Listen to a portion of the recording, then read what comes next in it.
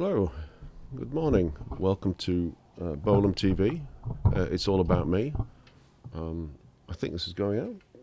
We'll soon find out. I'm going to go over to camera one. Here we are. My name's Richard Bolam. You're watching Bolam TV. It's all about me. It sounds like I'm getting audio there from my monitor. I've got a packed program for you today. I've got far more people than I actually thought I was going to end up with. So, like I did this last year, it's probably not going to be about me at all. It's going to probably be mostly about other people. But that's okay. I'm okay with that. If anybody fails to turn up or whatever, what we might find is that I do have to talk about me, and I've got a few things I'm going to fill with. If you watched this program last year, when I say if you watched this program last year, I've done this 3 times before. This is my kind of first experiments in internet TV broadcasting.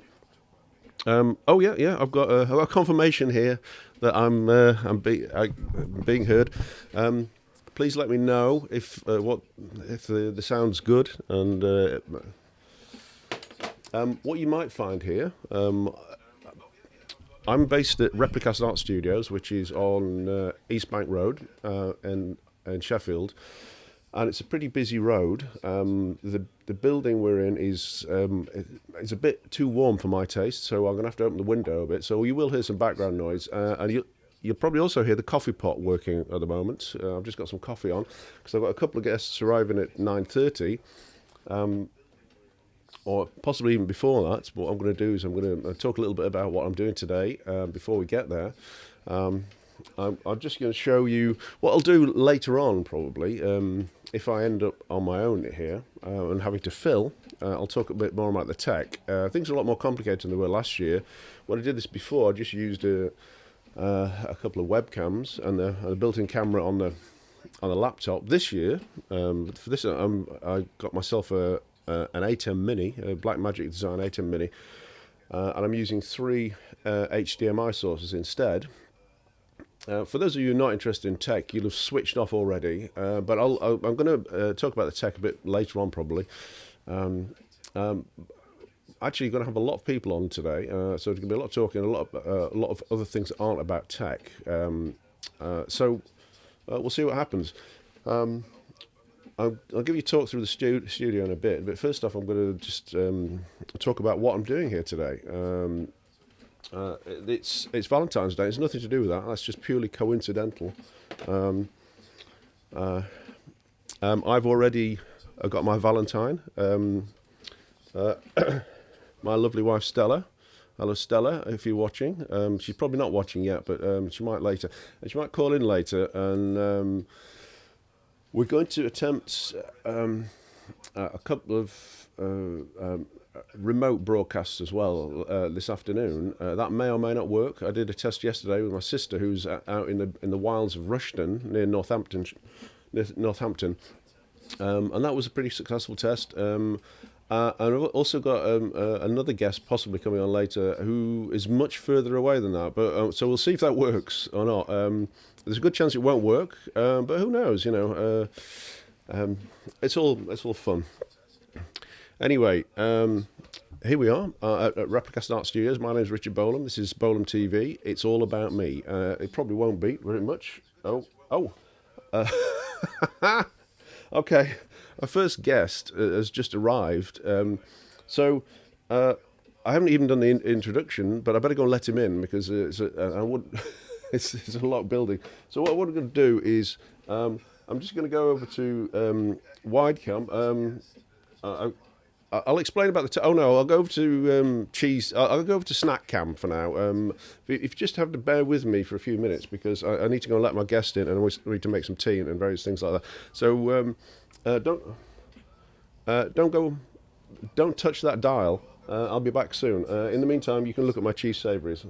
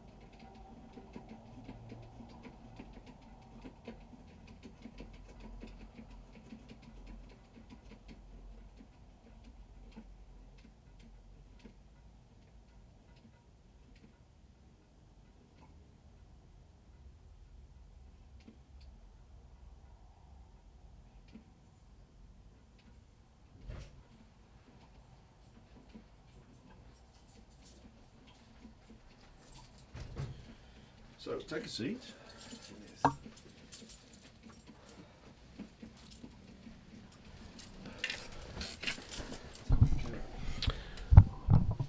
Hello, welcome back. You're watching Bolam TV. It's all about me. It's not really, as it turns out, because my first guest is a lot earlier than he said he would be. So I haven't even really done the introductions here about what we're doing today. That's not in a bad way. Right. Let me introduce you to Anthony Bennett. Now, if you'd just like to just say hello. Right, it's just we got a level there, so I think we're okay. Right, Tony Bennett. Because obviously, no. Right, okay. I think we're all mic'd up. As you can see, once Paul's going to be, I'll just finish off my introductions here. You're watching Bolam TV. It's not, it's not about me at all. Actually, it's going to be absolutely packed today. If everybody turns up when they're supposed to, there's going to be loads going on. Anthony here is a locally based artist, and we've never worked together actually, but I know you socially primarily because we crossed paths quite a bit. We're going to start. It's actually I'm glad you're here a bit earlier than Paul actually, because we'll start off by talking about you first, and then just so, to let you know who else is coming. I'm just going to turn that down a bit. I'm talking over myself here. It just wants to. Let's turn that down a bit. That seems to be coming through okay. So we've also got another local artist, Paul Evans, coming. And I suggested these two meet together because you actually meet up quite regularly, don't you? Yeah. We talk about stuff. Strange history, sort of parallel lines. We didn't meet till later in life. Oh, right, okay, yeah.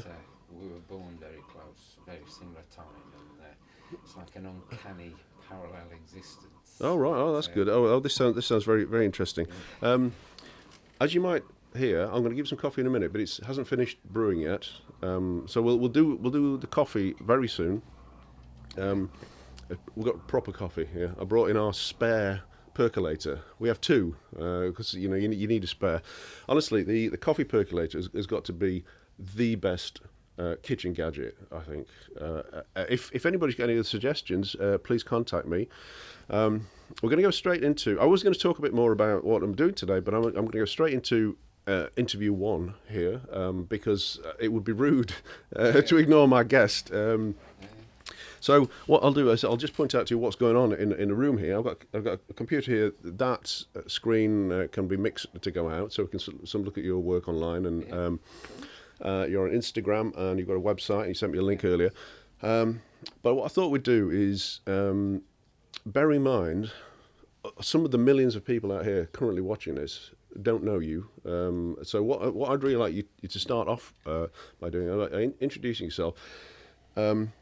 And tell viewers kind of what you think about.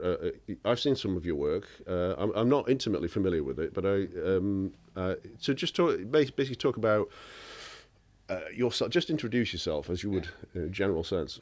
Yeah. I'm Anthony That's Bennett. the camera we're on at the moment. Right, yeah. There we are. Just to let you know that monitor is what's going out to the world.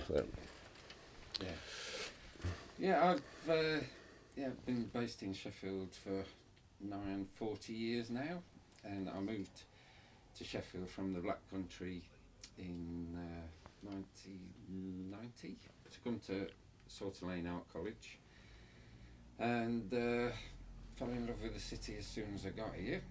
And after college, I sort of it was when all the steelworks were closing down and mines were going good, and I was very involved in the miners' strike and the nurses' strike and all sorts of things. And at college, I was instrumental in 2 occupations of Salter Lane, and then afterwards, after leaving college, I sort of did a lot of performance art and music.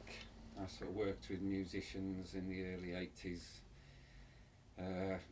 And had a performance art group which included 26 people, all sorts of things, and we did the sort of performance art network, and there was a guy called Bill Ross who was a striking miner, one of the victimised miners as part of it, and it was very angry, radical sort of group, feminists and young angry people, and we got invited to headline at the ICA in London with a performance, and it went a bit odd. It went a bit.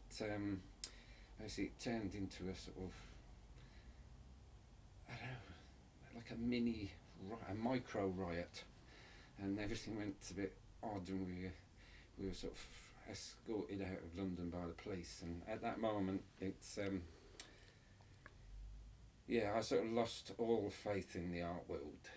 All right, yeah. And the patronising attitude of the art establishment, there's no money in it. We were putting our dole money into it, and we got nothing off them. And so I lost all faith in the art world, the art institutions. But I've always loved art, so art has always been a big part of my life ever since I was a kid.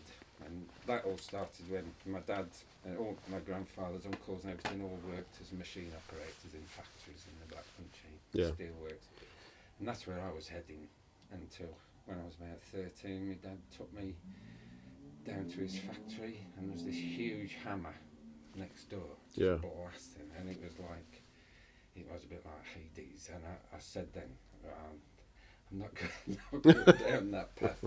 I'm not following in my father's footsteps. And so my dad obviously wanted me to follow in his footsteps, but on the floor upstairs. Rather on the shop floor. He wanted me, engineering the offices. So I was being pushed towards university engineering sort of thing. But like I said, I made my mind up pretty much when I was starting my exams, and said I want to be an artist. It was about as far away from working on shop floor that I could think. And I always loved art, and I was good at it. So that comes back to why I love Sheffield. And as when everything was falling apart, it was falling apart in the Black Country at the same time. So I've always felt at home, and I had just. Well, this is the People's Republic, as you know. So People's Republic of South Yorkshire. Yeah. Like I say, back in the day, in the mid-80s, I met, what's his name, Ken, I forgot his name, the guy who coined the Socialist Republic of South Yorkshire. He came to Salter Lane once when we were occupying. Wasn't it Dennis Skinner? No, it wasn't. No, I thought it was. No, it's another guy. But anyway, so after that, after the performance art debacle and the art world debacle, I was working more with young Sheffield artists, musicians, and at that time it was fantastic because we had no money, DIY, but the key was that social security, we could survive and have a few quid to pay a bit of rent on a little Mester would move out of a courtyard and we'd move in, so we'd be making music and art next to spinners and grinders and all sorts of things. So that's that's the history of Sheffield. That's how we became part of that infrastructure, and it still exists to this day, that way of working. And I was working. The group I founded with two other guys was called In the Nursery, and they're still going. I sort of left in 1986. I was doing more sort of radical art, and I was working with Addy Newton and Clock BVA at that time, where I met lots of born and bred Sheffield creatives, I call them, who were, it's of a like-mindedness, similar backgrounds, I suppose, and that all went sort of a bit odd. Well, basically, I happened to meet my wife. I went to. There was a friend of mine, John Appleton. He was in an Amdram production, summer production at the University Drama Studio. And I just met him in Tesco's that day buying bacon, and he said, "Come along." So I came along, and then after the performance, we went next door into the West End pub, and I was sort of about to sit down and have a pint, and this woman next to me, she sat on a stool, and the stool collapsed, Yeah. and I caught her, Oh, right. and Right. yeah, and then we were engaged within 2 weeks, and Oh, right. This is it's really good that you're telling the story because it's Valentine's Day, and the way I met Stella was not quite as dramatic as that, but it's very similar. It's just sitting next to each other in a pub. So this is great. It's a great synchronicity. This is, yeah. And when was that? Did you said things were a bit odd after you met your wife? well, just before, Yeah. it was like I was very much, what the hell am I going to do? You know, there's no jobs, there's no opportunities for artists. It's Yeah. Yeah. in them days, if you were lucky enough to get a first degree, then there was a career route because you went to did an MA in London, and then there was a career, you know, after that. Everybody else just had to get things together, scrape things together, and do what they can. And I mean, this is where one of the ironies is one of my problems with my, I've always been a Labour Party person, and but the irony is that the enterprise allowance scheme, which was one of Thatcher's babies, that helped me and a lot of people like me actually eke out bit by bit a living, because basically you got your dime money paid, and you got housing paid. I suspect they didn't realise it was going to help people like you, though. Exactly. But they've closed all those loopholes now.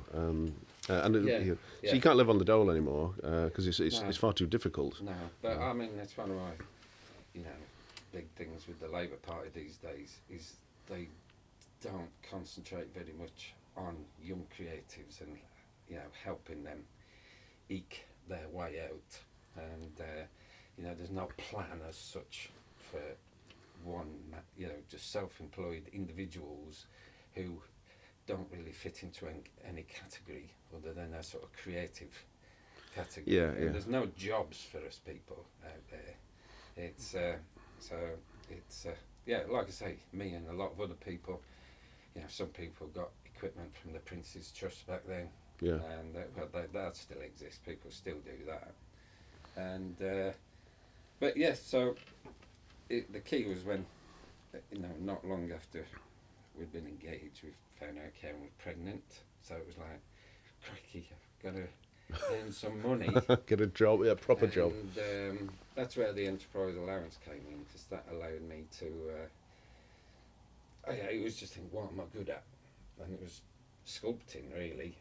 And it was like, right, that's since I've left college, all these years on the dole, I've had I've been to my studio and made music with friends. It was very collaborative, the filmmakers, visual artists, musicians. There was no sort of barriers between them back then. But then it was like, what am I best at? What can I make some money? And it was like sculpture. So that I resolved to, the rest of my life, I wanted to go to my studio and do sculpture, whatever it was. Well, okay, that's a really good cue. I think we should jump right into that now and have a look at some of your work. I've seen some of it, of course, so what I'm going to do is with the prep here. I'm not making an excuse for myself, but I kind of am. I eventually ran out of time, but everything's here that we might need.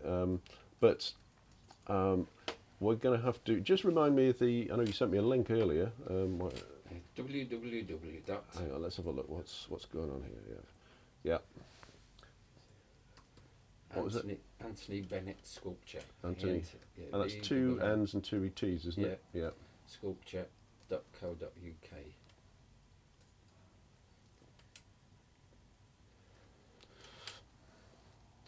Right. What I'm going to do is I'm using the magic of amazing the amazing technologies we have here. I'm going to go over to hang on, there we go. I'm going to go over to our look at this. This is impressed with this. Here we go. Actually, what I'm also going to do is I'm going to turn on the the picture-in-picture here, so we can actually see. This is all. Oh, what am there? There we go. So there we are, and this is using the magic of the internet, magic of new technology. It's all good. We're going to kind of not dwell too much on the past. I think that's a really good. But seeing as you mentioned sculpture, I think we should go jump straight in and have a look at some of these things. Now. Well, there's a bit of a filler between this, because this is all quite modern stuff, and there's about 30 odd years between. Yes, yeah. And basically, I sort of eked out a living and brought up a family by doing commission work, doing sculptural exhibits for museums. Yeah. And it was when the big visitor centre boom, so there was opportunities there, and doing things for theatre. And I didn't do much for TV at all, but that's where I got to. And then round about the mid-90s, I met a young artist in London called Yinka Shonibari, and he's a disabled artist, can't use his hands. I think everybody's heard of Yinka Shonibari now. He's pretty famous now, isn't he? Yeah. He's really rich now, and I ain't. But I still work with Yinka. It's still bread and butter work. Yeah. So, but he asked me if I'd make his sort of 3D work. Yeah. And it was great. We had a great relationship, and it's like being art pen pals. I've said that before. Yeah. It's sort of because he phoned me up. His gallery sees an opportunity, and Yinka found Yinka up. So, you've got this thing in Rome or something to the exhibition, and then he'd phone me up and he'd have an inkling of an idea, and we'd develop it. And that was it. So that got me back into the art world, and seeing the sort of part of art that is about. It's linked to investment, really. Very rich people who invest stuff. I sort of got a sort of strange understanding of the art world, and all the things that I thought horrible about the art world, things were far worse. Is it the case? Do you think? I wonder about the prices of some of this ridiculous prices of millions I mean, and I suspect some of it is just money laundering and just tax losses and things like that. I mean, it's over the years, the sort of art market became known by investment banks as safer than gold at one point. So, that's just so weird. I can't imagine. But it's shifted because the art world's so fickle. Yeah, but it's shifted since the crash. 2008 crash, and now it's second best investment. Really, I still find this amazing because it's reliant on taste, and my mother, she's retired now, but she's not reliant on taste. No, fashion. What it's reliant on is a gallerist telling someone who's got a lot of money they should buy this thing. I mean, the prime example I always use is back in now. I was installing a show in New York in a gallery with a big picture window, and I was in the front. And this crate arrived, and I was taking the screws out of the crate, and this big black limo pulled up outside the big picture window, and this woman got out, chauffeur, escorted out, and James, the gallery owner, he sort of went and invited her in and brought her in to the sort of room when I was under, and there was this, I took the door off, and there was this big artwork that was covered in tissue paper, and I was just about to take the tissue paper off, and this woman said, "Oh, James, I must have it," and he took her into the back and sold her this thing for thousands of dollars that she hadn't even seen. And it's not because she liked the work or anything, it was because somebody else had told her that she must buy this thing. We need to get, you see, it seems to me we're both on the wrong end of this, right? You work for Yinka Shonibari, and I know Darren Richardson has done work for him as well. And it seems to me you kind of one of you got rich and one of you didn't. I think you chose the wrong side of the deal. Well, no, somebody else chose Sorry? That person. Oh, right, okay, yeah, Because the yeah. people who get chosen, who are lucky enough to get chosen, have got a USP which the gallery sees and said, I can market that USP. Right, okay, yeah. And that's, you know, Tracy, I mean, the drunk female, you know, gobby. That was marketing. Yeah, I suppose so. Damon Hirst, the enfant terrible. It was all at that time that the gallerists saw something that was marketable. Right, okay, well, I'm hoping to carve out my own little niche here. It's called Bolam TV. You're watching Bolam TV. It's all about me. It's not really, but that's become the joke. I keep saying that because it rhymes with Bolam TV, but it's not really.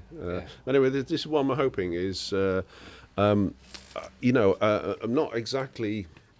Let me just welcome everybody. If you're just tuned in, I'm talking to Anthony Bennett, who's an artist based here in Sheffield, who's been talking about how you got here. Actually, you've been talking about. It had quite. It sounds like a bit of a checkered past, really. Not necessarily. I always say to that to people, I've had a real checkered past, but not in the prison sense. You know. Yeah.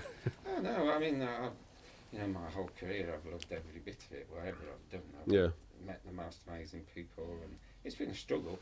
The kids always slag me up, you know, throughout their all their life. I got 3 kids, every one of them said, when are you going to get a proper job, Dad? Because they're mates who... Let me, I tell you, you keep talking. I've just got a missed call, so I think Paul's probably here. All right, I'll go and get him. If you... Right, you're on that camera there. Well, that's what's going out. You see on that screen there. So you're in picture, and that's your website. And maybe just fill a little bit while I'm going to let Paul in, and then we'll get the coffee on. Right, you are. Okay, back in a second. Right, yeah. So to carry on, I suppose. Having said that about the art world, getting back to, you know, me myself, is that I've never stopped loving art, and I've never stopped creating art, and I never will stop.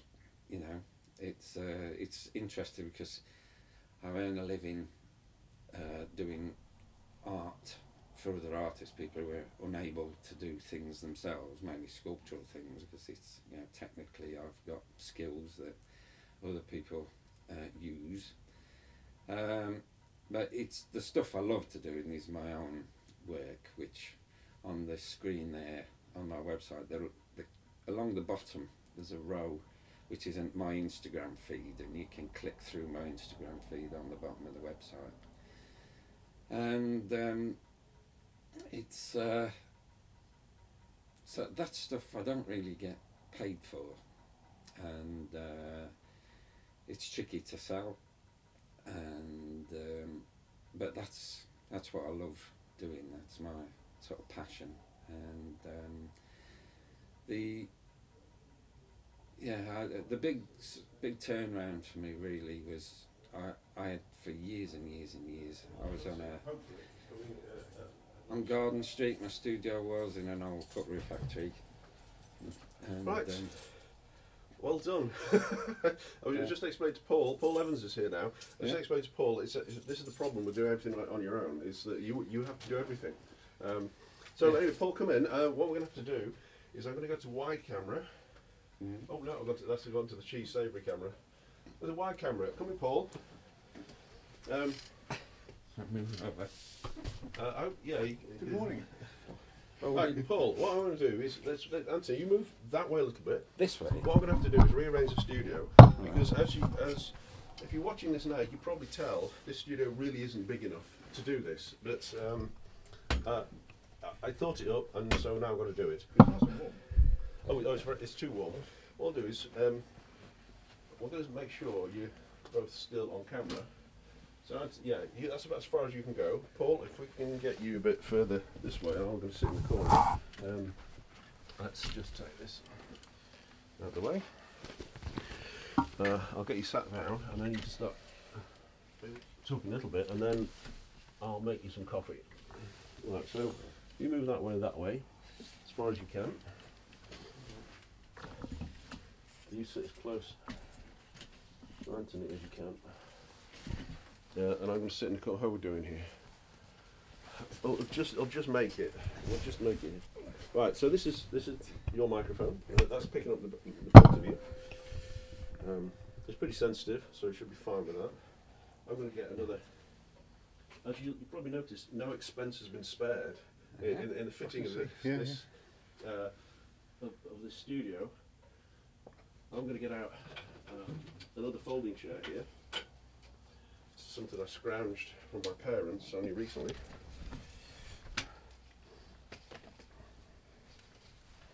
So how are we doing? Right, just so you know what we're doing here. You see in the top left, I'll show you that. That's us. Oh, actually, it's actually not as bad as I thought it was going to be. I thought it was going to be a bit of a squeeze with three of us.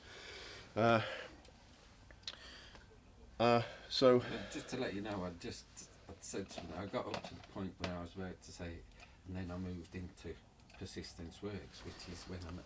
Oh right, this is great. This is a really good transition point. Okay, Paul, that monitor there, that's what's going out. Right? Okay. This is just the stream we want, and this is we can mix that in to have a look at some stuff online. Yeah. So it's good. I explained already that you two. Actually, we didn't quite get to that, did we? What we should do? No. What we should do now, though, Anthony, is Paul. If you want to say, bear in mind, this is going out to the world. Bear in mind, not everybody knows you.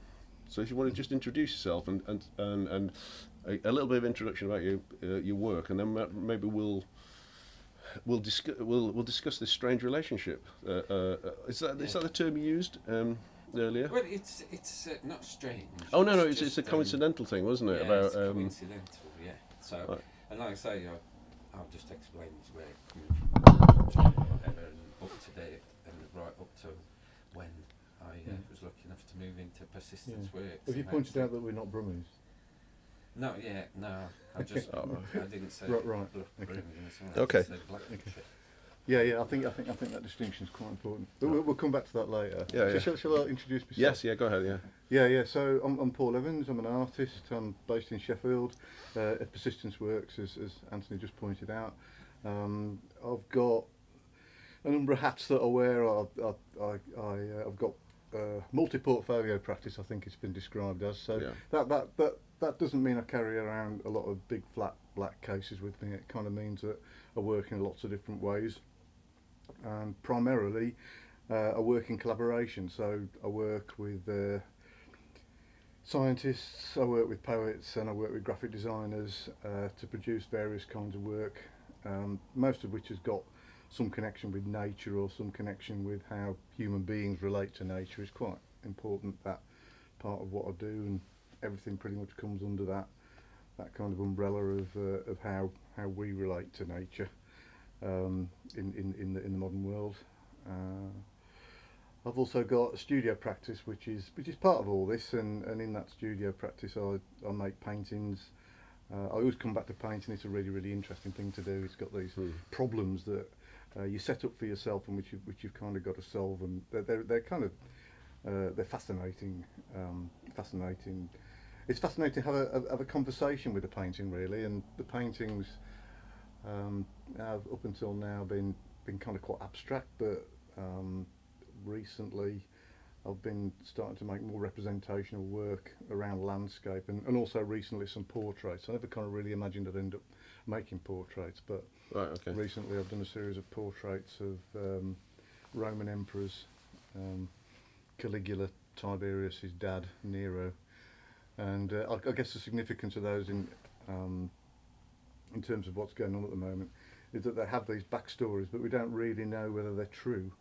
So I think there's something in our understanding of what an emperor was or might be. You know, like if you think about Caligula's story, there's something quite interesting about that in terms of fake news, I guess, or fake history. Fake news, or fake drama. I mean, I don't know much about Caligula apart from what I saw on I, Claudius in the 1970s. I mean, is it remotely accurate? That well, we'll never really know, will we? Because I mean, what we're getting is stories from Roman historians who were probably reporting, sometime after Caligula's reign, and what we're getting is their idea of what Caligula was like. I guess accuracy relating to history at that time is, it's variable, I would say. Yeah. Well, we have our own kind of variable reality these days. Even though everything's fully documented like this, we still don't know whether anything's true or not. And some people specialise in that. I'm one of those people, because I do a lot of things that are actually fake or real. Like this, for instance. I'm not going off down a rabbit hole. This is just a very small ellipsis, right? I'll be back in a moment. Because basically, a lot of my work has been about fakery, about mocking things, and this is one of those things, because it's a TV studio. I keep forgetting. I keep going back to that's actually origami camp, which we might use later. If we might do some origami later. I keep forgetting, and I've got the cheese snacks on there at the moment, because this is it's just fake, right? Because basically it's not a real TV studio, it's not a real TV station, but it is, because I've made it so. So it's kind of I've done quite a lot of this kind of thing in recent years. These things that are simultaneously fake and real at the same time. So getting back to Caligula, it doesn't really matter in a way, does it? Because it's all a bit too. It's all a bit too. What I think we should do is let's get up. We're about to look at some of Anthony's work on his website. I'm assuming you've got a website as well. Well, I have, yeah. What's the URL? We'll perhaps start off with looking at some of the most recent work of both of you, I think. And we can explore this strange coincidence while I get some coffee, because I get talking about this coffee, but nothing's appeared yet. All right. So, what's your website, Paul? Probably best to go to Axis Web, actually. And I can show you what's on Axis Web. Axis Web, Paul Evans.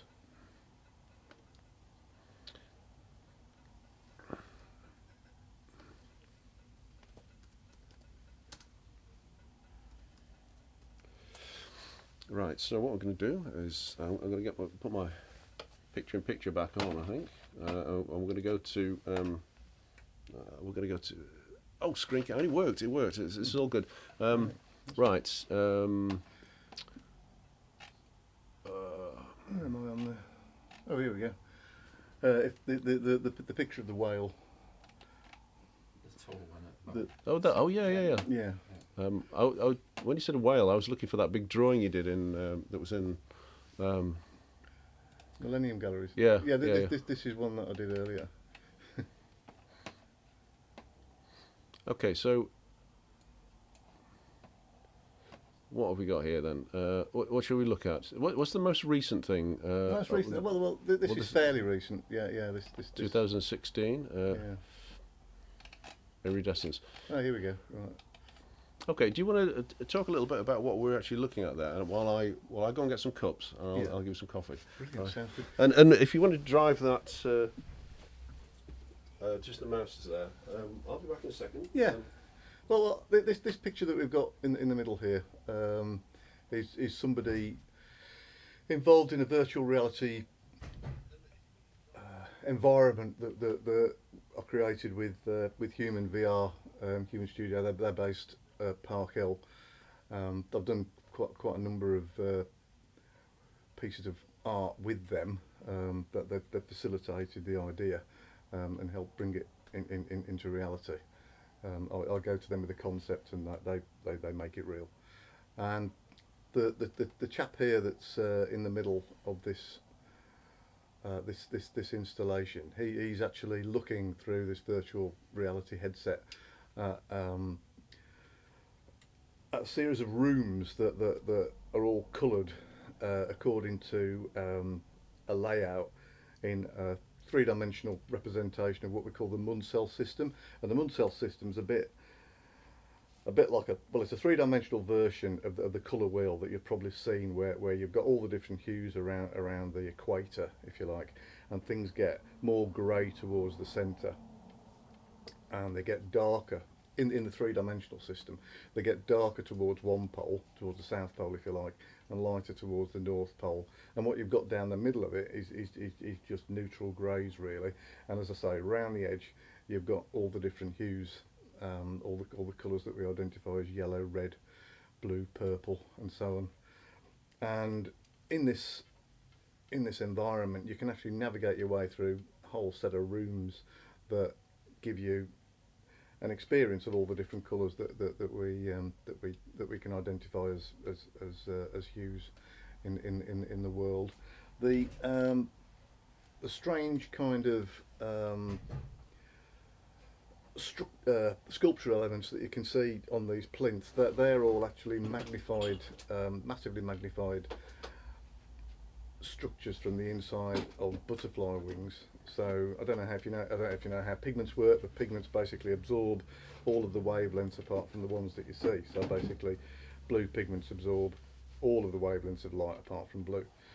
So the structures that we're seeing actually work in a different way to that. They're tiny, very, very tiny, beautiful sculptures really that are inside butterfly wings that actually are so small that they interact with wavelengths of light and actually refract or bend these wavelengths in a specific way, so that the experience that we get is of specific kinds of colour. This piece we've got here on the left, so that was developed with physicists and University of Sheffield, and the piece on the left here, it's not rather hard to distinguish in this tiny photo, but I wonder if we can get in a bit.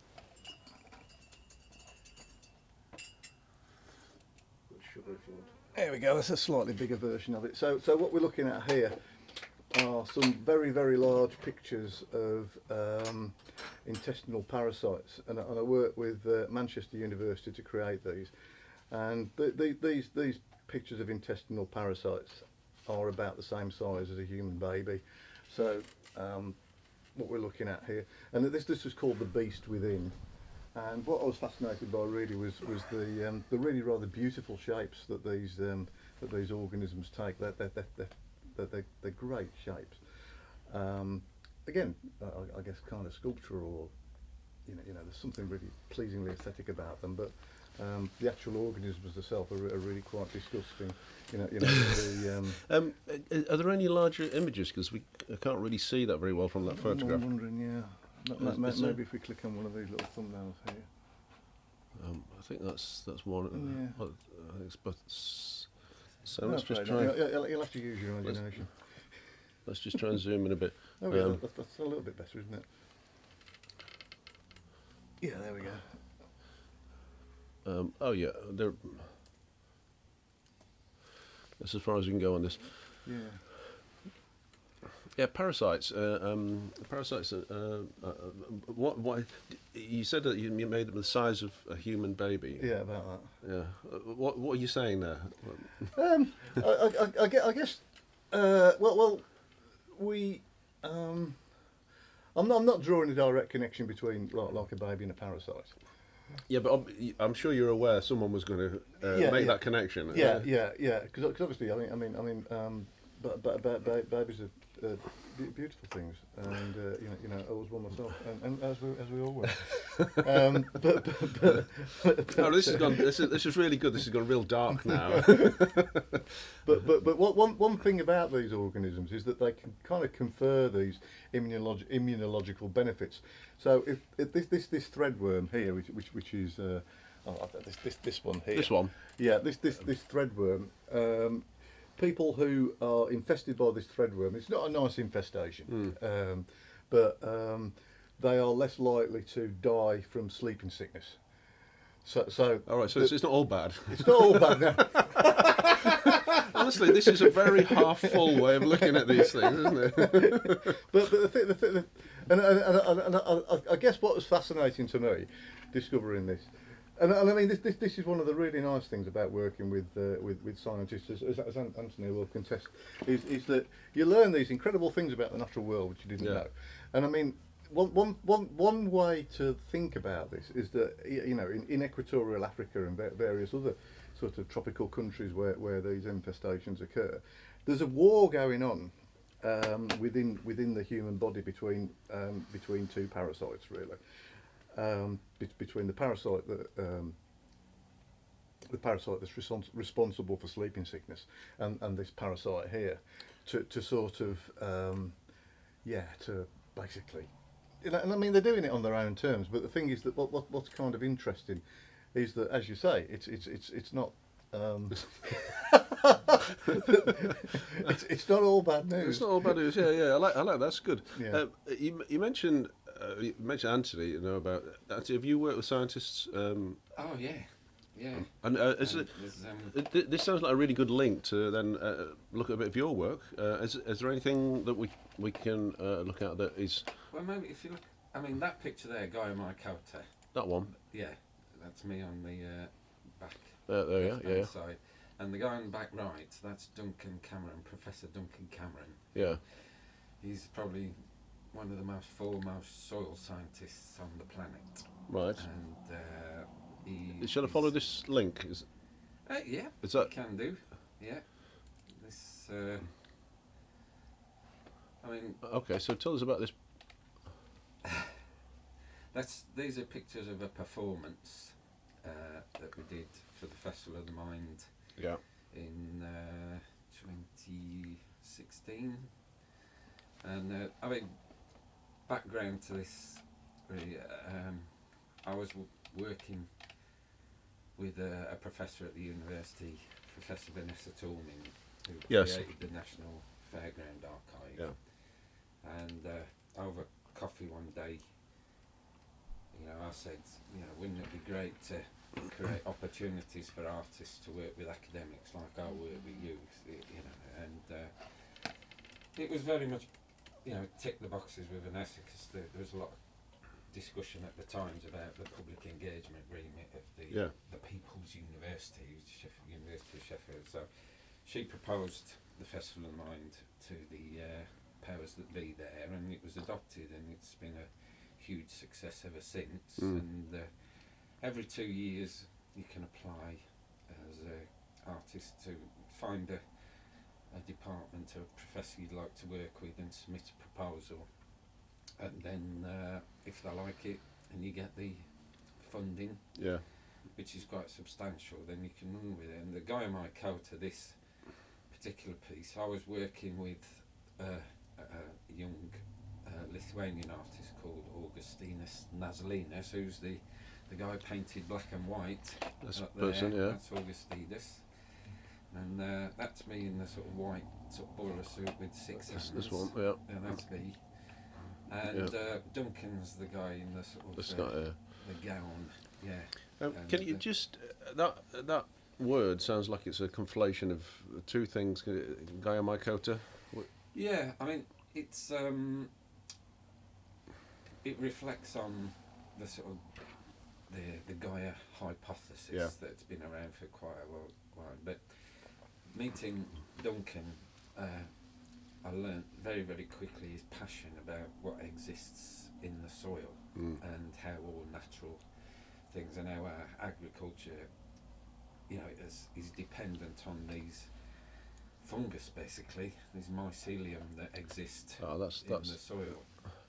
Yeah. And so I was just totally inspired by this. So is it like this idea of a world that exists in the soil? So it's like well, it's how we rely on that world that exists under the soil, and how it's like going back to basics.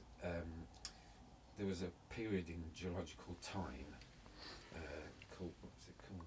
The I can't remember. It's really complicated, but animal life, including humans, and fungal life were the same thing. We share a huge proportion of our DNA with fungus. Was it the Archaeozoic? It's the icon of. How long ago is this then? Because millions, millions, hundreds of millions of years ago. Because at one point, those organisms of life included plants, but plants split off one way and fungus and animal life split off the other way. Right. Okay. And And did it fungus was split off later Yeah, then? Oh, I yeah, see. much later. So, Right. so genetically, we're far more. We're akin to more fungus. closely related to mushrooms than we are to Yeah. daffodils, for Yeah, instance. yeah, exactly. So, and we're all We're interconnected anyway. We all rely on each other Yeah. for different I was ways. going to say I'm more like a daffodil. Yeah. Oh, that's the thought. Yeah. Well, maybe that could be a theme for the day, because just to go again a little diversion here.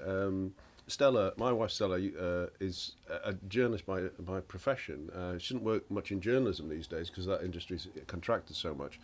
But she used to work in a lot of popular magazines, and one of the things she always laughs about is those kind of the things they do on I say, well, maybe more on popular radio. Call in. What's your favourite sandwich filling? Or if you were an animal, what animal would you be? That kind of thing. So, Paul, I think you've started something here. You're clearly a daffodil. Anthony, Well, what? Evans, it's the Welsh kind of Oh, see, yeah, this is good, yeah. But of course, daffodil heritage. I created my own brand, Black Daffodil Press, for my own self-published thing. But that's because it's a narcissus. So it's a joke around self-love. I mean, do you get the? Do you know that a daffodil is a narcissus? I wasn't aware of that now. Okay, yeah. Anthony, where do you split? Obviously, you're on the plant. The animal stroke fungus strand. Yeah. So where would you split? Do you think? Oh no, hang on. No, sorry. You split way back. So anywhere you want. What would you? Well, it's like my favourite. Yeah. What I identify with. Yeah. I suppose it's a fungus. It's a mushroom of sorts called agaricon, and it's this. That's not the same as fly agaric, is it? That's the really poisonous one, isn't no. it? Agaricon. Let's see if we can find a picture. That's just language that's Okay. the link between So, them two. But, how do you spell that? AGAARIK Okay. ON, or it might be ICON somewhere. Agaricon herpes. Agaricon mushrooms. Well, look, I didn't make this up. It's there. Agaricon mushrooms. Yeah. Here we go. Yeah. So let's see if we can find. That's it on them. That pictures there. Yeah, that's That, an agaricon. okay. Yeah. Honestly, it's like looking in a mirror, Anthony. Yeah. Wow. I presume the mushroom is the one on the left. Yeah. Honestly, So, I mean, basically that thing, that life form, was probably the centre of American Indian culture for thousands and thousands of years. They used that fungus for medicinal purposes, for shamanic purposes, all sorts of things. And Beautiful thing. it's currently being used by American scientists. Which that guy there is called Paul Stamets. He's an American mycologist, and they're finding different cures for cancer and all sorts of things using that. And Paul Stamets, that guy, he was responsible for a lot of the clean-up of the oil spin of the Piper Alpha disaster by growing mushrooms on oil spills that consume the oil. He's working in Fukushima at the moment, growing oyster mushrooms in the water tanks. I read something about this online, just not about Fukushima, but about something to do with some sort of mushrooms that eat radiation. Right. I just kind of assumed it was fake news, though. But so this is true, yeah. This is true stuff. Yeah. It's, Wow, no, you keep talking about that. I'm just going to open the window because it's unbearably warm in here, I think. It's great, this place. This studio, this is Replica Studios. I'll just recap in a minute. It's great because it's warm and dry, but it's too warm, I think. I hate to complain. yeah. Right, anyway, carry on. So basically, he's part of a sort of international movement of scientists and artists, I suppose, who are rediscovering the relationship between humans and fungus, and the benefits it has to each other, how we're related, and how basically we rely on fungus. Well, the fact that plants grow has been down to fungus for millions of years, and it's all about a symbiosis. That you hear the word symbiosis more and more these days, and people are using it. I mean, Grayson Perry uses it in his lectures, but there's a difference between how creatives have been using symbiosis, because it's all good, but actually that's mutualistic symbiosis, whereas there's parasitic symbiosis, which is quite the opposite. It's that's how Back to parasites again here, aren't we? Yeah. Right. Okay. This is this is going to be the theme of the day. It's going to be kind of looking on the bright side of parasitical activity. We've got yeah.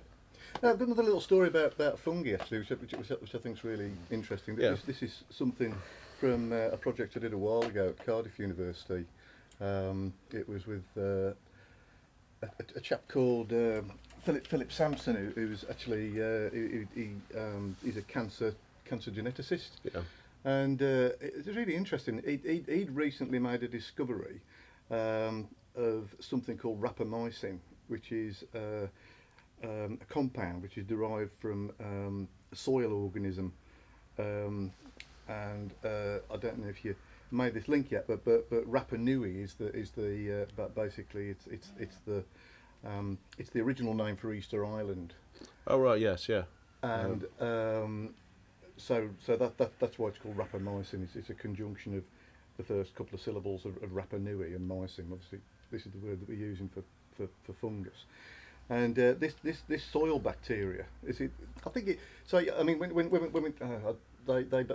were talking about it, they were sort of saying it's like a bacteria. So it's part of this kind of general group of organisms that sort of fits somewhere around.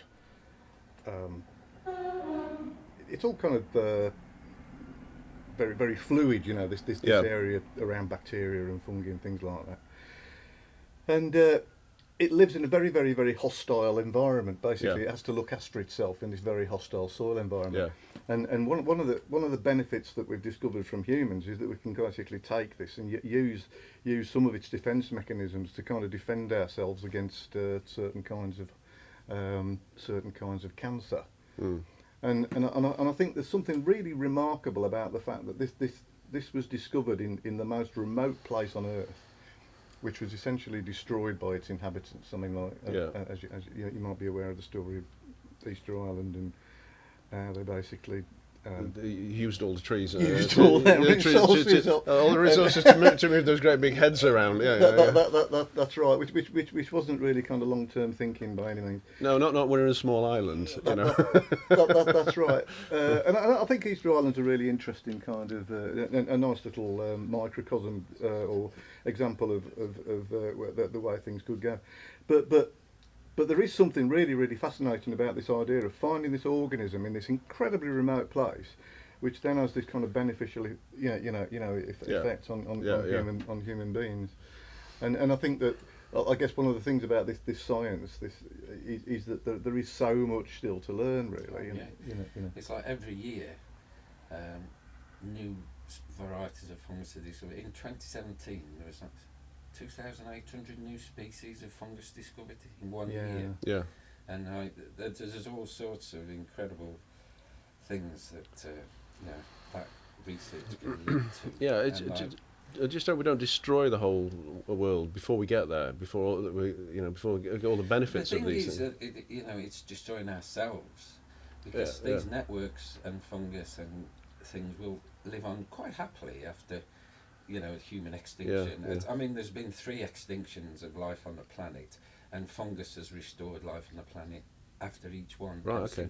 All right. Well, that's again. This is a very half-full way of looking at it. So once we've ruined our whole environment here and destroyed everything and used up all the resources, all we need to do is sit and wait, and then the funguses will. Yeah.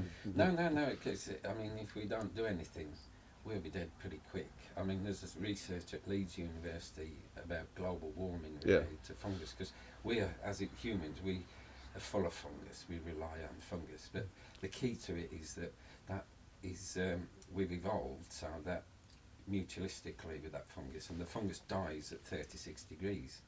Now we're all 37 degrees, but with global warming, they're scared that if the fungus inside us evolve to, to exist in higher humid temperatures, we won't stand a chance against fungus. The fungus is the most powerful creature on the planet. Oh right, okay. It's sort of, the biggest creature on the planet is a fungus. It's a honey mushroom that's 11,000 acres across the forest and 1 cell thick. Okay. I mean, look what's happened to this poor guy here. I mean, you wouldn't want that growing on your shoulder, would you? Yeah, mate, you've got something here. Well, let's have a look at this honey fungus. But I mean, the key to all this thing, why we work with these scientists, is these scientists who were vilified as experts. Oh, well, we've had enough of experts, but they know how to solve these problems. That's why I'm working. Yeah, I know, but you're quoting Michael Gove there. It's I mean, who gives a fuck what he thinks? That's I haven't had it. I'm not fed up with experts. I'm a great believer in science and experts. This is great. This is I didn't realise we were going to get to fungus so much. So this is great. This daffodil. And what was it again? Agaricon, right? So I think I'm going to have to come up with something. I must admit, I did say I was more of a daffodil. Okay, are you regretting your decision there? Seeing as I pointed out that it's a narcissus, is that it? Let's just keep that there as a placeholder. More of a daffodil than an agaricon. Yeah, okay. Well, honestly, we've got a really good spread here. I can see how you two kind of gelled. It's nothing to, and like you say, it's nothing to do with the Black Country. Now, we're looking at. It's everything to do with the Black Country. Yeah, oh right. It is to do with the Black Country. We met sort of before this all. Okay, let's. This has been great with the fungus thing. Maybe we'll come back to this. But what? Unless you did cover it when I was out of the room, do you want to say something about what were you saying when you first arrived, Anthony? About the yeah, I mean, like when I was talking earlier, it came to the point where, like I say, my studio was an old cutlery factory for donkey's years, and then I managed. Well, I went to meetings at Yorkshire Arts Space, so I wanted a bigger studio to let me do more of my own stuff, and it was quite a battle to get in. But one of the things I went to previously, I met Paul. Yeah, we met at Soiree, didn't we? Yeah. It was Viv that introduced us, wasn't it? Viv Mager. Yeah. And it was just odd because we met, hello, and then, where are you from? Walsall. Yeah, in the West Midlands. Oh, yeah, it's how old are you? So, same age. What school did you go to? And he went to the school, same year as me, but the next school, which was literally 200 yards apart. And I'm not sure we ever met for a fight. No. Oh, were you rival schools? There was a rivalry. I mean, it's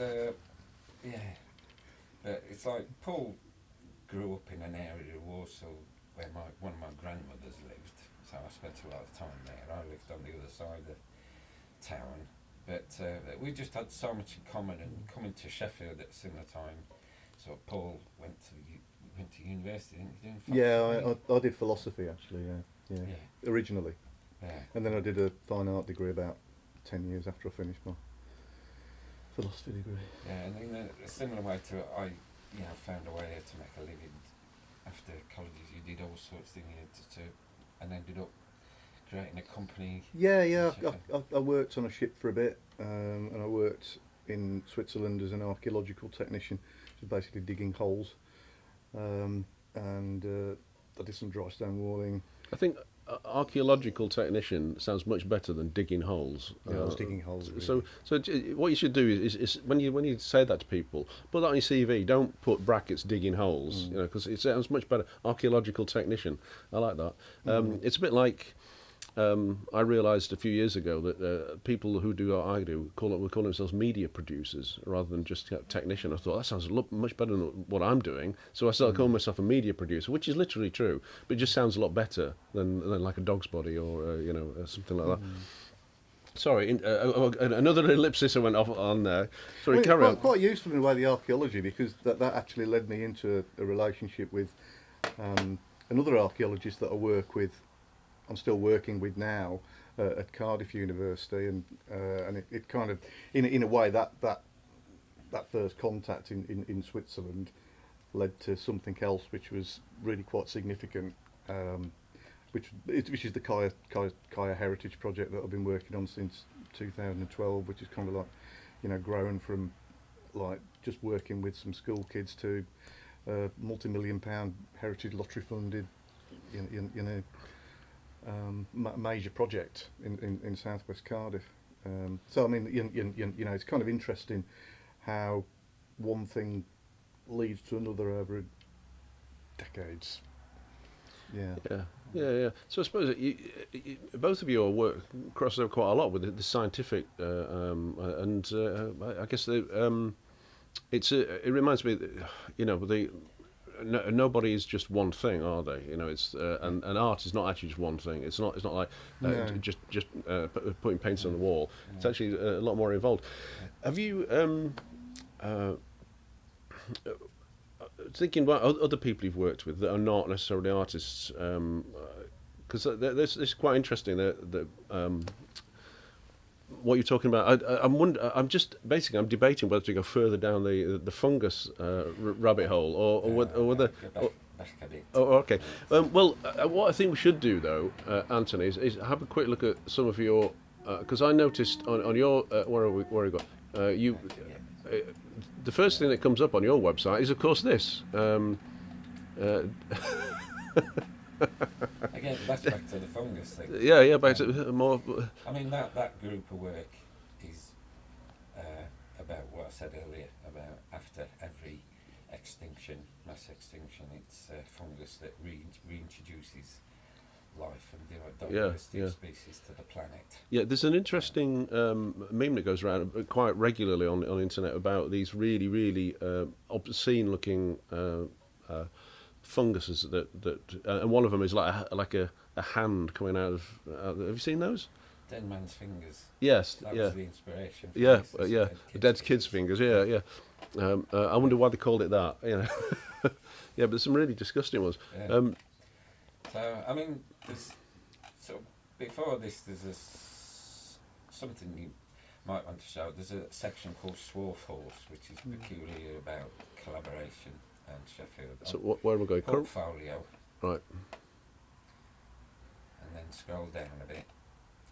And there's 3D over there, yeah. And then Swarf Horse, that. Ah, yes. Yeah. I remember seeing this. I think I saw it in the Millennium. Yeah. So this, many years ago, I met Ken Hawley, who created the Hawley Tool Collection at Kelham Island. And he took me around to meet all sorts of people who were the last doing their particular skill, trade in the area. And he introduced me to Brian Alcock, who's Sheffield's last jobbing grinder. There are about, there's a few people who grind, but just do particular things. But Brian's the last one who can put an edge on anything, really. And I saw all this sort of swarf that flew off the grindstone, the sort of tiny filings that gathered on this thing called squat board behind the grindstone. And I thought maybe I could, do something sculpturally with that. So is that what I think it is then? That's a horse's head, that's a full-size cast out of horse's swarf, head, made out of billions of tiny grindings. Yeah. Which, when you watch somebody grinding, the sparks that fly off, Yeah, that yeah. is an individual tiny piece of steel. And so I did all sorts of experiments with Brian first, different pieces. This is a bit later on, but I'd created this mould of a horse's head. When it was many years ago, I was working for the National Trust at Sutton Hoo. As they excavated the chieftain who'd been buried on his horse, and they'd excavated that, and they were doing a visitor centre, and they wanted someone to create a horse's head, typical of that kind of horse that the gold bridle could sit on. So that was years ago. But this, I still had this mould, and I put the mould in front of the grindstone, and over months and months, the swarf started building up in the mould. Oh, right, yeah. Mould. And then at some point when it filled up, I sort of knocked the mould off, and there was this amazing. So did it just set itself then? Yeah, it's just held together by rust. Oh, I see. Oh, right. Okay. I was just because I was about to ask you how you'd actually set it. No. But the thing is just rusted together. Right. If you hit it with a hammer, it'd just turn back to dust. Oh, right. Oh, that's good. Yeah. So it's very fragile. Yeah. But it's, you know, it's. It's a shame the images aren't a bit bigger. But I am. I mean, that's quite good. And that's Brian himself, that head. All right. And did you make this the same way? Yeah. So I did a portrait of Brian in clay, made a mould, and put the mould in front of the grindstone. And I've done a couple of these heads, but that takes about a year to fill up. Which is exactly what I was about to ask you. How long did it take? And the last one I did took 18 months to fill up. But I've done different experiments where stuff's coated with swarf, which is a lot quicker. Yeah. But to create a solid block takes a long time. But there's millions of tons of this stuff being created in Sheffield over hundreds of years. Yeah. But there's no swarf mountains anywhere or slag heaps of swarf anywhere because it was always 100% recycled. Oh, right, That's one of the things about Sheffield history that's taken for granted. We're at the forefront of recycling. Yeah. You know, for many years. And when talk about Lisa the elephant, she was part of the recycling trade in Sheffield. Tommy Ward, he was a scrapman. All right, yeah. Thing, so, and so. Can I offer you, that's really good. Can I offer you some more coffee? Yeah, that'd be great. I just wanted to point out that's not a cast, is it? That's actually. It's just not a cast of his head. You've modelled that, haven't you? Yeah. It's a portrait head. I think it's just really important to point that out because the thing is, you know that's not the simple process that brought around Mark Quinn's head in blood. It's this has actually been modelled by your hands. Yeah. I think that's really important. Yeah, and I mean it's, you know, when collaborations and another buzzword these days. I've been collaborating with people my whole life, and I love it. And the best collaborations is when you meet someone and you're inspired by that other person, and that leads to so there's a mutual inspiration goes on. So you sort of respect each other, you're excited about meeting each other, and then you get together and work out a way of working together. And they're the best collaborations. Yeah, this is something you two have really got in common, isn't it? You do a lot of collaborative stuff. Yeah, I'm a bit of a loner. It's not that I'm not antisocial, but I tend to be. I can't remember. There's another word for it, but that isn't quite as sad as that. I can't remember. Anyway, I'll come back to. Oh, hang on. What am I doing? You've got more individual practice. Yes. Yeah. How's that sound? It's not that I wouldn't come out to collaborate. It's just that I kind of, I just tended not to really. I did some work with you though, Paul, didn't I? Yeah, a few years ago. Yeah, that was the. We'll talk about Studio Coco in a second. What I'm going to do now is I'm going to. I ran out of time. I was going to make a cake, but I'm afraid I ran out of time. So I bought some treats. But these aren't just any treats. These are Waitrose treats, right? So if you'd like to help yourself, I've also got savoury. Oh, I didn't drop them. I've also got savouries. So what? Are they your sponsors? Well, they can be.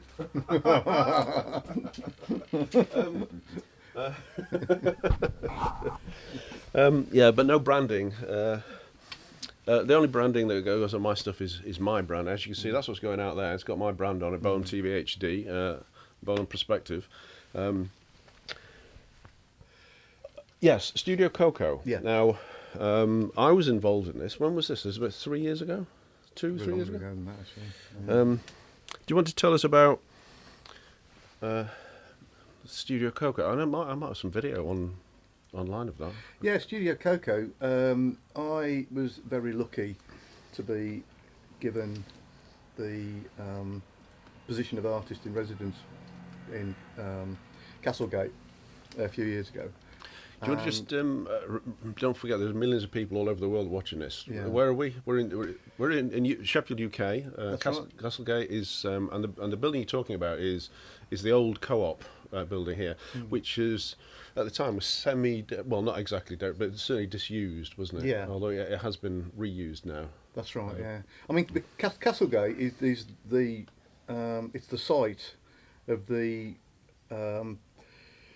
original settlement of Sheffield. Really, it's the very centre of the city, and it's actually there's an old market, and the old market, which is now demolished, actually sits above the remains of Sheffield Castle, which I think goes back to Saxon times. And it's the confluence of all the rivers. It's the confluence, the River Don and the River Sheaf, I think, and Porter. So it's quite an interesting.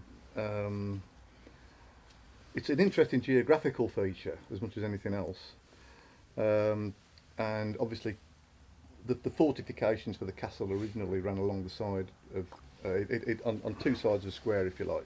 Two of those sides were essentially river boundaries, so that obviously made it a good defensive position in the first place.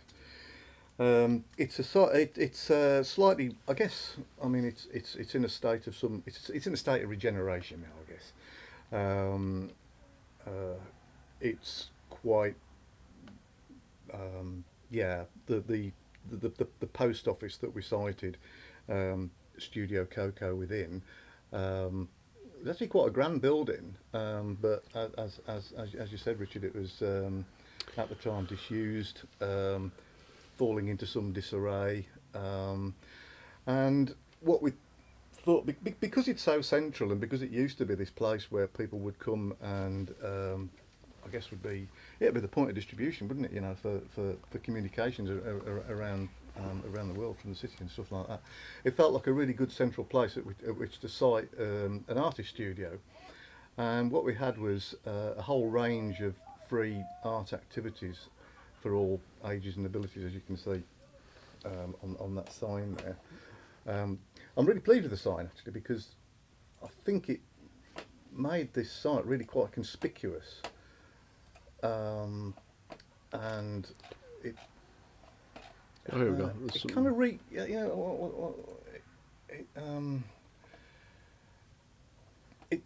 repositioned it really, and then what we did was and refigured it. I think that's the word they use, isn't it, these days? So it kind of refigured it as an artist studios, and what we did was we had quite a lot of different activities that people could come down and participate in, and the idea was that anybody who participated in any of these activities was a Kaya Studio. I get mixed up with Kaya Studio and Studio Coco, because Kaya Studio, which is another project in Cardiff, kind of led from this. But anyway, back to Studio Coco. Anybody who came along to Studio Coco, for however long they participated in any of these activities, was a Studio Coco artist, and we had film studio, animation studio here, run by John Harrison. Yourself, Richard, you had? Yeah, I did a bit of video, made some little segments, didn't I? So that's an animation studio. And what's this one? So people here were making heraldic shields, essentially, linking again to the castle, the idea of the castle. So that this is another artist group called Art Boat that they were invited into the project, and what we did was we kind of gave it a bit of a brand, you know the Studio Coco brand, which kind of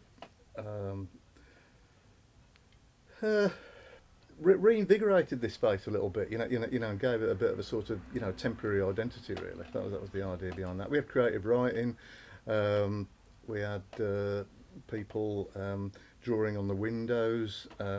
One thing that I think was quite radical actually was that we invited Joe Scarborough, who was a very popular artist in the city, but I mean, like, I'd say hasn't had a lot of support from the establishment.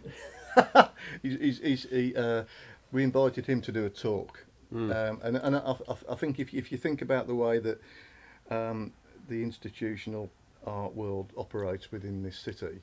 It's rare to kind of bring somebody like that in, who kind of he lives on a canal boat in the canal basin. His paintings are immensely popular. I mean, like he draws people from around the city whenever he shows.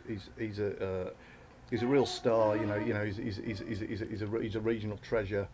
But I think to bring him into this contemporary art context, I think was actually a little bit of a radical move.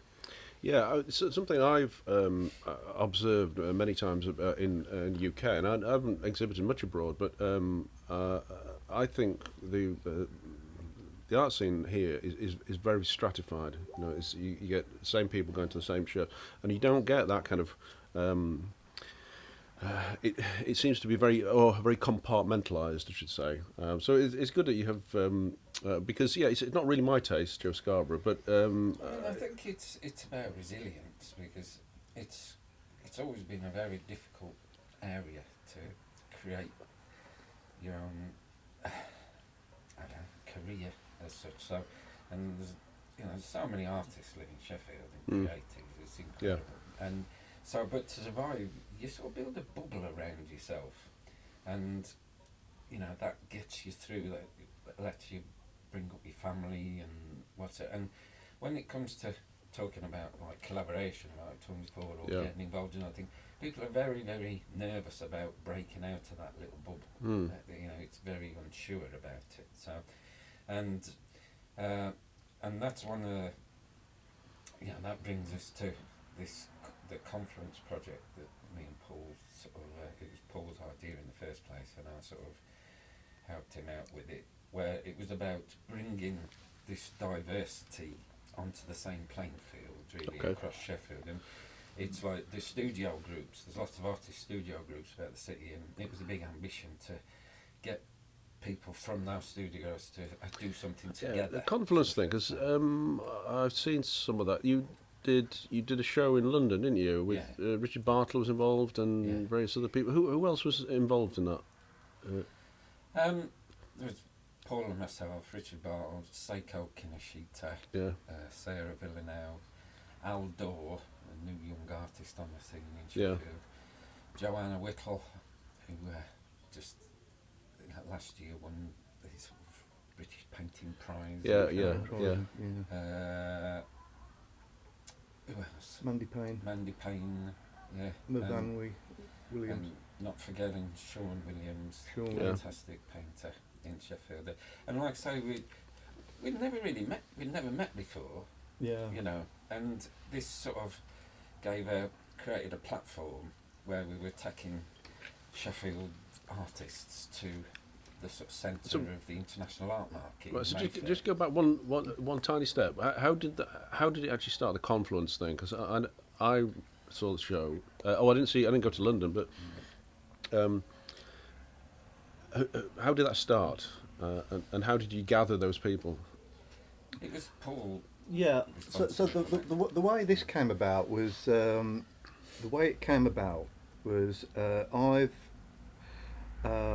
got a bit of a long-term relationship with somebody in London called Matt Roberts, who's been a mentor for several years. I'm not entirely sure at how I struck up that relationship with Matt, but I think somebody recommended that it might be worth getting in touch with him, and then I checked him out online and joined his became a member of what he calls Matt Roberts Associates, and I went to a number of networking events in London over the years, all just really to scope the scene out and get an idea of how it works, and then so that's the background really. That's my connection with Matt Roberts. Then I was chosen as one of the artist panel, the artist advisory group, for a project called Making Ways, which is quite a big thing that happened in Sheffield. And there's three aims in Making Ways. Big Arts Council funded project over a number of years. And there was three aims. One was professional development for artists. The other was to basically, if you like, increase Sheffield's visibility as a destination for the visual arts. And the third one was to try and develop the art market for Sheffield, for artists in Sheffield. So to help artists sell their work, artists based in the city, help them sell their work. So those are the three core aims of Making Ways. And we were scratching around as a group thinking about like possibilities for the continuing professional development thing. And I said, well, Matt could potentially. Matt does this thing called Open Forum, where he invites galleries to meet artists, and it's a bit of a sort of portfolio session. So the artists get to show the gallerist their portfolio, and the gallery owner or other arts professional basically advises the artist on where they could take their work forward, quality of work, and all that sort of thing. So now, I think Matt led 3 or 4 of these artist forum sessions in Sheffield, and there was a number of gallery owners, galleries coming up from London and basically advising artists, and there was quite a lot of people that took part in that programme. And then it occurred to me, well, what about if we take some of the artists from this programme, take them down to London, you know, because in a way you're kind of reversing a bit of the polarity here. What tends to happen in this city is that we get advised upon by artists from London. We have various lecture programmes in the city, and artists from London come up and tell us what you should be doing. What you should be doing. How you should be doing it properly. That's exactly right. And I don't think this is right. I think that the way it should be. Well, I think it doesn't seem very fair to me. So the idea was to kind of reverse that polarity, if you like, and take some artists from Sheffield down to London. So there was a bit of time involved in getting a funding application together, and we were quite successful. We were successful in that, and got a bit of help from Sheffield University in terms of funding and stuff like that. And quite a lot of help,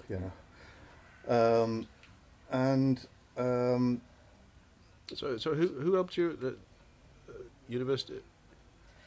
Well, the university, part of their sort of public engagement plan, they had a remit to take different sections of Sheffield cultural establishment outside the city. It's like a regional engagement plan, and there were 3 funds, and I can't remember the first one, but there was one where, what was it called?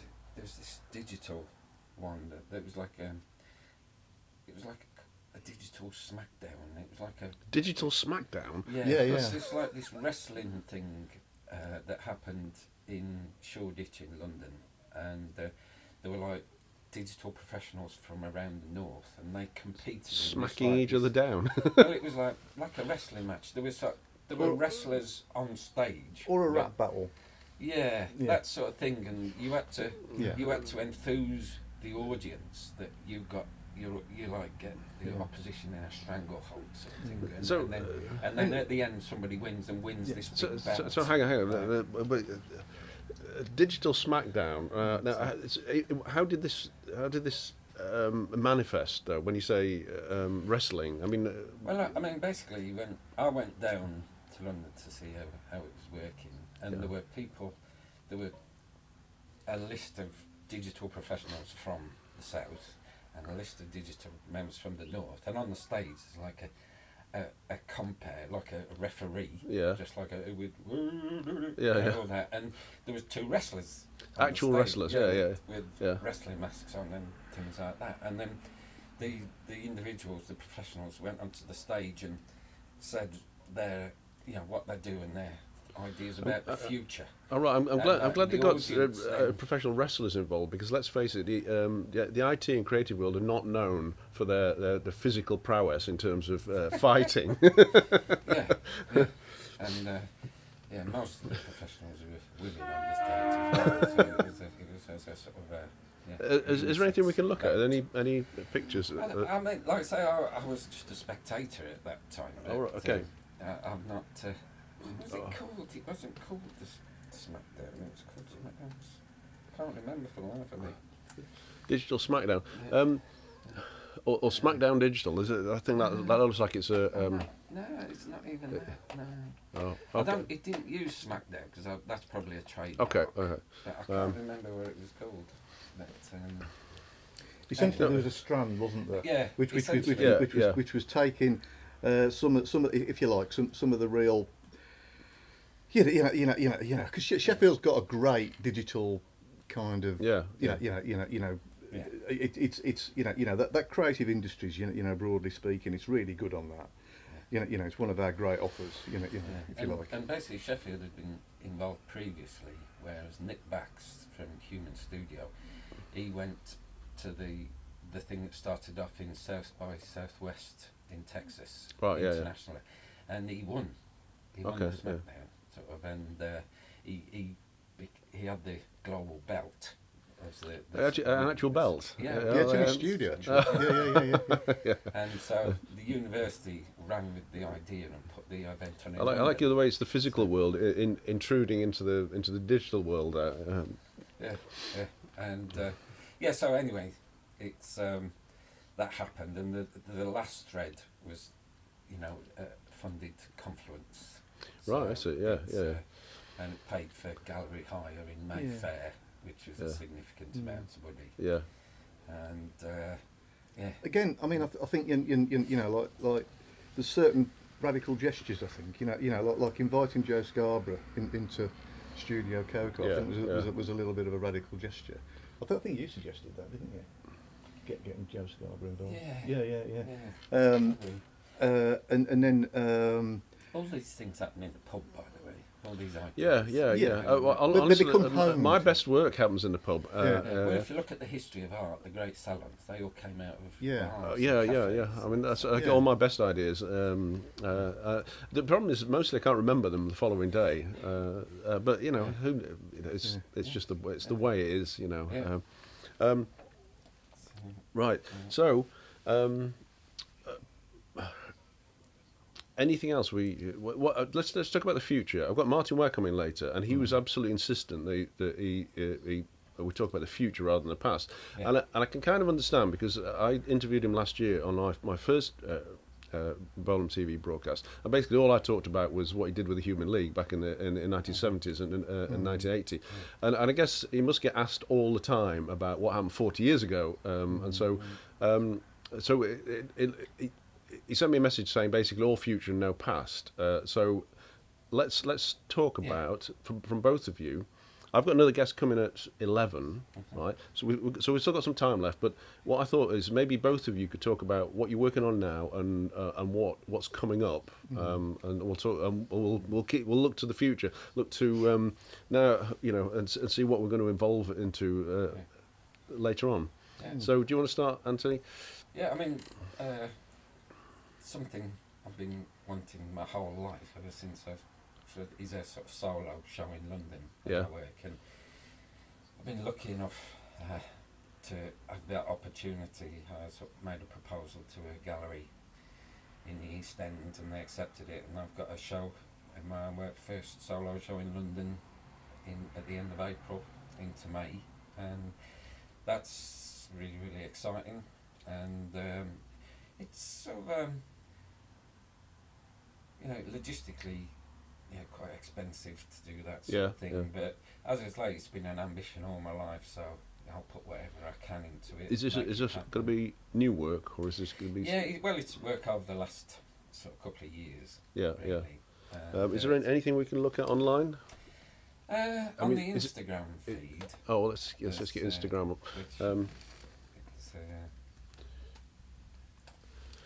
I'm going to be doing, we're doing open studios here on Replicast, but we're just doing one day this year for Open Up, and on the 9th of May, and that'll be during that time. So if you'd like to come back... it'll be after that time, that it shuts at the start, I bet. Oh, well, maybe... but there's a... Maybe you'd like to come back if you're around at Open Studios, and we can talk about, because then you'll have all the documentation. But it's called Meta My Kota. My thing is at AB Sculpts. Yeah, I'm definitely following you.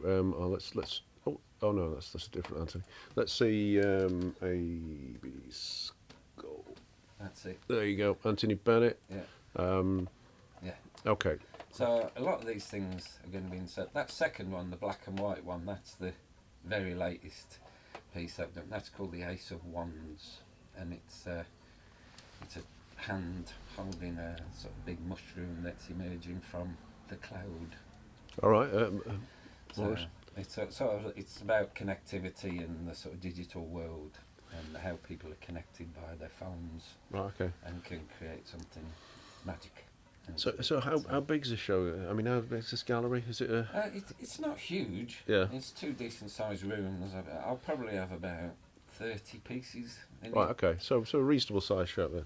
Yeah.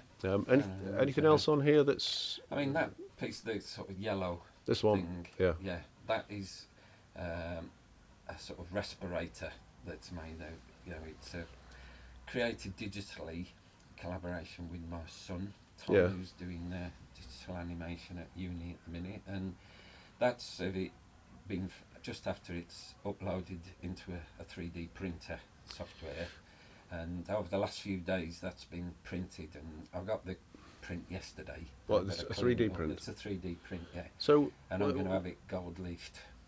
Why do you say it's a respirator? Is it part of a face like yeah. a gas mask? What Yeah, and that's fungus on the outside. Oh, I see. So there, you've kind of put two things together. I see. Yeah, because one of the things we have in common with fungus and not plants is that we breathe in oxygen and exhale carbon dioxide. Fungus does the same. Oh, right. Okay. So it's that's one of the historical. Honestly, I've learned a lot about fungus today. I'm gonna have to. So, but that's what inspires me to create the art that sort of reflects that, and Right, to I see. sort of get that across to people in a different way than has been done before. And but there's also things from my past. I mean, the reason it's been gold leaf is because it's a sort of dark thing, really. Because when I was a kid, really, I read a book about how the Egyptian pharaohs committed suicide, ritual suicide, and they inhaled gold leaf, so it coated their lungs. Oh, what a way to go! Isn't that Yeah. fantastic? Yeah. So this piece is sort of, part of it. Yeah, when you're so wealthy, you can afford to kill yourself by inhaling gold leaf. Gold leaf's really cheap. It's really cheap. Yeah. Well, it seems like an expensive idea, doesn't it? Yeah, it's very showy. Yeah.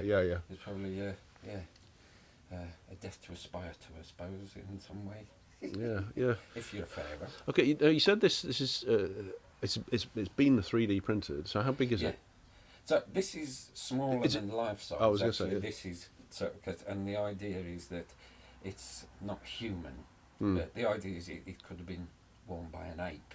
Really. Oh, I see. Right. Like Okay. for an ape. Yeah. So it's just taking it away from a human context to a certain extent. And I mean, in the fungi world, there's a theory called the stoned ape, which is how sort of primitive ape-like sort of things that was part of our evolution, how they became intelligent. So I forgot to go over to the. Sorry, carry on. And it's when sort of Homo sapiens or whatever left Africa and crossed the plains, they'd eat whatever was around, the flora and the fauna, and mushrooms. And there's a theory that the brain expanded massively when these early creatures were ingesting mushrooms, and they had this sort of psychotropic effect that grew the brain. And that's a theory that called the stoned ape. Okay. It reminds me of there's a fantastic video of a capuchin monkey of two capuchin monkeys. Have you ever seen this experiment where they're giving one grapes and the other one cucumber? It always makes me think about it's like a cusp of evolution, because when one sees the other one's getting grapes and they're just getting cucumber, it gets really angry and starts throwing it back. Honestly it's desperately cruel, but it's almost like, because that's what, when you said it was that big, that's what I immediately thought of capuchin monkeys, because they're only small, aren't they? So maybe that's where that's going. That sounds great. So just remind us what the gallery is, where it is, and the dates. Yeah. Well, the gallery is called Studio 1.1. It's an artist-led space in Shoreditch on 46 Redchurch Street. Well, let's just see if we can find the website for that. Yeah, carry on. And E27DJ it is. And yeah, Studio 1.1. It's an artist-led space, and that's it. It's a scruffy looking door, but yeah, it's very exciting. It opens on the 30th of April and closes on the 3rd of May. So it's only on for 4 days, but the reason for that is that I want to invigilate. I want to be there. Oh, I see, right. I want to talk to anybody who comes. Yeah, all about the work, what I'm trying to do. And yeah, rather than just leave stuff there and nothing. Yeah. And I want to sort of make some. I mean, I've invited all sorts of people, not necessarily artists, because they tend to turn up at private views, drink all the wine, and then bugger off again. Yeah. I'm one of those people. Yeah. So I've invited all sorts of scientists and museum professionals and all sorts of things. You don't really want artists there anyway, because I mean they might be your friends, but you want. I mean, you know, this is one of my own bugbears is that you go to a show and everyone's there as an artist. And they're not really interested because they're interested in their work. That's what you want. You really want a broader audience, don't you? That's right. But I mean, like I say, just the good thing about Redchurch Street is there's a lot of passing. There's a lot of footfall. Oh right, and yeah. I'm setting it up so it's really attractive when people glance through the doors, which will be open all the time. Get people in, start conversations with people who are not involved in the art world and things, and just talk about inspirational stuff, and I'll learn from them people. It's I mean, like I say, a lot of my favourite collaborations, like with Brian Alcock or Duncan Cameron, the Professor, they're non-artists that I work with. Yeah. And because I hate the elitists of the art world. I hate how it's separated from everybody. Yeah. Sort of, I never have liked it. And like I say, I fell out the art world many years ago. I kind of fallen out with it too. But I'll get back to that. Paul, I've got another guest coming at 11. We've got 10 minutes, so maybe you'd like to Anthony, maybe you come back if you're around at Studios. It'll be the 9th of May. The show will be over, but we can perhaps have a look at some of the documentation then. If that's Paul, what have you got coming up? Okay, so I've got two really exciting projects actually on the go. At the moment, I'm working with physicists from University of Sheffield and Cambridge University and Sheffield University. It's a collaboration between them, which is to produce it's a new virtual reality work of art that follows the journey of photons from the sun into this new breed of solar cell that uses quantum physics to double the yield of the solar cell. I'll tell you what, I can show you an image of something I did earlier. If you go to Unweaving the Rainbow. Is this a URL or is it? If you Unweaving the Rainbow, if you look at Paul Evans. Forgive my typing. I'm sure we'll find it. I should take. Yeah, there we go. Exploring colour through art. This one. That one, yeah. And if you go to the first item on the menu there. Okay. There we go. So what we got there is an image of a virtual reality piece that I developed with the University of Sheffield physicists a couple of years ago. Again with Human VR. We've spoken about Nick Bax, who won the Smackdown. It's his company. So what this is a representation of neutrons interacting with a sample, and the sample is the structure from the inside of a beetle's wing. Right. It's a beetle called Kyphoculus. It's a genus. So these are neutrons. They're spinning neutrons, Okay. and what they do is that they interact with this with this structure. And when you go inside there, you're actually reduced to sort of neutron size. So we're talking about the nanosphere, really super tiny stuff. So what I'm working on at the moment, again with University of Sheffield physicists, is the other end of the scale really. So it's stuff that originates at the nano level, basically in those fission reactions in the sun that produce light, and then basically what happens then is that you get streams of, well, basically particles, waves of light, travel across that huge distance from the sun to Earth, and then they enter this new breed of solar cell, where they double. Basically Yeah. the particle is in two places at the same time. So it's quite crazy physics, but it's going to make a bit of a difference to solar cells and energy Right. in Yeah, a yeah. real positive way. So it's a fantastic project to be working on. The other thing I'm working on is with scientists from Cardiff You keep University talking, and Paul. Nottingham. I need to go. Yeah. I was going to let somebody in, but you keep Okay. talking. You're on that. That's what's going out, and I'll be back in a second. Right. Okay, so the other project I'm working on is with scientists from Cardiff University and Nottingham University. Again, it's a collaboration between two universities, and this is called the Frozen Zoo. And what it is, it's almost like a seed bank for fauna. So it's sperm and eggs, really, frozen sperm and eggs. And the idea is that this is to safeguard species for the future. Obviously we're in the middle of a mass extinction, and scientists are doing their best to save what we've got, really. So what I'm working on at the moment is a number of workshops which are going to take place in Cardiff at the National Museum Wales, and in the community in Cardiff as well. And we'll be developing a proof of concept for this arc, which we're hoping to turn into a virtual arc, and that will be a very ambitious piece of work, and I think a very important piece of work at the same time in the current climate that we're living in, if you like, to coin a phrase.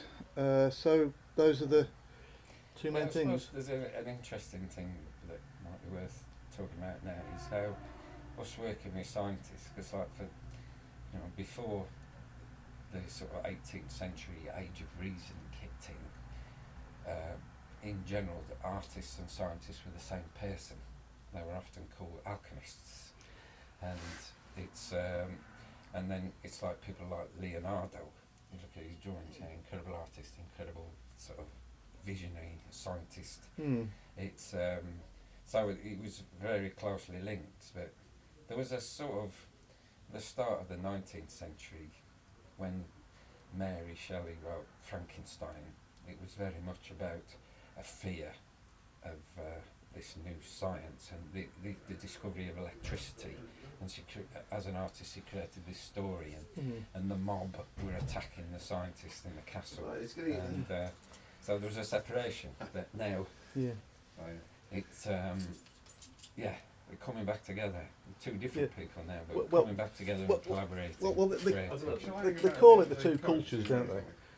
And I think that's in. I mentioned earlier that I did philosophy at the University of Sheffield a long time ago. It was a long time ago now. Philosophy has changed quite a bit, but we've still got these things called category errors. And I think that when you talk about the two cultures, art and science, I think you're missing the main category, which is culture. Basically, both of these cultures are within the main culture. Do you know what I mean? So if you were to draw those two things as a Venn diagram, as a figure of eight or something like that, you'd have a big circle round those two things, which is actually culture, human culture. And I think that this separation is kind of weird and creates quite a lot of unnecessary sort of, seems to me, almost territorial behaviour around knowledge. And I honestly don't kind of get it. I think there's a big thing about research at the moment, isn't there? Which has become a really big thing. And I think that in a way the two camps are kind of I'll say the scientific camp fairly confident in its idea about research and in a way the importance of research and what research is. But I think that at the moment there's this huge debate, within artistic circles about research and the value of research, and is artistic research the same as scientific research? Well, I don't think that's much of a question, is it? No, it's not. But there's a bit of a hierarchy. It's one of the reasons why I'm doing this here today. We've got a very hierarchical art system, and what I think we've got is this. This is not. I'm not talking about the collaboration between artists and scientists, but we've got this kind of what I consider to be an unnecessary academicisation of art. Yeah. And if you study art now in this country, certainly here at Hallam, they expect you to be an academic, right? And you think, why is that? You know, I think it's about elitism and protecting themselves and creating a resilience. I mean, I was at a conference yesterday at the old post office called The Artist's Journey, which was Paul's idea in the first place, by the way, but somebody else ran with the idea. And well, there were all sorts that of idea anyway, but yeah.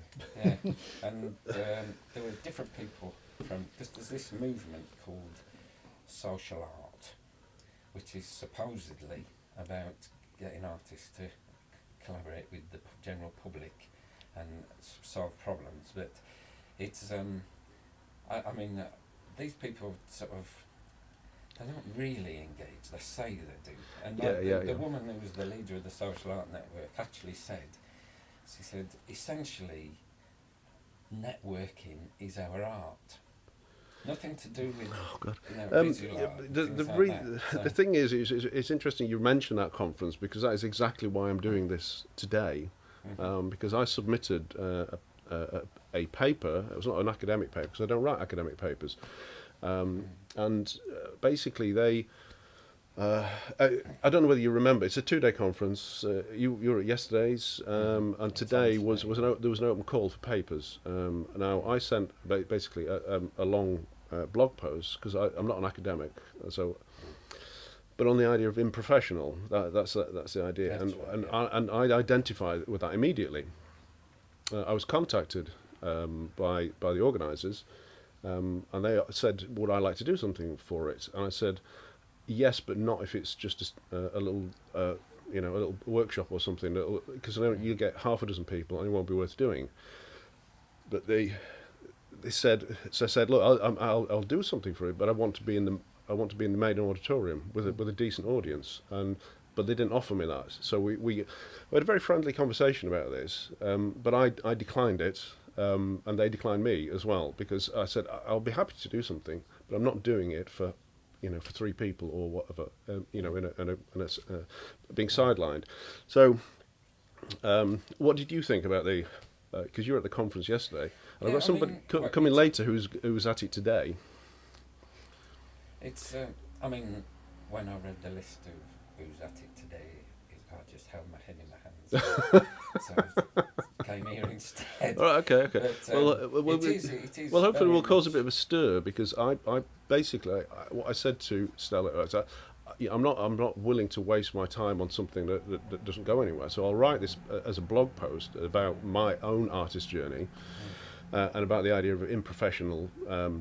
And if they decline it, I shall just publish it as a blog, which I did this morning. So if you want to read what I think about this, and I said what I'll do is I will do a Bolam TV, because I mentioned this quite prominently, because this is going to be a big thing for me over the next few years. I'm going to do a lot more of it, and hopefully a lot better if you're watching. So it's not intentionally clunky. I'm going to try and make it better, bit by bit. But I thought this is so potentially. This is potentially it's a massive self-own, because I've ended up doing something anyway, taking all day over it. But I read the blog post. I thought it was really good. Actually. Oh, did you? Oh, right, yeah. Good. I think it's interesting. It's quite long. I'm surprised you managed to read it already. I skimmed some of it. All right. Oh, yeah. You read it. Yeah. I've read a lot of books like that.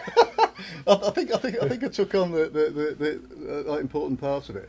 I mean, one of the things I think is interesting is this word "improfessional," because I think because I thought about this, and I mean in a way, like when you put the word "im" in front of something, when you put the word suffix in something in front of something, you're basically I think generally speaking, you're creating the opposite, aren't you? So like improfessional is the opposite of like immature. It's not Yeah. that prefix doesn't it can have more than one meaning. Yeah. No. This is where I'm going. Because the thing is that to me, I think that suffix im implies a state of becoming almost. So like the idea is that improfessional is moving towards professionalism, like immature is moving towards mature.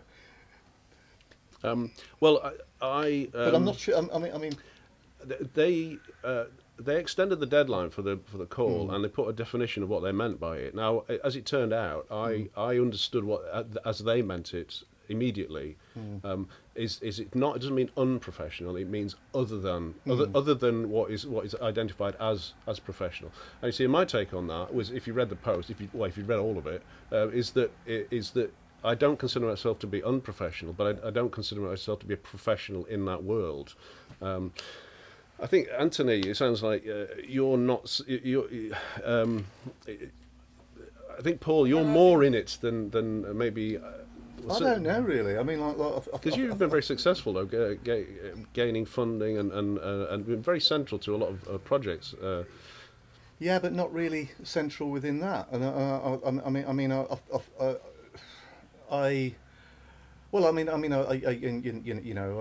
apply for things and I don't get them. I don't get them because I'm not really part of something that. I mean, I think I'm closer to an outsider artist than anything, to be honest. Okay, but although I do engage with it, and I've got a kind of a place there, but I'm not at the high table by any means. Yeah, my impression is you've been very successful. I'm really sorry. We're going to have to leave it here. Just that we kind of. I didn't realise you'd. I was going to basically do an introduction. You arrived so early that I was going to actually talk about this before why I was doing this day. But actually, you cued me right in. This has been absolutely brilliant way to finish. But I've got another guest who's arrived now. So thanks for inviting us. Honestly, that's online. This will all be archived onto YouTube. It's going out live now. Well, I say live. It's like 15 seconds behind or whatever. Yeah. Anthony Bennett, Paul Evans. Yeah. Honestly, this has been great. You've been really generous with your time, and we've really covered some ground here. And it's really interesting. We never so we did cover the kind of strange coincidences, but it's really interesting to kind of talk to you both about your work and how they both kind of crossed over in that kind of scientific collaboration way. That's something I didn't really know about. And I knew a little bit more about your work, Paul. I've got another guest arrived now. If you're watching, don't go away. Thank you, Anthony and Paul. Would you like to take a little treat with you? I'll have to escort you out because we're here. I'll just do. Please take your own property. This is Bolam TV. It's all about me. I'll be back in a moment with a new guest, but I'm going to have to let my current guests out. So I'll just leave you with a bit of dead air for a moment. So don't go away. Right. Thanks so much. It's brilliant.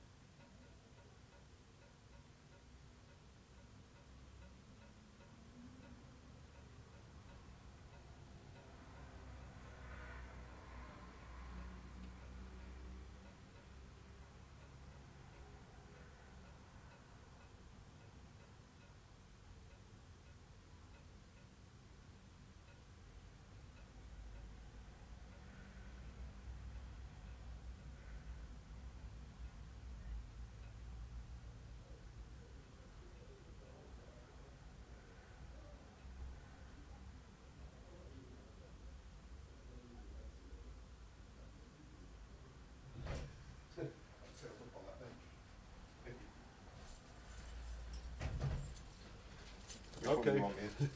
Okay, we're back. We're back. Let me just. Okay, I'll tell you what. Let me just make a bit of room for you.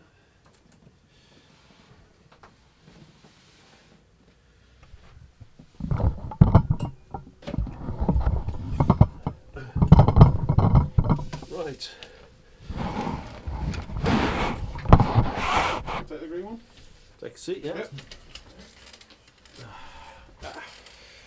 It's quite comfy for campus.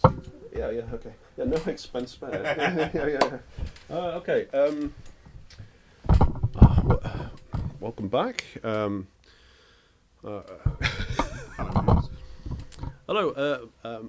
My name is Richard Bolam. This is Bolam TV. It's all about me, but it's not, of course. I'm going to get bored of that joke.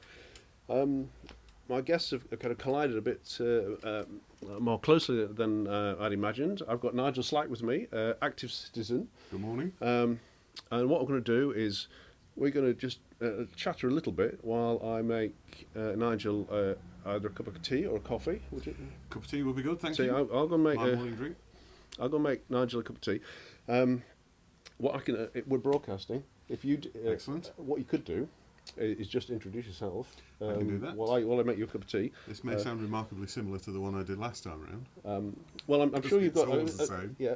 But don't forget, not everybody, not the whole world has seen that. It's not like Game of Thrones, where everybody in the whole world's I seen it. refuse to believe that, Richard. I absolutely believe in your total and pandemic approach to Amazing! broadcasting. This is amazing. Yeah. What I'm going to do, I'll only be a couple of minutes. Maybe what you could do is just that's what's going out now. Yep. That's the camera. So if you maybe just introduce yourself, because again, not everybody in the world, most people in this city know you, but not everybody does. I'll go make some tea. Cool. I'll be back in a moment. Good morning, viewers. My name is Nigel Slack, and I'm known around Sheffield as the active citizen. I guess the easiest way to describe that is I'm one of those annoying people that turns up at council meetings and apprehends cabinet members as they're walking through the street and looks for answers to burning questions. Well, they're burning questions for me. They aren't necessarily for everybody in the world. But I am somebody who is very keen on the idea that as a city we need to make better decisions. I think every single person who's watching this will be able to put their hand up and go, yeah, here's something that the council's done wrong. And in some cases you'll be perfectly right, there will be things that the council's done wrong, and in some cases it'll be things that the council aren't even responsible for anymore.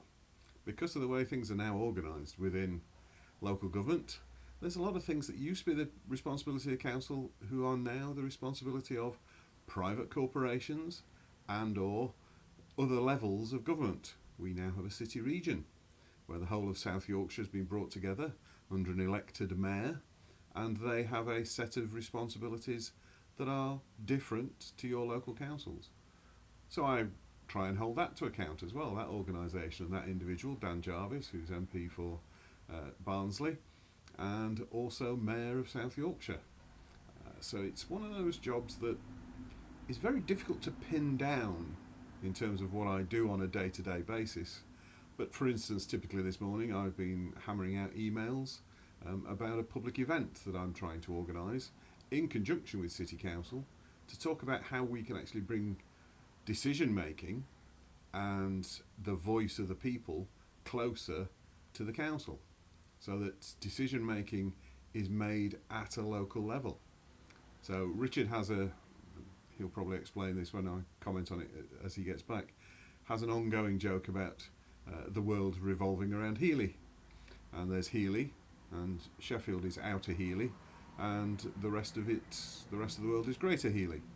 And for many people, that's the way their bubbles work. We all have our little bubbles, and our district, our locality, our neighbourhood, even our street can be the first way we identify ourselves. Rather than going, I'm a Sheffielder, you may go, I'm from Healy. Personally, I'm from Highfield, so I'm more of a city centre person. But it's very noticeable that throughout this city we have very different neighbourhoods and we have very different levels of access to decision making.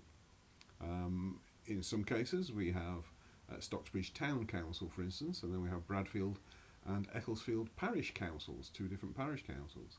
They have legislatively, in other words, under a legal basis, they have some very particular rules that they can follow to be part of the decision-making process of the city.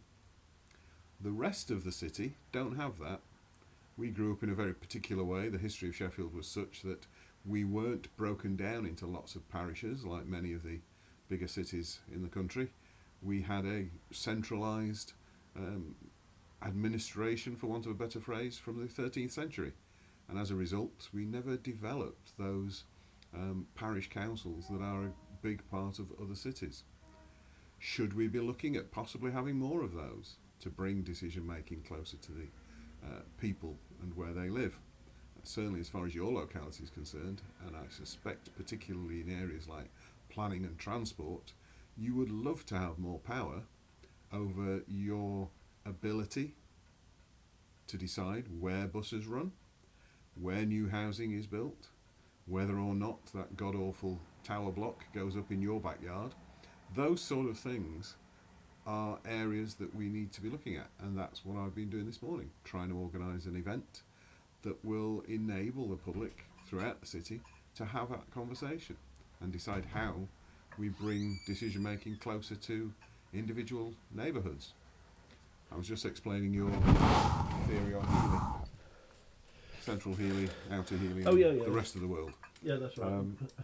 And that being part of what I'm looking at the moment in terms of trying to get the council to make decisions at a more local level, because who is impacted more by decisions locally than local people, and they should have the voice as part of that, and hopefully some of the power to make those decisions as well. I may not get as far as giving them fiscal power, which is what I would like to see. I'd like each neighbourhood, thanks Richard, each neighbourhood to have the opportunity to actually decide how it spends some of the money that it has. Because at the moment all those decisions are taken either by councillors or by central council itself, and they are the ones who will be making those decisions. So that's a brief introduction to me. My phone's buzzing, which means somebody's just gone, Nigel, you're on the telly. I can feel it buzzing in my. Oh, that's right. I will get back to that later. Yeah, honestly, Nigel, it's such a pleasure to have you here, because you're actually far more a professional in this than I have. You've been far more a TV broadcaster than I have. Because for those of you who don't know, Nigel used to compare Talking Sheffield on Sheffield Live TV.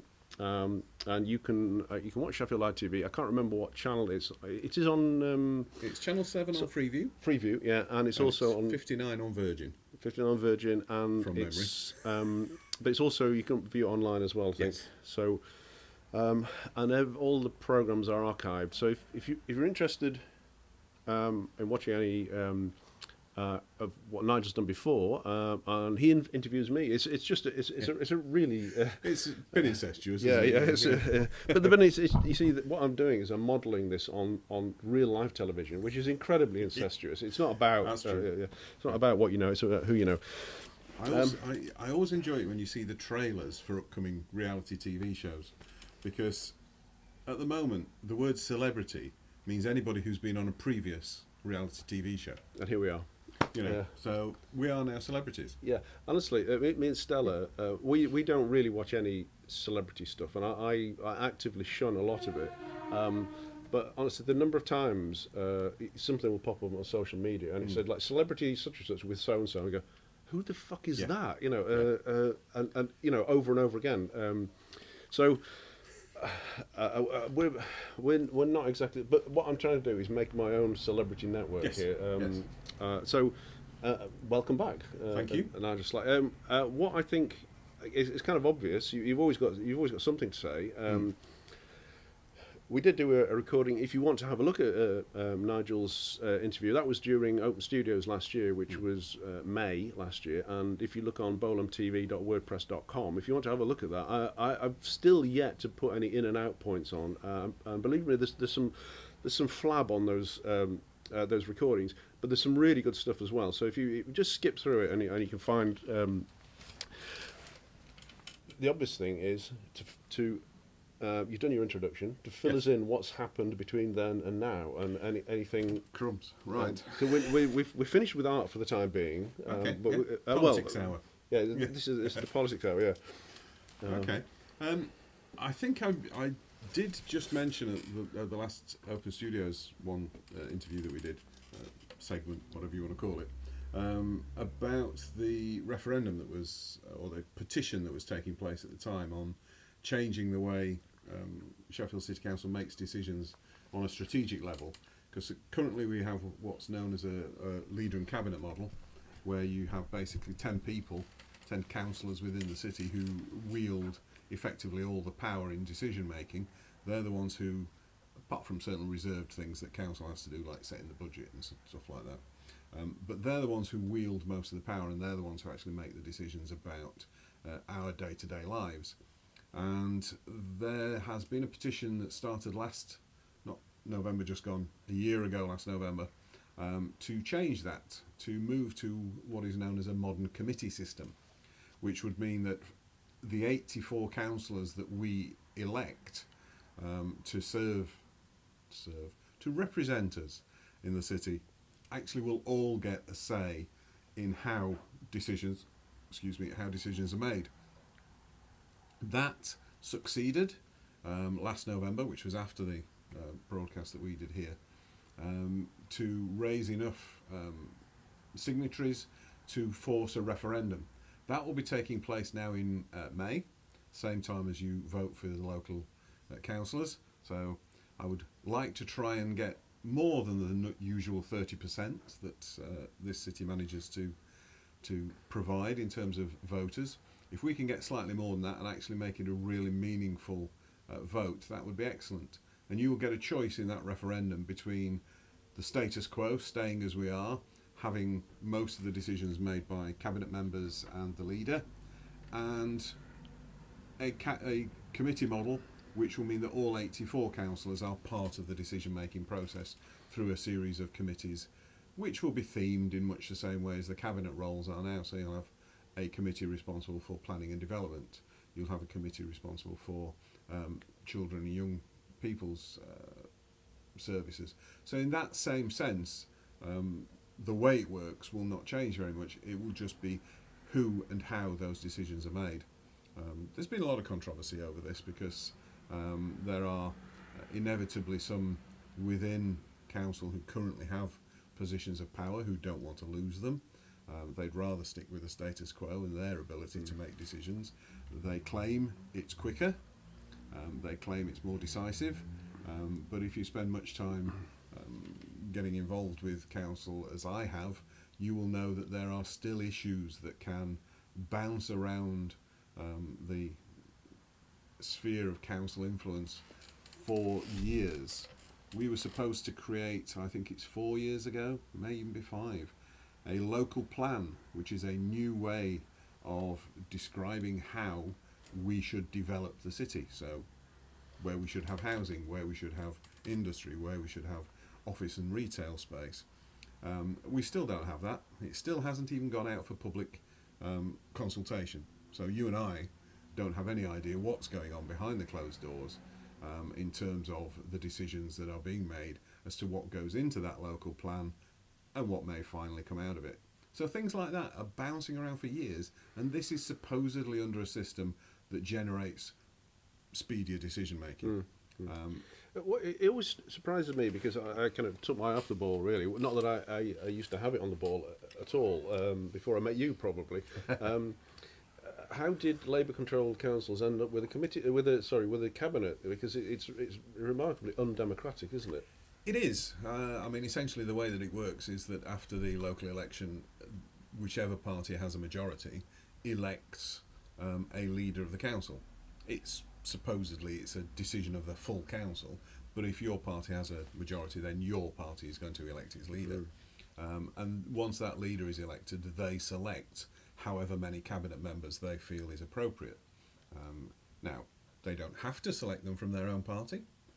They could select them from opposition parties. And I know in Leeds, the leader of Leeds City Council has opposition members as cabinet members. But in Sheffield, they're all from the local ruling party. Now, that is, yes, remarkably undemocratic.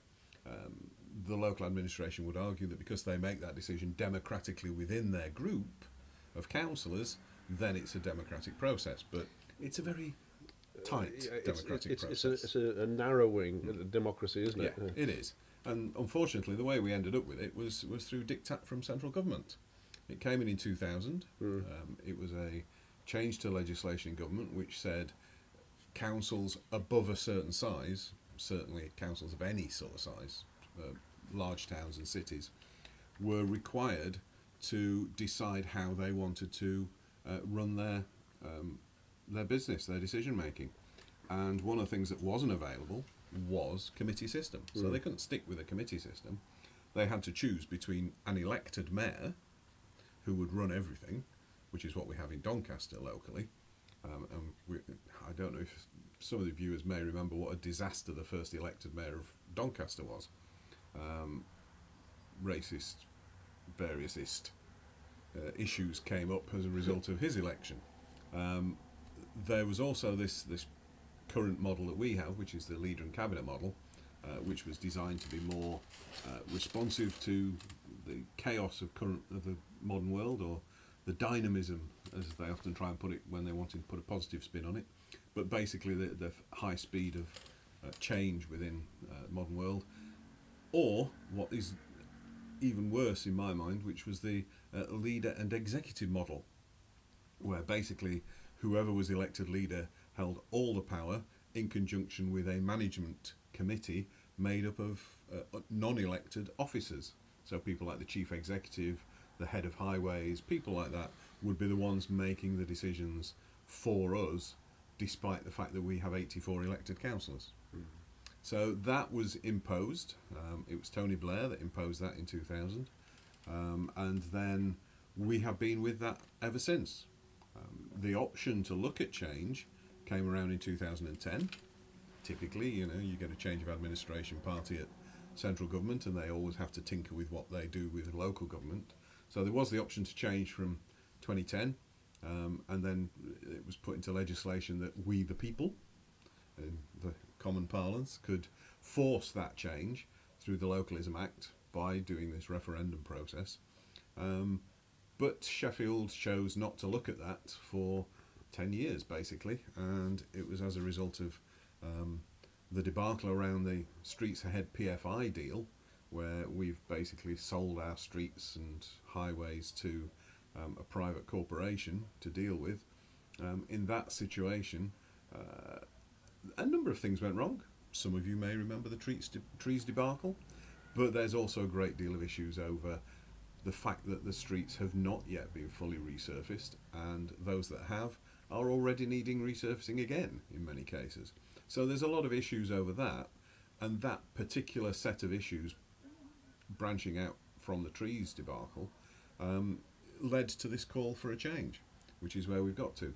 It's unfortunate that council never really chose to look at what that implication meant. Could they have changed before all of this and all of this expense of holding referendums and making change under a very short time scale? We could have been doing this on a better basis.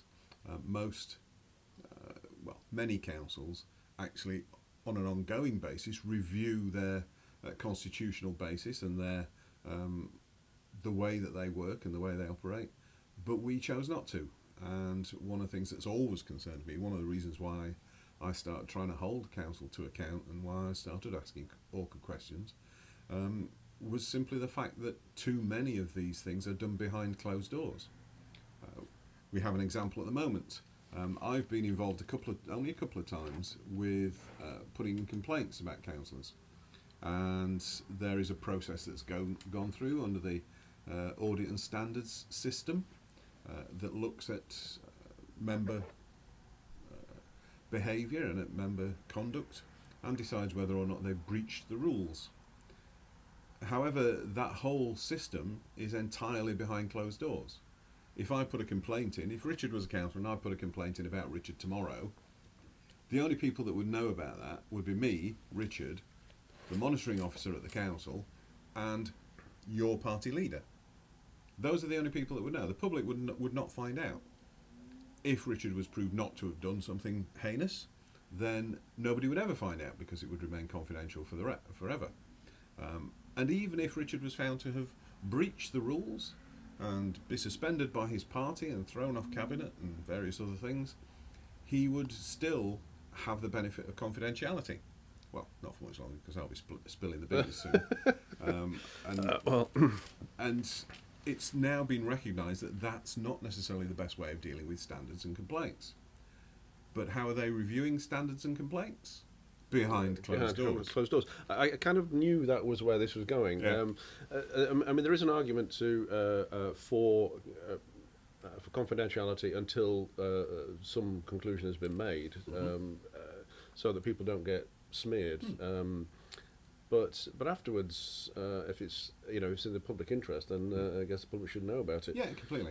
And I think particularly where the councillor who was complained about spills the beans themselves first, I feel, because it's part of the way that the system works, I feel I can't comment on that because it's part of the confidentiality agreement that I have with council when I make the complaint.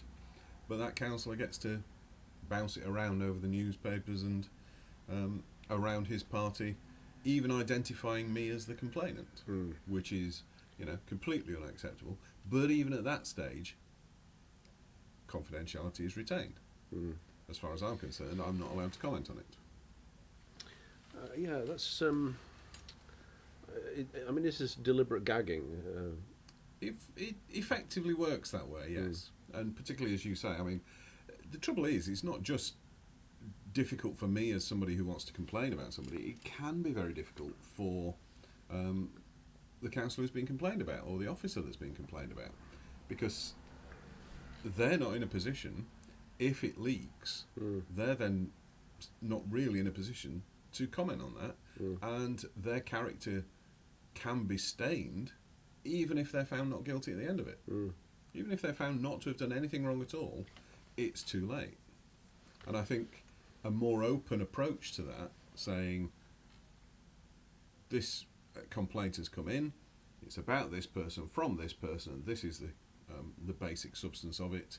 We're calling for evidence from anybody, which is much more in the way that select committees do it within central government, for instance.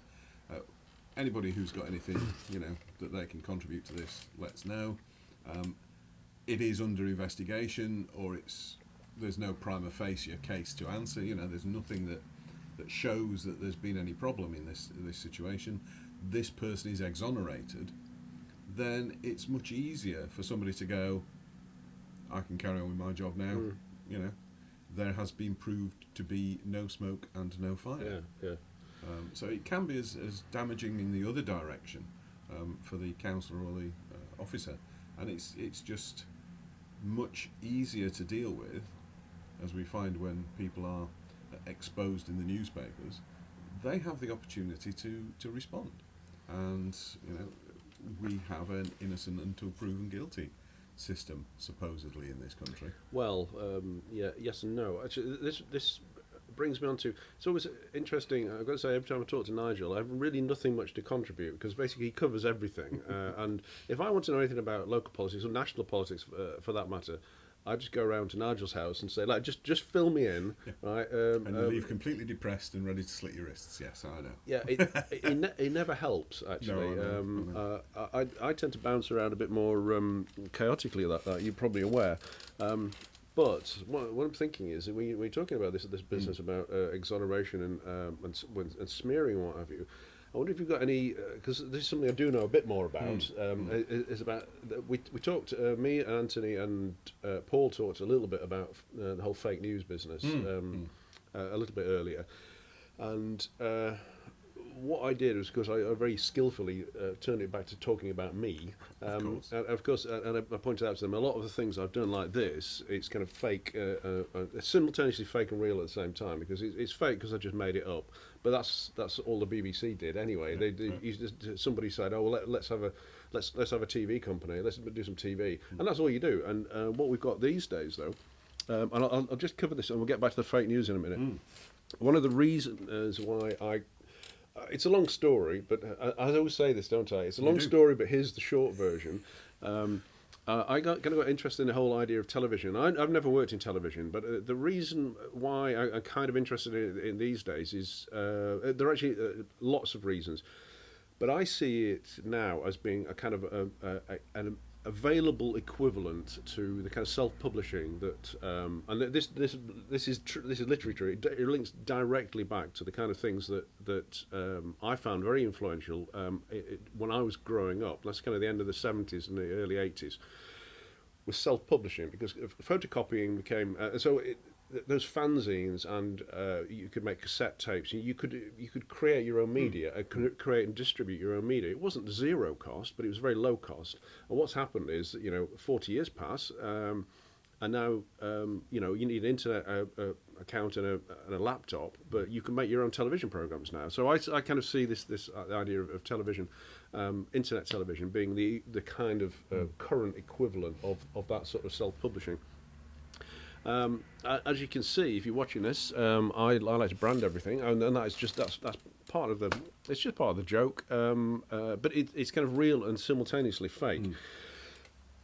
One of the, just talk about the television thing. I know this is a bit clunky.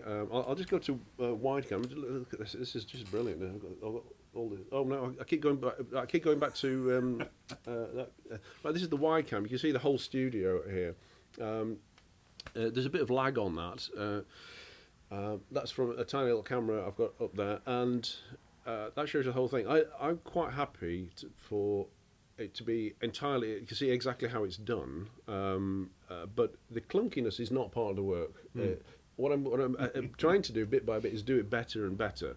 Now, in terms of being a presenter, it's my television show. It's got to be me. I'm not very good at it, and I've worked occasionally with people who are very good at it. You're very good at it, and I've worked sometimes. You're not as bad as you think you are. Sometimes it's only because I'm basically sitting in a room talking to a friend. I mean, it's easy, isn't it? It's just like being down the pub, or sitting in your house talking to you, get filled in. Yeah. We'll get back to you in a minute. But where was I going with that? Oh yeah, but the thing is, it's Bolam TV, so it has to be me, really. So I'm trying to get better, but I've worked occasionally as a technician with TV presenters, and they are a different race because they don't they don't they don't pause. It is a very particular talent that some people have, and I'm not one of them. But anyway, let's get back to what was the fakeness, right? Have you got anything to say? You see. It seems to me there are certain things that get. We know what the techniques are. They get reported in the press and then repeated, even if they say it's alleged this, and then it becomes true. Right? Have you got any observations about this kind? Because we've sort of drifted into a very dangerous world, I think, in terms of propaganda and fake news and the way it's, my opinions about mainstream news reporting are widely known amongst my friends. I'm less than complimentary about pretty much all of it. But have you got any thoughts about? I don't know. I kind of that sort of fake news issue locally. Yeah. There is certainly an issue over that because we have a number of our services that are now delivered by non-public servants, and as a result they do not have the same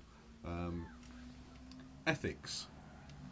The ethics within the public sector are fairly clearly stated by the Nolan Principles, which, if you don't know what they are, look them up. It's quite interesting. If you can find me a politician that succeeds at every one of those, I'll be amazed. But the Nolan Principles are supposed to design how, or define how, Public Servants Act, both in terms of elected officials and employed officers of either civil service or the local government branch. And to a large extent, many of them follow those. There are some notable exceptions. There are a couple of people that appear on Twitter on a regular basis on behalf of the council that really shouldn't, because their output is affected by the time of day. I won't put it any more than that, because that might be libelous, but their output is affected by the time of day. And they will and do share inaccurate information, whether it's from their own befuddled brains or whether it's something that they've been told by an external organisation is gospel truth, and they just decide to repeat that. And that's one of the issues I have over the ease of access now for everybody to this medium, whether it's internet TV, whether it's internet radio, whether it's blogs, whether it's Twitter and Facebook. The simplicity means that they are trying to create what the news corporations do, which is a 24-hour narrative. And 24/7 narrative is problematic because it leads to people not checking facts. And in particular, if they are fed a piece of information that fits in with their own bias anyway, because we all have bias, it doesn't matter who you are, there's nobody who's completely neutral in this world. We all have our biases, and if they spot a piece of information or are fed a piece of information that fits their bias, they will often repeat it without checking the source. And the problem you get there is very often it's easy for people to debunk that, and that person starts to look a pillock, which for politicians very often they don't care, but it also undermines people's trust and belief in anything said by politicians. Yeah, and this is the problem, isn't it? That eventually, even the things that fit your own worldview, you don't even believe those. Completely, and it's difficult to weed out some of that. I mean, the most obvious one that most people, unfortunately, a lot of people, and I've done it myself, is forgetting to check the date on articles. So you see an article pop up in your feed somewhere, and it's some hugely dramatic claim, and then lo and behold, you respond to that or you repeat that, and the next thing you know, somebody's going, have you checked the date on that article? And you find it's 10 years out of date, or 5 years out of date, or even 3 months out of date, which is often enough to have changed the dynamic in that particular sphere of things that are going on. But I think the other key issue as far as the media is concerned is they are businesses, they are in it for profit, and therefore there is a tendency to look for the things that will sell space, sell advertising space, make them their, how best to describe this, their profits bigger without increasing their expenses, so that when something comes along that is issued by, for instance, City Council or a City Council partner organisation, very often they have no more time than to cut and paste it, because that's what they have the time to do. They don't have the resources to go, okay, I'll go back to them, I'll check this, because if they do that, somebody else will have cut and pasted and put that out on into the news blogosphere or whatever before they get the chance to, and then it's too late. It's old news. I have serious issues with a lot of. I mean, this is quite serious with a lot of as you know this. I have a very dim view of BBC and Channel 4, although Channel 4 News.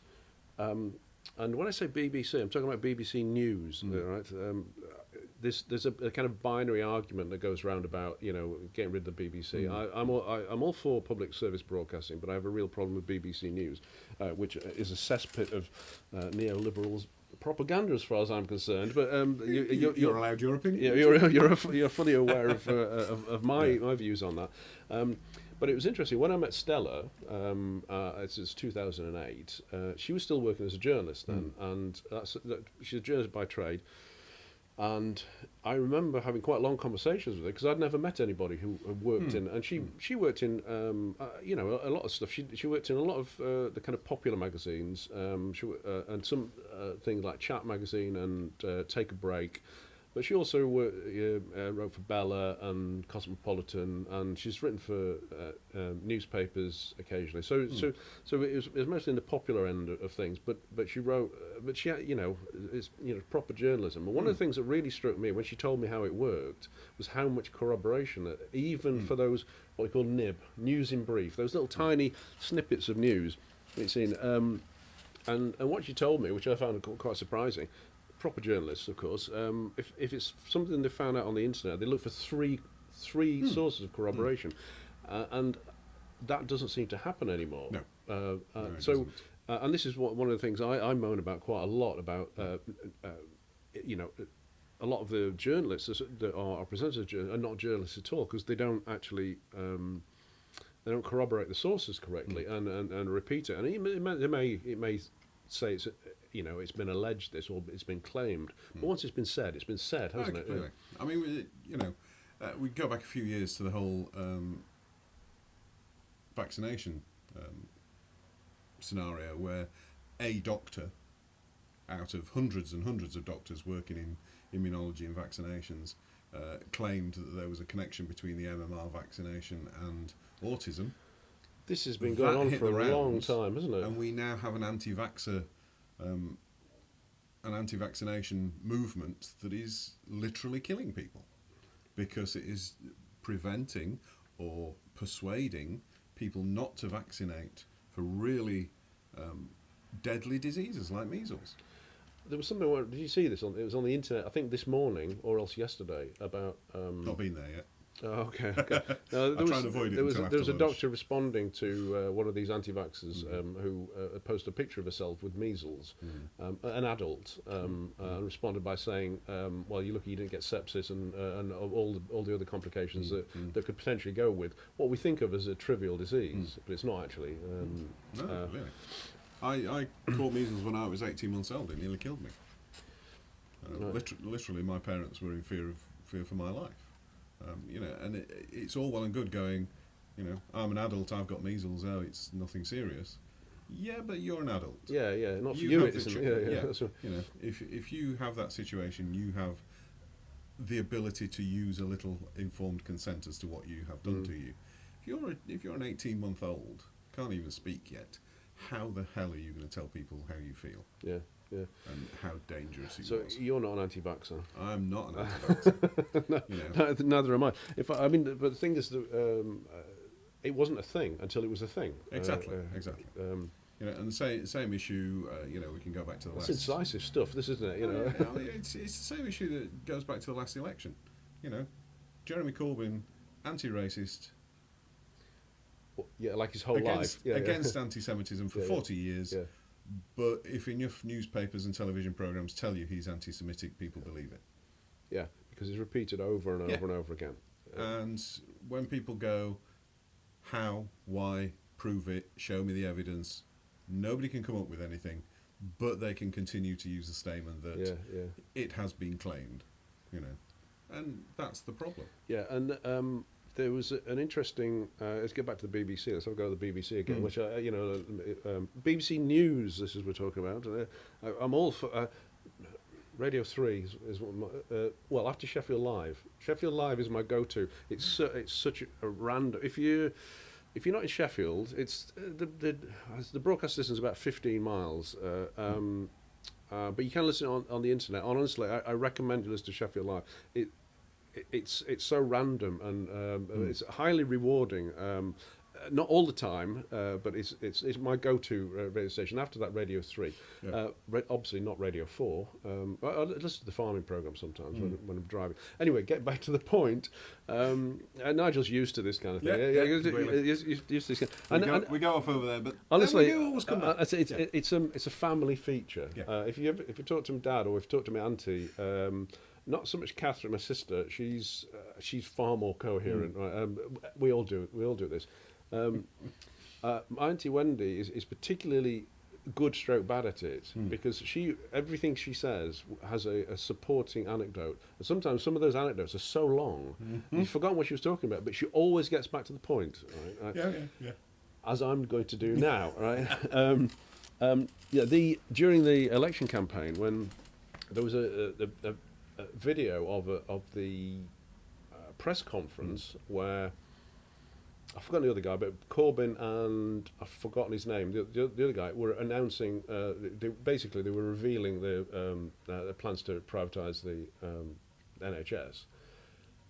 And the journalists questioning him start off by asking them about anti-Semitism, even though we're kind of revealing this. You know, it's like I say, a poisonous cesspit of and the neoliberal difficulty is, propaganda. when you come down to a more local level, as you've got in Sheffield, there is not the capacity there to tackle big multinational conglomerates, corporates that are there to make money out of your city and will tell you any lie they feel is appropriate to enable them to do that. The lies that were going around from the corporate involved in the PFI deal were outrageous.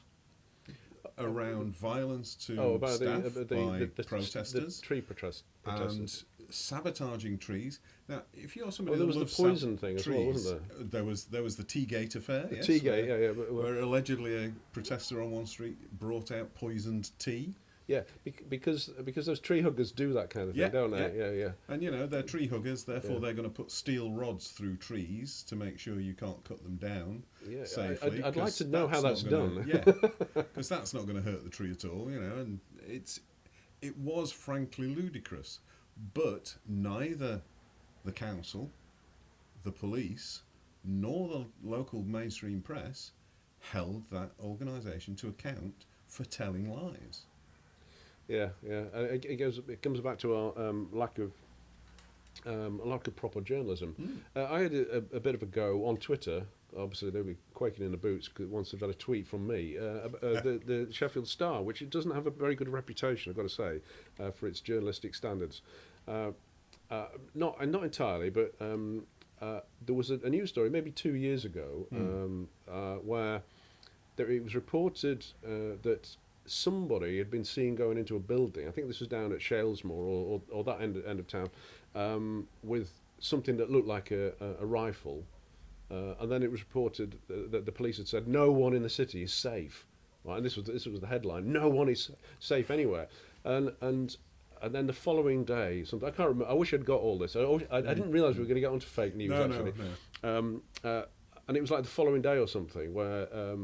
It became apparent that somebody basically had been seen going into a building with a long object. So it could have been a fishing rod, or it could have, or it might have just been I don't know. It might have been a pool cue or something like that. And so I tweeted them saying, "So is no one safe anymore? You know, if it's a pool cue, you know." So, but you know, it's. There was an interesting interview. Did you see this with Chris Morris, interviewed by Jon Snow on Channel 4? Did you see that? I didn't. Right, okay. Because what he does now, Chris Morris points out about, and he again, I wish I'd got this lined up. Maybe I'll try and get it lined up because he's talking to Jon Snow, and Jon Snow's asking him something about. He was being interviewed about that film that's he's just made. Which is cool. Again, oh my God, Prep. I should have done my prep, but you know, it's an improvised program, so this is the prep. This is the prep. Anyway, the film is just made. It'll all come back to me. And Chris Morris, what he says to Jon Snow about how news, and I think he put it going, hello, look at me, right? And he's being very polite to Jon Snow, but I don't think Jon Snow actually understood. He's talking about Channel 4 News as well as all the others, and that's what they're doing. It's just to get you watching. So it's you know. I don't want to go too far into my own. But there is a tendency within these organisations to go, everybody else is rubbish, but we're actually good. Yeah. You know, so whether it's the BBC or Channel 4 or whatever it might be, they will always claim that they're much more careful than the rest of them. Yeah. Channel 4 employ a number of very sneaky techniques that I've observed, and one of them is to do a fact check a week after they reported it. So what they'll do is they'll report it. It's been Let it run claimed, for a while. and then they say we'll do a fact check, and they find it, but it's too late then. It's Yeah. too late then. What, proper journalists, again, we went to proper journalists. This is one of my Nigel. I'm sorry. This is one of my massive hobby horses. I'm sorry. I'm sorry to bore you about this again. Proper journalists do the fact check before they report it. I know that because I'm married to one. Okay. And it's like the mainstream media in terms of the press and print media. You know, it's great to splash size 40 or whatever it is headlines about this, that and the other, but if that is then proved to be wrong through a complaint, do you get a size 40 splash on the front page about the apology? No, you don't. You get it somewhere around page 5 and it's big if you're lucky. Yeah. You know, and again, too little too late, because the story's out there. It probably takes months, if not years, to get that disproved or, you know, the complaint satisfied, and by then it's just too late. Yeah. And most people don't have the clout anyway to fight it. No. There was a question there. Sorry. Did I interrupt? No, you didn't interrupt. No, not at all. Honestly, the fault is in here. It's it's not out there. I was going to ask you something that was leading on from it, but it's gone. You see what I mean? This is no, but what you should do is write all these things down, and that is what I've seen presenters do that, because so they think, oh, I've got something to ask. Make sure you write it down so you don't forget. Would you like some more tea? What I'm going to do is. Oh yeah, and let me, while I think about what I was about to ask you, which was directly related to that. It'll come back. Yeah, can I tempt you to a sweet treat or possibly a savoury treat? I dare say I might be persuaded to partake of a little something. Right, I've gone for some with chocolate, some without chocolate. Cool. Would you like another cup of tea? I'd love another cup of tea. Right. Can I leave you to Phil for a bit then, while I go and... You can, but also, being a man of a certain age, with a second cup of tea, I'll also need a natural break at some point. Yeah, I'm going to do mine now, because right. I've had 2 cups of coffee. I've had 3 cups of coffee and a cup of tea. So I need to go as well, because I'm a man of a very similar age, actually. Yeah. No, So it just happens. maybe while I'm making tea, Nigel, is there anything else current, say, that might be of interest to our view? I guess one area that we have had some change on is the whole issue of devolution. We are really at a stage now where we can say about devolution for Sheffield City region, so South Yorkshire, that it's been 5 years in the making and we're still not quite there. Has it been worth it? We should find out within the next year or two. We have finally got to a point where shall we say, the rebel authorities that decided they want to be part of a one Yorkshire deal rather than a Sheffield City region deal have come back into the fold. Barnsley and Doncaster have recognised that this is the only deal on the table at the moment. Why they couldn't recognise this 2 years ago, you'll have to ask them. But they finally realised that the devolution deal, which brings powers down to Mayor Dan Jarvis for the City Region and to the City Region Combined Authority, to do a whole range of things, is now the only deal available. They are signing on the dotted line. They now, of course, have to do another public consultation and they have to await final approval from government. But that does mean that very early into the new financial year, so middle of this year, we should be starting to see more powers and, more importantly, more money being sent to the City Region to organise its own affairs in many ways. It is largely around economics, skills, training, but also there are issues around things like, it's a phrase they use at higher levels of spatial planning. In other words, what types of industry, what types of development should go where, but also around things like housing, around issues about greenbelt, about the environment, about climate change. Many of these will now have some money behind them, so that Mayor Dan Jarvis and the combined authority, the leaders of the city, the councils that are involved, will be able to start actually having some impact in terms of changing the way things are done on a regional basis. That could lead to almost anything. It is a huge opportunity. It's also a huge potential to make a disaster out of it. And it depends who and how it's going to be organised. There are some glimmers of hope on the horizon in terms of some of that, because it has been said in meetings that the new strategic economic plan that the combined authority will come up with will have more of a social consideration behind it. So it won't be 100% about growth and economic progress. It will be about sustainability, it will be about inclusivity, it will be about making sure that everybody benefits from the support that's being given to the economy within the region. Quite how that will pan out, we still have to see. The strategic economic plan's not in place. The public haven't had a chance to see it yet. When I get the chance, I will be asking some awkward questions around it, I'm sure. But then also there are other steps that the mayor's started to make around transport issues. There's consultation out at the moment around the issues of transport, and the mayor's priority to create greater levels of active transport, so more space for cycling and for walking and for running within the city region. And if that's a way or an indication of the way he wants to do business, then that's all to the good.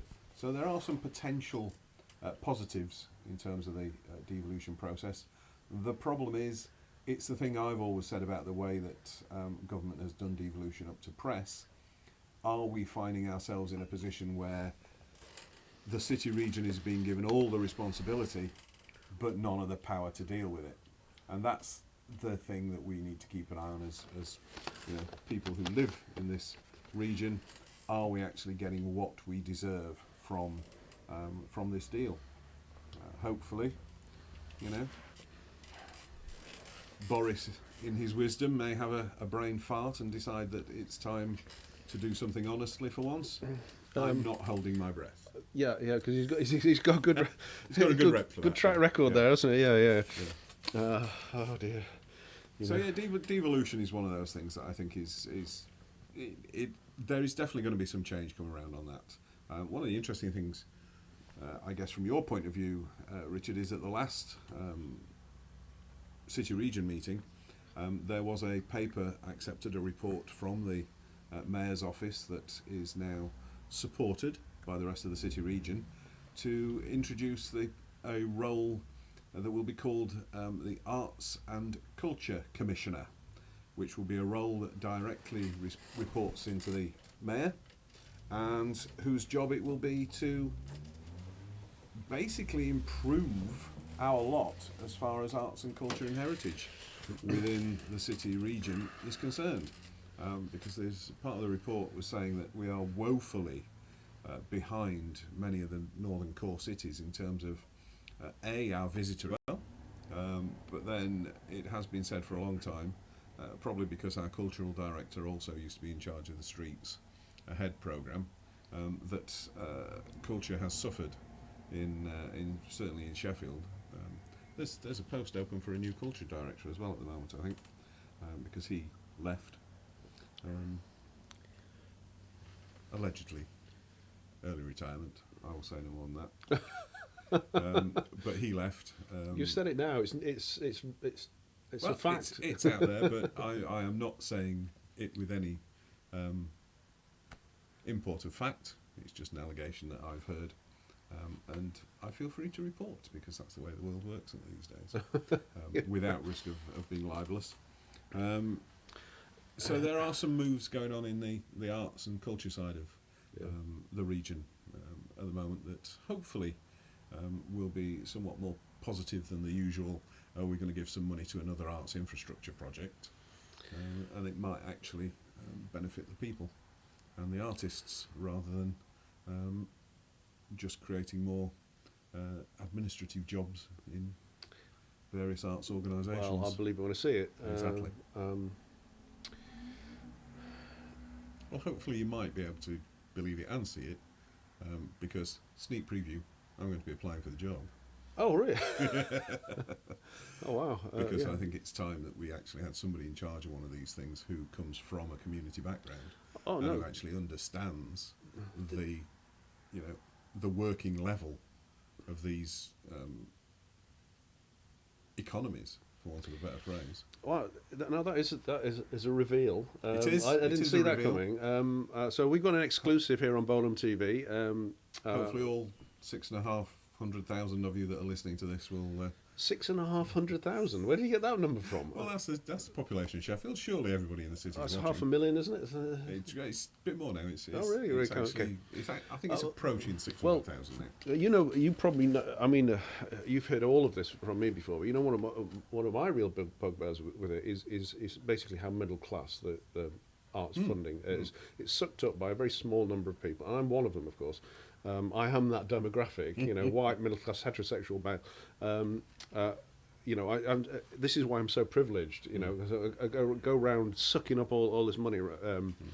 But it's one of the reasons why I kind of don't really get involved in those kind of things. So I think it's very inward looking, and there are huge demographics and huge areas of the city that don't ever get anything. No, and I mean, you know, to a certain extent, you can understand the situation as far as the infrastructure bodies are concerned, because they are equally under threat from you know, losing funding.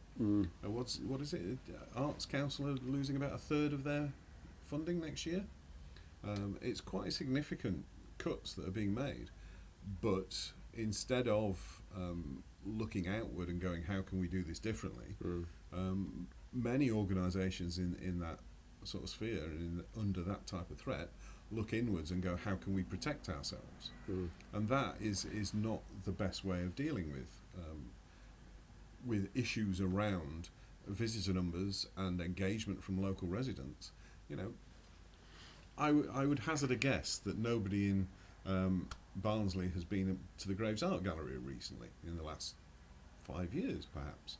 You know, it's not something that enables easy access to, you know, our great art of the past. And when it comes to contemporary art, most of that is within a very few organisations within the city that, although they will tick the box over engagement, don't actually go out from within their own walls very often. No, it's you've heard all this before from me, but it's a real problem I have with, and I don't necessarily have a solution to it. But a few years ago, I went to it was one of the exhibitions here. I won't maybe not mention any names or anything, but I went to. It was an exhibition which had a number of workshops and discussions around it, and I went to all of it. I went to all 7 things. The workshops were great. And the 5 discussions after that, I said to a friend, that's it, I'm never, ever going to anything like that ever again, because it's just basically a bunch of middle-class people sitting in a room agreeing with each other. And it's just, you know, you're all there for the same reason, and but actually it doesn't touch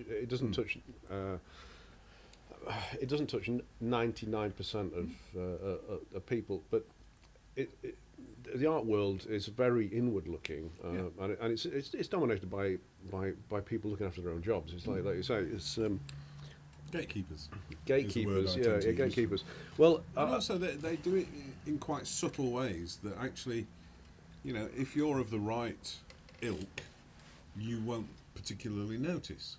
But if you're an outsider to that community, you will find it very obvious. They use exclusive language.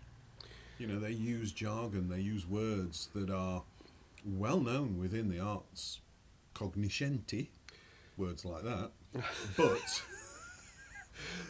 words that's that... brilliant. This is great stuff. Yeah, as far as somebody from Arbourthorne's concerned, you know, cognoscenti might as well be a type of pasta. It's a hegemony, I think you'll find. There you go.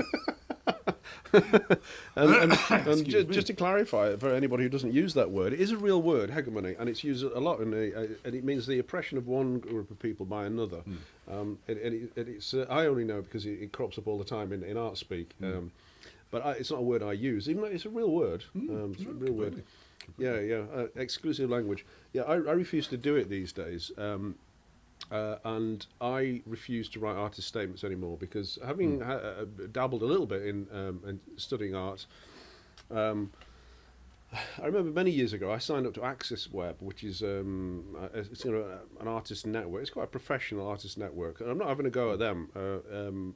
And I remember it was when I worked at the showroom, so it's somewhere between 2002 and 2006. Because it seemed like the professional thing to do, and I filled it in, and then you have to write an artist statement. It stopped me completely in my tracks because I had no idea where to begin with this. Many years pass, and I've never really been. And in the end, I question this idea: why does an artist have to write a statement about the word? And why do they have to use certain language? I was also discussing with Paul and Anthony earlier about why artists are required to do research now. Why they, this kind of creeping academicization of art. Basically, I deal with that by just not doing it. I just say no. And my artist statement now, if you want to look at it, it's on my website, which is just a blog. When I say website, it sounds very grand, which is bolamperspective.wordpress.com. And my artist statement says, "I'm an artist, and this is a statement." And that's it. I'm never writing one. Yeah. And it's not that with me as well that I have an issue over certain types of contemporary art, because I feel if you have to read a small novella to understand the piece of art you're looking at, the art there's hasn't something done its gone job. wrong between the artist and the viewer.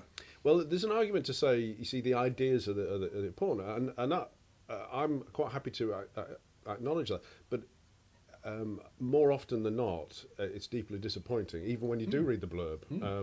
So I do accept the idea that the ideas themselves can be the artwork, and but I mean, the number of times you go in a gallery and you think, what, is that it? Yeah.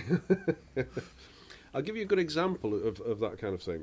There's very few. I mean, I'm going to get hate mail for this because she's absolutely unimpeachable. Which is I can't remember her name. When it comes back to me, again, I didn't think we'd get onto this. I thought it was going to be all politics. I didn't realise we were going to actually start talking about arts and culture. This is the thing, and the reason why I love politics is because what we are teaching people at the moment is that politics is some rarefied thing that happens over there, not here. Yeah. But there's that old saying that if you don't do politics, politics will do you.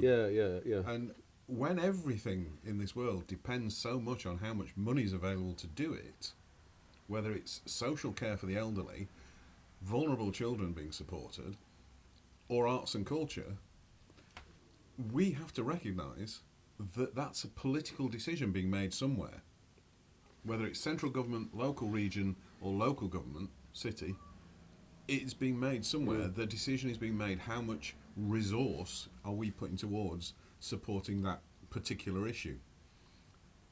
And, there are very few arts organisations that survive purely on a commercial basis. And yet at the moment we have a government that wants that to be more of the emphasis, is organisations being commercially successful, and indeed artists themselves being commercially successful, rather than exploring the bounds of what art is. And both those are legitimate aspects of doing art. But can you have the one without the other? Or does that mean you end up in a position where, it cropped up the other day in an article that Andy pointed out to me, this idea of degenerative art. We're right back to the early 30s and Nazis. Yeah. If we're going to start declaiming one thing as degenerative and the other thing as worthy, it's like having the worthy homeless. and the unworthy Yeah, homeless. yeah, yeah. You know, the deserving poor. Yeah, and the you see, undeserving. my take on that really is what I think is probably a very simple view that the kind of socialism is. And I was talking to my parents about this. It doesn't take much to get me going on this kind of thing. But you see, a lot of people don't understand what socialism is. No. And a lot of people who voted Conservative at the last election, because they don't understand, because the message has been so distorted by our media in this country. But I saw it was a tweet. It was not my explanation, but I have an even simpler explanation of it. The explanation about socialism is that, and this is appropriate to politics and culture and everything, actually, everything. Somebody tweeted this saying, capitalism means anybody can be rich. Communism means nobody can be rich. Socialism means anybody can be rich, but nobody can be poor. Right? And I think that's a good. And I came up with my own was basically socialism means no one gets left behind. And the idea of what I say, going back to the deserving poor and the undeserving poor, you'll always get some people who will take advantage of whatever, and I think that's okay. You just tolerate a little bit of that, because not providing social care, social security, a lot of people suffer. Sure, you'll get some people who will abuse that, and I think, well, okay, that's just tolerable. And the other thing I would say about it's like subsidised transport, public transport subsidised. It's good for everybody. It's good for poor people. It's good for billionaires. You know, and so that they are my kind of simple arguments for socialism and for for public utilities and same thing applies to the arts. Yeah, let's rather than having to justify everything, let's just do some good stuff, and for somebody to say, yeah, let's do that. We've got this money. Let's do this, right? And not say, does it tick this box and that box and that box? And when it comes to abuse of systems, the fact is, the poorer you are, the less able you actually are to take advantage of systems and to play the game. Yeah. If you're on poverty wages and still claiming benefits, and you have to prove A, B, C, D, and E before you even get anything, and then you have to wait 12 weeks before the money starts coming through, how able are you to actually play that system compared to Jeff Bezos and Amazon, who have probably a legal department that spends more money than a small African nation just avoiding tax. Just to avoid tax. Yeah. That is the other end of that spectrum. Yeah, yeah. And that costs the social system far more than we could solve several thousand people cheating at the. Yeah, we could solve the benefits problem. So all we need to do is get Amazon to pay the tax. Well, and then there'd be tons of money. It'd be fine. And it's one of the reasons I'm a supporter of UBI. For those not in the know, UBI is Universal Basic Income, where everybody, irrespective of how much wealth they have and what their position is, gets a fairly nominal sum, but enough money every week to be able to afford the basics. Does away with the whole idea of a welfare state. It is a universal social security that means you can pay for your roof over your head, a reasonable roof over your head, not necessarily if you're in a mansion, but it means that everybody has the opportunity to have somewhere to live, food in their belly, and are able to get around with transport. And God forbid, they might then get a job that enables them to have some of the luxuries in life. But it's a very straightforward system. And when it comes to people who have extra needs, whether it's vulnerability through mental health, physical health, or whatever it might be, frailty in old age, they have top-up systems to deal with that. But everybody gets the basics. And I just think that is such a straightforward way of ensuring that nobody gets left behind. Yeah. And it's just, I cannot understand why we are scrimping and saving on what we're doing now when we could just radically change the world by doing that. Because what we've had in this country, and you know, because I bore you the same old stuff over and over again. Yep. The problem we have in this country is that poisonous individualism that came in with Margaret Thatcher. Yeah, Margaret Thatcher gets a mention, of course. It's all her fault. It's not Can't get through politics without. You No, can't do an hour of but politics the without thing that. is, the truth is that is when things change.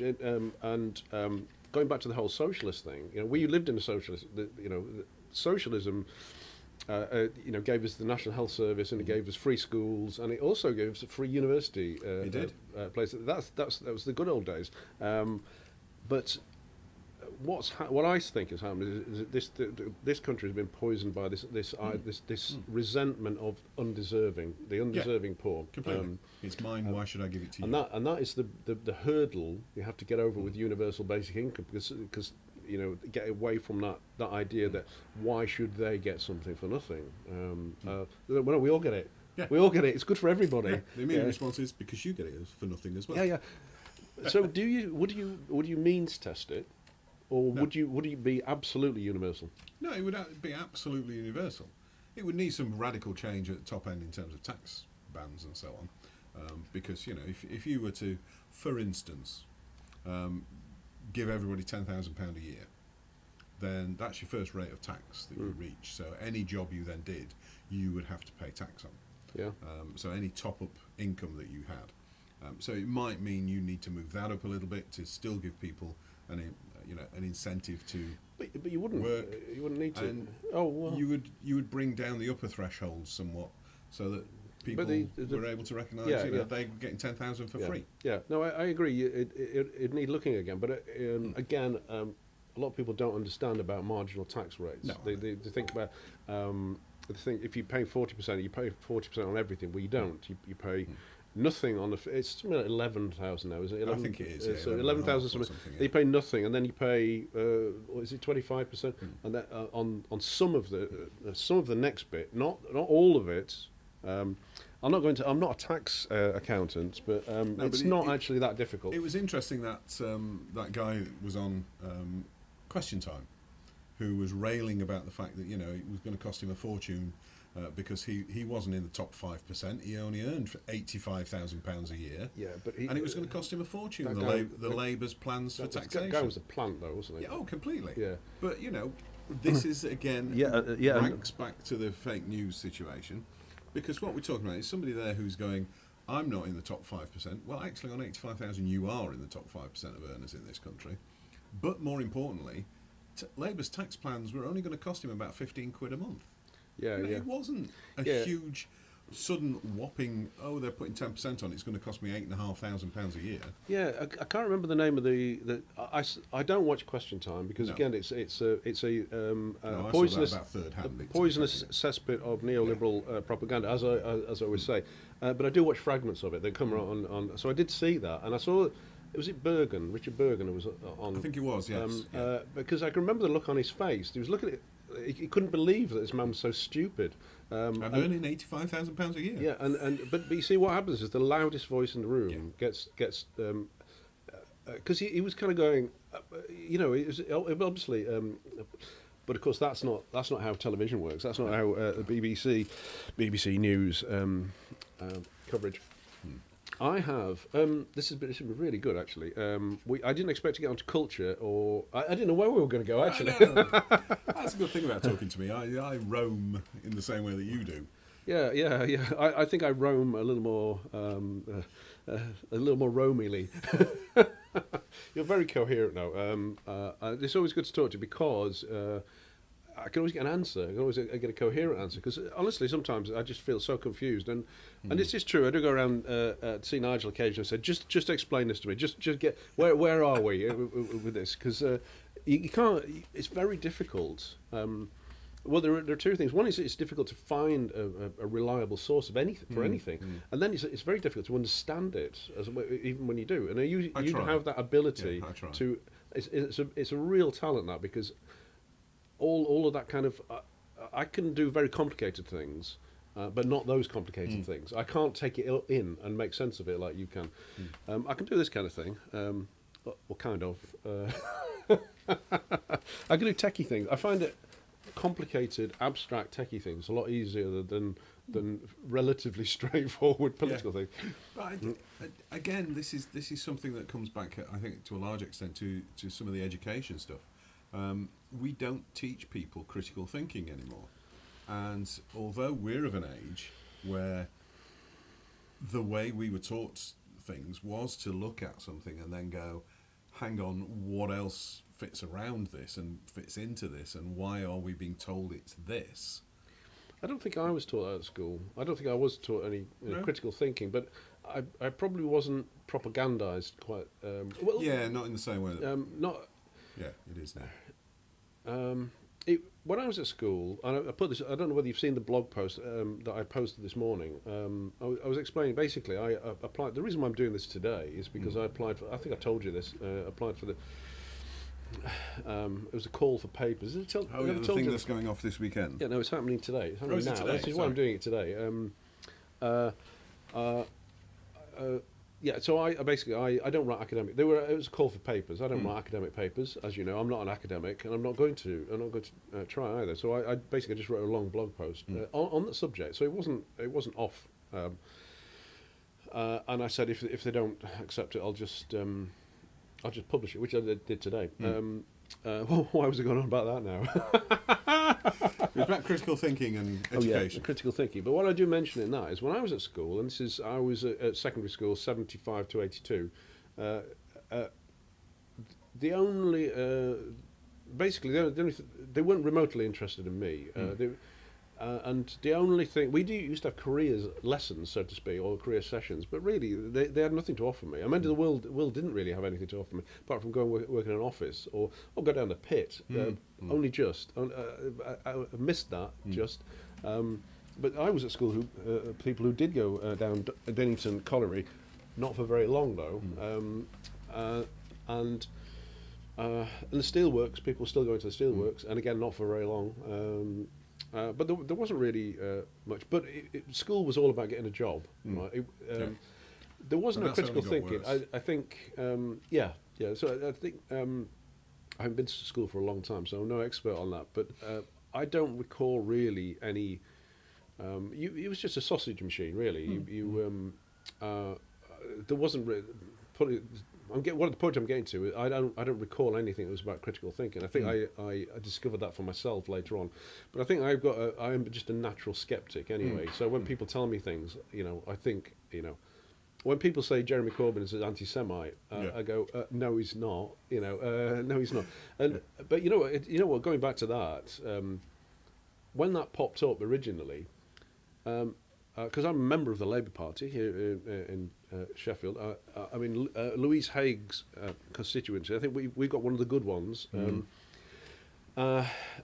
which I've got friends who are... Sorry, go on. I'm going to have to break in. All right. I'm way past time, I should be gone. Oh, right, yes. But also, I do desperately need a natural break now. Right, okay. Well, I'll just finish off by saying... what was I saying? Louise Haig, one of the good ones. Anti-Semitism. Oh, yeah. My mum and dad said to me, said quite genuine question. How does this anti-Semitism, how does it manifest? And in the Labour Party, I said, well, it doesn't. And I said, and what my mother said to me is, how many Jewish people do you know? I said, I don't know. It never comes up. It's not a question that gets It asked. never comes up, right? So I don't know. So the whole thing is just complete bullshit.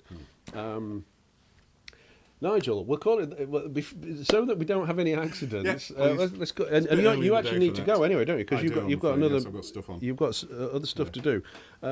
As always, this has been a great pleasure. And time flew again. Yeah, well, it always does, and this is just like sitting in your house. Actually, the only difference is it's not being broadcast to the world. Indeed, don't normally do that from the living room. Yeah.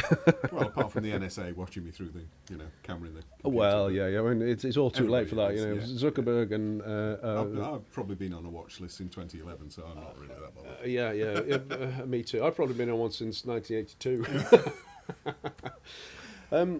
Nigel Slack, active citizen. Thank you once again. That was really good. That was. I wasn't sure where that was going. I shall watch the bits where I was out of the room later on. Yeah, you didn't miss much. No, Thank you, Richard. All right. And I shall. If I can get out. Yeah, I'll have to let you out. Okay. I'm just going to go over to. Should I go? No, I'll go to wide cam, or I could go over to snack cam. Was it my cheese savouries? But that seems to be out of focus at the moment. So I'm going to go over to. I'll be back shortly. Don't go away.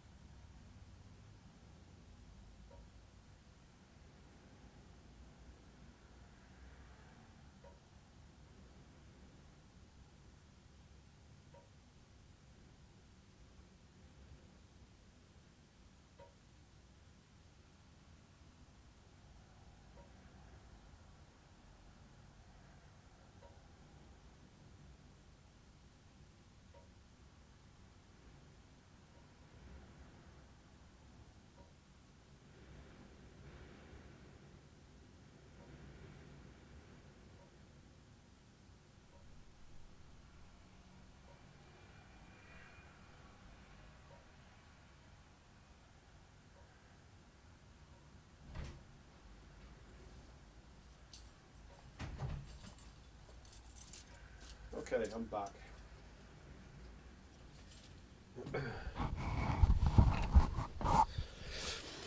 Right, welcome back to Bolam TV. It's all about me.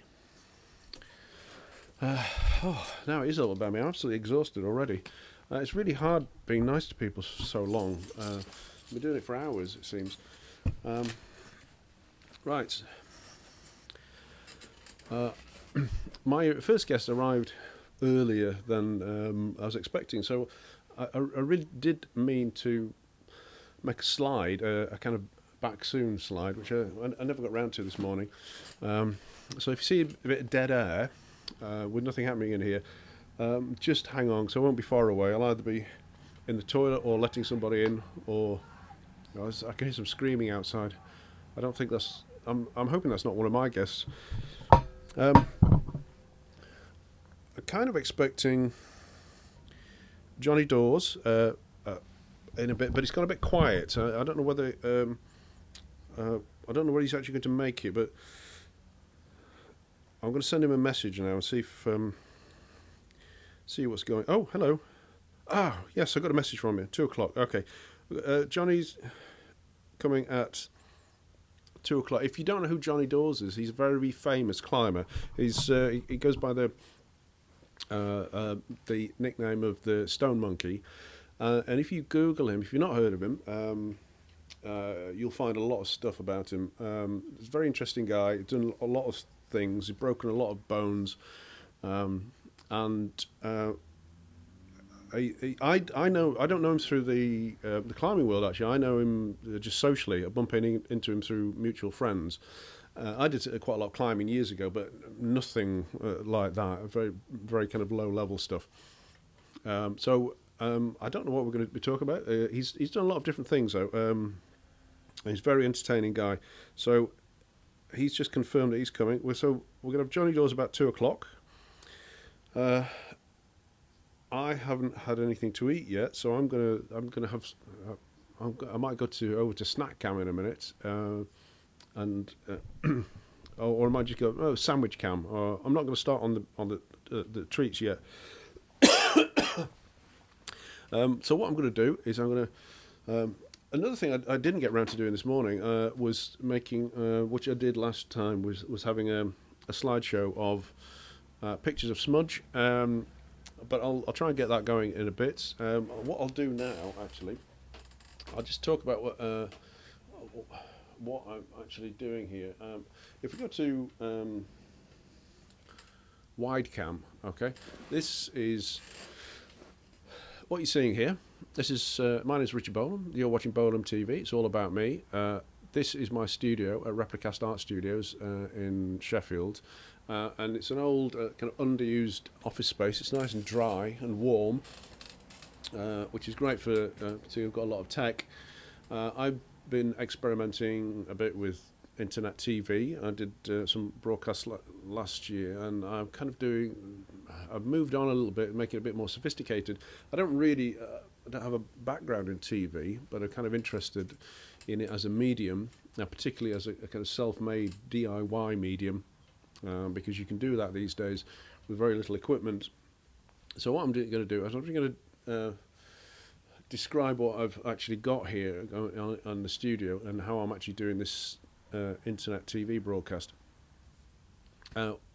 What you can see here, this is all going out through this laptop, and it's using a piece of software called Open Broadcasting Software, which is free and open source.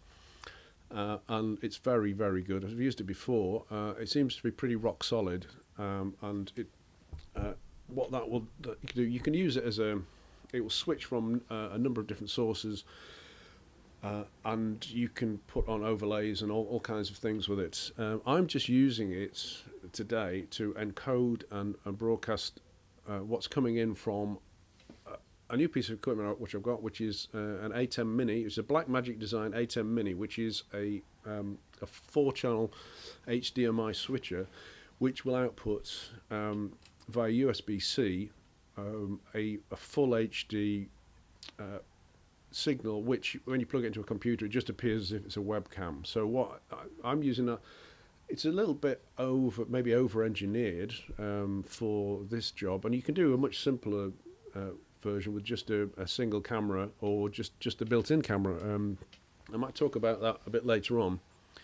But what I should really do is I should take a lunch break until I've got another guest coming. Johnny's coming a bit later than I was expecting. He's going to come in at 2. I've got Martyn Ware coming at 4, and Viv Owen is coming as well later on. So let me what I'm going to try to do now is just put a little, I'm going to try and use,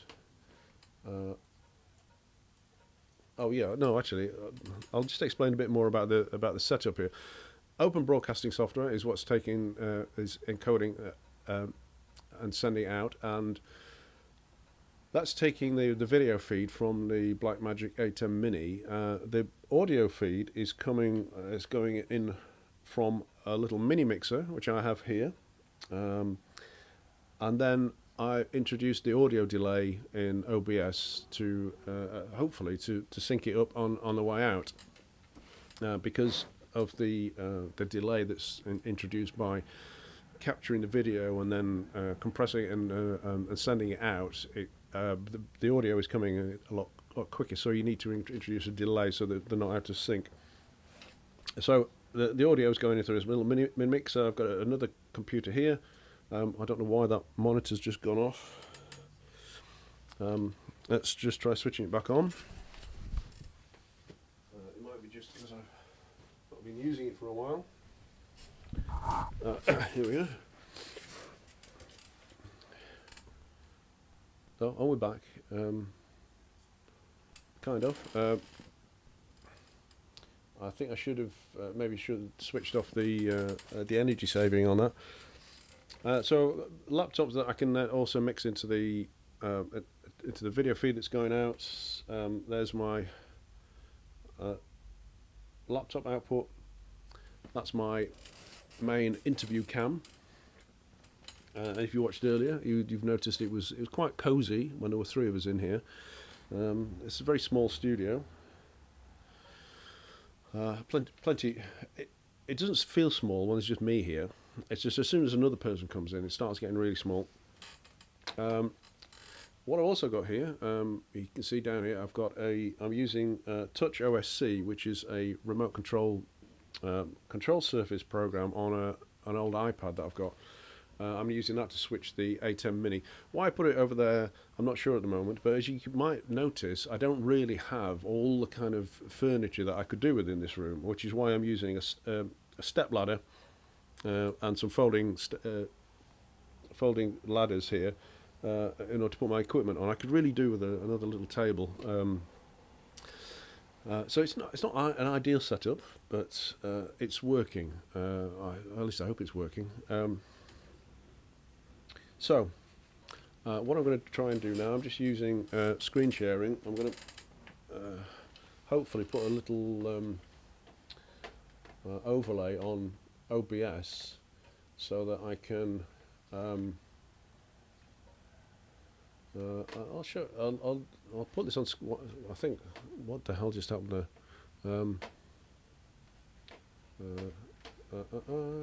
All right. I've just kind of.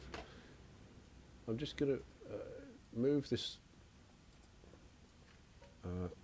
so you can actually see what I'm doing here with OBS. If anybody's interested in this is just fantastic software. What on earth has happened there?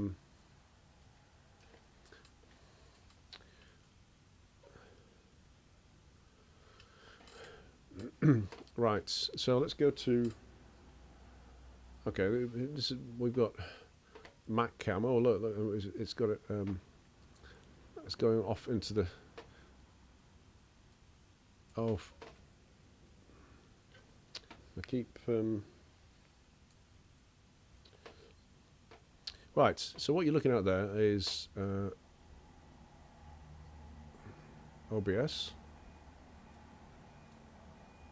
I'm trying to make this window. No, it won't get any bigger than that because that screen's smaller than this one. What you're looking at is OBS there. The reason why you're seeing this this kind of disappearing thing is because I'm actually capturing its output here. So I can just, what I'm going to do here is I'm just going to make drop on a bit of text on here, just so that I can create a back soon. Oh no, not all caps, obviously not. So I can overlay this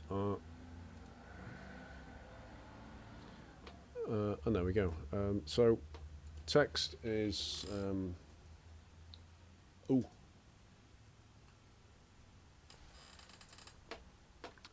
I don't really like helvetical all that much. I generally prefer to use Futura, which is just a safe bet always, isn't it?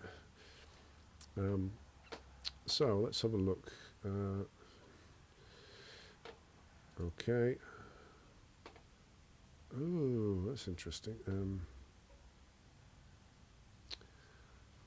There it is. So this is now an element that I can move around here, and I can make it bigger.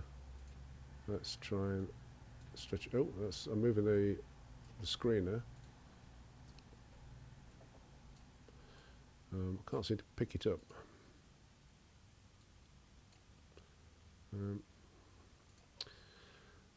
Okay, you're probably seeing.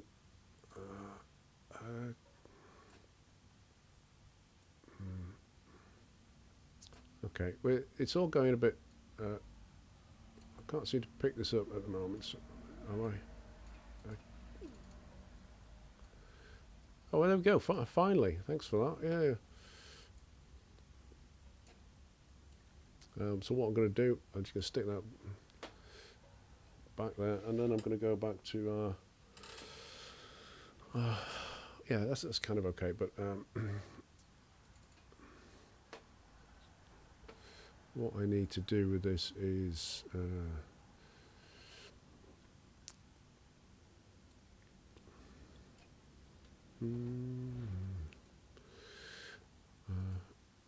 Select fonts. I'll make this a lot bigger so it's not as crunchy as that.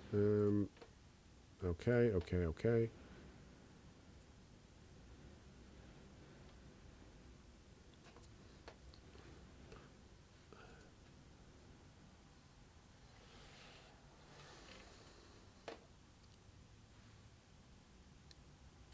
Okay, so what you should see now is an overlay. Back soon. Yeah. That's good. So I'm just gonna turn off the audio for a bit. I'm gonna have some lunch. So I'll see you soon.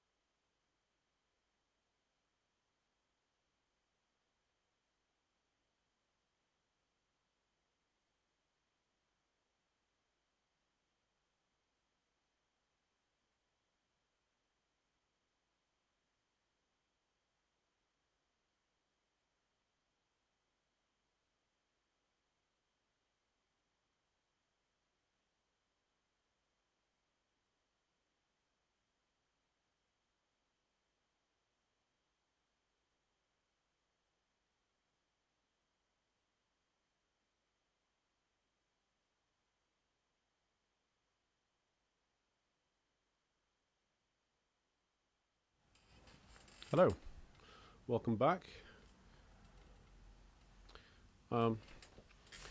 This is Bolam TV. It's all about me. My name is Richard Bolam, and I'm broadcasting live from my studio in in Sheffield. I'm at Replicast Art Studios, on East Bank Road. If you know where the big B&Q is, and on Queens Road, or right behind there. It's not an open studio today because the building's all locked up. But I've got a few guests coming. I'm exhausted already. Talking and being nice to people is just absolutely exhausting. But anyway, I've just had a little bit of lunch. I'm on my own at the moment, but I'm about to make this is going to be radical, kicking and screaming into the 21st century. An attempt to have a chat with my sister, who's out in the wilds of Rushden near Northampton. We're going to try and do a live video link up by via Facebook Messenger. So just bear with me for a moment. We tried this yesterday. It seemed to work fine, but you know, we'll see. We'll see what happens. Anyway, I'm going to try calling her now, and then we'll see if we can see what I can do with this. Okay. So stand by. What I'm going to do first is I'm going to turn on my picture-in-picture on. If only I could. Picture-in-picture, and then I'm going to go over to computer camera. Yeah, it's all working. It's all working fine. I forgot to bring down the test card I made a few years ago. I don't seem to have it, which is why we've still got the High Sierra thing. It's not an advert for Apple, but whatever. So I'm going to attempt to call her now, and we'll just see what happens with this. It's the crazy world of digital technology. So, okay, here we go. It's ringing.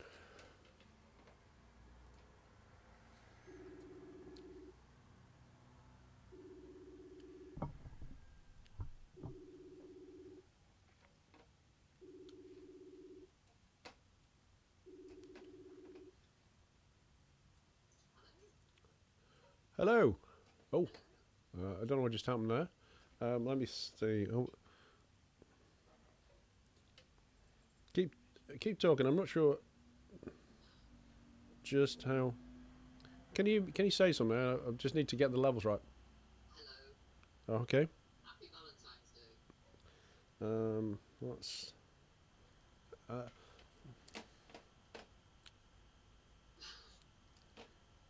yeah. Oh, here we go. Right, keep talking. Happy Valentine's Day. I love the shirt. I can hear you. Love the shirt. Yeah, it seems to be very low. Oh, hang on. Oh, keep talking. Love the shirt. This is Catherine, first time on television. Yeah, I'm not sure about the levels here.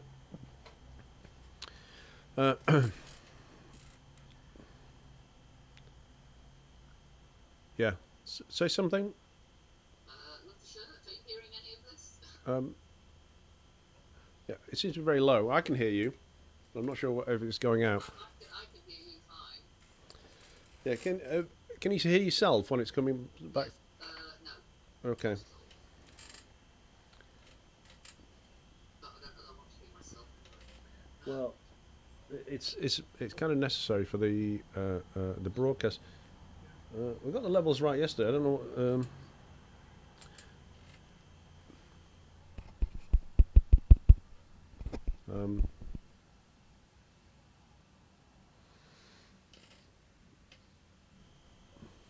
Yeah. Oh, I know what's going on. It's okay. It's okay. Everyone can relax. It's a schoolboy error here. I forgot. It's like the other schoolboy it's one of many. I think Not to take over the camera on. it's. I think basically, yeah. It's because the. Here we go. It's because I'd forgotten to change. Anyway, keep talking. It's not the tape Oh. over the camera. Oh, I can't hear you at all. Oh. Oh, keep talking. About what? All right. It seems to be going out.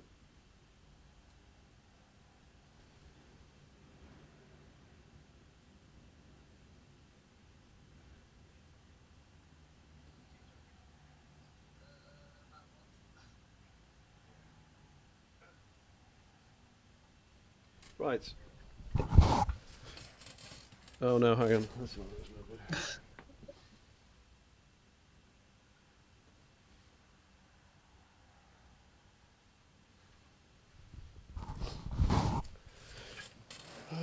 Yeah. Hello. Oh, It was fine yesterday. can you just speak normally? Speak normally. Define normal.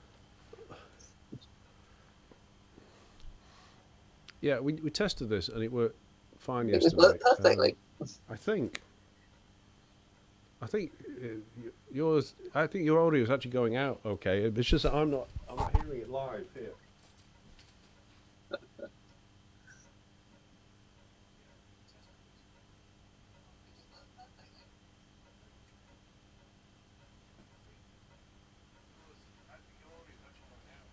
Yeah.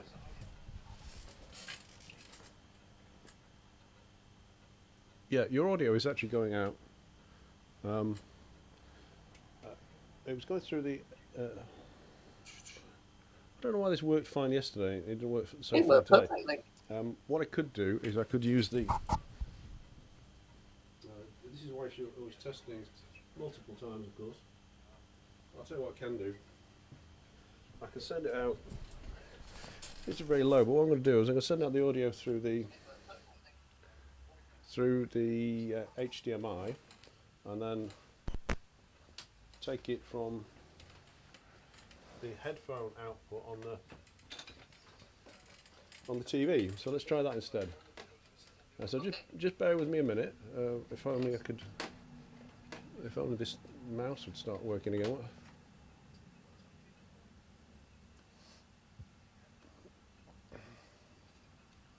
I didn't alter anything between yesterday and today, so I don't know why it's suddenly it was working fine yesterday, and it suddenly started working a different way today.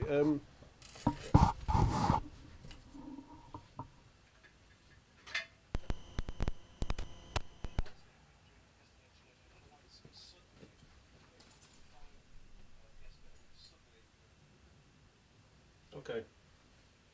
Right. Say something. I didn't wear the tiara. Oh, that would have been nice. Okay, that's Is that better? yeah. I think that's working okay now. I can hear you, and it's going out. So keep talking. Okay.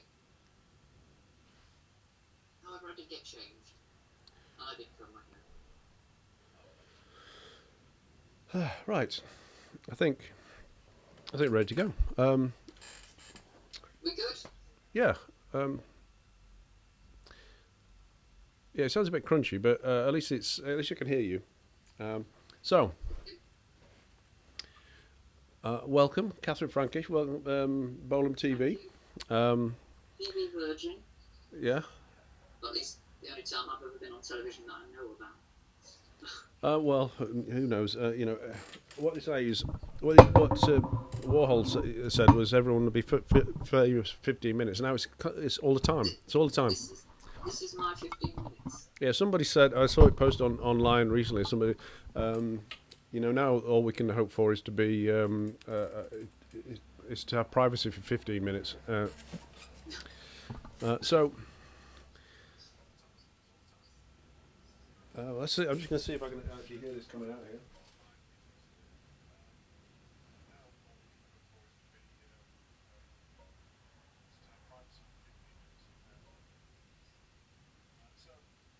Yeah, keep talking.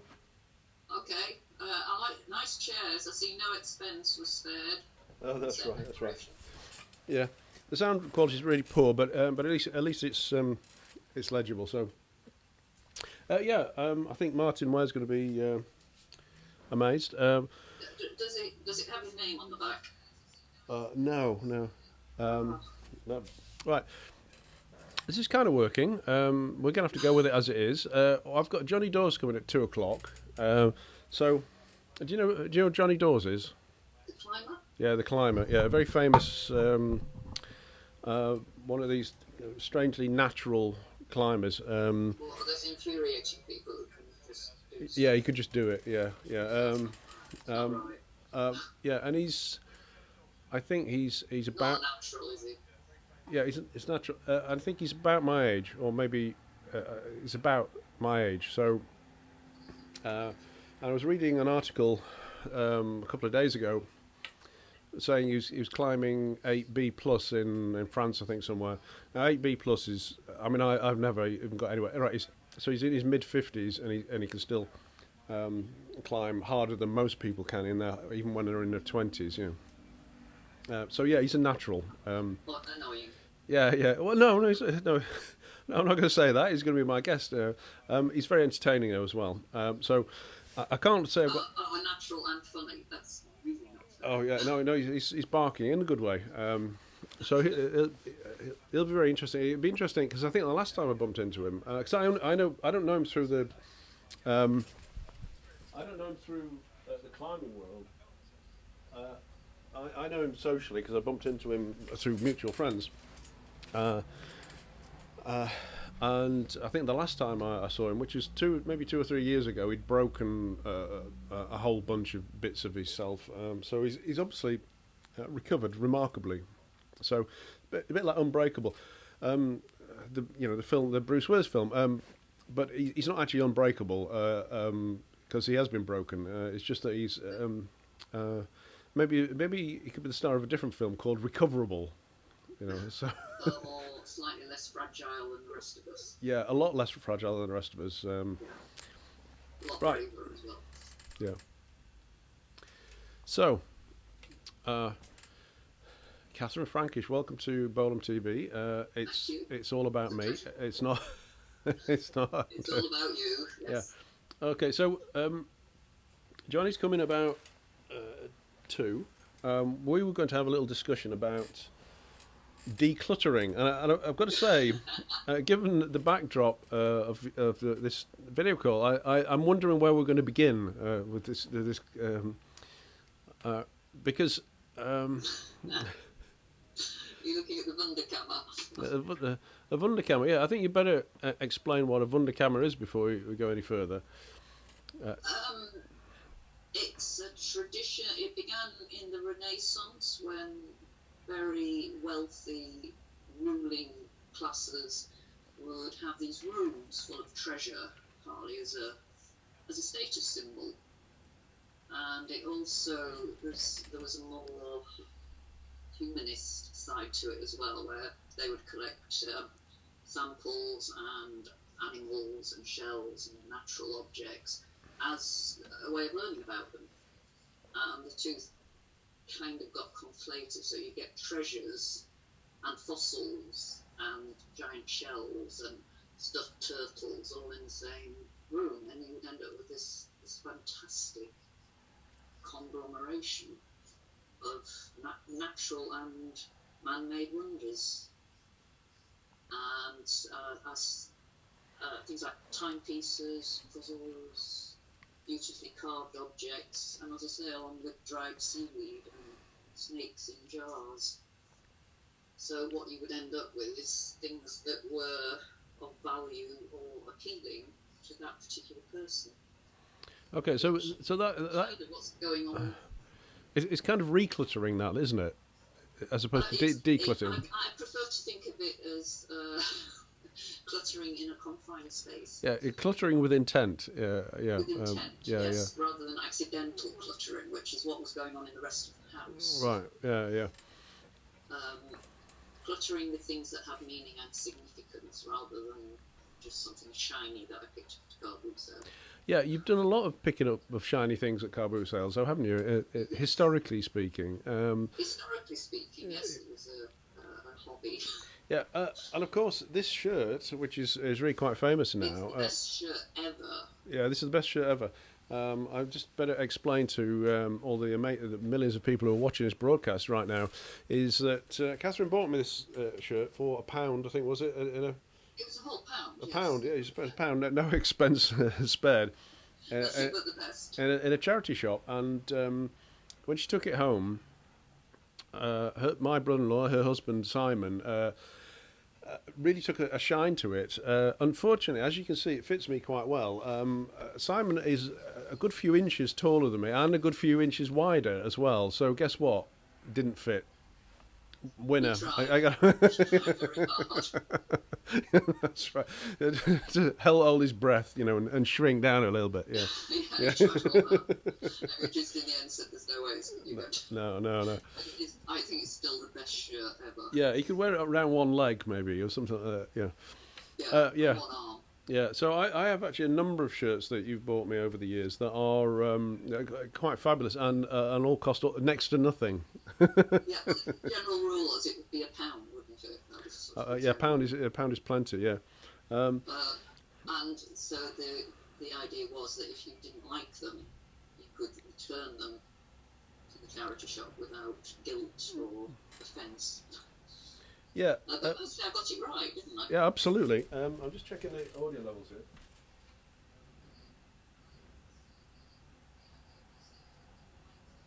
Yeah, it's legible. The sound quality is not great, but I think that's more to do with Facebook than it is to do with what's going on in this room.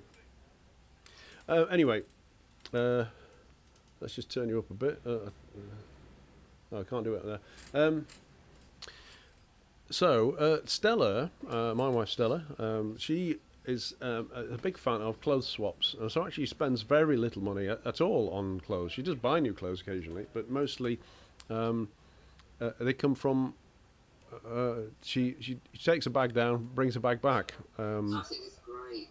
I wish they happened around here. They don't at this point, but I wish they did. They probably do maybe in Bedford or Northampton. In Northampton, which is a lot bigger. But I mean, actually, Rushton's only a small town, really. But it would actually be, surely you would think maybe it's something you need to organise. It did occur to me as I said it. I thought maybe it's something I could start. Yeah, because even though Rushton is only a small town, there are a lot of people there.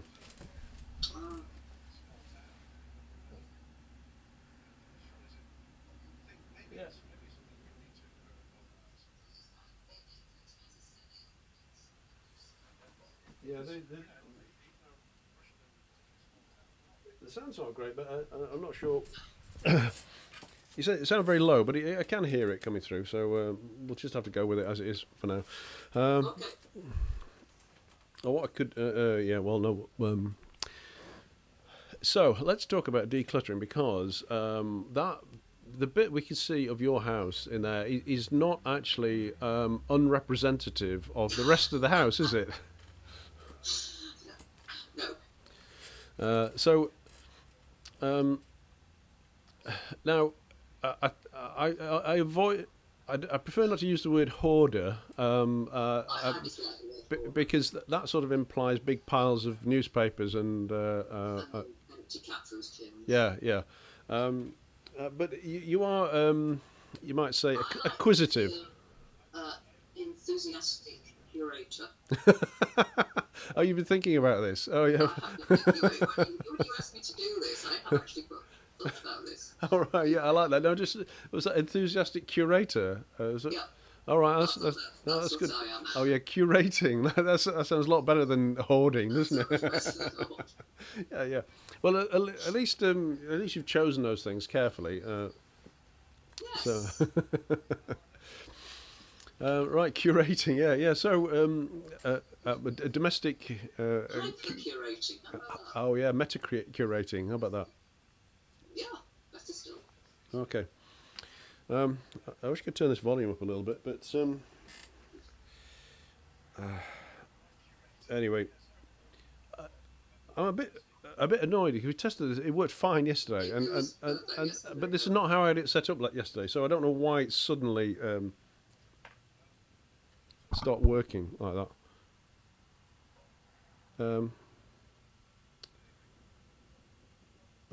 Just a minute. Yeah. Anyway, never mind. So, you were saying to me the other day you've got certain views on a certain declutterer that is quite famous. Marie Kondo. Yeah. What I mean. This is not an attack on Marie Kondo. I mean, what my view is, some of what she says is very useful, and some of it isn't. I pretty much arranged my clothes. I bought clothes. Yeah. My closet women.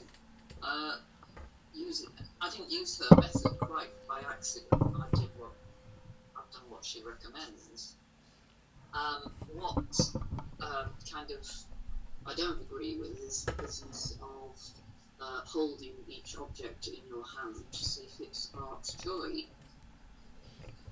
Yeah, I think that could be. I'm going to do kind of an old school method here. Try and pick up a bit more sound from the using a microphone. This is really old school.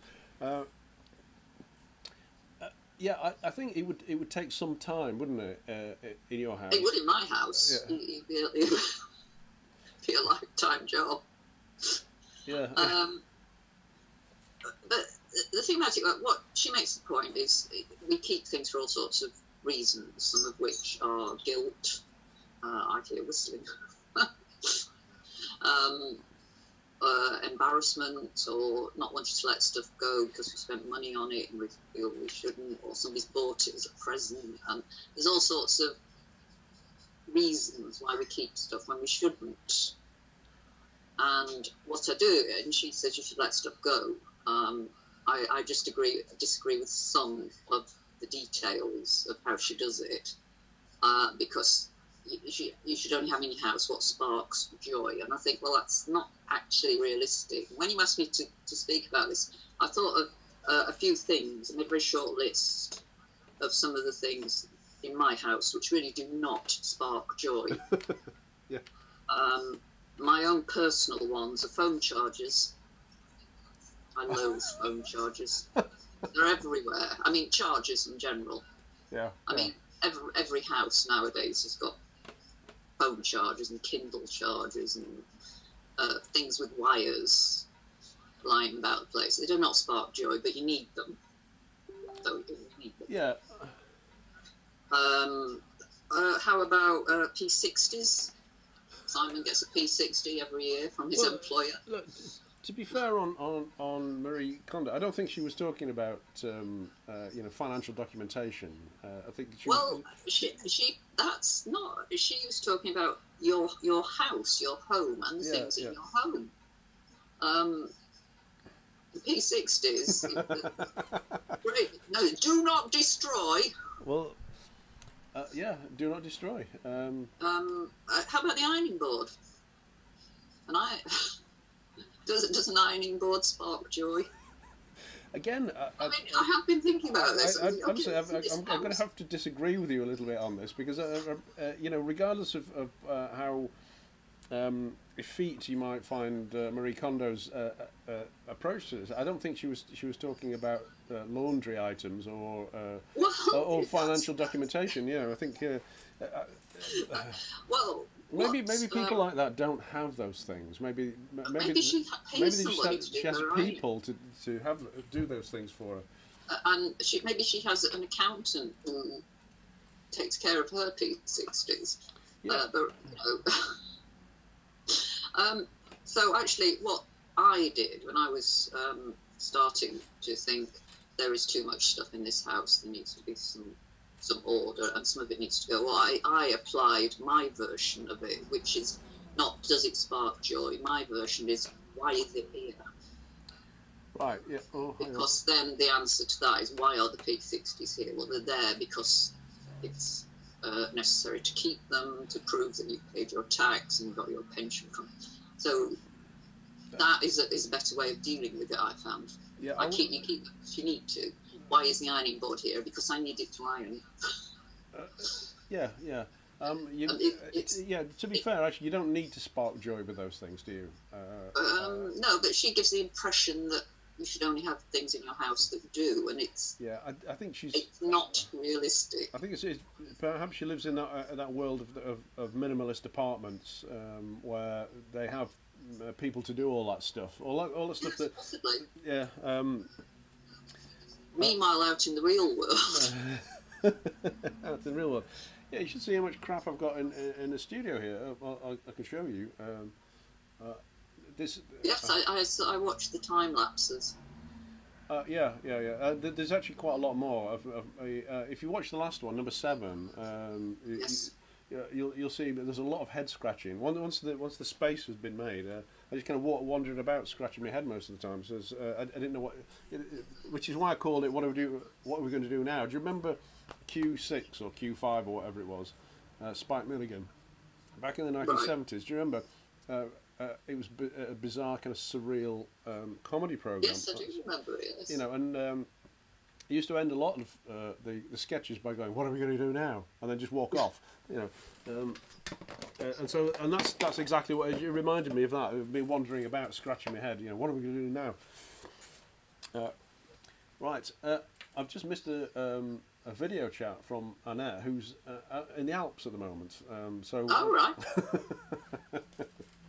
I did. I'm going to see. Yeah, it's. I can't really do 2 at once. This is the problem. We didn't test that yesterday. Well, I wasn't expecting 2 at the same time. But what's the thinking is maybe if we get a 3-way conversation going. But it looks like you can only do 1 at a time by the looks of it. Oh, okay. So I'll try and get back to it in a bit. I might have missed my window opportunity there, but I'll show you the photograph that she just sent me. What can you? If I put this on, hello. If I put this on, oh, what just happened? Oh.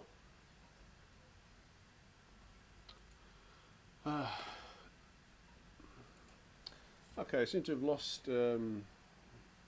Lost our live feed from Rushden because Firefox has just quit on me. So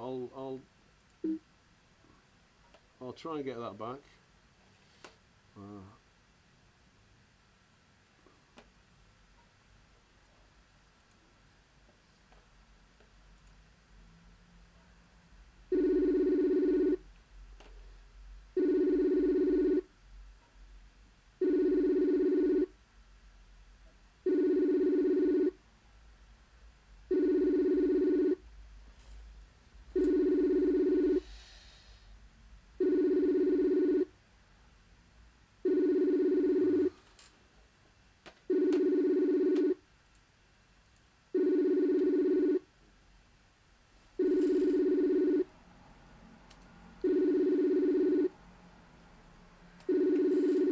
Okay, I seem to have lost my live feed there. The Firefox quit unexpectedly, and I'm trying to bring back, so just bear with me.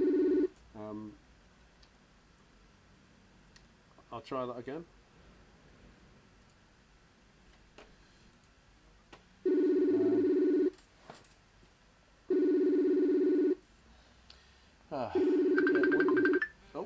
Oh, hello.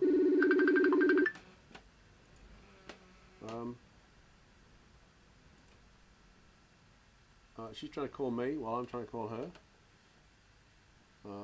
This is. It's all was fine yesterday, and now it's.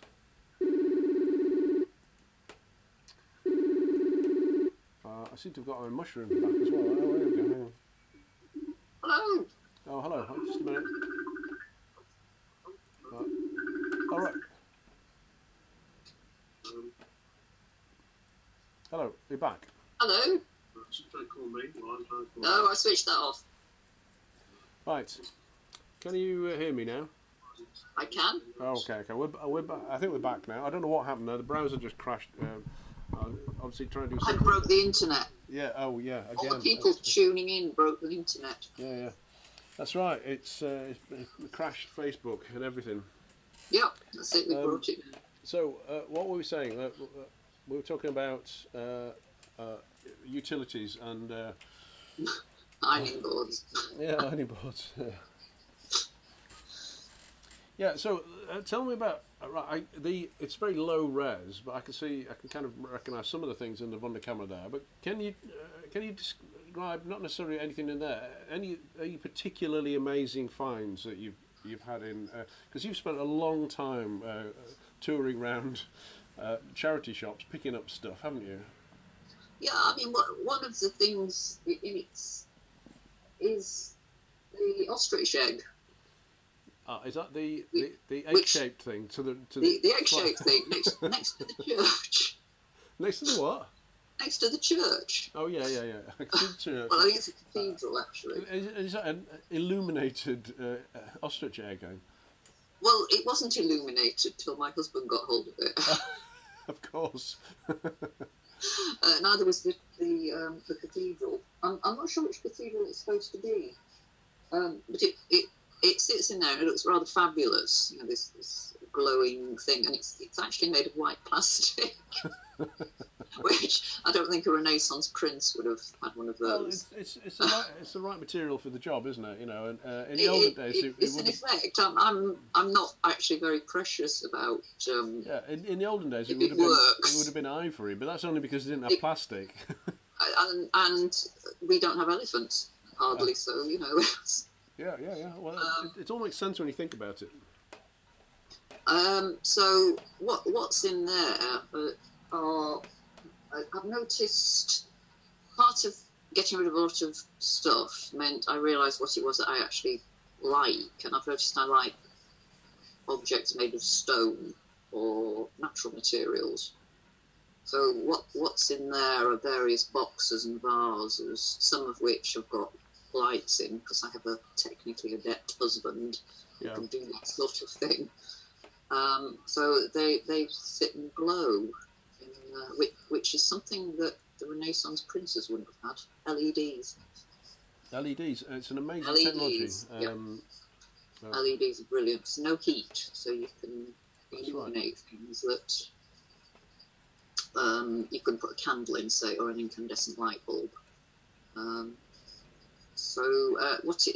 There are quite a lot of natural objects. There are also there's a skull that came from the ossuary in the Czech Republic, and that kind of thing. So that has significance to me because that was an amazing place. Is this a real human skull? No. Oh, no. Shame. I do draw the line. No, it's a cast resin skull. But it's the kind of thing they would have had, possibly converted into a pot with a. So you could.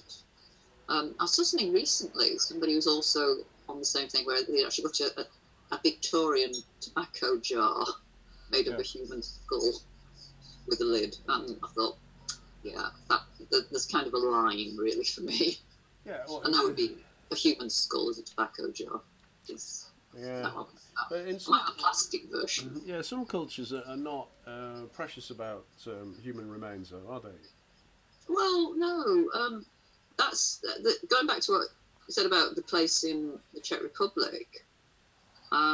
We were asked if we'd like to go and see this place, and it's famous. It's a World Heritage Site, and you go in to this, and you go down these stairs into a catacomb that's just stacked with bones. They're all beautifully arranged. Yeah. Okay. And there's plaster cherubs nursing, just holding a human skull. And the impression is, it's actually quite cheerful. Cheerful. Very accepting. Yeah. It's just the reality of it. It's just, okay, we're all going to die. We'll just stack these bones up. It was not, what it wasn't was depressing or upsetting. You just think, it's okay. In a way that perhaps visiting somebody I know has visited the killing fields, and I can imagine that would be very upsetting. But this wasn't. People wanted to be buried there. They wanted their bones to be there. Yeah. It was an honour. yeah, as opposed to As opposed to they've been murdered, died because they've been tortured, which is, I think, quite a different take on it. And that's one of the things. Lights. There's lots of animals I've noticed. Carved eggshells. There's some saints, plaster saints. They've mostly come from car boot sales again. I have a liking for plaster saints. Plaster saints, yeah. I can't resist a plaster saint. Yeah, that's a phrase I've never heard before. What's that? I can't resist a plaster saint. Yeah, I'm a sucker for a plaster saint. And that's religious. There's painted eggs. There's a tiny bird or automaton in a cage. It's very simple. That's something that would have been in one of the original versions if they could get one. Musical instruments. Yeah. Watches. Admittedly, mine's a Honda rather than a handmade, beautiful fob watch. But there is a watch in there. Some of it's just a bit, but some fans, carved ivory fans, clocks, a knitted fossil. A knitted fossil? It's knitted, yes. Well, I a thought knitted ammonite, because I just couldn't resist it. Okay, They I was under the impression they were formed geologically, but no. I didn't realise they were actually knitted. Or it might be crocheted. Oh, no, well, that's completely different. No. That's a completely different. So some of it I've just had some fun with. Just if it seemed to be in the vicinity of what might have been there in an original one, I've let it go. But yes, it's this is. I can try and take you over. Whoa! Shall we go for a walk? Yeah. I don't know if the wire's good.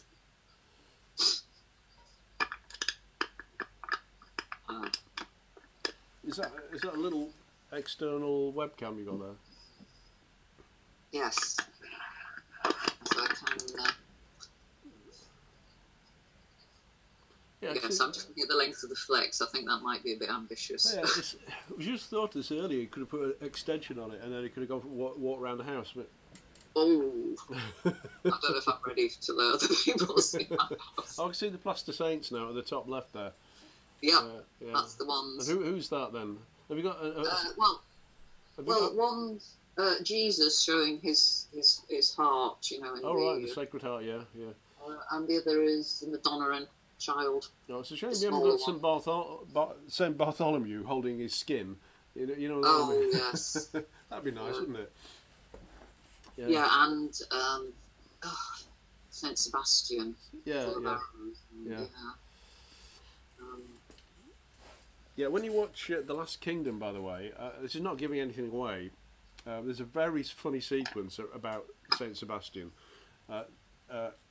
It had me and Stella in stitches. It doesn't really sound like the kind of thing, but you'll see when you get to that point. When I get to it, yes. It's quite early on, but the Danes didn't really understand Christianity in the ways that Alfred the Great did. But anyway,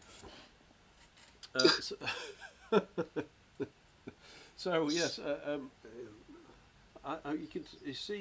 you can see the whole thing. Where are we? There we are. I might put you on. I'll just use the. There we go. Now you should be able to see yourself as picture in picture after a few seconds. And here I am. Just hang on a minute. You'll find you'll appear. This is the wide shot. This is basically the clutter shot. There we go. Can you see that? Yep. Yeah. This is the. actually it's remarkably clear at the moment, but it still feels incredibly cluttered. It's all right till you have to move anything and do anything. But I got rid of a load of. You can see them. Let's have a look. You can see them on the back shelf there. I've still got some old Macs. I got rid of last year. No, it wasn't last year. The year before last, May, when we did Open Up Studios here, which is a citywide open studios event around Sheffield. I don't usually do that kind of thing because I don't sell, prints and greetings cards and stuff like that. So I didn't know what I was going to do, but so I thought, well, what I'll do is I've done a lot of work with computers, so I'll just get a load of them out, just get them running. So I don't actually know what I'm going to do, and people will turn up. You just talk about what you've done. And what I found was that this is not last May, the May before. They're getting so old now. Most of them don't work anymore. So I couldn't do that. And so it took a while, but in the end I decided to get rid of them.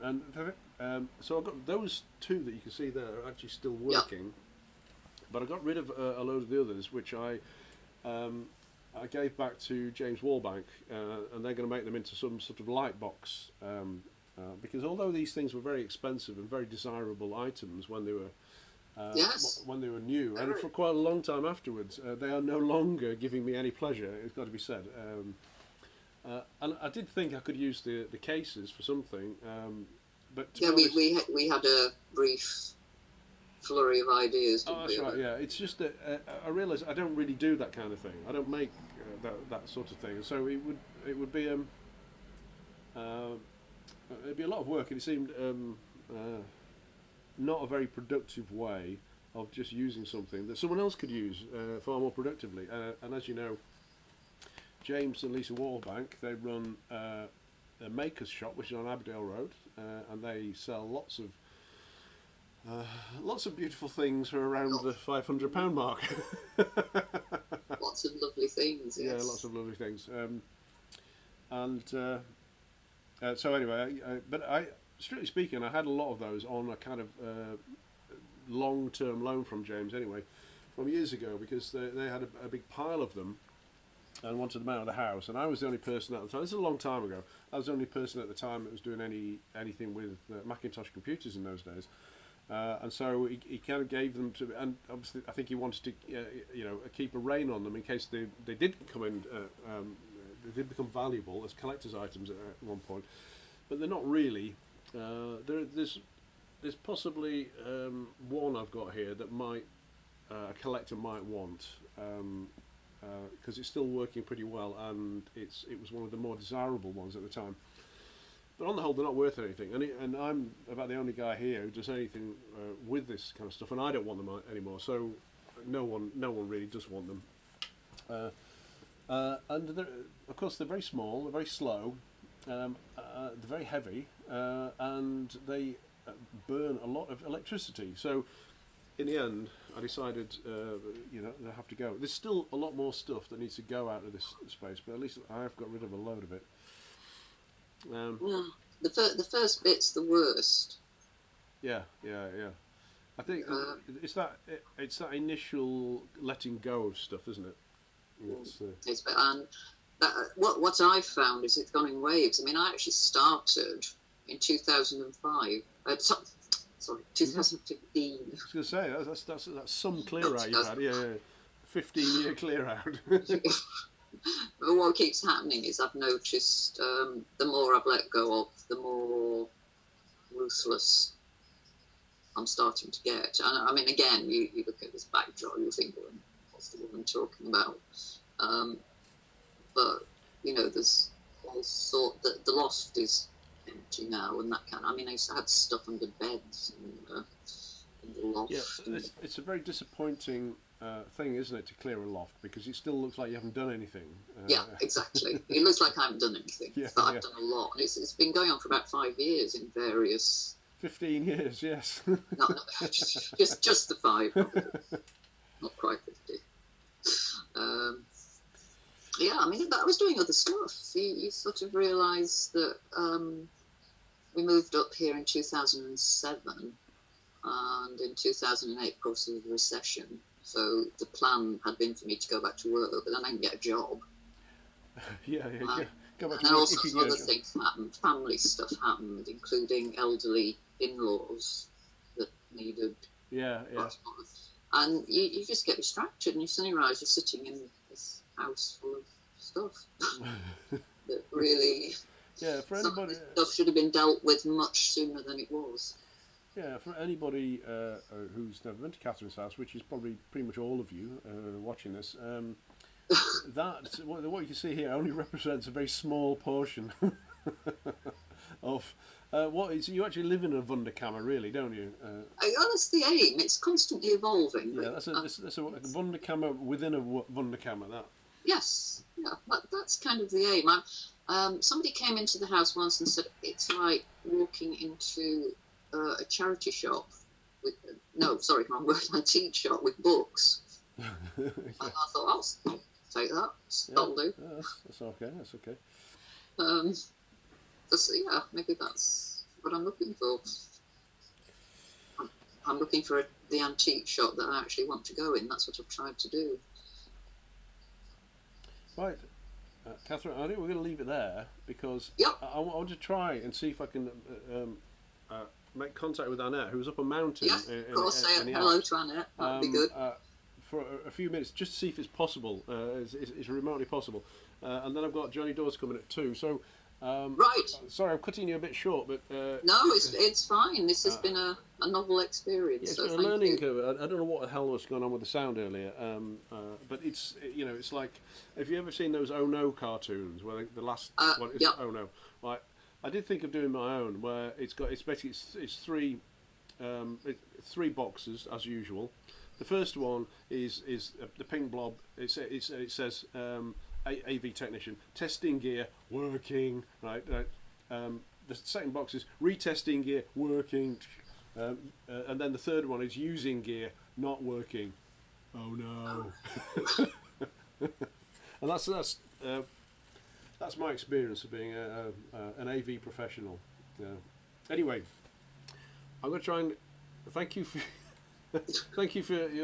the rather low res Wunderkammer there. And I'll tell you what. I'll send you a picture. yeah, send me a still, and I'll put it on in a bit. And in the meantime, I'm going to try and ring Annette, who's Yes. Say hello to Annette. skiing in the Alps. And she did try and call me earlier, so I don't know whether she may be back on piste. I don't know. We'll find out. Right. Well, thank you for the experience. Right, thank you, caller. Now piss off. All right. All right, love. Okay. Okay. Bye. I'll talk soon. Where am I looking? Yeah. Yeah. Yeah.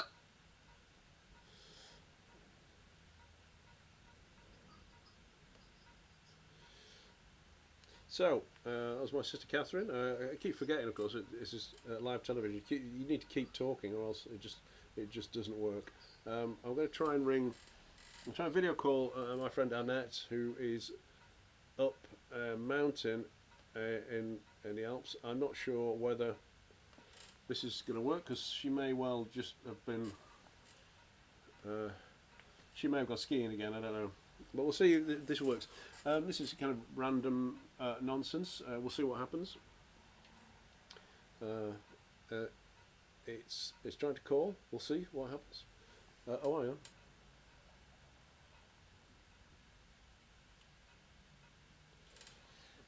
on. It's ringing. No, it's not actually ringing. It's in contacting. I don't know whether this is going to work.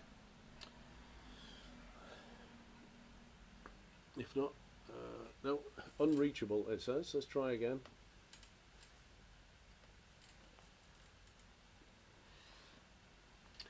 In the meantime, I suppose I better do a bit of filling here.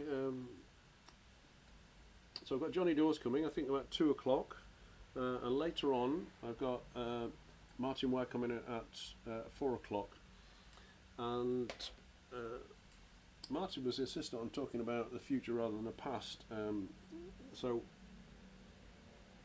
I've got a very pessimistic view of the future, so let's see what he's got to come up with, apart from apocalypse.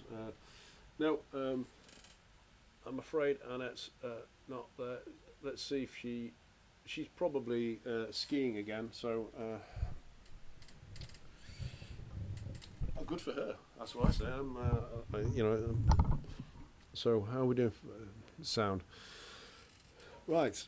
What I'm going to do, I'm going to take a short break now, and I'll be back with you very soon. And I might take a break until 2 o'clock. Hopefully John will be here by then, and maybe we'll try and get Annette in at some point. Okay, so don't touch that dial. I'll be back soon.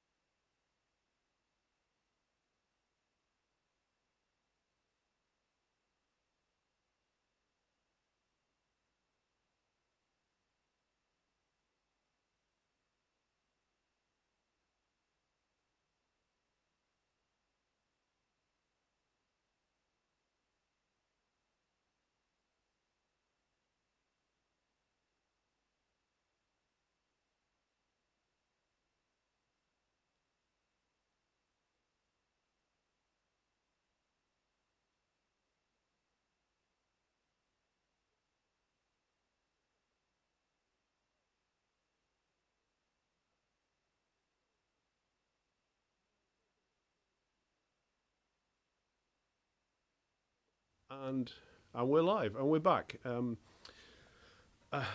Welcome back to. You're watching Bolam TV. It's all about me, and as usual, it's not really about me at all because I have another very special guest. I've got the Stone Monkey himself, Johnny Dawes, a very famous climber that a lot of you probably heard of. I know Johnny not through the climbing scene at all, even though I did used to climb a lot when I was younger. Nothing of any significance. But I actually know you socially. We met socially. So what I'm going to talk to you about is... Where did we meet mostly? I met you, I think, at Access Space. Yeah, that's what's going through my mind. Yeah, how did you know Access Space? So we probably met through a mutual friend. Making films, I imagine. Oh, yeah. Were you a filmmaker at that point? Well, yes, yeah. Well, I guess media producer is probably better.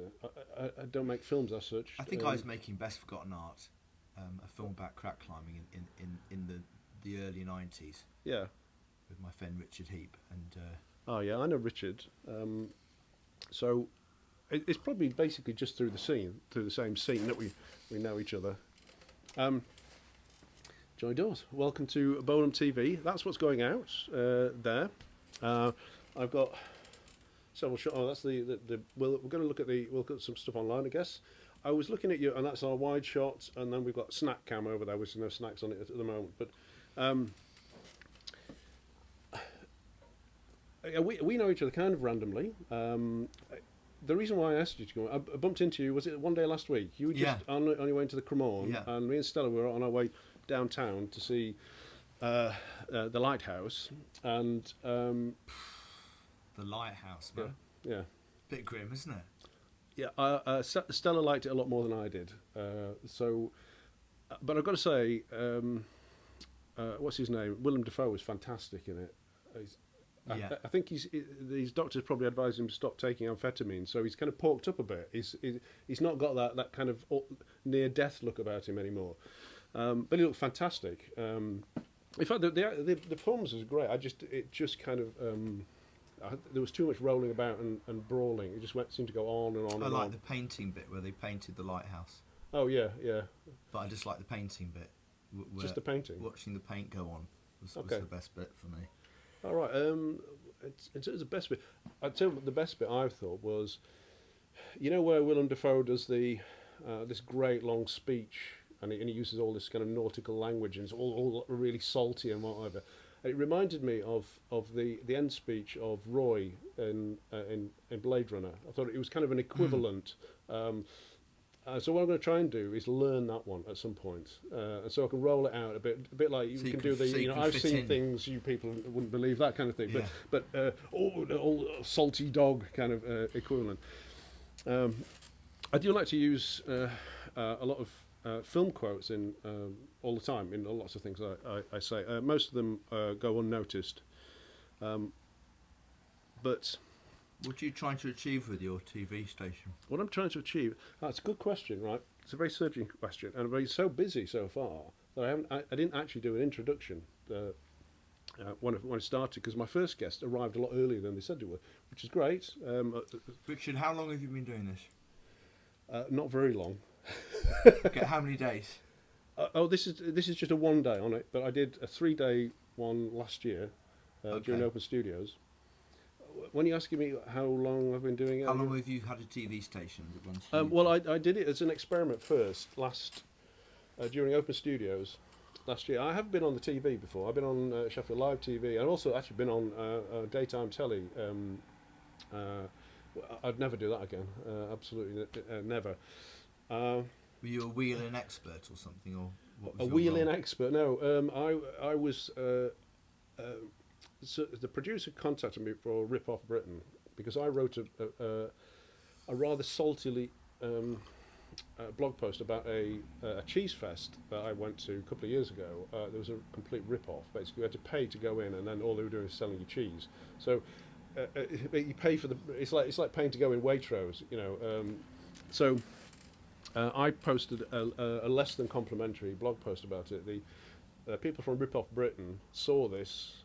They contacted me, and persuaded me to do a little video segment. But I've got to say, it's the most boring thing I've ever done. It only took 5 hours, but it felt like it was a week. And the problem is, you're not allowed, because what I wanted to do was recommend local businesses, but you're not allowed to do it on the BBC. And you're not allowed to swear because it's daytime television. Now, if you've ever read anything I've written, I like to swear, right? Fairly outspoken. So I couldn't use my own voice basically, and the whole thing was just incredibly boring. I would never do it again. So I've been on TV, not really as a presenter. I'm not really that type. We're not talking about me anyway. You're the guest here. Let's get back to you. But you did ask me the question. No, just interested. I want to do live stuff out of my. I'm teaching climbing coordination. Right. Okay. Just as sort of setting up entertainment for kids at one end. Yeah. For doing really precise coordination training at the other end. Yeah. So knowing when to move, and knowing what, how, and when to move. Right. So pure coordination. I looked at your Twitter profile, and the first thing it says is movement coach.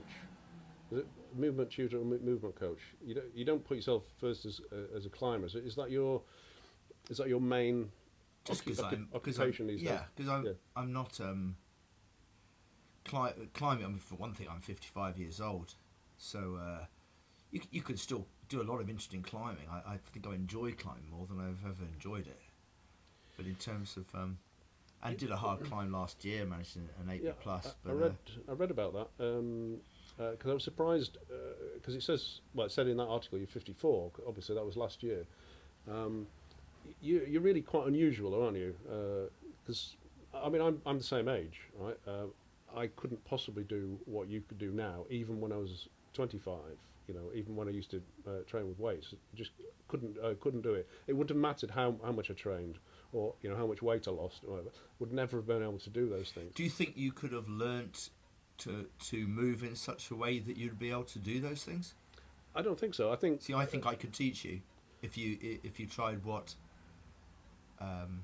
It's like learning the guitar. You need to hold it right. You can't hold it. Well, you can hold it behind yourself, can't you? If you're Jimi Hendrix. Jimi Hendrix, yeah. But I'm not Jimi Hendrix either. But no, it'd be interesting to.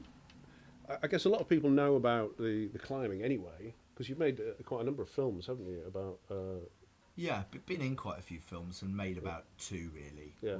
One made the script for, chose the shots and the segues and the music and so forth. A film called Stone Monkey, and another one I did was about crack climbing called Best Forgotten Art. But it was in the early days of video technology, and I don't know, took a lot of work. It was an interesting experience, but I wouldn't want to go through it again. It's like publishing a book, basically, the first time you do it. Yeah. You see, one of the things that interests me about the television thing is doing things live, doing it in one take, so that you don't end up with the post-production, the balls aching, because it's easy to shoot stuff, but it's dealing with it afterwards that's the real problem. The reader has to sit through. If we're not saying interesting things, the watcher has to go through all that pain. Yeah, but that's why I choose my guests so carefully. So interesting. What are you interested in me, Richard? What do you want to ask me?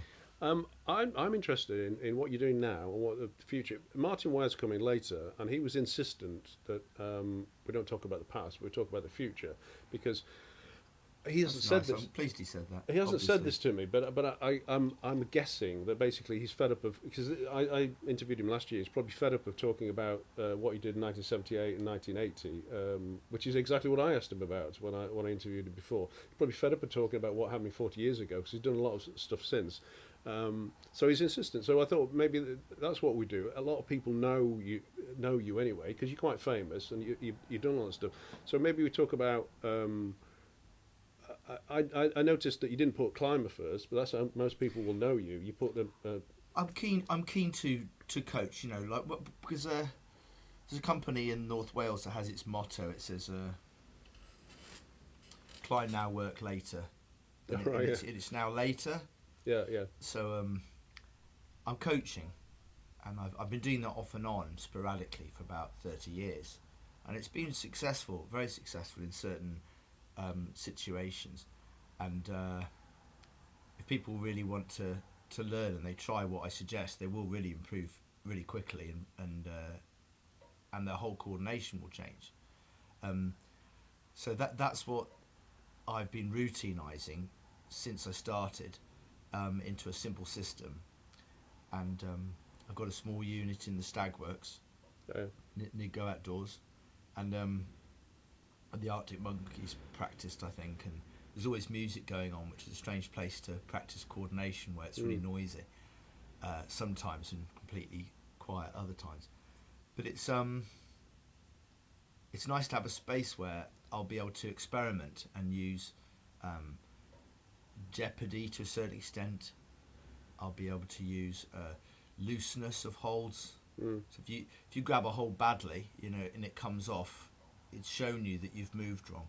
The difficult thing I think about climbing on solid holds in a climb wall is that you don't know if you've done the move properly, and particularly if you've got 4 limbs. So you need to take away limbs, take away grip, and then people can see what they're doing right and wrong, and then you can coach them. So coaching's the way I'd like to make my living in the medium term. But there's loads of things I'd like to do in the long term if things are successful, which they've got every chance of being, if I do the right things. So you say you've been doing this coaching on and off for quite a long time. It's about 92. So I mean, what is occupying your time? How is it split at the moment then? Well, the last few years I've been writing a lot, so I've been simplifying the format for a short book, a manual, come app, and the other one is a series of writings, quite a lot of storytelling, and that points towards coordination and how to climb well, but goes wherever it wants. So within that, there's been some animal rescue stories, some poetry about racetracks, all sorts of stuff. Poetry about racetracks. Yeah, about the limit. The limit of the club. No, but there is that. I remember that. It's nice to remember the limit, isn't it? Yeah. 84. Yeah. I bet you we hung out on the limit. No, I never went. No. I liked the limit. It was good fun. It was the right size. So you met people, but it was also quite exciting. Yeah. 83, 84. That's a long time ago. Yeah. It's on Westry, wasn't it? That's right. I can't remember exactly where, but I know there's. I think didn't Neil Anderson write a book about the limit? Oh, he certainly is. Do you know Neil? He's kind of a local historian. He's written quite a lot of stuff. Let me. In fact, we've got the magic of the internet here. Yeah, I keep thinking, I can't remember what it is, but I don't need to remember because you don't need to remember anything anymore. I read that. I think you do. Yes, yeah, you do. You need to forget things as well. I think there's so much. The amount of things we have to remember which are not useful to remember. For instance, we're connecting to so many things on the net. You've got WhatsApp, Messenger, messages from your phone. You've got email. It's really difficult to know. When I tried to find our communication, I couldn't quite remember which mode it was. Some I've got access to when I'm in my space. Some I haven't got access to, when I wander around. I prefer meeting you in the street. Yeah, well, me too. It's just the problem with this building though is it's locked, and so there's no reception. So we got our wires crossed a bit, but you're right. I went looking for a comment. Martyn, who's coming later. And I think, well, I'm sure he said something to me about this, and I can't find it whether it was on an email or where it was. And it's on. But you're right; it gets very confusing because you don't know. Sometimes you can't find things. You know damn well it happened, but you've got so many channels of communication. I stopped signing up to things. I don't do WhatsApp, and it's not that I have anything particularly against it. It's just that I've got too many things going on already. So I generally stick to use Facebook a lot. And Twitter, and and WordPress. Right, try to publish things on WordPress and try and keep it. I know also got Instagram, but I hardly ever use that. What's good about WordPress? Well, it's I mean, basically you can make a website with it. So it's just a blog, but that's what I use for my webs. I mean, I call them websites, but they are. So my website is bolamprospective.wordpress.com. Bolam's quite an unusual word. Where's that come from? It's my name. But is it what part of the world is it from? It's from the northeast. There are two places called Bolam.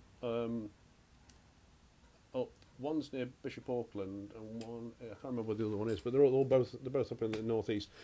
So, my dad's name, of course, and he's from that part of the world. If you go, well, I went to Teesside Poly briefly when I was 19. If you go there, it's the only place it's the only bit of the world where you don't have to spell your name because they know how it's spelled because of James Bolam, the actor. And when I met my this is the story to tell. When I met my wife Stella. When we swap first names and we swap second names, of course. As you get, I said to her, "Oh yeah, it's Bolam, Bolam," and I said, "Don't worry, no one gets it right."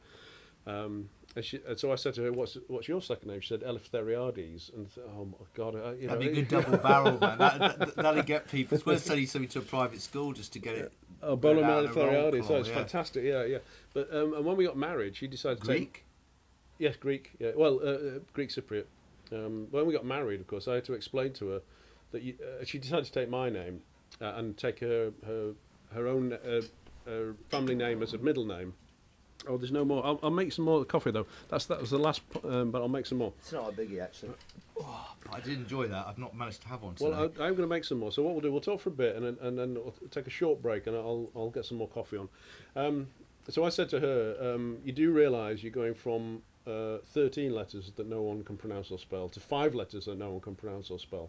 So it's actually a very old name, a very old traditional name. But anyway, this is my. Let's go over to Viking, Saxon. I think it's. I don't know. Is the truth of it. So we'll go over to. There we go. This is my. I need I need an online presence, and I want to build one, and I'd like it really just to be talking to camera mostly and discussions with people. Yeah. But, well, I mean, this conversation is jolly enough, but I would like to talk in depth about things. The internet seems to me to be the sort of like an archive or a back office kind of technology in a way. You can learn. I love reading, for example, about mycelium and listening to Paul Stamets talk about mycelium and the possibilities of mushrooms. We were talking about him this morning. Oh, really? Yeah. Yeah, he's a fantastic guy. And there's lots of people like that. Oh my God, this is amazing synchronicity. This is Anthony Bennett and Paul Evans are talking about that. You continue. Well, I just think that we have terrible soils. Yeah. We have poisoned water supplies. We have people without jobs, and loads of land that makes food that can't be sold. I mean, a major thing I think is to start reapportioning land and planting it out, and having a simple permaculture lifestyle. I can't be bothered to hold money anymore, like the Queen, I suppose. But everybody's got cards you could easily lose. I'm just bored of modern tech completely, really. I like the idea of. Yeah. I think if you have a garden somewhere that you make your own, you don't feel like you want to go somewhere else so much. You make it so it's beautiful. Yeah. In a way, that house I don't think can ever be as beautiful as that. Although it can be very like a gardener house. I think lots of plants in there. It's interesting. Since I got married, I hardly ever go out these days. We because I said so happy at home that we don't want to. It's a bit like you say. We've got a garden. It's only a very small garden. We share half an allotment as well, and you find you don't want to go out. Half an allotment's quite a lot as well. Yeah, it is. Yeah. they're sort of. I'd say. It sounds like a small thing, doesn't it? But it's actually quite big. Yeah. I mean, one allotment could feed a street if it was really maxed out. You know. Yeah, I think isn't it traditionally the area of an allotment enough to feed one family for a year? Isn't that where the size comes from? Probably. But yeah, some. I just think you can be really intensive, though. Yeah. You know, yeah. and what you grow and the layering of it, and I just really like the permaculture ideas. You know, Bill Mollison's ideas from the '60s. Well, I don't know. So you got seven layers of vegetation. Yeah. And so you're gathering loads of sunlight, and things work together, like tomatoes and basil like each other in guilds and all that sort of stuff. But you know, that could be done impeccably well now if that was a research project for different areas of the country. All the old varieties could come back. It's basic common sense has become the same as idealism. It sounds like I'm being idealistic. Well, it's really weird. It's just planting some food and growing it, but it really is a major solution. Yeah. No, I'm on message with this. I'm a bit behind the times really, because we started gardening only a few years ago. I kind of got really hooked on it. You know, once you start pulling vegetables that you've grown, they don't look like the things you buy in the supermarket, but it doesn't matter because it tastes better. And especially you got to get away from that kind of that perfectionism where everything has to be perfect. But Stella's parents ran a veg business, and they grew a lot of their own veg. And this is when she was growing up in Harwich, and so she was completely used to eating all the ugly stuff, you know. It's this idea of having to eat something that looks good. I don't get that at all. Some of the most vile looking things are like probably tastes really brilliant. I'm just trying to think of that. Ginger is a weird looking thing. Yeah. Whoever ate that first was it looks like it's about to walk off or something. Yeah, that's right. Stand up and walk off, or bite back or something. Yeah. What was that name of the guy? Paul Stamets. Yeah, we were talking about him. Stamets. Let's have a look at this. And he talks about lion's mane that can regenerate myelin sheath. Yeah, we were talking about the ones that were eating radioactive materials, or what was the other thing? And diesel oil as well. Paul... Oyster mushroom. STAM. Yeah. Yeah, so it's come up. Yeah, because we were looking at it. This guy, yeah, because Anthony Bennett was here earlier, and he was talking about this guy, and this particular, we were identifying ourselves as, Anthony started talking about the how we're more closely related to fungi than we are to plants. Amazing, because of the way they branch later on. And so I asked Anthony, if you're a fungus, which fungus would you be? And he chose the what was it called? Lion's mane. He's already selected lion's mane. This one I can't remember. I'll what it's pick called. turkey tail then. What's turkey tail? Okay. It was, I forgot what it's called. That's lion's mane, the one that we can see. Agaricon, is it? Let's try. What was that? I think that's lion's mane, but I may well be wrong. No, Agaricon, that's the one. That's what we were searching for earlier. So what was yours again? What's your? I'll go for lion's mane then. Lion's mane. Because I've got. I think it might be the same. Lion's mane fungus. Okay. No, it's a different one, isn't it? Look at that. It's from the same order though. If you look, class Agaricomyces. Yeah. Do you know a lot about? Because No. I've got to say, Nobody does. That's the amazing thing. I mean, yeah. Paul Stamets knows a lot, but yeah, I've got to say I've learned a lot today about fungi because I know. I mean, you think you don't know much. I know really nothing about these. So, Johnny, your lion's mane. I need to choose one, really, don't I? But I really. Paul chose a daffodil, but he. is that a mushroom? No. It's not, is it? No.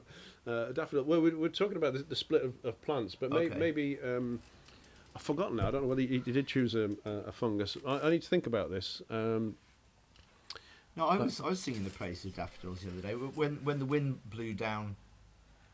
Well, I've got a friend who lost her mum.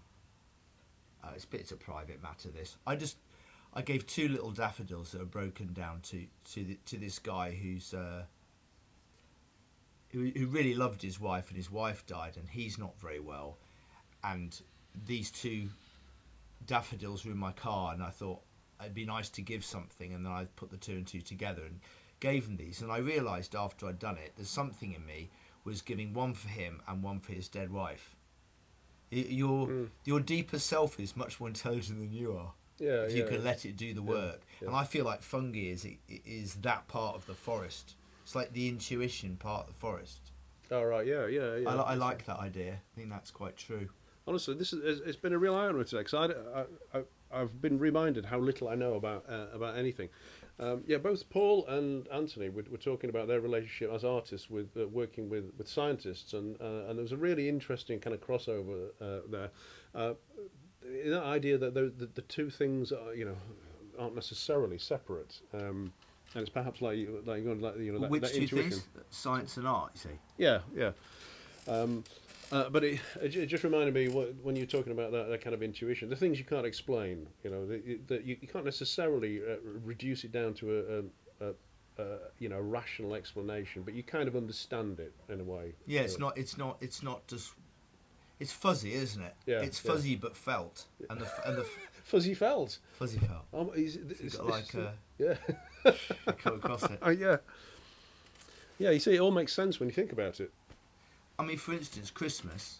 I don't know whether you've come across the book, The Mushroom and the Cross, John No, Allegro.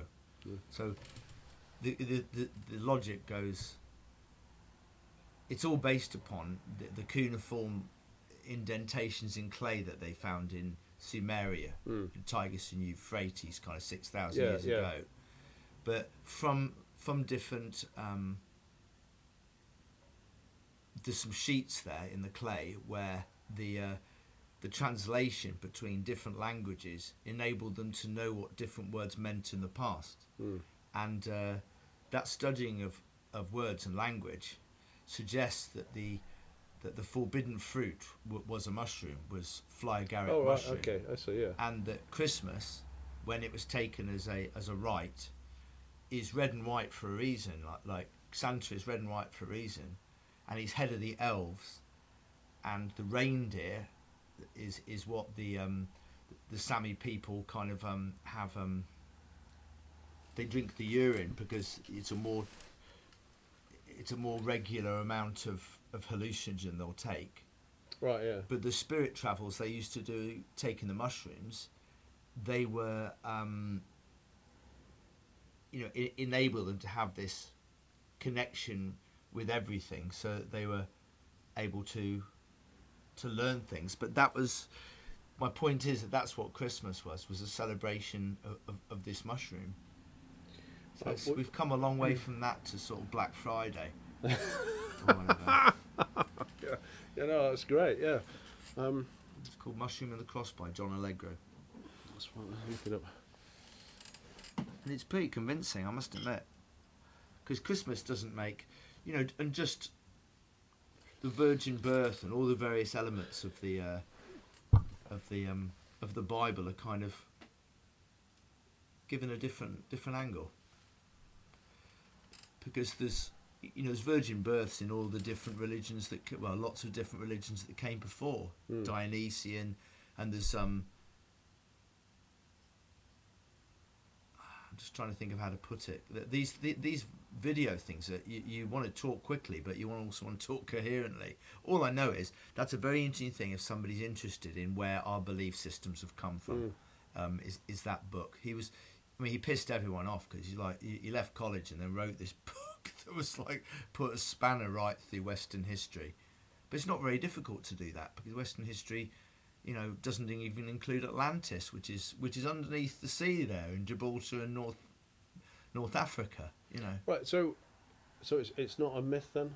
No, it really isn't, because the same. I mean, this is all internet fodder. You can go looking for it, but you can also go diving down and see that the same shapes. If the picture that I've seen under the water is in fact from Gibraltar, that's why you got to go sometimes and go and look yourself, isn't it? You know, I talked to a senator on the plane once, and he told me all sorts of things that go on in Washington. He was getting it off his chest basically, but it was really interesting to hear the real deal and how it worked for real. And so diving down in Gibraltar and having a look, the fact that the shapes of the stones are such that they don't vibrate with the earthquakes and things. You know, there's buildings that haven't moved at all, even though they're in earthquake zones. They knew how to make that, and they knew how to move 150 ton stones they could move. So we don't know how to do that. What do? We don't know that much. I don't know. This stuff, our history, you know, doesn't allow us to be as flexible in what we might think we are. I mean, that's why I like rock, because rock really blows conception out of the water. You've got no choice but to just do your thing, unless it's safe, and then you can say, "Take us," you know. It's no good, is it? Take us where? Right, well, this has been quite a journey already. This is why I want to go, because you're always very entertaining every time I talk to you. How many times have we spoken? Well, it's only probably half a dozen, but I remember talking to you at the Access Space maybe a couple of times, and we went to something at the Riverside once. I can't remember what that was. It was a gig or something down there. Yeah, but you always entertain me, and you've always got so much to say. This is what I said was, you see, I don't have a background in television.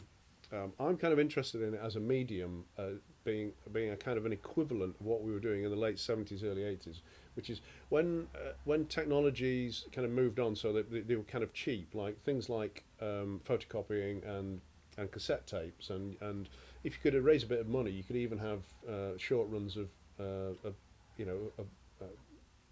vinyl discs printed, and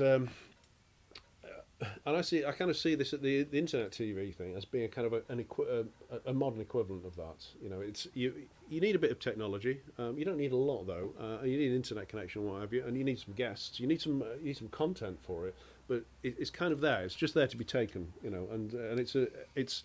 I think it's the current equivalent of that kind of DIY media culture, and that was really. See, the thing is, I take if that was his point, or Martyn's point about not wanting to dwell on the past, but you see, that was very formative for me. That kind of DIY culture, that kind of fuck everything. I'm going to do it because I've decided I'm going to do it. You know, and tell you who I like online is Joe Rogan. Like Joe Rogan on Mike Tyson is interesting. Yeah. You know, you really do meet Mike Tyson. It's like hanging out in the pub with him, and I think as you relax more and more, and you know when I'm talking to myself here, I could easily just be in two different bodies here. Yeah. You know, I think if I'm going to interview people in the refinery or Bedrock or the declumsification clinic, if I'm doing it remedially, it depends. The same space has got the capacity to do lots of different jobs, just like a human being has. 1 minute you're a cook, and next minute you're a mother, you know, next minute you're really good on the golf course, or really... It doesn't really matter, does it? But the point is that people can find what they would find interesting in and not just things that they chose. You know, this is a place where you might stumble across things. You know, like we stumbled across each other, and that's an element. Happening is something that's, you know, you can go shopping for in a way. Now it's come into the shopping arena happening, because there's no happening going on out there. It seems. This is why, although it's a little bit risky, this is why I don't really plan these things. So, because the thing is, I know if I get you in the room, you've got plenty to say, and it'll just happen. It'll just sort itself out. But I don't actually know what you're going to say. And the same with everyone else. We've not prepped anything, because this is what I find interesting about this is what you do is you create a platform, and then you can do what you like. You know, so all what I've done here is kind of I've got the technology working, and all you need to do then is get someone in the room, and it'll kind of take care of itself. I think there's knowing what to say, knowing not what to say. There's what you focus on, the atmosphere of a place enables you to talk about some things and not another. I like the fact that it's rough and ready. We're just in a space here. Yeah. The space is quite neutral for that. Yeah, what I kind of like about this is it kind of goes back a long way for me, but I like the fact you can see exactly how it's done, and so the fact that it is, I'd like to do it better than this. I'd like to finesse it more than this, but the clunkiness is not really part of the work, but the fact that you can see exactly how it's done is part of the work. So, you know, it's just a few cameras and a few computers in a room, and then two people talking or three people talking, and you can see. And that camera up there, the wide camera, is I put that in for that very purpose. You can see exactly how it's done. You can see all the cameras. You can see the space, and I really like that.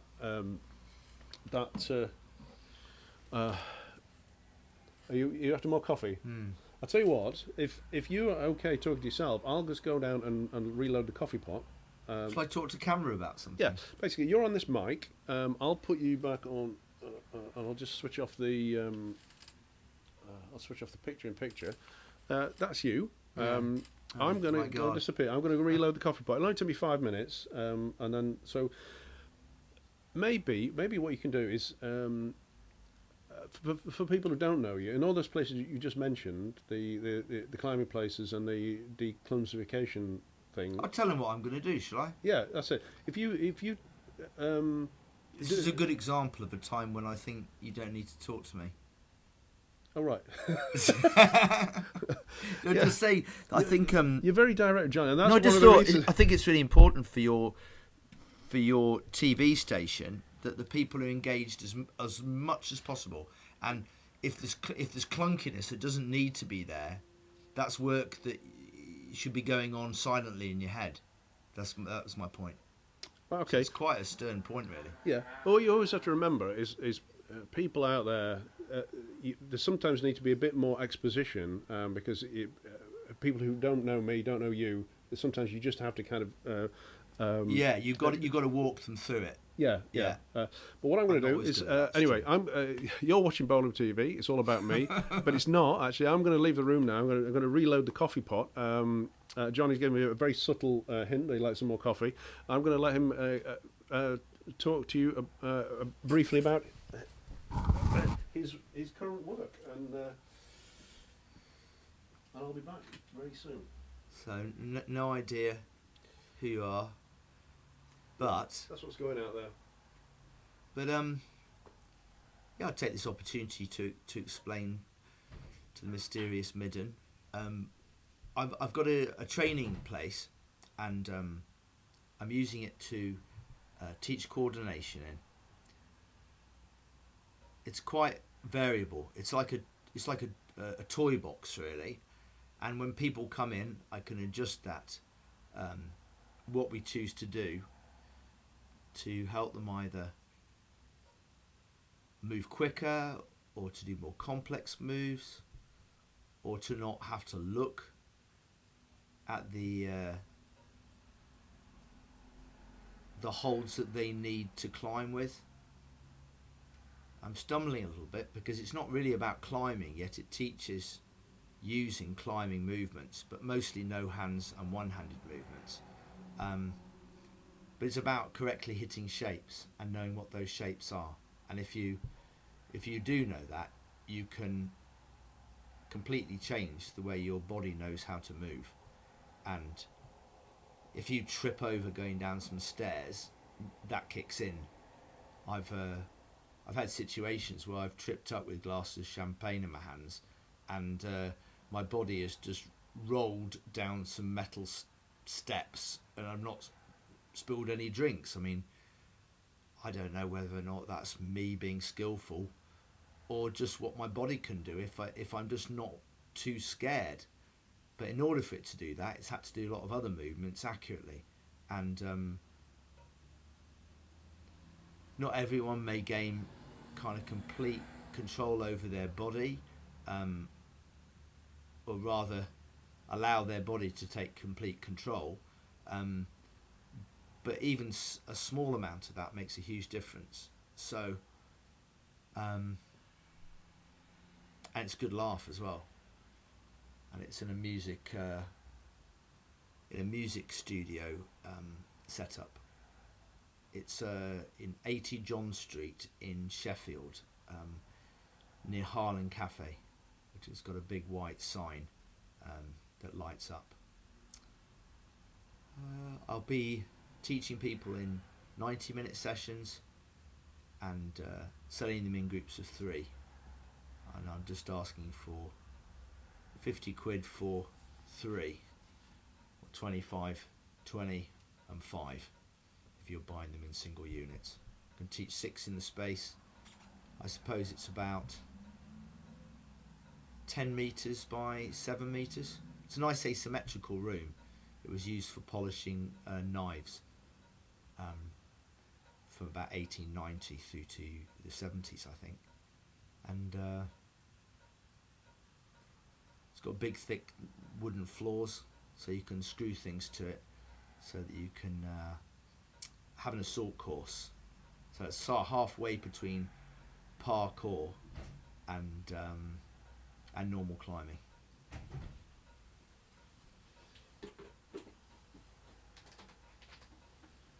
Right, thanks Johnny for filling in.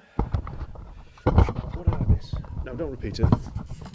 Just a long droning introduction to what I do in the space, really. But it's good. It was interesting what you were saying about the potential. I was saying about I used to climb a lot, but I was keen, but I never got very far with it. But you were saying that you thought people could. They could learn, definitely. Yeah. I mean, one lass I taught recently, she was climbing in E1, which is the hardest in the country in 1933, Javelin Blade in North Wales, and there were some other things on sandstone around the place.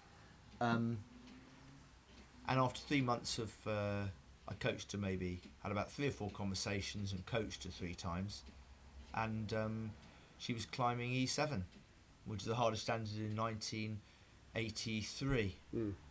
So she had got 50 years better in 3 months. Wow, that's an enormous improvement, isn't it? Yeah. Yeah. So so when you say coach, what actually happens? Okay, so because I guess you can already climb pretty well if you climb in E1. Yeah, that is good standard. If you're leading E1, for sure. If you could just walk up to a route and climb it, it's an extremely severe, and it's called that for a reason. You need to be skillful, and a lot of modern people, they're stronger because they climb indoors, so they're physically really strong enough to second an E1 probably quite easily if they know various necessary techniques like a hand jam and but you'd arrive in the space and about 90 minutes, as I told them, but I would explain some principles, and then you try a drill, and then I let you fail or succeed and see how you do it, and then I'll pick another drill which either makes what's going wrong clearer or offers a solution. Sometimes I'll put something down on the ground, so for instance, I use bubble wrap. If you go on the bubble wrap, it's 50p goes in the charity box. Oh, right, I see, yeah. So there's a little bit of, there's a bit of a sharpness to that. I'm thinking of getting some a raised bed, and I can grow nettles in there, which I can eat. But equally, they provide a challenge. You take away a little a reminder of where you failed, then. Yeah. For a few hours. When people are in a balanced position, it's basically based upon standing and stepping. So if you can stand somewhere that's asymmetrical really accurately and relax to the point where you can read a book or do another task, your feeling in the position can teach you a great deal, because it can form a target. that's kind of one of the main things that it's based upon. And but depending upon, it's choosing the right stand for the person. So, you know, if somebody is very gung-ho but is not precise, you can set something which is slippery, asymmetrical. You can start them off from the wrong position, and you can give them a really uncomfortable, heavy sweater to wear, which is really distracting and annoying. You know, so far it just sounds like it's really in your face, but it's a good laugh because you get to jump about and do it really accurately, and you suddenly notice, my God, I didn't think I could do that, because you will be able to do it if you follow the instructions. I've had people make dramatic changes, and it's not sporty people that can do it. Anybody can do it because it's really basic.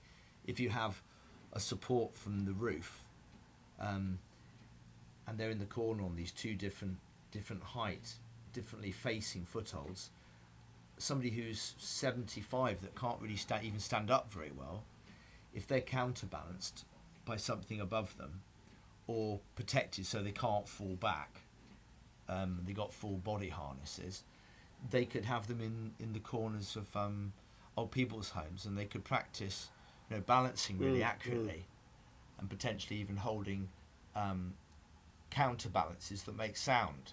So when they do the move and they leave their hands in the same position, it's an even harder step, because you've got artificial hands in the wrong place. Yeah. Is there But anything you can really play. It's a great game, even though it's so simple. Is there any documentation online of you, No. of you doing this kind of thing? I mean, There is is that stuff that you can point to. Yeah, you can Yeah. put in the description. And get, okay? Yeah. What about? if you look at The Guardian on YouTube,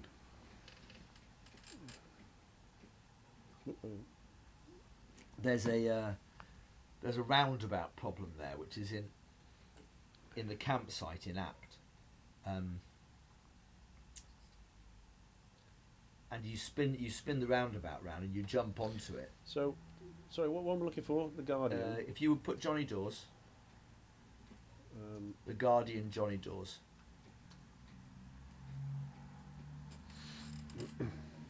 Yeah, that top one.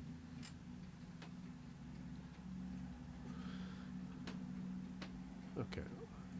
Let's see if we can get this to.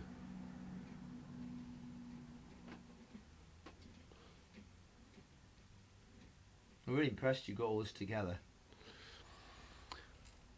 Well, thank you. It's. So this is climbing one-handed. Sorry to interrupt. Oh, sorry. Yeah, go.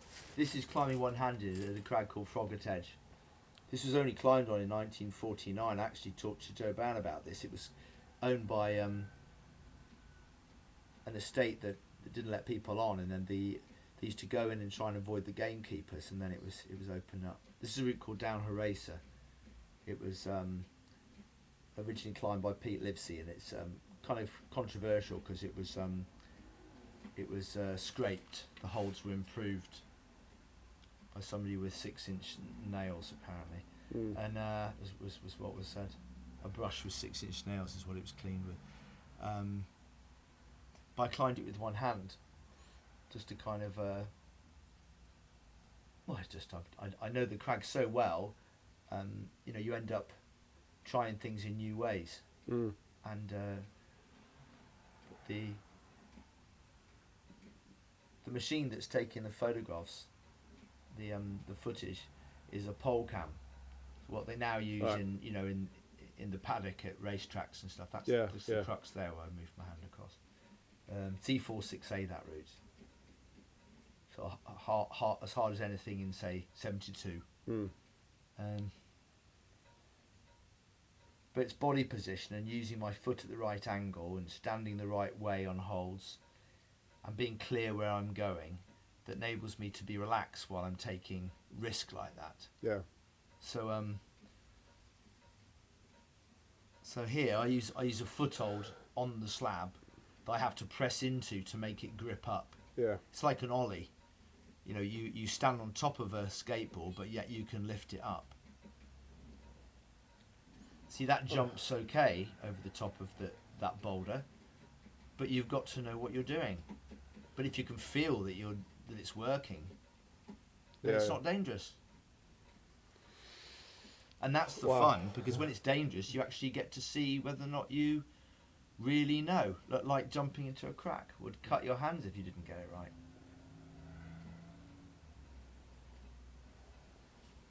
I think it's a bit of a shame that I'm a bit grumpy and people think I'm a bit, I don't know how people view me, but it would be nice if I was just a bit more winning, like somebody off the One Show or something, and then maybe people would understand that they can do this really easily.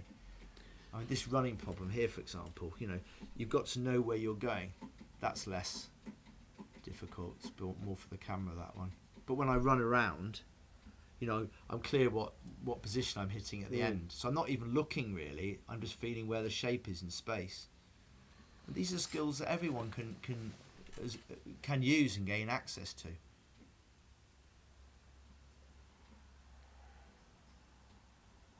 This is the hardest climb I did as a new route, ground up, called Harbacthosaurus at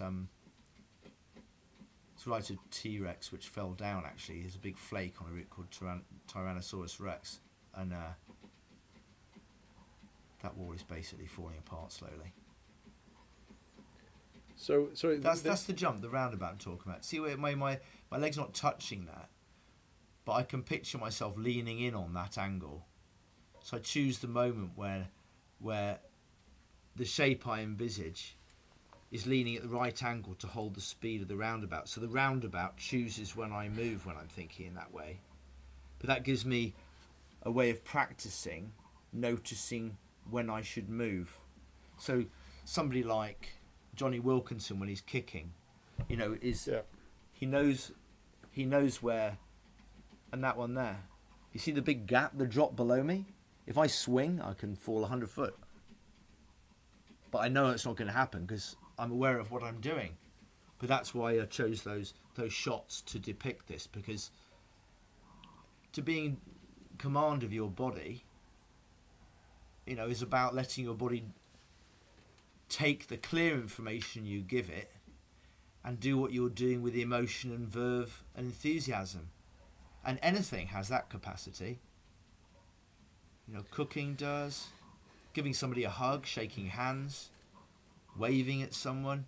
You can make anything really very exciting and rich if you're there, Yeah, this is. I don't know what to say really. It's I've seen some of this stuff before, but not all of it, and it's just humbling. Let's say. But it should be anything but really. I don't think I ever had such agility. I mean, I was a lot more agile when I was younger, but. What did you like to do? Well, I used to run a lot, but I can't run now because I've got an injured knee. But I started doing aerobics recently. What we used to call women's aerobics, because what I found I can do jumping but I can't run and I can't walk very well at the moment. But I used to run a lot. I mean, I climbed a lot, but I never really got very far. I think hard VS is about the hardest thing. Hard enough, isn't it? Yeah, I mean, it's as much as I could do. But I loved it. I mean, absolutely loved it. Once I kind of built up some strength, and you just weren't completely pumped every time you did anything. Yeah, you can take a bit more time to think of what to do, can't you? And I really enjoyed it. I was never all that good, but once we used to go to the climbing wall. Coffee? Yes, yeah, I'm on it. Don't worry. It's just finished. Once you used to go to the climbing wall, once you could do it and then not just be completely destroyed after the first climb, then it became really enjoyable.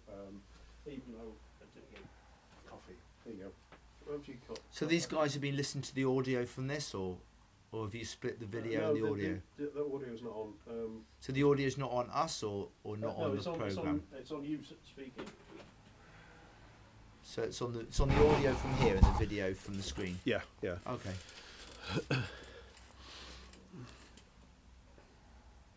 Yeah, it's funny. There's a good side to being well known and proficient and uber, and there's a poor side to it. And I really wanted to blow up the whole gap, which is completely counter to the way life is. Really, is trying to make yourself more special so everybody can go whoop whoop and buy some clothes or something that you brand. You know, it's like you know, I want commercial success, but I want to do it in the pursuit of egalitarian efficiency. You know, because that's just, you don't have to do as much work if you share resources. This is a brilliant problem. 360. I didn't do it on camera, unfortunately. It was really annoying.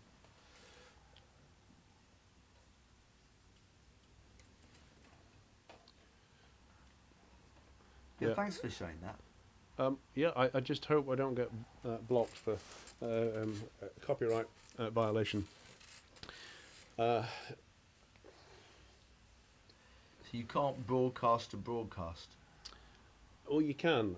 It's a bit of a grey area. I did the broadcast last year, and I played quite a lot of stuff off YouTube because there's lots of copyright violations. But what people do is they a lot of people tolerate it, and then just skim the advertising revenue off it. So there's lots of stuff, and that's why a lot of stuff hasn't been taken down. Is because the actual copyright owners tolerate the. Unfortunately, I played Still working its way through, isn't it? All these systems are really so in their infancy. Unfortunately, I played a couple of Madonna videos which had actually been published by. I've got the recording anyway, but it might get blocked. Who knows? But they were published by the actual owners of the original copyright, and so basically what I'd done is I didn't do it on purpose. Well, I kind of did, but I didn't intend to rip them off. I basically rebroadcast their broadcast and in my broadcast, and it got blocked. So that's reasonable, really. Oh yeah. I'm not arguing with that. I made a mistake. I wouldn't have done it if I'd known. I wasn't really sure how the rights work. It's very complicated. But what happens is when you do one of these broadcasts, if you show anything that's got a copyright, it kind of automatically identifies it, and then you get a schedule at the end, and it shows you who owns the copyright of it. Unfortunately, I wouldn't have shown. I wouldn't have shown those videos if I'd known that they were published by the. I thought it was stuff that's tolerated, because there are things on. Lots of stuff on YouTube that you wonder why the copyright owner's not taking it down. It's because they're getting a bit of revenue from it, and that's why a lot of bands just tolerate their albums being put online by fans. But it's a different model. It's really difficult to keep up with because things have changed, and it's really. They changed really quick as well. Yeah. I mean, a website's almost a joke, isn't it? A website's almost like not really necessary in a way. On the other hand, I can see why they're very necessary and very effective. I think but you don't necessarily have to have a website. I think a location where a landing page is really important, so that so that you can have you got a website? Well, I'm just in the process of. Are you JohnnyDawes.com by any chance? No. Have you got anything? I own JohnnyDawes.co.uk, but I haven't built it yet. So, what about before we go any further? Because you've talked about the kind of professional things you're doing now. What about if anyone wants to contact you? What are the? I just do it through Facebook. Just befriend me on Facebook at the moment, because I'm a lot of things are in Aspic at the moment, waiting to be chipped out. I'm just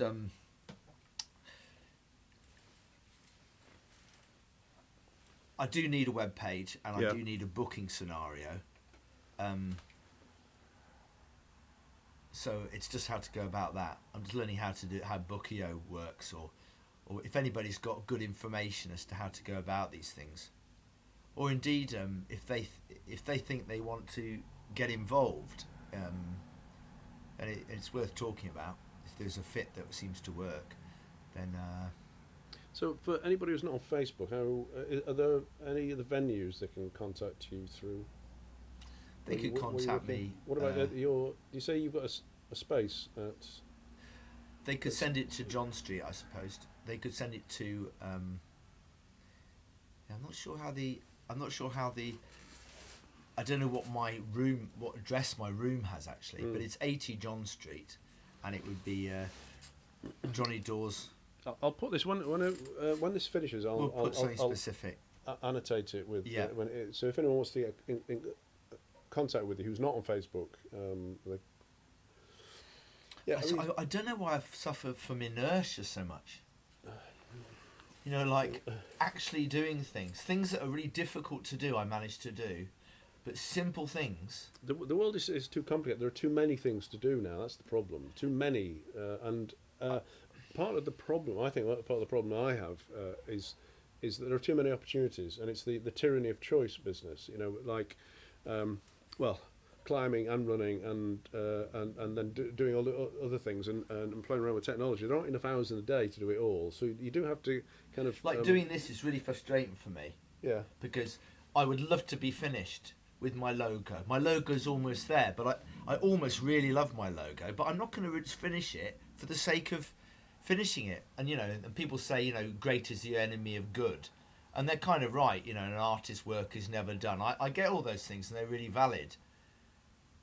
It's just annoying that the worker drone sort of approach to life wins at the moment, even though we have incredible productive capacity. So my reaction to that is to just have a vlog and just have a room, and people can fucking send me a carrier pigeon, and not Instagram. You know, I don't want to look at pictures of people doing stuff. I want to meet people. Yeah. If they fart, I want to smell it. Do you know what I mean? yeah. You I don't really, do I? probably not. No. Do you do good farts, Richard? Honestly, you don't want to get. Wait.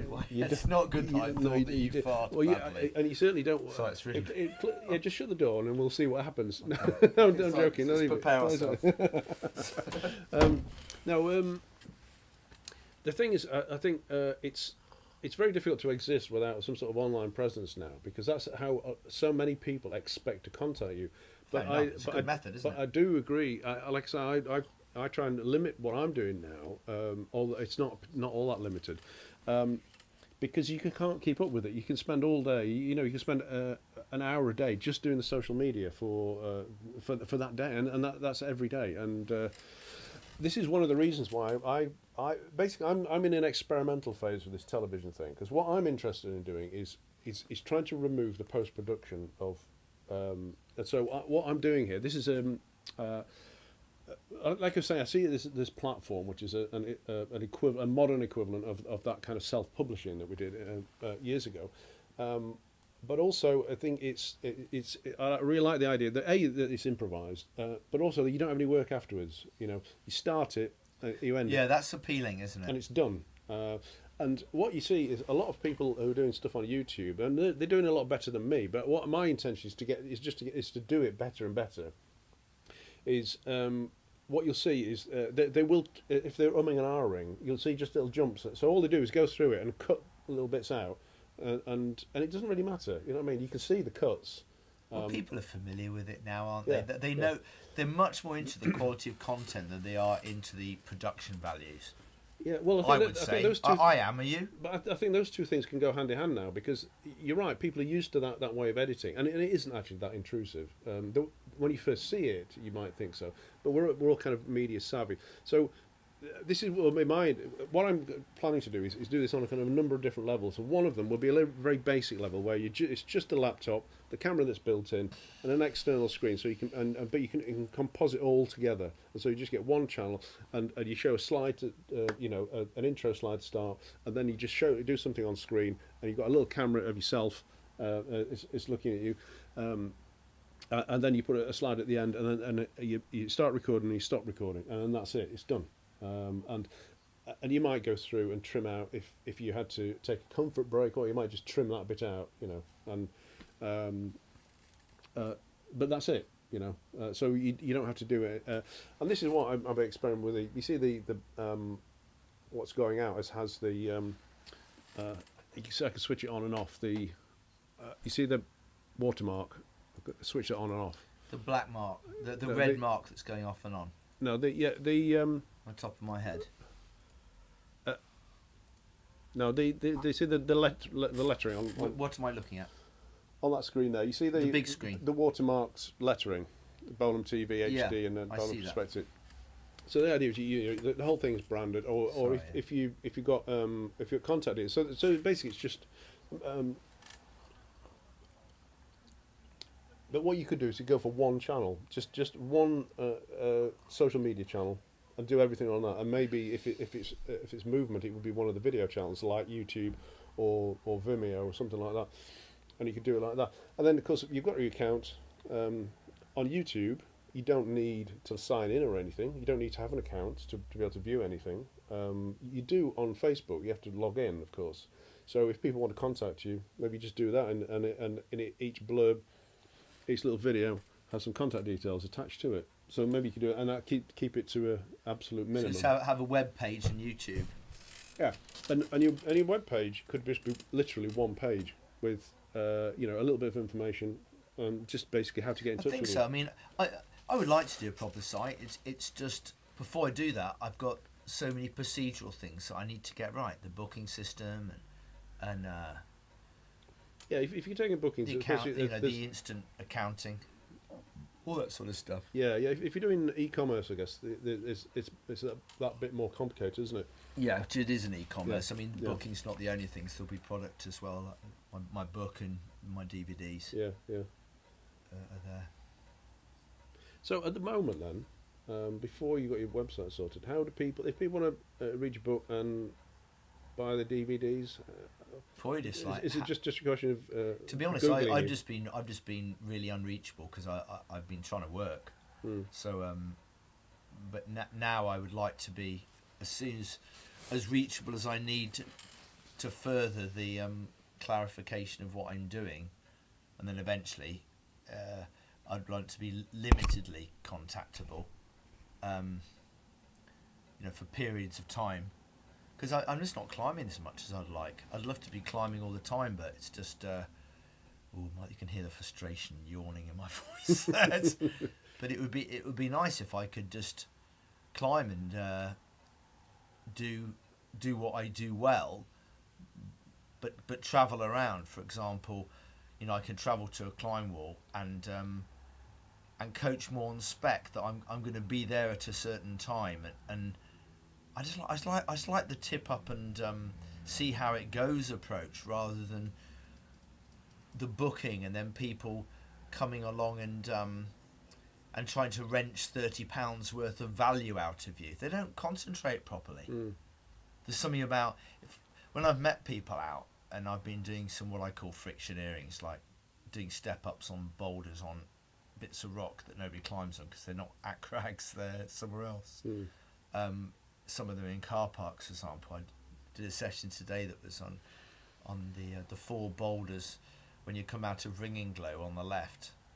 So you go up towards Stanish from Ringing Glow, and there's a left-right wiggle, and you can park on the right. But before you get to that, there's a forest on the left, and there's 4 blocks there blocking a rather dubious-looking road. I don't know whether they've got some drones and a hole there or something, but. Yeah. You can just do some step ups. There's one on each block, funnily enough, as well, and no more. And if you do those steps, you'll learn what to do on those. It was a wet day today, and we did it in approach shoes and walking shoes. So how many people do you normally take out as a group? That was just one chap today. Right. But I wanted to work with him over a period of time. And it was nice to. We just bouldering together the other day, and I mentioned what I was doing, and he was interested. It wasn't even really a pitch. It's just. But I do like pitching. I love trying to sell my book. It's hilarious. my best sale was I was ticking over in the car, and I sold a book to somebody walking on the pavement. And the whole thing took about 10 addresses down the road. Well, you're actually. I never used Twitter. I was going to say I'd forgotten I found you on Twitter, and I'm on Instagram as well. And I did use Instagram for a little bit, and I use it occasionally. but I've not really posted on anything. I'm really trying to not Is this the one? Just the one book? Yeah, the next Okay. book will be called Falling Up, I think. I'm just gonna go to. This is the book you're talking about, Full of Myself.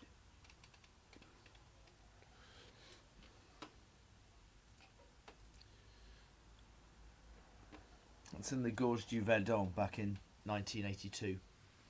Wow. And that tree that I'm sat on, somebody else was sat on that and it broke and they died. On that belay. What, when you were there? No. Oh. But it happened about 5 or 6 years ago, I believe. Oh.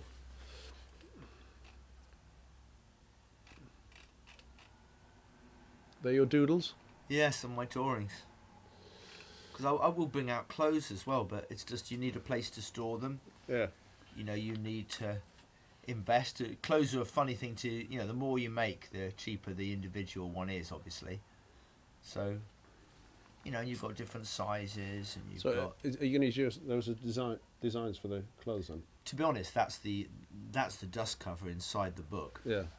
I'm not sure I would potentially use any of those drawings. One or two of them seem okay. Wow, I've seen some action. Yeah, that was just to show, you know, how much goes into these things. You're not born proficient at something, really. That's my granddad. 5'1", Wow. and Is that you then? yeah. It's really strange that I seem to be doing that classic thing that you do, you know, before you do a route in a competition. You know, you're trying to check where the handholds are and stuff. But I'm doing that. It doesn't look like anything but that, what I'm doing before. Oh, I see. Yeah, No, I it see what you looks mean. like I'm Yeah. working out what to do. Well, there you go. You're natural, clearly. Well, that really like smacks of that, Yeah, doesn't it? yeah, yeah. No, I see what you mean now. So that's the book. Do you want to give a pitch for the book? Yeah, it's a book about. It's called Full of Myself. It's lots of things that I've enjoyed and have experienced during my life that I thought needed sharing. Probably 2/3 about climbing, but things about living out of a car in LA, trying to sort myself out, my mental state, about cycling across France, and being skint doing that. There's something about being skint that makes something. I wouldn't want to be skint forever, but I quite like living lean.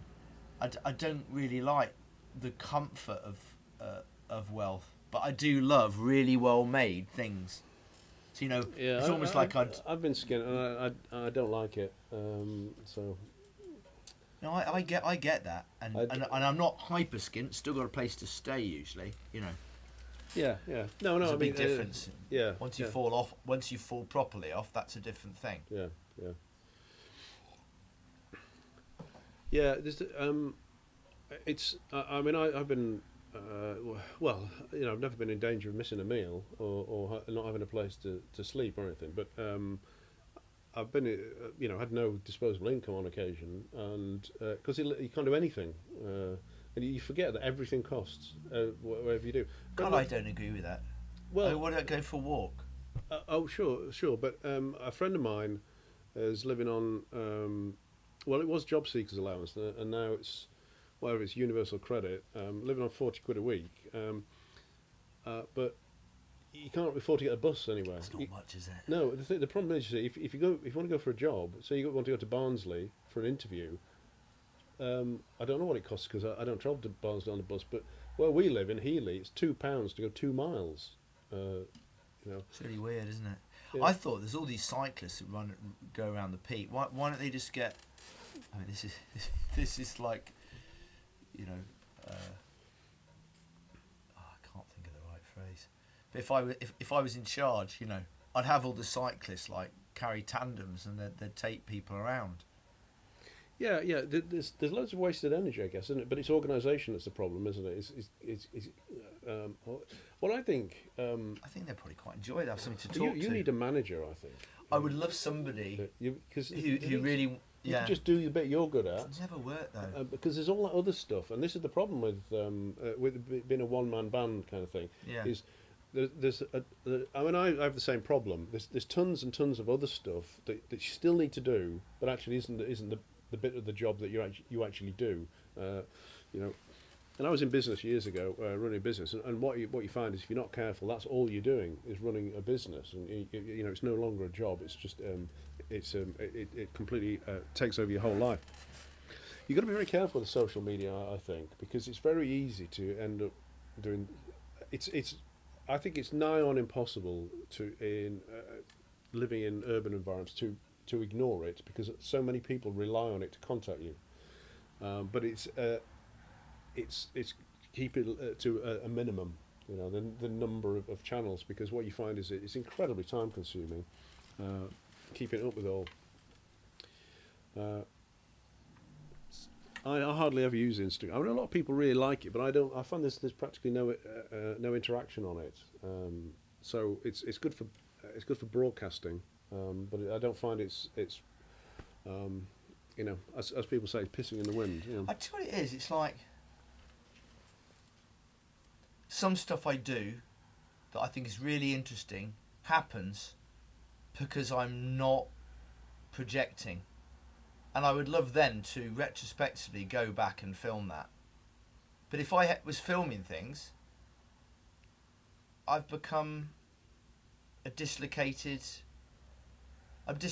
in time. Yeah, it's really quite a serious thing. It changes you, I think, if you're not careful. I mean, to be honest, I feel myself here. I don't feel like I'm enjoying this like a conversation. There's a little bit of obviously. You try and make yourself heard a bit and not ramble on too long, which is actually I'm trying to do. But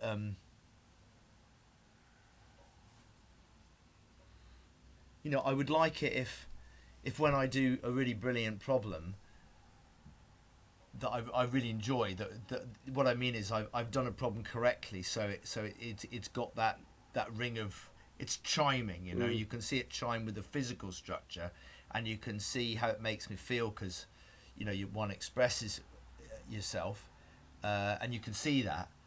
Seeing that's, you know, just classic YouTube kind of terrain, isn't it?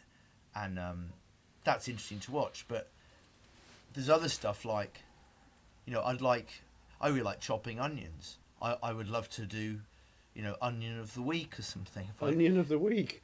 Well, no, but you know, it's like we could do that here. We could do vegetable of the week, or maybe if you want to broaden it out a little bit. Well, let's start doing this a bit more regularly. Maybe that's what we could do. Johnny Dawes does onion of the week or vegetable of the week, and we could have a little. And who gets the YouTube advert money from this in the end? It's you, isn't it?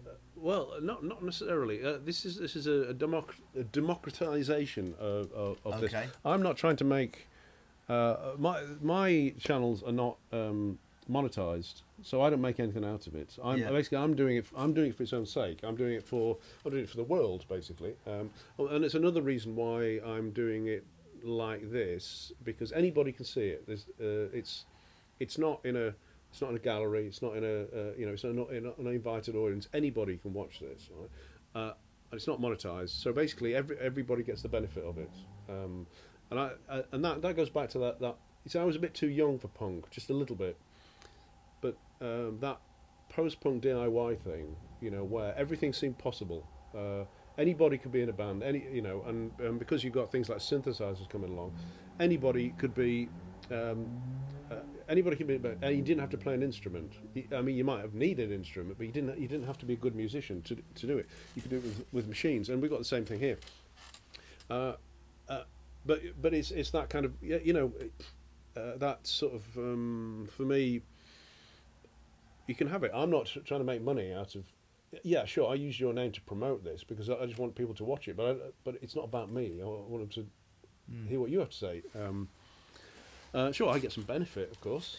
I mean, the reason why I ask is it's like and you know, it's just a rhetorical question, because I don't imagine we're going to be swamped with cash, and I also don't really, you know, want to make my money that way anyway. But I suppose I ask, it's just how to have this relationship with people that you know that you get on with, that like what you like, and the way to make it work and also evolve. That's really where I'm at. I'm trying to work out what I see. I really like talking openly with people about, particularly about sort of feeling well and becoming more at ease with oneself and enjoying life. Anything that goes down that alley, I'm really interested in. And anything that makes you laugh, really, I suppose. Yeah. The thing is, I've done a lot of things. All my work has humour in it, and you know, I said to me when I first did the first TV broadcast last year, I said, the only person who's going to have fun made of them it will be me. I'll make fun of myself, but no one else. I don't mind looking ridiculous, but I wouldn't do it to anybody else. But yeah, I think I'd just having a laugh. You know, what I think is, I'll start that again and try and be a bit clearer. There's no reason you can't be serious and laugh about it at the same time. And that's what I think is that my kind of intention with this kind of thing is quite serious. It is kind of a democratisation and giving other people a chance to say whatever they like. It's a good thing to do, isn't it? And because I get some benefit out of it, but you know, I'm quite happy. The doing of it is enough, really.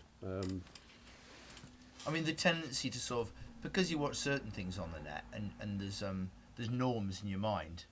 There's an artificial feeling to really want to entertain, but I think it's like certain things are genuinely interesting to you, and you know, staying with that is a new skill when you're being watched. You know, we're not being watched is a bit weird. It's like, particularly when you don't know who's watching. Yeah. And to be yourself is weird in that situation, isn't it? Yeah, I found it very difficult to talk to. When I'm at home, I'm working. I talk to myself, say things out loud all the time. I found it very difficult when I first did this last year to talk into the microphone. You know, I'm not worried.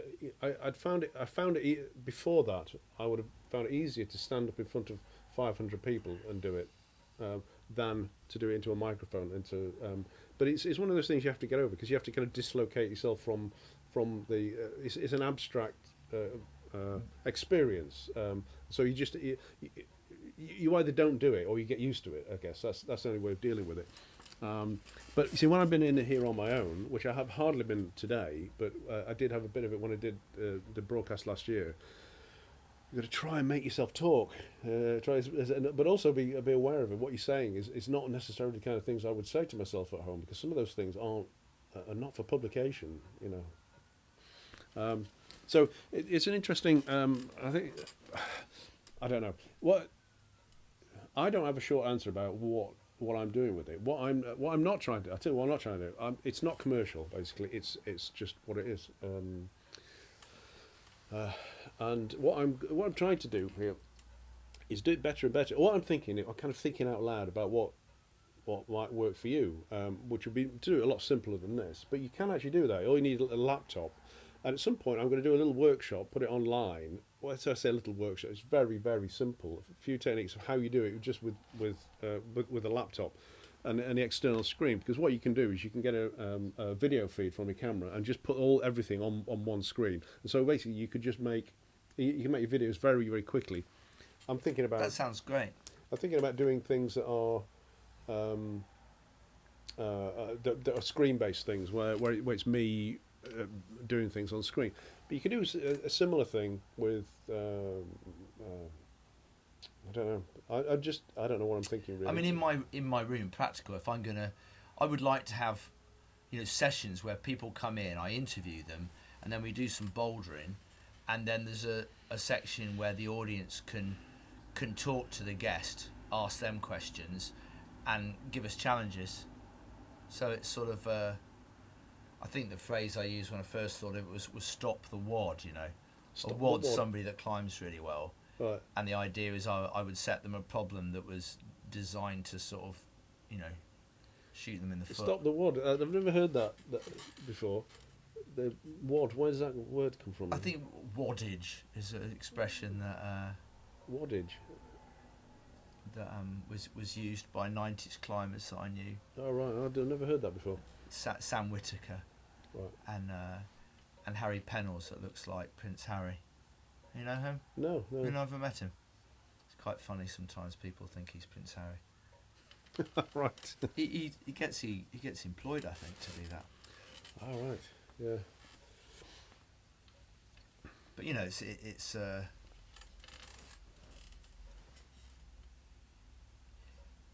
see, that's another good example. You've got to look like you want the person to do well, and that you're well intentioned. Is a thought process that goes through your mind potentially.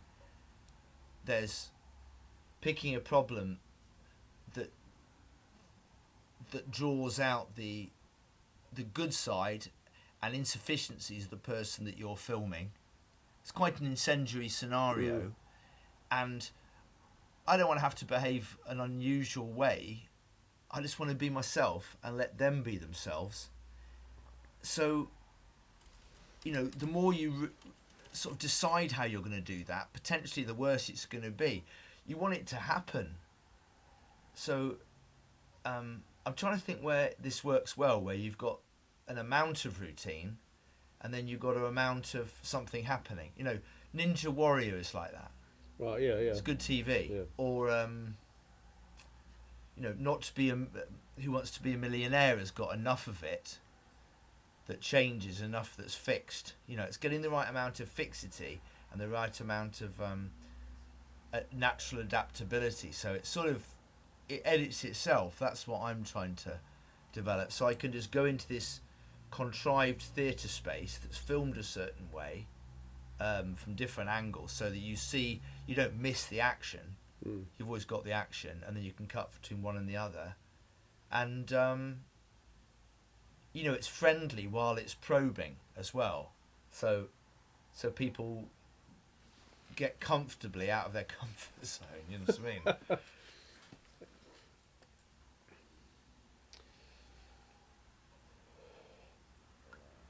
Yeah. Are you running out of questions, Richard? I'm not. I'm a bit weary. I've got to say, because I've been. I've had enough, haven't I? Talking. Yeah. Well, I think we're coming to an end. If you, I'm just keen that you cover anything you might want to say, because we've got some contact details. I guess people can.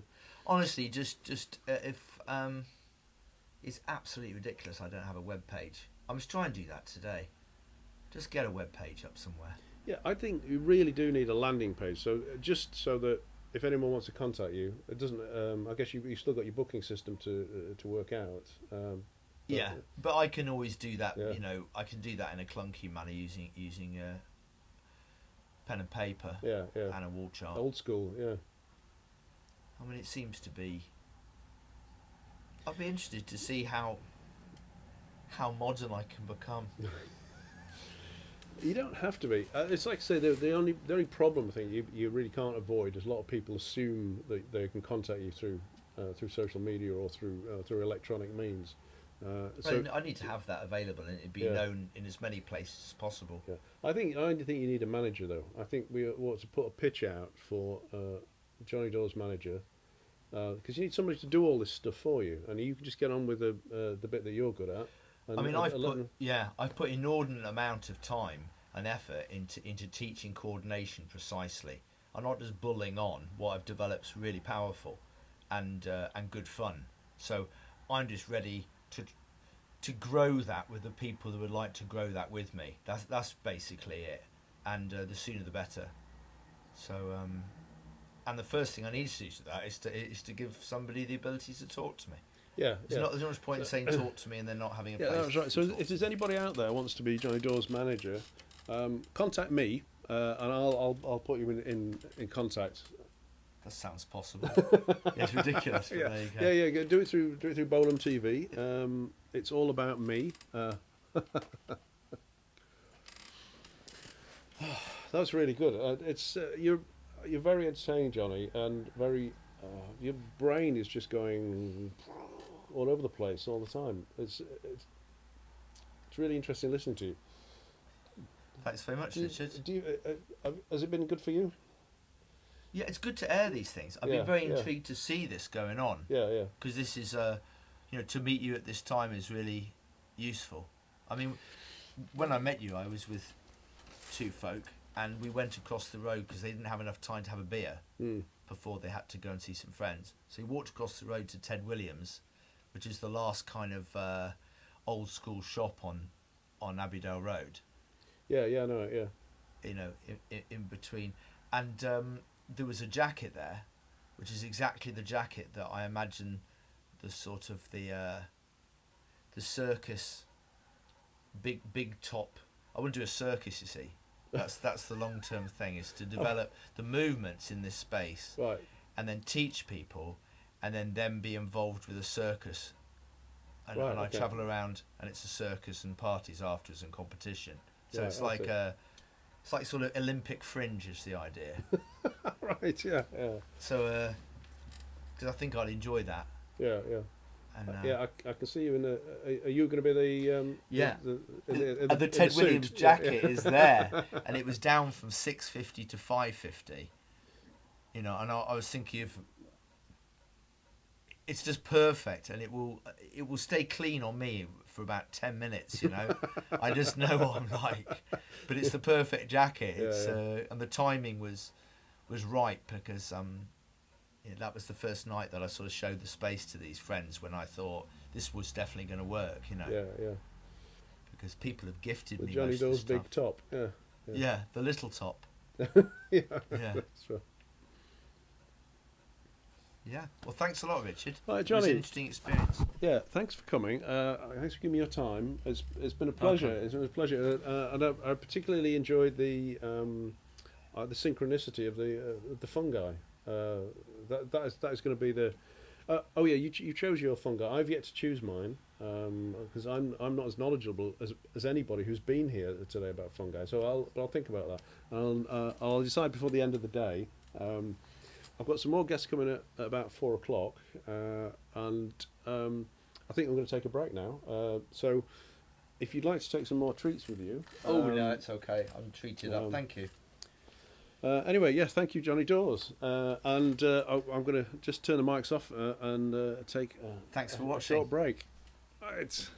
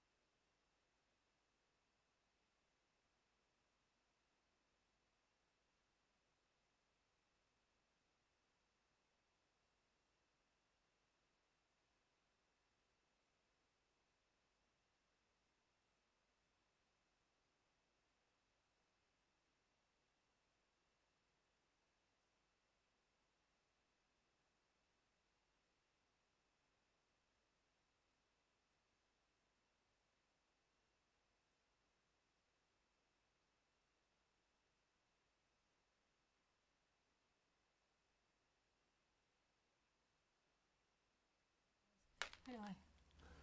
Okay, welcome back. You're watching Bolam TV. It's all about me. It's not, of course, because it never is. It's mostly about other people.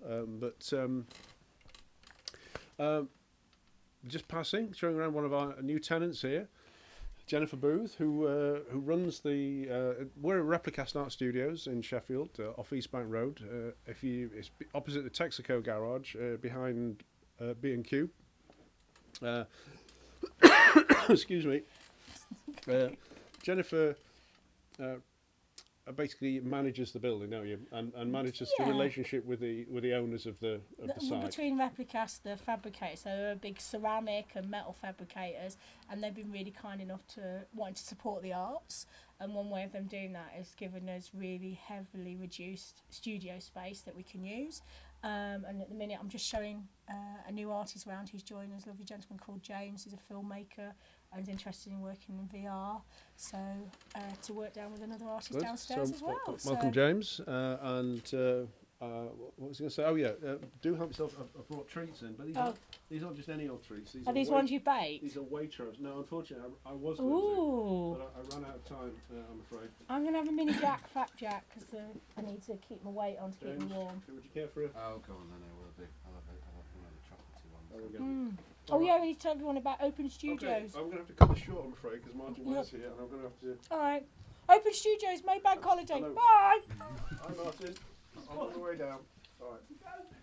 Right, be back. All right, in the end here. Back in a moment.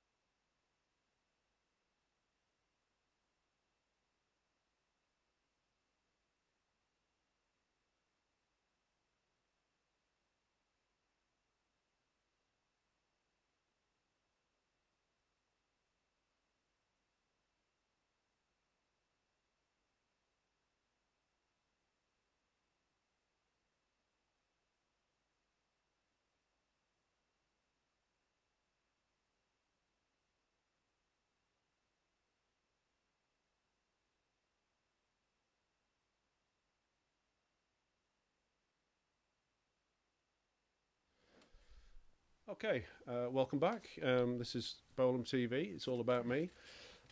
My name's Richard Bolam, and I'm at Replicast Art Studios in Sheffield, and I've been doing an internet TV broadcast all day. I've had several guests. It's been absolutely rammed.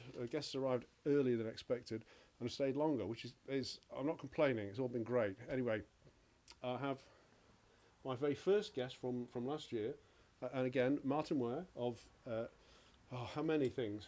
Human League, Heaven 17, Illustrious, British Electric Foundation. How many more? Is that it? That's it. Okay. So, Martyn, welcome back. Thank you. As you can see, no expense has been spared in the setup here. If anybody's not seen this yet, we have. It's like Tonight with Stephen Colbert. I think you made some allusions to the style of it last time you were here as well. I can't remember. I can't remember exactly. You did say it was being like interviewed by John Shuttleworth. Yeah. In the good way. I Yeah, seem in a to good remember. way. In a Yeah, good yeah, way. in a Yeah. good way, yeah. That's good. So Nice chocolate. good. I was going to make a cake, but I just completely ran out of time yesterday. But I haven't skimped on them. They're not just any old treats. They are Waitrose chocolatey treats. So help yourself. I've also got. You'll get me criticised for being a champagne social. Well, look, don't even get me started on a prosecco socialist or. Being a socialist does not stop you from enjoying good things. Yes. Right. I don't know where the complexity arises in that notion. Yeah. I was talking to. Do you know Nigel Slack? No. He's Right. he's a local. He describes himself as an active citizen, and he goes to council meetings and asks awkward questions. Oh, And right.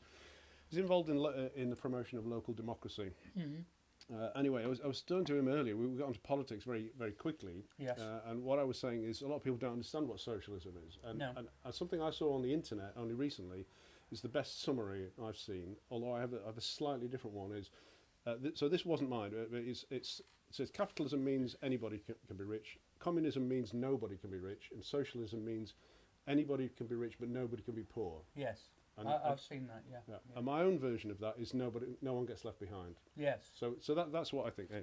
Exactly. And it's not that complex. You Yeah. said that in one sentence. Yeah.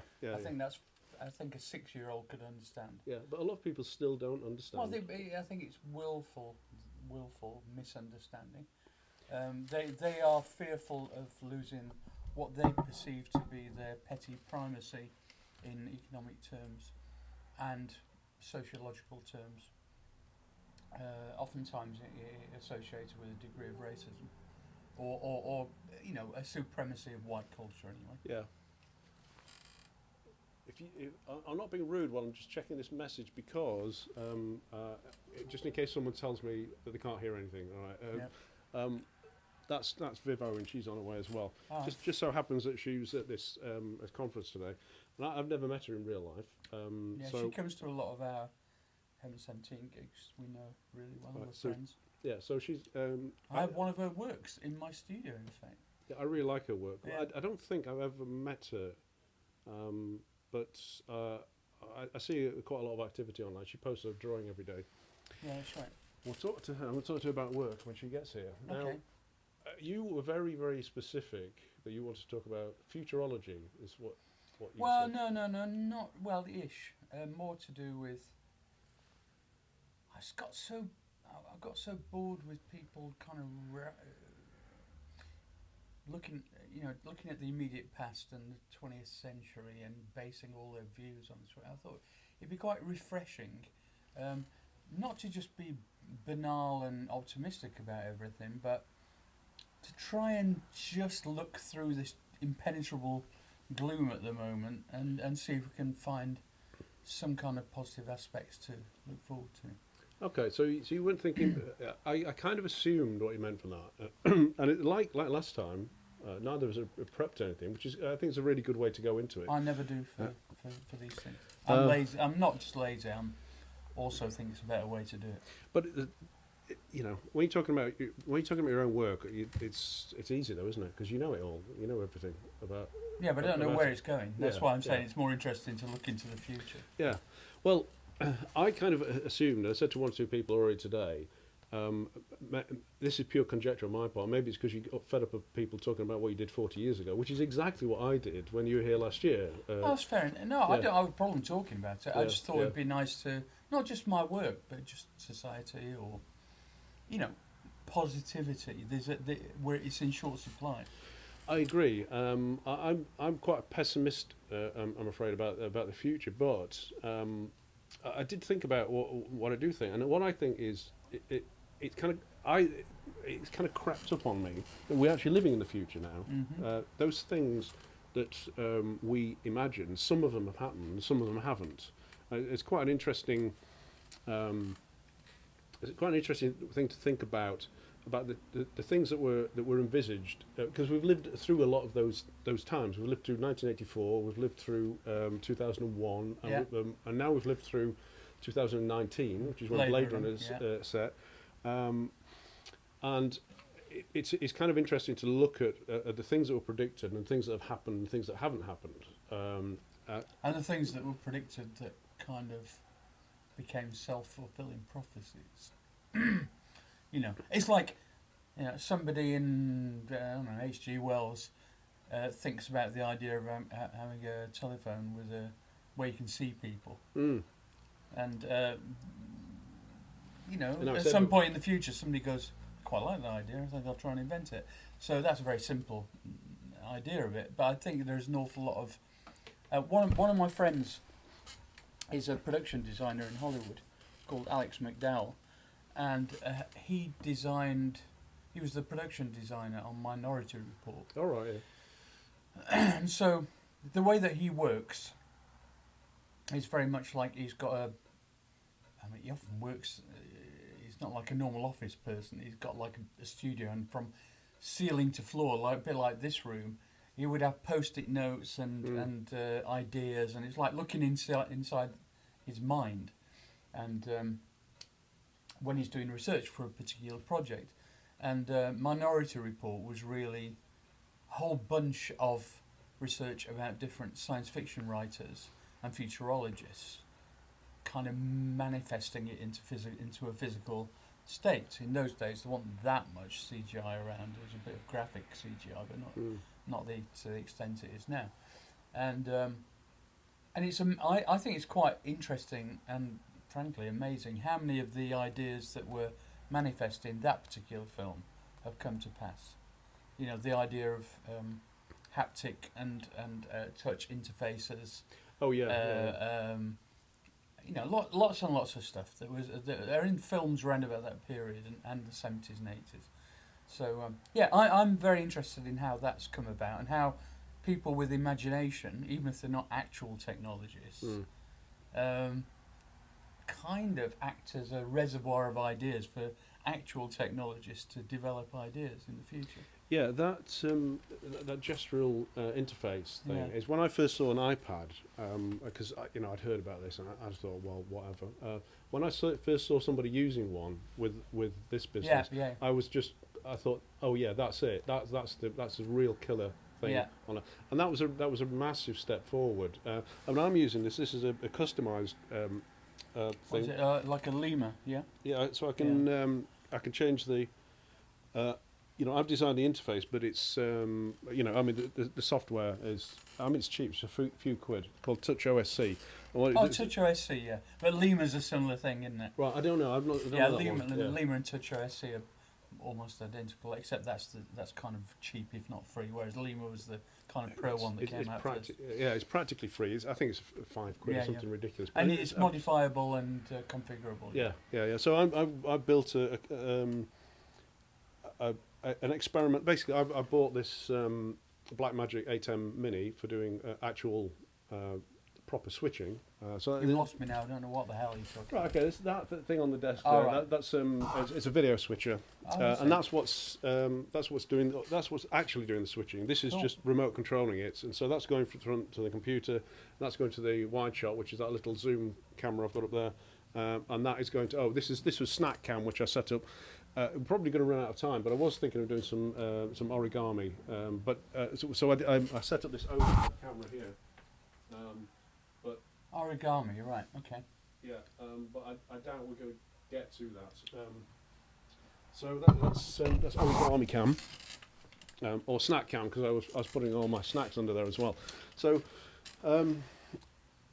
this is fantastic, and of course with that, because you can use it over and over again for lots of different Of course. and combine them. So I've got to say that was one thing. The touch interface is one thing I thought was absolutely amazing. Well, we've all seen the chimpanzees using them and stuff, haven't we? Have you seen that? No, I haven't. No. On YouTube, yeah, chimpanzees looking through photo annual albums and stuff, and enlarging them, and without, obviously they're not being. Yeah.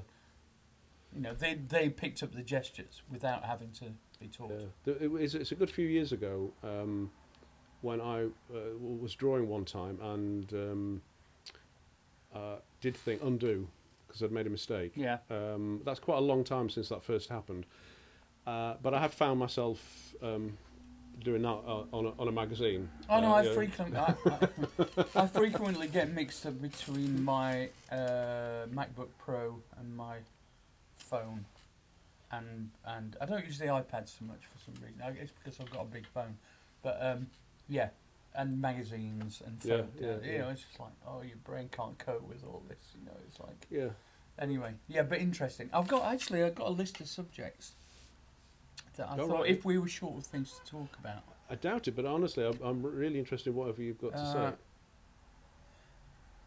say. As I think I mentioned to you last time, I've become fascinated with audiobooks and the development of how we learn and multitasking. That I think the coming generation, it's just a de facto way they work now. They don't go, okay, I am walking along the street and I'm looking in the shop windows. They don't think in the way that we used to think when we were growing up. It's like, I'm going to get on a bus, and whilst I'm on the bus, I'm going to look out the window or talk to my friend. No, everybody is simultaneously either listening to things on headphones, looking at their texts, getting haptic, vibratory alerts about how many kilometres they've walked. So we're now entering a phase of a modality where we're all absorbing multiple information streams simultaneously and can process them simultaneously. Harder for me and you as older people, but for young people, it's just their new normal. And so I think that's now translated for me into acknowledging I can do this, and that's the normal for me. And so therefore there's no such thing as daydreaming for me anymore. I just spend all my time absorbing information via audiobooks, or I suppose sometimes radio, not very often, but mainly audiobooks. I find that I'm listening to information more than I'm listening to music now, which is really quite interesting. So really, unless I'm working, and that's usually in front of a computer or in my studio writing music, or having meetings with people, I'm pretty much absorbing information. The only time I switch off is in the evening, when I maybe watch some shit television. And that's it. And then I go to bed and do the same the next day. Or I'm away, you know. And then I find that when I'm abroad, my methodology is different. It's really interesting. I'm not saying everybody should be like that. No, when I work at home, I generally, because my work is much more visual than it is audible. I tend to mostly work in silence. I mean, unless I'm working with something, there's some sound with it. But and I think that's an overload thing, you know. And if I do have music on while I'm working, it has to be something. It can't be something too engaging. It has to be classical, or I've developed a rather a real strong taste for really cheesy trance music, you know, because it doesn't really tax you too much. It's kind of, it's a bit like chill, isn't it? Chill FM. Yeah. But I found, and maybe it will be different for younger people. I found I'm at certain times I'm overload. too much, too much stimulation. No, I think I used to feel that way, and now I feel I've passed through that barrier. All right, maybe I will. Yeah, I think I've become desensitized to the idea that multiple information sources can be an irritant. Whereas my wife's the opposite. Yeah. I mean, Lansley is like she really can only monotask, and I just find it interesting how, because we are all we're all subject to neuroplasticity. Our brains are reconfiguring and finding new ways to rewire around problems and stuff all the time. So I now have got this kind of enlightened attitude towards my existence, which is more about understanding that we are never the same from one day to the next. And I think most of my life has been trying to find some kind of stasis, some kind of balance and neutrality, and where you simply don't have to worry anymore and everything flows beautifully. And I realise that's never been attainable. So now I just accept that it's like I suppose the metaphor is to you're riding on the river of experience. And sometimes it's rapid, sometimes it's calm. Yeah.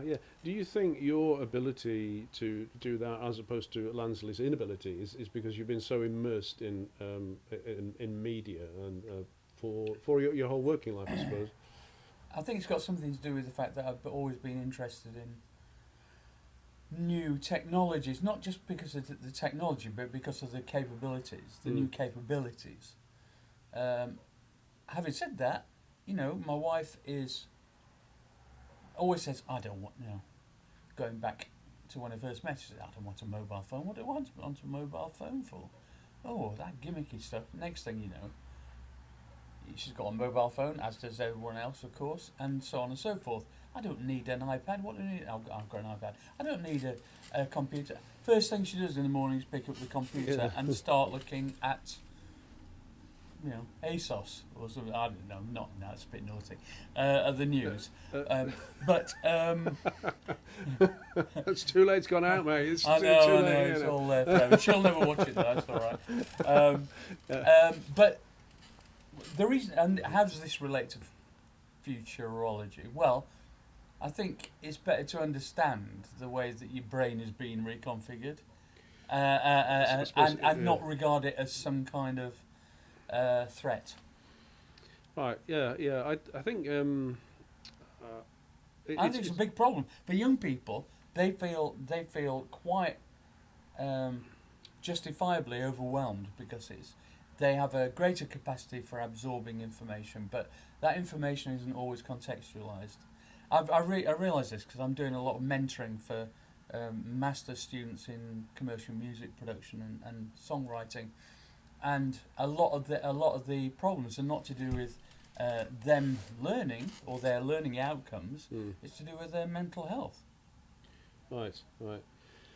Is that to do with the fact that it's more in the zeitgeist to talk about it and be open about it now, or is it because they are, on average, suffering from more mental health problems at that age? I've no professional ability, but I think it's stress. I think young people are more stressed than we were when we were young. Definitely. And I think part of that is I don't remember feeling stressed at all. Or very rarely, anyway. Well, I remember being very stressed through work, but that was a different thing. That was an identifiable source. So, but yeah, I don't remember. I mean, I remember being stressed at school, but that was kind of low-level bullying, really, because I was small, and you're just a target the whole time. But, so there was that. But I don't really. I certainly don't feel as though I was ever in need of therapy or anything. I just think that the world is the problem with it. The problem with the world is it's changing so quickly that it's almost impossible to keep up with.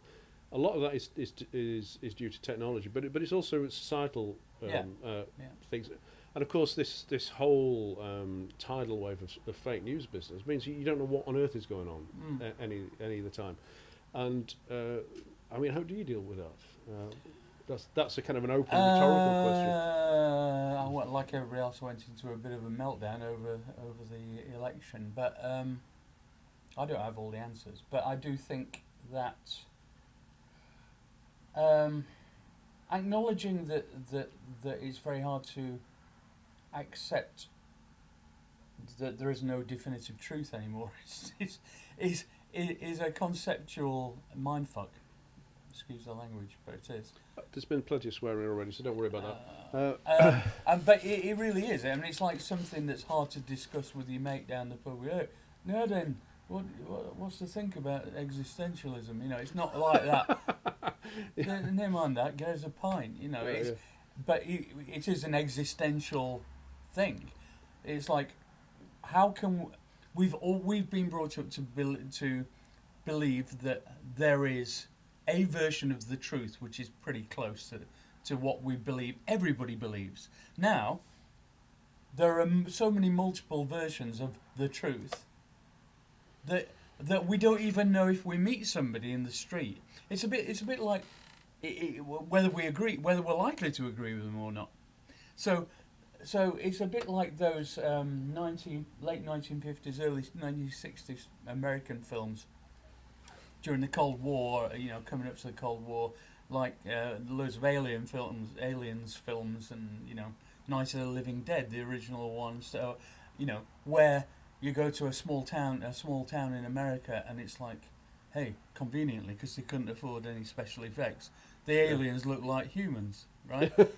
And so the whole plot is about the paranoia of thinking that at some moment in time your head will split in two and it's going to be like some machine or something, or, you know, we're in that phase now where in, you know, there was a certainty about living in Sheffield when I was growing up, and in the north of England in general, where everybody was, you know, there were always posh people with a different agenda, but generally everybody was pretty much on the same page. It felt like there was a kind of rowing in the same direction, even though we felt we weren't getting our dues necessarily. Now, I'm not even sure who's rowing or which direction things are going in, which is incredibly discombobulating for young people in particular. Yeah. I mean, there's. Have you seen those? There's a couple of short Adam Curtis films. Yeah. One about O'Dearism. No, I haven't seen that one. Where he talks about, I can't remember all the details of it, but it's only short actually, and but he kind of sums it up. The only response is because it's a deliberate technique that was developed by this Russian guy, I can't remember. Yes, that's right. It was a theatre producer, wasn't it? Well, I can't remember the. It was a dramaturge kind of guy. It's all you know. Different stories, conflicting stories, because eventually the only response to that is, oh dear, and you're completely powerless to do anything about it. What it is essentially, you've got somebody who's telling the truth in a room. So what you do is you bring in 20 other people in the room who are telling different stories, and eventually the mind can't distinguish between the truth, even when you know it's the truth, and the other stories that are being told, and that it's not that complex to understand, but the manifestation of it and the outcomes from it are so profoundly disturbing. That's pretty much what Inside Number 9 is like, and, you know, Black Mirror and all those programs. It's like, you know, we are living in a dystopian world. Anyway, we're talking about the past and the present. We're not talking about the future. Yeah, I know. I'm very disappointed in you, Richard. Oh, damn! It was so close. It's so close. Well, I think I started the turning around because by saying about living in the future, which is of course the present. Yeah. But let's get back to the future then. I'll tell you what we could do. Good title for a film. Sorry. Good title for a film. Let's get back to the future. Yeah. Yeah, that sounds familiar, doesn't it? Yeah. What I'd be interested in, I know quite a lot about music tech, even though I'm not a musician, because I was always interested in that stuff. I know we are talking about the past, the 1970s, and in the days when it was so expensive, it was way beyond my reach. What's very interesting, I've been noticing the people at Behringer have been Clones, yeah. reproducing a lot of clones very, very cheaply of synthesizers. Now you'll know a lot more about this than I do, but I know all the technology and the the signal paths of those things, because I did have synthesizers, old analog synthesizers. What I'm interested in, I think you were doing some work doing some consultancy for Roland, weren't you? Looking at one of their new... Yeah. So let's talk about the future of musical instruments then, shall we? Yes. And where you think... Okay. Where you think that's... Start with the fact that what Behringer are doing and bringing these things within everyone's reach, and where do you think it's going to go next? Okay, so I'm sponsored. I'm lucky enough to be. Well, I've worked on it, to be fair, but I'm sponsored by Roland. So they have a lot of virtual instruments which I can gain access to. It didn't cost them anything. They've already designed them. So, but I get some physical instruments as well. So I'm privy to their kind of developmental path.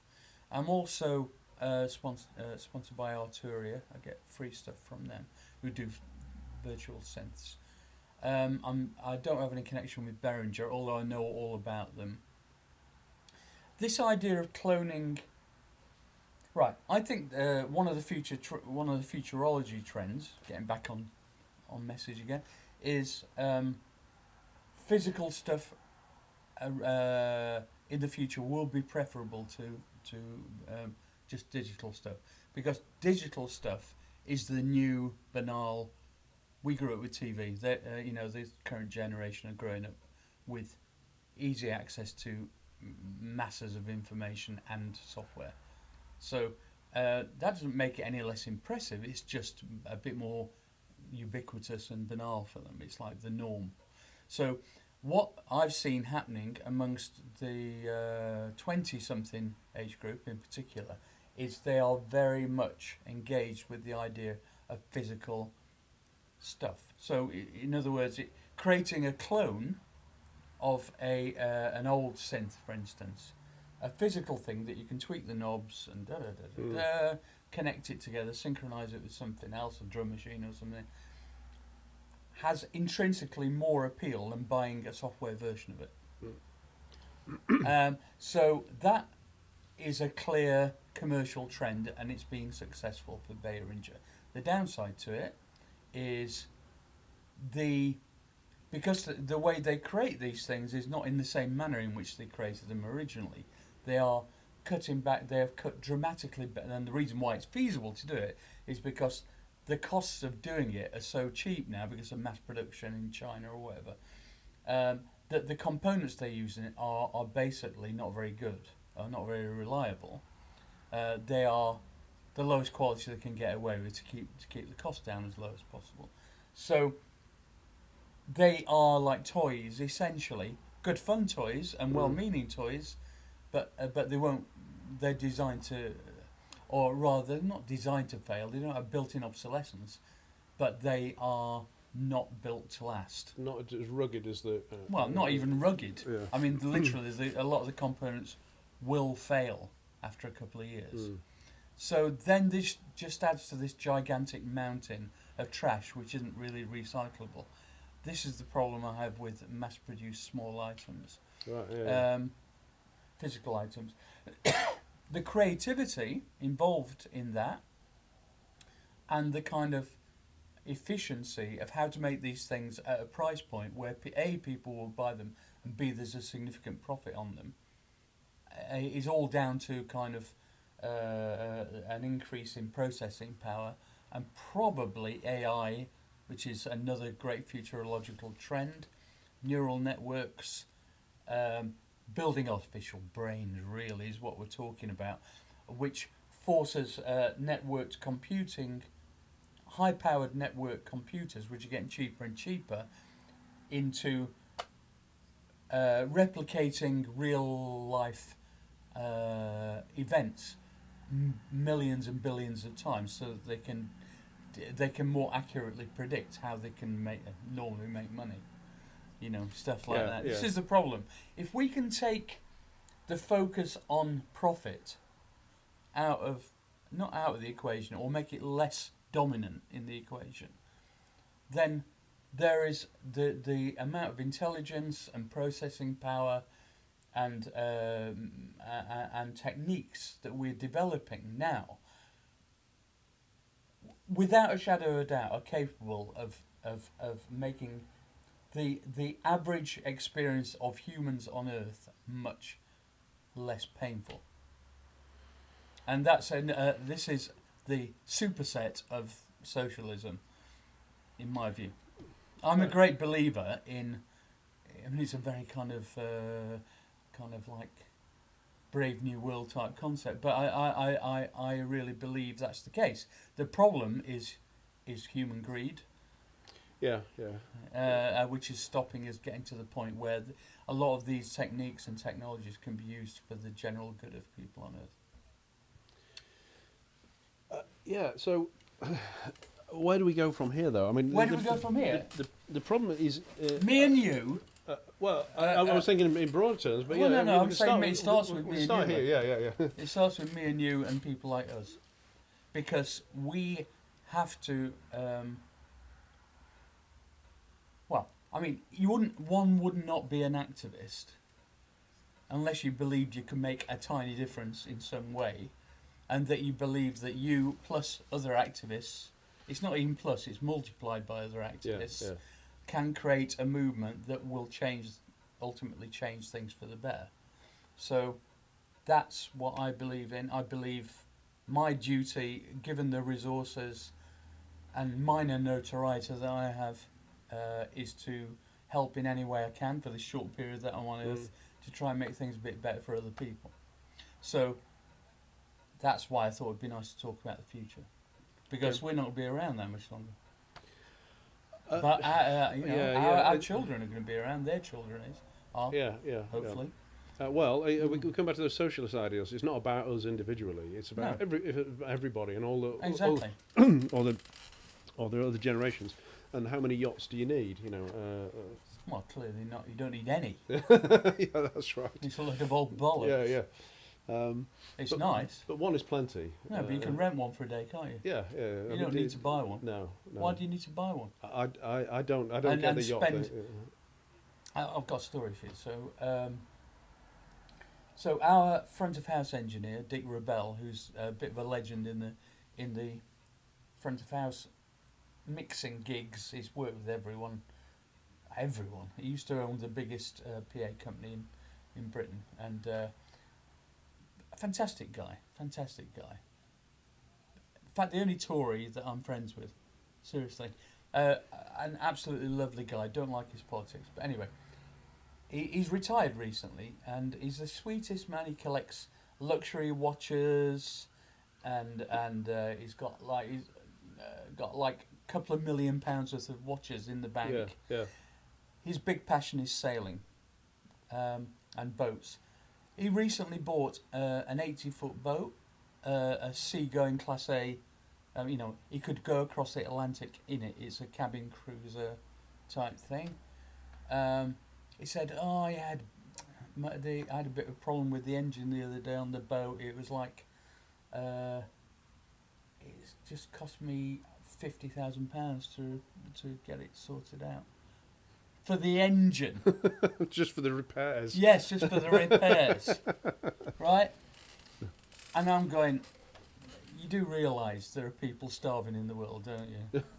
This is, and he didn't even get a chance to use it that often. And so anyway, I'm just saying, I'm lucky enough to have lived in Venice. I lived in Venice for 27 years. And so I saw some of the world's most expensive private boats coming in and out of Venice, especially at Biennale time and Carnival and stuff like that. I saw, Bill Gates' enormous thing, which was so big it had a basketball court on the back, and a helicopter on the front, a private boat, a basketball court. Yeah, a basketball court. And he had and then the other guy who was part of Microsoft, what was his name? Tim Allen. That sounds familiar. Yeah. Yeah, something like that. Anyway. Can I? But can I have some more coffee? No, all right, thanks. He had so he thought. Obviously, he got bought out of Microsoft. I think he decided he wanted a bigger toy than the bigger one. a bigger one. So he got another one. So he had one with his came into port as well. He had a helicopter on the front and one on the back. Two and one on the helicopters. back and a full-scale recording studio below decks. Oh, okay. Well, obviously, I mean, with a live room and enough for like a 20-piece string section.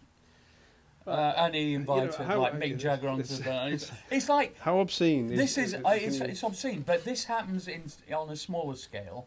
Say for, a championship footballer. Say for instance, there are some that play for Wednesday, who, maybe they're on 40 grand a week. I mean, in today's world, that sounds like a gigantic amount compared to like Premiership footballers.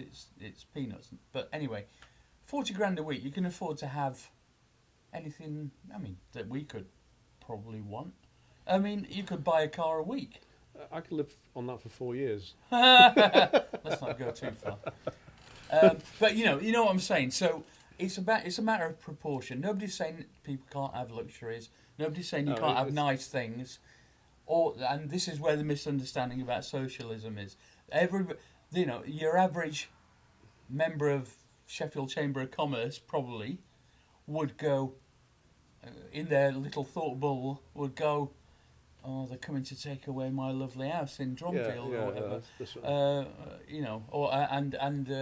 Who are they to tell me? I've worked hard all my life. And etc. You know the thing. Yeah. It goes back to that thing. It's socialism. Anybody can be rich, but nobody can be poor. And let's face it, if you just had one less yacht, everything would be fine. But this leads me to an obvious question: is when you get your yacht in the future, never going to happen. What? Oh, right. I was going to ask you what kind of obscene show of wealth would you have? No desire for any kind of anything. I don't drive.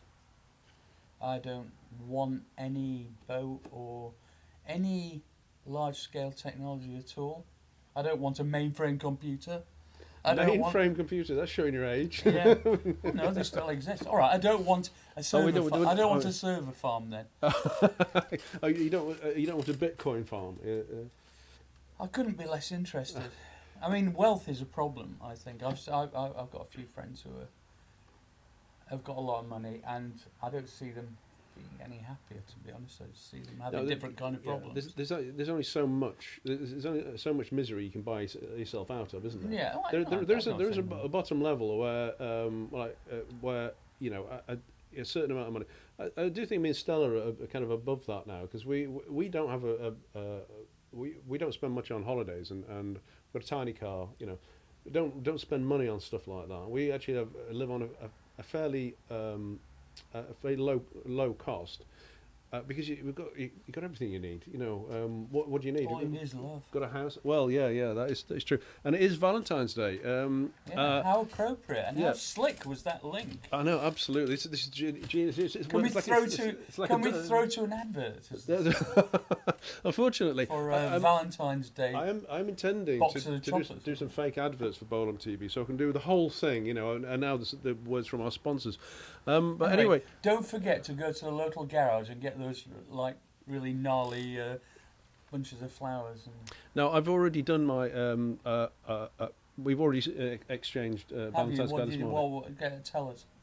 I don't know whether you remember last year. I was running a slideshow of our lovely Smudge, who passed away earlier in the Anyway, I bought Stella a card with a black icon black tops, that classic with the eyes, but it hasn't got the smudge, so I hand altered it to and it's a little kitten doing a selfie of itself, but I altered it to have the smudge.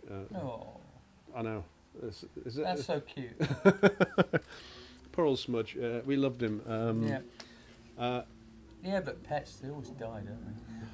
I know. It's we had a hamster called Lloyd, and it died, and my wife didn't want to tell me because I was away, and she didn't let me know for like 2 weeks, and eventually I looked in the cage. It's like stiff as a Oh no! I said, "What are you doing?" He said, "I didn't want to tell you." You know, it's like, oh God. Poor old Lloyd. Poor Lloyd. It's lying there. What a way to go. Well, they've all got to go. Yeah, I know. We know that, and you know intellectually, but actually when it happens, it doesn't really prepare you for it. No, it's true. Mortality.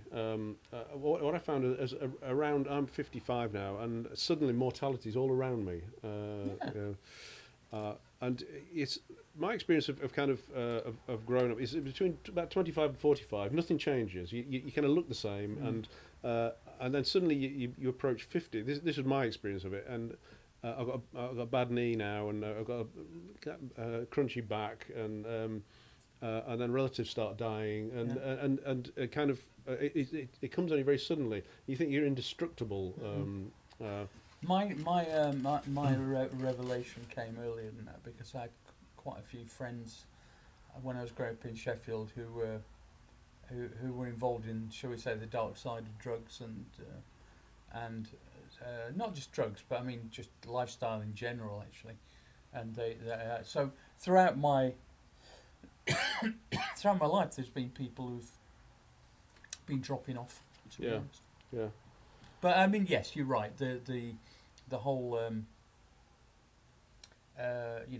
inevitable slide to the grave is something that we're all aware of. But hey, I just want to see Wednesday get into the Premier League. I don't think it's going to happen before I pop it at this rate. Well, it might be. Maybe that's the thing. All right, Viv's here. I'm going to go collect her. Okay.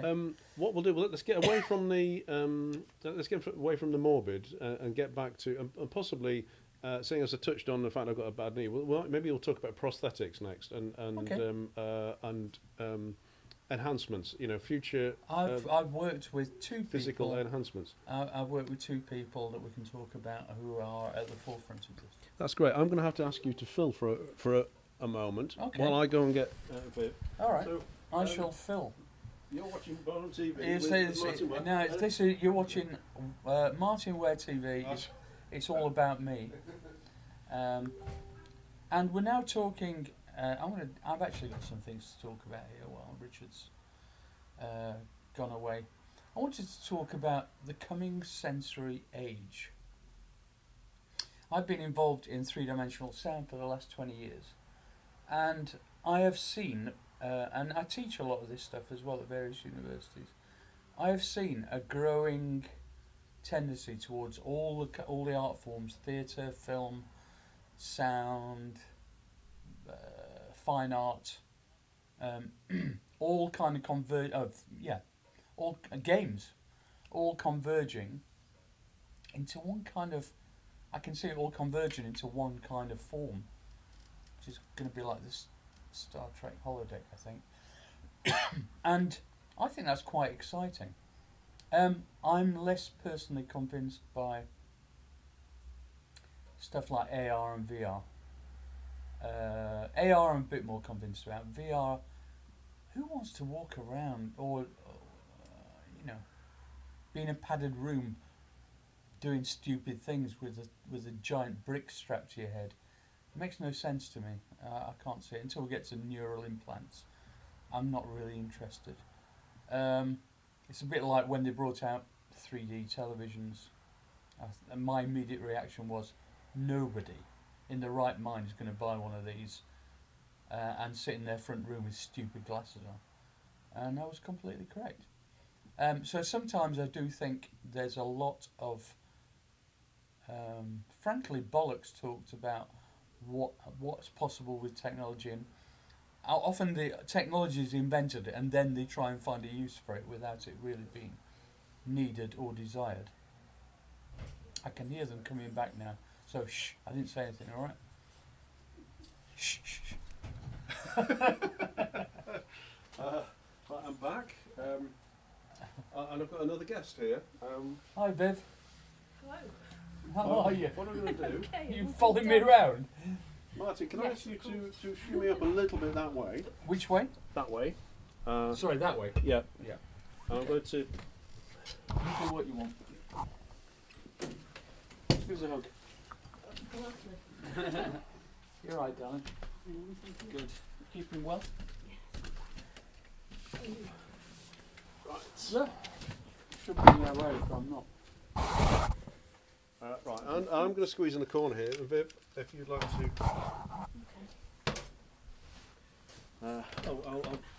you want to take... You two take a seat? Well, you sit there. Me? Yeah. You sit there. And would you like coffee? If there's one going Oh yeah, we've got decent coffee this time. We're not on now, are we? Yes, Yeah. we are. Oh. Hi. I think I might go for myself. I don't usually drink it after. If I start buzzing and the teeth start, you'll know why. Do you have it black or white? Milk, if there is any. There's milk here, yeah, and there's chocolate treats. Thank you. This Chocolate sounds studio, like a plan. the studio is quite big for when I'm here on my own. Thank you. Can I have that? Thank you. All right, welcome back. You're watching Bolam TV. It's all about me, but once again, it's not really. I've got another guest with me now, Viv Owen, artist, painter, and daily drawer. I'm a good drawer. And we'll we'll talk about your work, and I also want to talk about where you've been today in a bit. But we were just on the subject of biological enhancements, weren't we? Right, for, against, or... Well, we're about to talk about it because Martyn wants to talk about the future as opposed to the past. With a because everything has been so. Oh, hang on, I better pull this a bit further back towards you. Yeah, like I say, the studio seems it's plenty of room when I'm here on my own. Suddenly you get one other person, and suddenly it's cramped. So we've been talking about politics, and it's a bit difficult for us to get off that, but politics and the future of technology and the future of society. And Martyn, you were about to tell us a couple of stories about, was it prosthetics? Or, yes. Well, there's a friend of mine whose name escapes me temporarily, who's part of that. I forgot what the name of the scene is now, but the that extreme body modification scene. Yeah. Where people hang themselves with hooks from the ceiling and that kind of stuff. It's an Australian guy. He's really famous, and I've forgotten his name. Anyway, I did a conference with him, and his project at that time was he was growing a real ear on his arm. Well, no, sorry, it wasn't a real ear. Sorry, it was a prosthetic ear, but he was growing it into his flesh. Right. And then he was going to implant a microphone into it so he could actually hear. And I presume it's there now, it'll be there forever. Stuff like that. And then there's another friend of mine who's a model who unfortunately had to have when she was young, had to have a leg amputated from the knee downwards on one leg. And she's made it into her kind of USP, and it's been incorporated into her body look.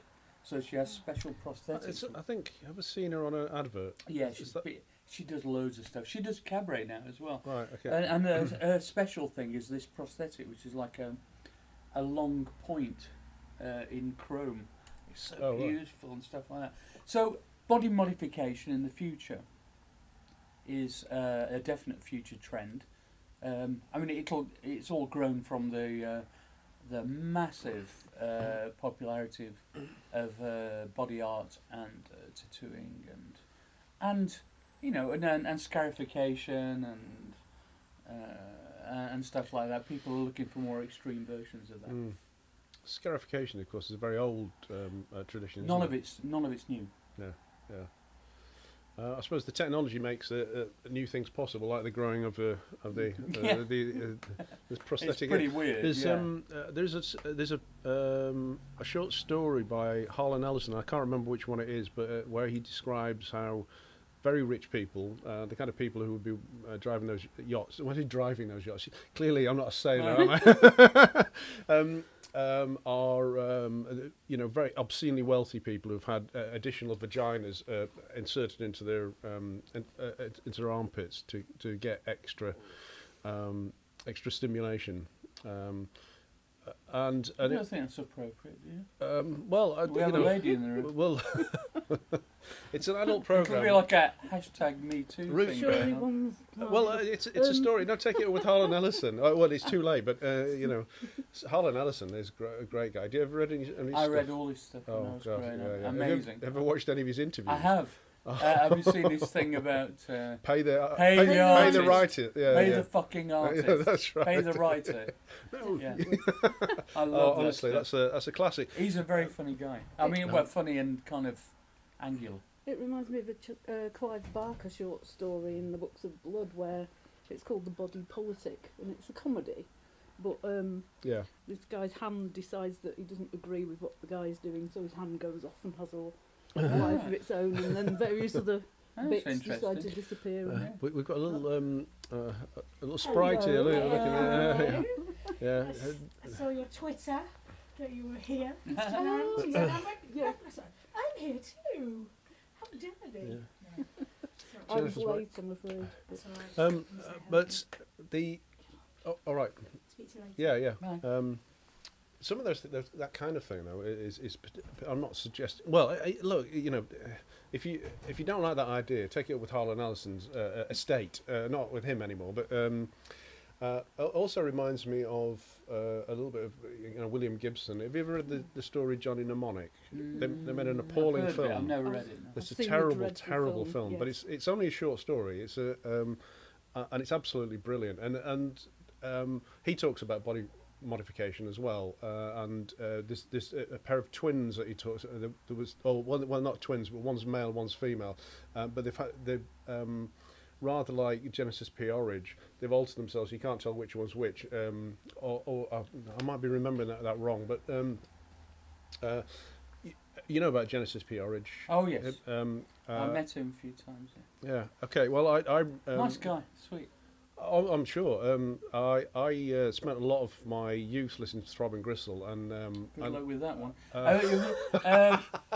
20. Did you see they brought out a 24-hour box set of their live gigs, which is about as listenable to as Metal Machine music, I think, but for 24 hours. Yeah, look, I've done my time with that stuff, and the thing is, I do have still a real love for Throbbing Gristle and for Genesis P. Origin, because that cultural experience introduced me to so much other stuff, and some of it is unlistenable, some of it's difficult, but it was. I was a big Philip K. Dick fan. Right, yeah. And his imagination was incredible. The kind of things we were talking about Minority Report earlier. Yeah. I'm just looking at my. I was talking about the audiobook, my audiobook fixation, and just going through some. I had an idea to go through some of the ones that I could recommend about the future. Yeah. Some of them are actually non-fiction as well. So there's, if you never read Ubik, that's really good. No. That's Philip K. Dick. Story and Counterclock World. Have you read that? No. Oh my God, Counterclock World. That's what Almost Medieval was based on. One of the first tracks we ever wrote with Human League. Then there's a few futurology books. Talk amongst yourselves for a second. Okay, I'll tell you what. While you look at that, I'm going to introduce Viv, yes, do that. and we'll just locate you with some of your work. Okay. You're watching Bolam TV. It's all about me. Well, it's. I keep saying this. The thing is, it just sounded great. Bolam TV. It's all about me, but actually, it mostly isn't about me at all. I've hardly spoken to myself. I'm okay with that because it's a lot easier when you've got other people in the room because you just let them come up with all the stuff. Anyway, I've got with me now Martyn Ware and also Viv Owen, which it turns out we have met once in real life before, but we're Facebook friends, and I'm a bit of a fan of your painting, Viv, and it's interesting. We touched on science fiction. We mentioned Blade Runner earlier because I don't know much about your work, but I see because you post things every day, I do, yes. at least a drawing a day, and your work. We'll get some of it up actually. Have you got a website we can we can have a look at? Probably Facebook page might be as easy. Okay. Or Flickr. Have you got? Is it just your personal one, or have you got an artist one? There's Vividly Painting.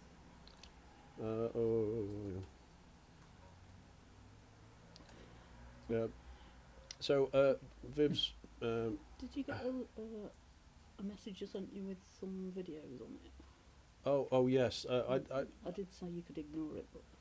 Oh, sorry. Honestly, I've been so busy. It's just been.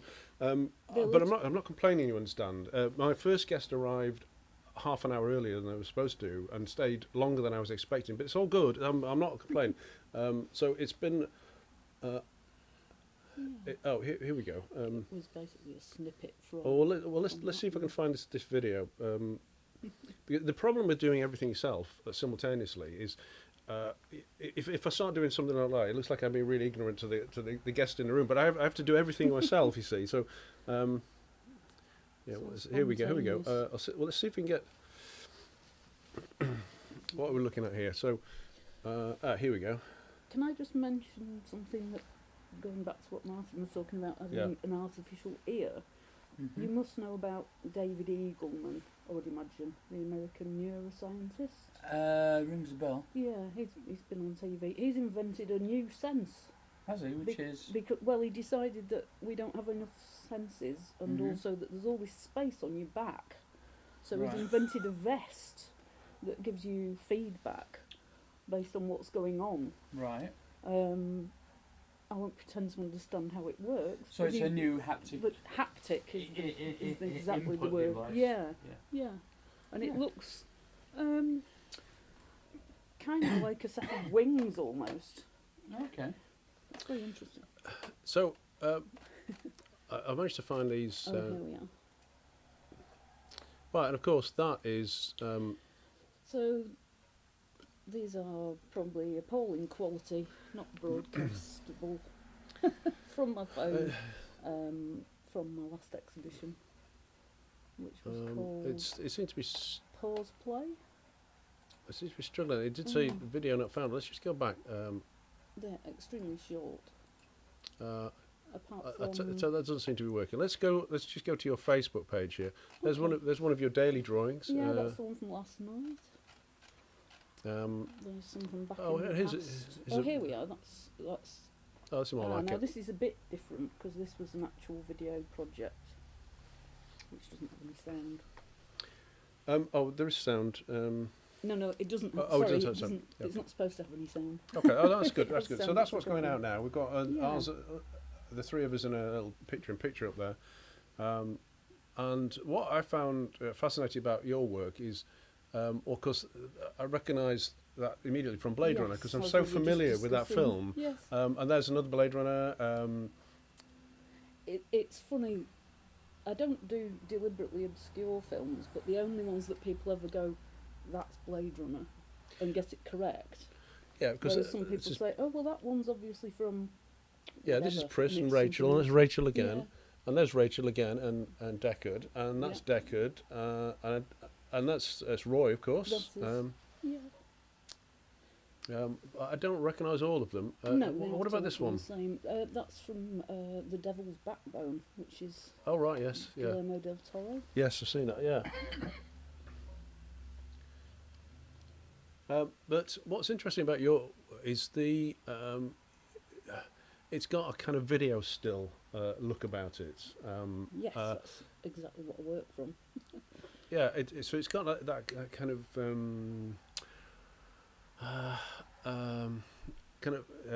low res sort of shimmery look that old analog video had, and. But they're paintings, so it's a bit of a contradiction, isn't it? it's about visual input and what appeals to me and what I get an emotional response from, and I can't make videos or relate to anything in any other way than to draw it or paint it, which is. But there's also the idea of layering and a loop, so it's an actor into a film, into a photograph, into a printout, which I then work from entirely by hand. Yeah. And then that was closing the loop, which is why it's called Loop, the video that you just watched, because it's gone back into the video format, and it was I see. showing the painting stage by stage. So what do you think about the... I mean, old analog video has a very particular look about it. But now, I watched videos online the other day. I watched the Skids doing Into the Valley, and it's it's on YouTube, and it's been taken from.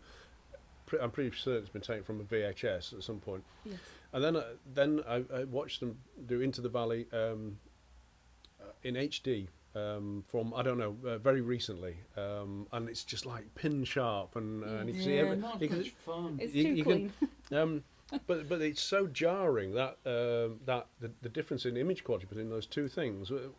What When I started doing this process, which came about as just as a convenient way of having lots of people who were willing to sit still to draw from, pause a video.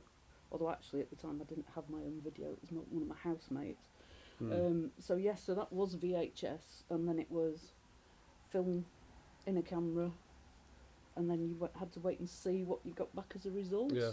And part of that was wow, that doesn't look anything like I thought it was going to look, because there's all the dropouts and the strange colours, and sometimes the film was a bit fogged or they'd over-processed it. Because although I did do photography, I did black and white because we didn't really have the facility to do colour. So, yeah, that's become a deliberate feature of it almost, that there's extra layers going on in there. Because, of course, these days I could just pull it up onto the screen, grab it, as you say, to be perfect. But where's it wouldn't the have fun in that? it wouldn't have that shimmery, and that's what I think is very attractive about that work. Is particularly the Blade Runner ones, because I've watched that film so many times.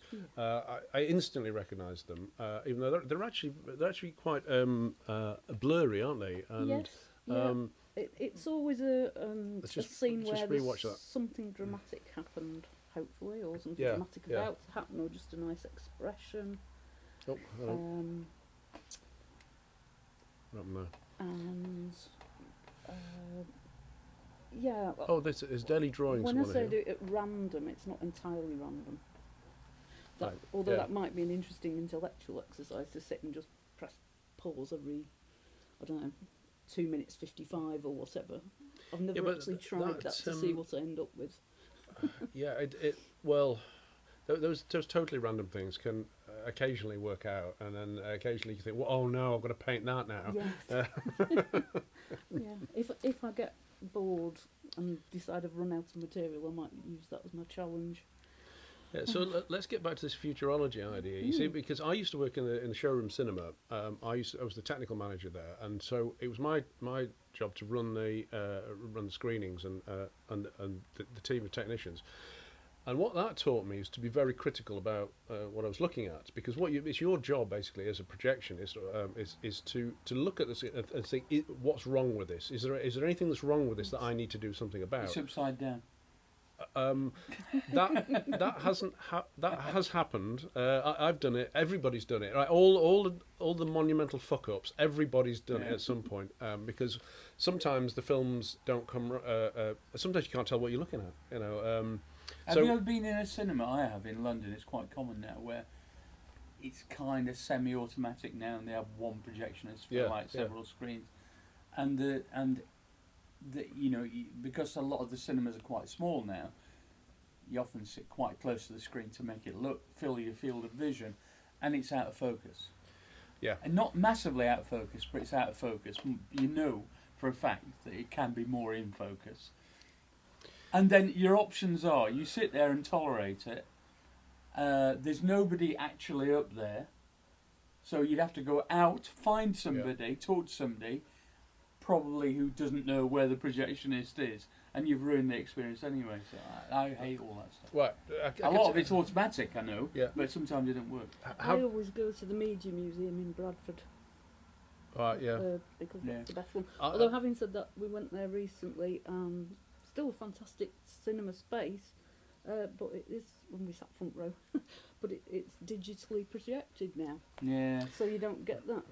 It's I can tell you something about. I tell you something. Actually, we've stumbled onto an area I do know something about, because I used to work in the cinema, and I used to run 4 screens, and unless there was something special on, you would run 4 screens on your own. Yeah. So my advice to you: if you see anything wrong with the projection, go out immediately, because there's a good chance the projectionist won't see it for 15, 20 minutes. In some of these cinemas, they have 20 screens and 1 projectionist, and I've been in the light here, and basically it's just 1 corridor. So they probably have 1 projectionist. The digital stuff is very reliable, but so what I would say is, if you see anything wrong with it, go and tell the staff immediately, because there's a good chance the projectionist won't see it for ages. And the other thing I do know about, I've worked at the National Media Museum, but not as a projectionist. I worked there on a number of events, and in those days, they used to have 1 projectionist per screen, and that's probably why it's a lot better. Is because they have a projectionist there, and that's the way to do it. But most places can't afford it. So that's why it's always good at the media. But they and I've worked there, and I've seen them having staff meetings. Where they're not running the cinema. When I worked at the showroom, we ran 2 shifts, 7 days a week. So there was never one time where you could have all the staff together. To sit down and have it when something wasn't going on, but that's the way to do it. That's the National Media Museum though for you. I'll always wait to see something there, even if it means waiting an extra couple of weeks till they get it. That's good. You're in Wakefield, aren't you? It's complicated. My studio's in Wakefield. Right. I live okay. near to Bradford. So. Right. Okay. Oh, right. So it's kind of convenient for you. Yeah. I have to say, definitely. now we're on tech. We've just bought a 55-inch OLED. Oh yeah. So I don't need to go to the cinema. If I can get, it's absolutely amazing. This is where I was going when I was talking about the high def thing. What have you? When people always think that I'm nostalgic about film because I used to work in a cinema, and I hate the stuff. There's only one good thing about film is when it's new, it looks fantastic. Yeah. Nothing looks as good as film. No. When it's brand new, right? Yeah. And after that, no. The TVs, going back to this, is kind of living in the future. TVs are unbelievable, absolutely unbelievable. They're so good these days. Those OLED things where, when it's black on the screen, it's like the TV's off. Yeah. There's no light emanating from it. If you're in total darkness, it's completely black.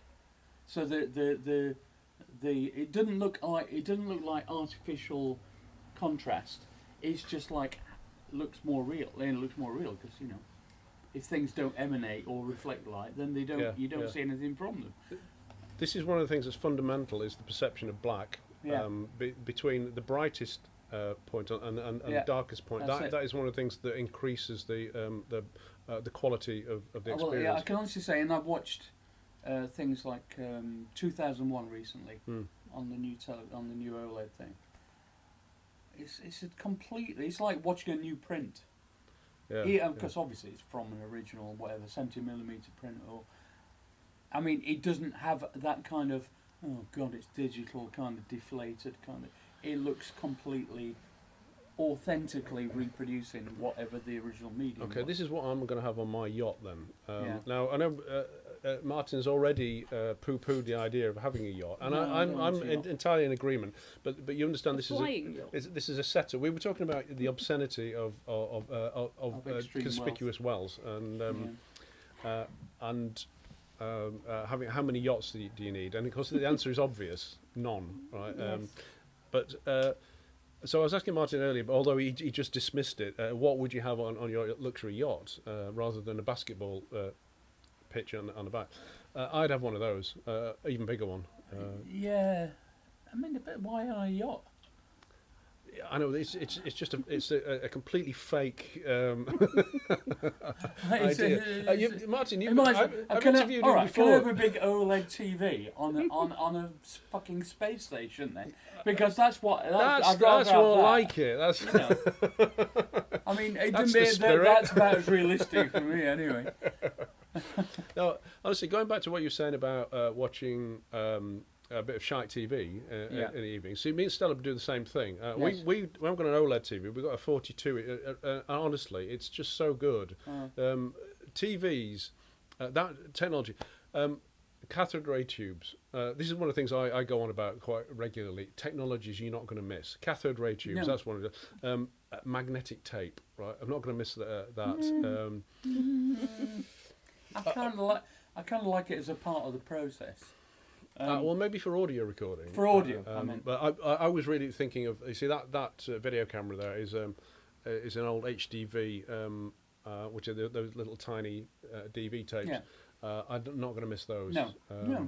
I've got one of those, and it was supposed to be future-proof quotes, but it just sits there in the drawer. Yeah, no, nothing's future-proof. No, it's a good camera that, but all it's doing now is basically being an HDMI source for my switcher there. Okay. Right now, what time are we on? It's 6. No, it's 5:10. Yeah, what did it say 6? I don't know. Maybe she was wishful thinking. What can I attempt?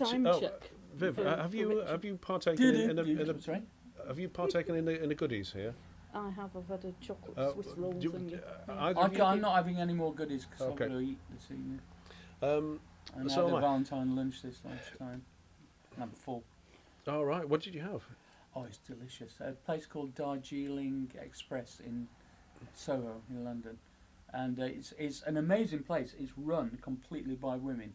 All the chefs are women. All the staff are women. It's a lot of their profits go towards this amazing survivors charity for ISIS survivors, right. And people from forced marriages and who've been raped in war and all sorts of stuff. And anyway, more to the point, the food is incredible, and it's like home cooking. And this leads me on to another bugbear of mine: male chefs. Right? Why are they all male, or most of them male?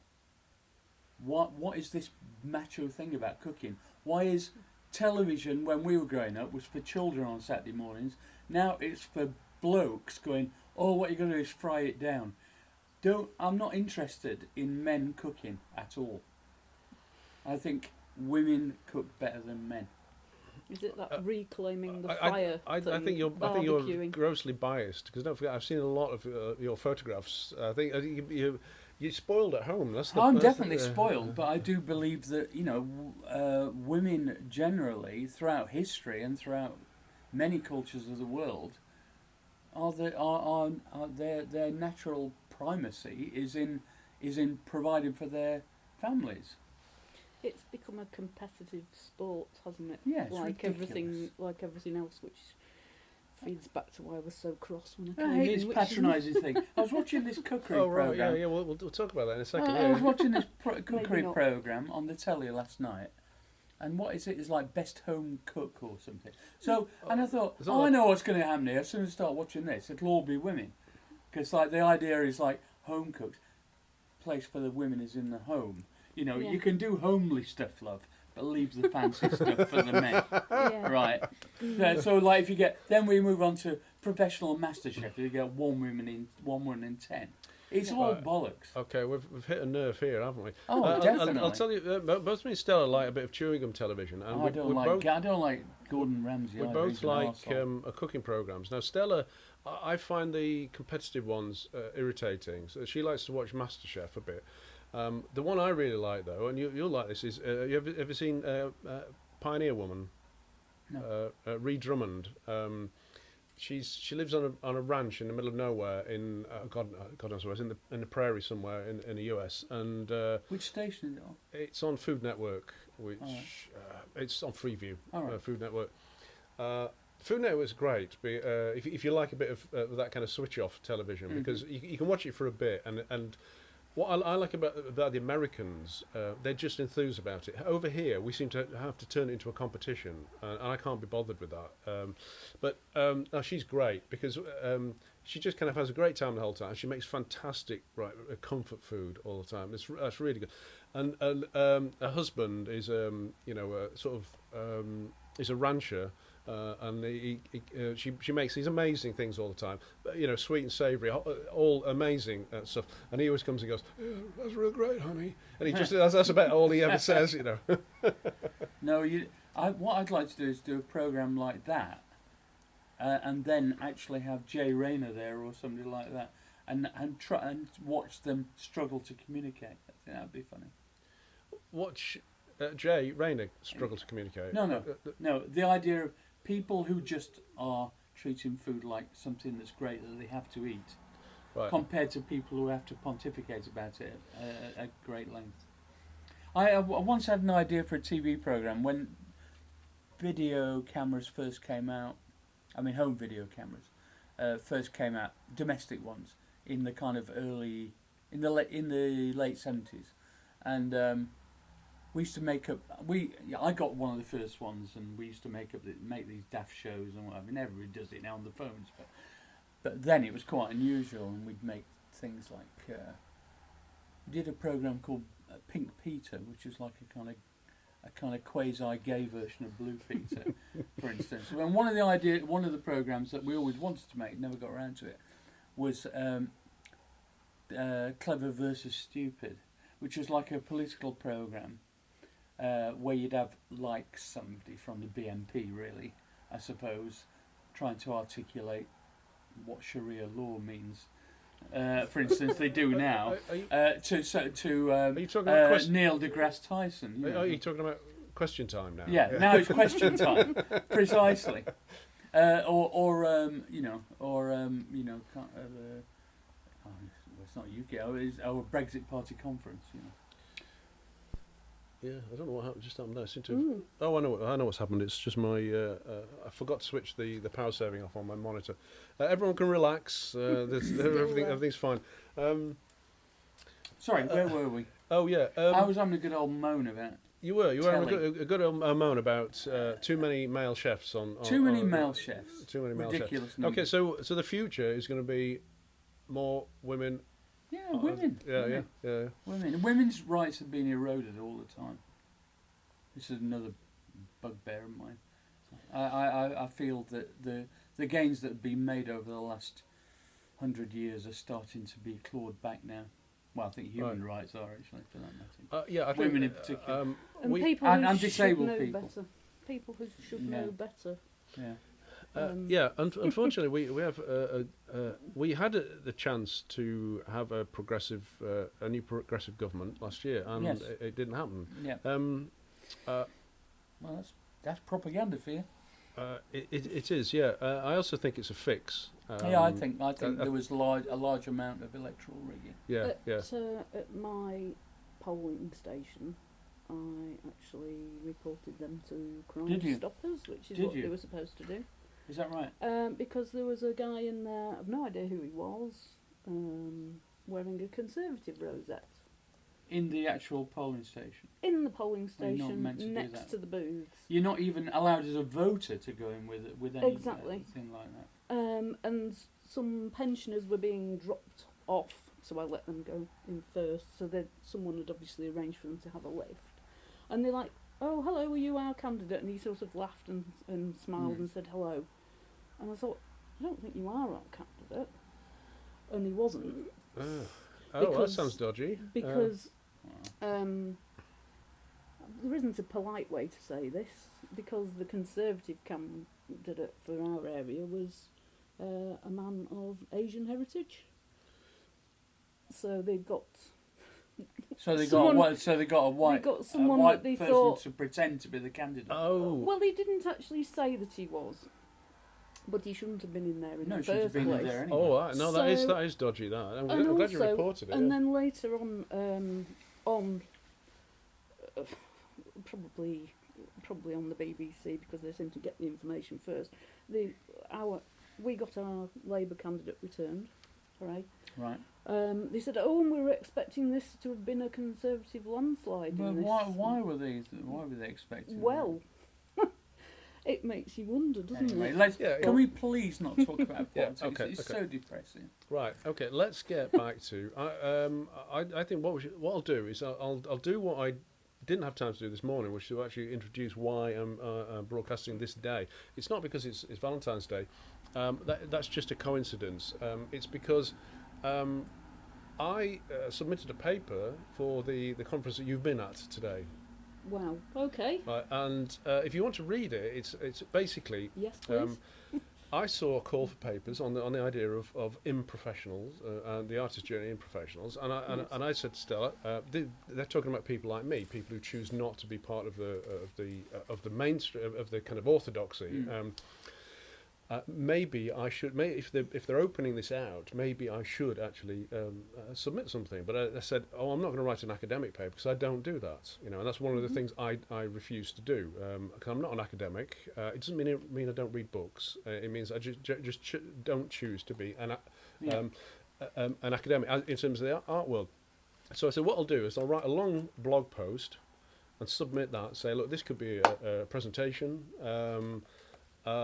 And say if they don't take it, I shall just publish it. Well, I shall publish it anyway on my blog on that day. So either way. And one of the things I talked about this is television, this kind of democratization, because I've been talking about this all day about how what I see is one of the things I have for the television thing. Yeah, it's a joke. The whole thing's a joke, but it's what I consider to be the current version of what we were doing in the late 70s, early 80s, which is self-publishing and making cassette tapes, music for stowaways. That was all part of that excitement. Well, it was part of the fanzine culture. Yeah, as well. yeah, and that was publishing in every medium. Yeah, and so what I say, because of what we've got with technology now, we live in the future. Television, I think, is the way to do it, or it's one of the ways. So that's why that's kind of one of the reasons why I got into this idea of doing my own TV station. So I said, and this is how I'm going to do this. So I submitted it, and they contacted me and asked me if I wanted to do a little workshop or something. And what I said was, I'm not interested in doing something where you're only going to get half a dozen people, but I'd be very interested in doing a presentation as part of the main. But they declined to let me do that. So basically, despite the fact that they're talking about people like me, I'm still being sidelined. Just to sum up completely, I don't know if anyone's going to be Well, watching look, don't say anything you regret, because this is going out on the internet. You are allowed to be unprofessional as long as you present yourself with a professional website, Instagram, and you happen to have gone to or are currently teaching at a major London art establishment. All right. So what they're saying is that you can be an unprofessional as long as you're professional, right? All right. Okay. The work is unprofessional. There's another thing here as well. So now the kind of, if you like, the commercial and gallery system are trying to monetize the idea of outsider art. Yes. And this has been growing and growing, and it's getting quite big now. And I like it, and I think it's a way in for people, but it's only on the terms a business that has already been established in the art world.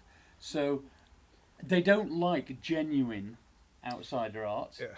They like the insider outsider art. They like perceived outsider art that can be channeled into the ridiculously biased, profitable gallery mechanism. It's a way to make money out of people reacting against capitalism. It's late hence like Banksy, for instance. So Banksy, I think, genuinely did not want to make money out of what he was doing. He just wanted to do it as an artistic enterprise. And then you end up with people like selling his stuff by ripping it. I have no problem with him making money out of it. I have no problem with anybody making money. It's making money out of ripping other people off, which is the problem. Capitalism isn't terrible, because I don't want to be digging potatoes in a field, if that's the alternative. But yes, and this is exactly what was discussed. All these ideas for bringing in communities, and it's not people from the communities. It's not grassroots.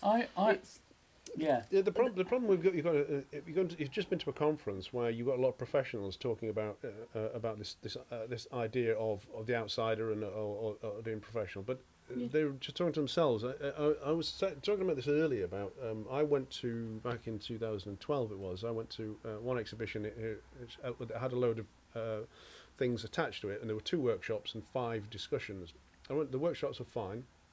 After the 5 discussions, I said to her, I'm never going to anything like that ever again, because basically all of them were just a lot of the time we were just listening to prepared text, and it's just a bunch of white middle class, almost exclusively white middle class people agreeing with each other, and it's not remotely engaging.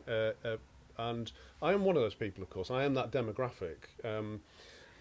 This was another problem. There's a lot of throwing the baby out with the bathwater, to use the old cliche of, oh, well, that's not relevant because a white middle-aged man said it, or a dead white male. And it's like, okay, so you're going to throw out everything Stephen Hawking ever did? Yeah, no. Excuse me, you know. Oh, well, no, at least he was disabled, so he's ticking a box there, isn't he? Yeah, and there seems to be an idea of promoting being cack-handed for the sake of being cack-handed when you don't need to be, which isn't a plea to having finished product or anything. Look how edgy I am by doing this. Yeah, the history of academia is about self-preservation, essentially. It's about creating a priesthood of knowledge, through the Middle Ages via Latin, for instance, and stuff like that. It was all about exclusion, not inclusion. Yes. And so now we're talking about, we went through a period post Second World War where there was a genuine explosion of inclusion of people for educational purposes. Maybe not at the highest echelon. That's always been an issue and will continue to be an issue. But you know, the blossoming of comprehensive schools and co-educational schools. And, you know, I went to King Edward's School, which is an all-male school until the 4th form, and you know, it was a real boon to us to have 2 sexes in the school and actually live something remotely like a normal life. But you know, in tertiary education, the same.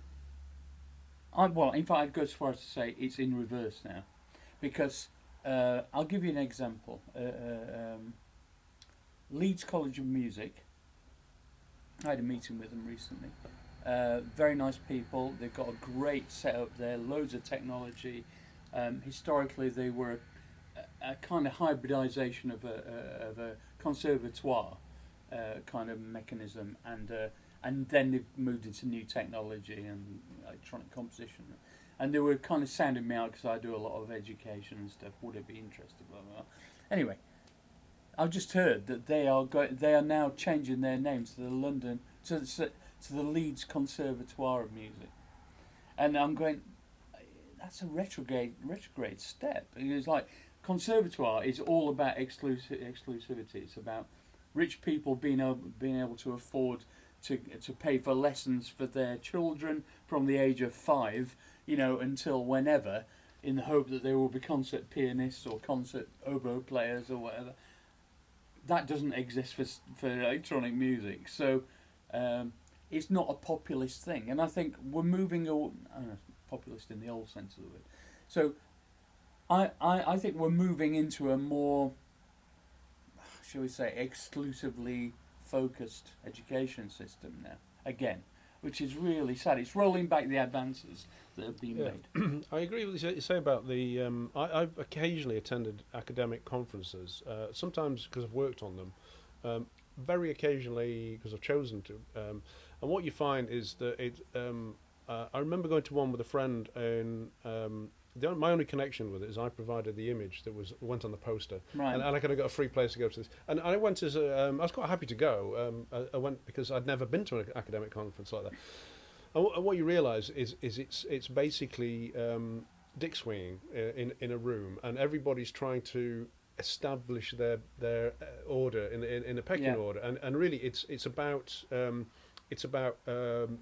not actually about imparting information. It's about establishing your Primacy. your place in the hierarchy, and you could smell the fear in the room, because what you get is some people go, oh, it's a bit of a shame, when he went to Q&A, a bit of a shame he didn't mention what Freud said about this, that, or the other, and maybe you ought to think about this, and it was all like that. It's all point scoring, and there's another thing that I've observed about, which is a strange thing that happens in the medical industry, which I've worked on a lot of conferences. It's one of many jobs I drifted into. It just turned out that I was quite good at doing event AV, and so I kind of drifted into it. It wasn't. I didn't wake up saying, when I went to Dinnington Comprehensive School, I want to work in conferencing. That's my passion. It's my vision. Moving forward. So I sort of drifted into this. But anyway, it means basically I've attended a lot of conferences. And in the medical ones, what you notice is sometimes they're just really hardcore. Sometimes there's a thing about they put tons and tons of information on the PowerPoint slides, and it goes through them at so fast, right? Yeah. What they're doing, they're not actually communicating anything. No. They're just establishing themselves, because. I've seen so many. Imagine a PowerPoint screen that size, and then you got a CAT scan that big on a. You can't read it. It's not about. It's about saying, look, I've done this. This is my. This is where I am. Go through 80 slides in 30 minutes or something. But that's another one. It's a hierarchical establishing and maintaining a hierarchy, and that's the problem. Getting back to the art scene, that's unfortunately it doesn't really have the content to go with it, because a lot of it is just fantasy. For me, what do you think, Boo? The content, speaking specifically at this, I've never heard anyone so kind of. It would be more interesting to be at a conference of bank managers because they might have actually seemed to care about what they were doing. What was the conference about? Sorry, it's called The Artist's Journey. It's been a 2-day conference, and this is the one I was saying. I because we were talking about this. It's the third one. I went to the first one. It's called The Artist's Journey, and it's organised by local professionals. And I left at lunchtime, but not because I was being grumpy about it. The first one was very much aimed at early career artists, it seemed, and so it wasn't really for me. And so it wasn't I was being grumpy, but I left. I don't remember what the second one, but this third one, because they were entertaining this idea of improfessionalism, I thought that's me. They're talking about people like me who don't. I don't consider myself to be unprofessional, but I don't consider myself to be a professional in that world. There were a couple of exceptions, but so I'm going to plug one guy who's Les Monaghan, who got shot down for making a political statement which everybody in that room should have been on board with. What was it? He said that if the election had gone the other way, we wouldn't have been walking past so many homeless people to get to the conference. I think that's pretty straightforward, isn't it? A person in the front row said that it's not due to that, it's not easy to solve these problems, and it's more to do with money and mental health. It's absolutely easy to solve it. At which point I stood up and said, I have been a homeless person. I didn't sleep on the streets because my friend's son had moved out, and so she had a spare room. And basically, how dare you? No. And the reason I was in that position was because of cuts to education, because that was my job. Yeah. And he was quite flabbergasted by it. I've never been homeless, but I have volunteered and donated for a local homeless charity. And it's a very complex issue for a lot of people. But actually, the solution there is a very, very simple solution to it, and that is the housing first idea. There is a charity thing called that round here, and the idea is you get people in a house, and then you solve the problems. You don't solve the problems and then expect them to dig their way out. The housing benefits system has to work properly, and universal credit needs to throw out the window. Were there not any? Were there not the vast building programme of council houses post-war, and the economic subsidy of existing council houses post-war, I would possibly never been born, but also my parents would have been on the streets, and likewise that would happen now, because it is a very simple solution. You got to stop selling off council houses, and at very least replace the ones that are being sold. Yeah. And considering it's a much bigger population now, increase pro rata the number of council houses being built, ensure that nobody should be homeless, and the people who are really on the margins, who are itinerant and that do have extreme problems, there should be nighttime shelters for them. Now this could be sorted out in months. Yeah. I agree. And they're not the long-term building plans, but certainly the people sleeping rough on the streets could be sorted out in months. Yeah. This what's going on in this country? Well, I know. We're back on politics again. Another thing. No, actually, what I'm going to do, I'm going to take a tiny a tiny pause. Basically, I'm with actually a very small revision of taxation. We could solve that pretty much overnight. Yeah, within certainly. It's not a money issue. It's social engineering. Well, it's not a money issue. It is a money issue as long as you get that the money goes where it's but it's all there. No, it's all there. The money is there. Yeah. Now, what I'm going to do is, seeing as it's after 5:30, I think it's time to offer you both a glass of wine. If you are you. Because it's late enough in the day, isn't silly it? Not to. And basically, you're essentially in the green room now. Right. So. Why not? I'll have a half of one because I have to drive later on. Okay. I've got both red and white. When Martyn was here last year, it wasn't so hospitable, was it? It was a bit more of a challenging environment. Yes. But this year, I decided to go a bit further with it. So we have red or white.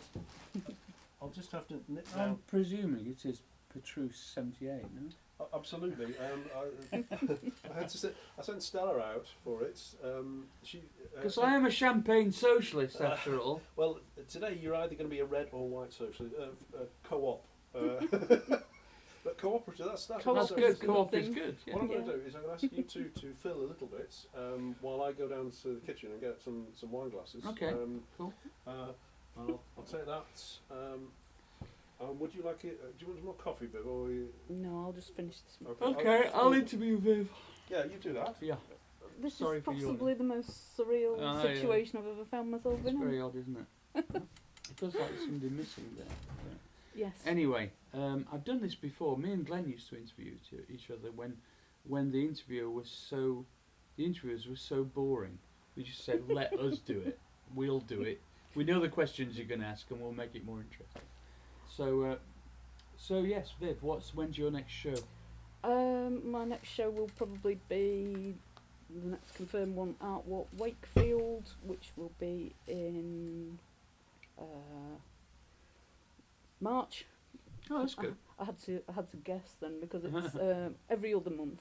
So we did. Oh, that's good. January. So and are you March. making Yeah. enough?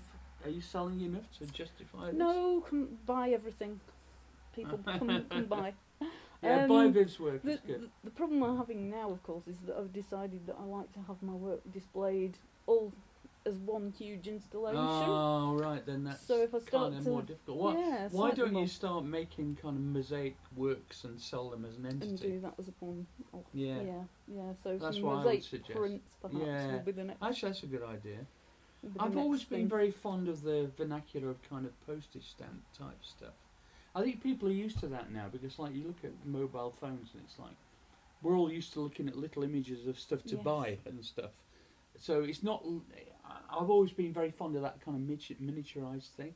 And whenever I go to, where did I go to recently and see all this stuff? I'm trying to think. There was a place I went to that I'd never been to before, and it got room upon room of little tiny miniatures, like Ooh. enamel miniatures.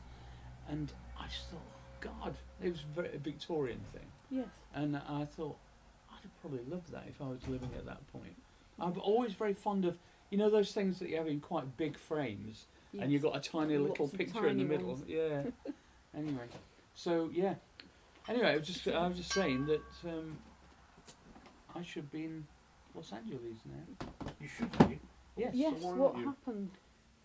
The American authorities declined our visas. Is this because of... Well, it's orange been cleared person. now, but because Champagne socialist. because no, red or white. I'll have a glass of white, please. There was some discrepancy, some technical discrepancy on the application form for the visas, and they said they couldn't because they had to resubmit it. It would be 15 days before they could look at it, and that it was too late. And do you know what the discrepancy was? We were meant to be playing a date in Los Angeles tomorrow, and we're doing a series of dates in May all over the United States. So the promoter, we were using this gig to kind of pay for the visas. You have to pay quite a lot of money to get work visas. So the total cost of the work visa is about £15,000.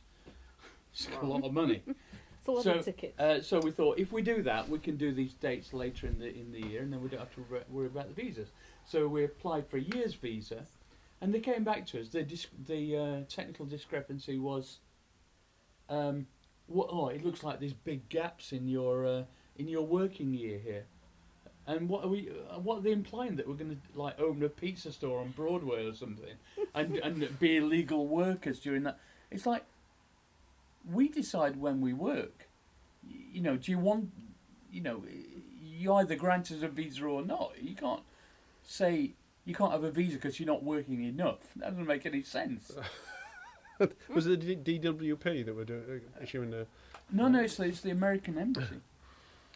To get a job with the IRS in the summer job. So anyway, so it's gone back into the system. Ironically, we found out yesterday they've approved the visas, but it's too late for us to go. So I should have been in the air right now on the way to. Because Los you've got a pretty substantial American tour. I read something, and you described it as your first proper American. Yeah. We've never toured with Hem 17 in America ever, live. We've done lots of TV shows and stuff. We did American Bandstand and Solid Gold, and I think we were even up for Soul Train at one point. And, anyway, cheers. Cheers, everyone. Cheers. I like the fact that I've got a bucket and you've got. Well, I've been the guy am. This is. I must say, Jennifer, who was here earlier, has done a fantastic job getting this place together. She is kind of the voluntary manager of the place, and she negotiated its use with the with Replicast next door, right, who actually own this site. Okay. And it was an unused office, and I moved in, I think, about a year after they got this place going. And we have there's a kitchen downstairs. It's a great place because there's a kitchen. There's even a shower room. So it's really comfortable. It's nice and dry and warm. And somebody, I assume Jennifer and the other tenants here, have gathered a random selection of commonly used crockery.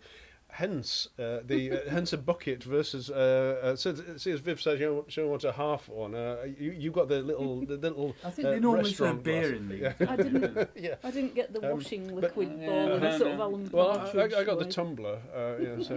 So basically, you've got the best wine glasses. No, thank you. Yeah, that's a lager glass, really, isn't it? Yeah. It is really. Yeah. Cheers. Cheers, everyone. Yes. No, I'm glad you can make it, Viv, because honestly, today's been absolutely rammed. I had a couple of short breaks, but I needed them because I don't usually talk this much in a week. Never mind in one day. It's been really, really productive. It's not cropped up in this conversation, but there was a strange synchronicity between the conversation I had with Anthony Bennett and Paul Evans, first thing. And then Johnny Dawes, who came at 2 o'clock. You know Johnny Dawes, the stone monkey, a very famous climber. No, but it sounds fun.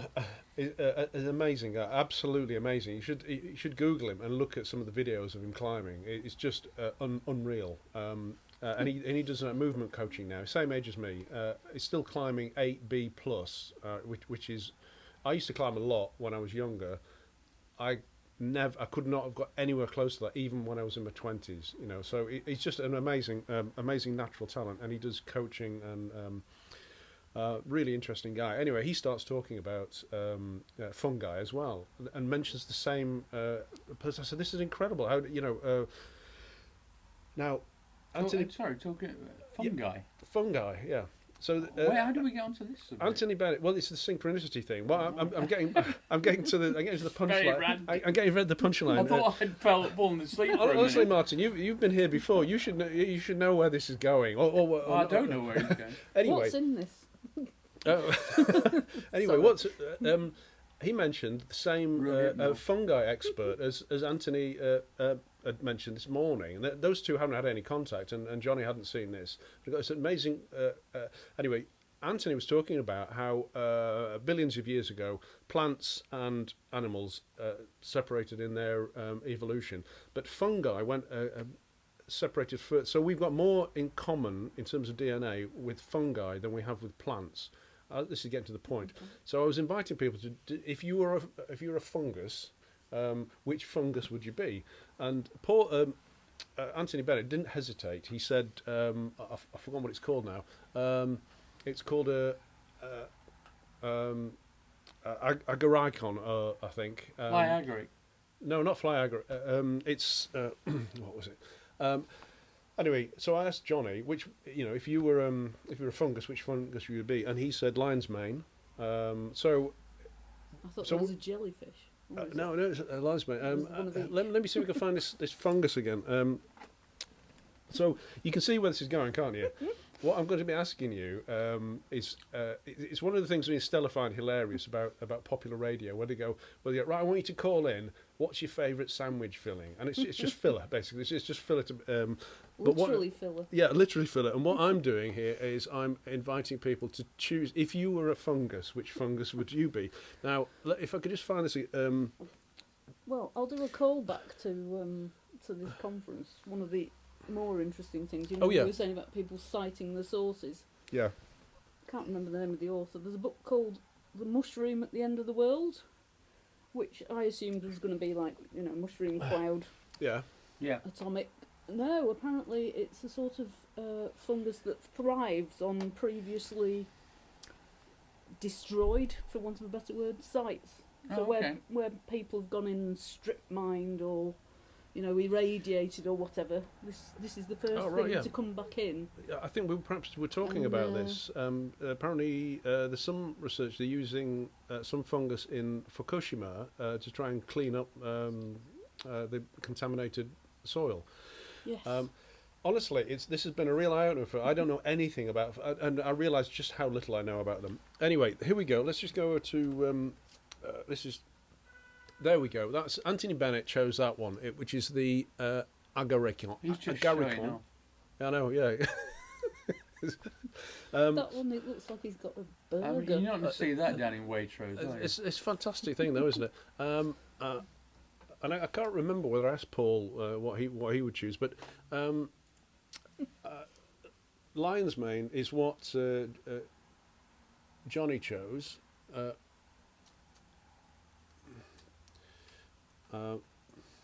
He didn't think twice about this. He didn't have to consider. That's much more aesthetic than the last one, I have to say. Yeah. So nice. It's like a cave formation. So it has all its gills on the outside. That's why it looks furry. These are amazing, and honestly, I'm sorry. I realise I'm so ignorant about this. Apparently, it's one of these things where there's like an enormous world of this stuff that no one really knows anything about. So what I'm going to do is, you might have seen there's some really disgusting ones. Yes. This thing went around on Facebook quite a few times. There's some really disgusting looking. Let's There's just one called a stinkhorn. You know that? Yeah. It looks like. Oh, here we go. So, now that is nasty. That really is nasty. That one. yeah. Let's just put our.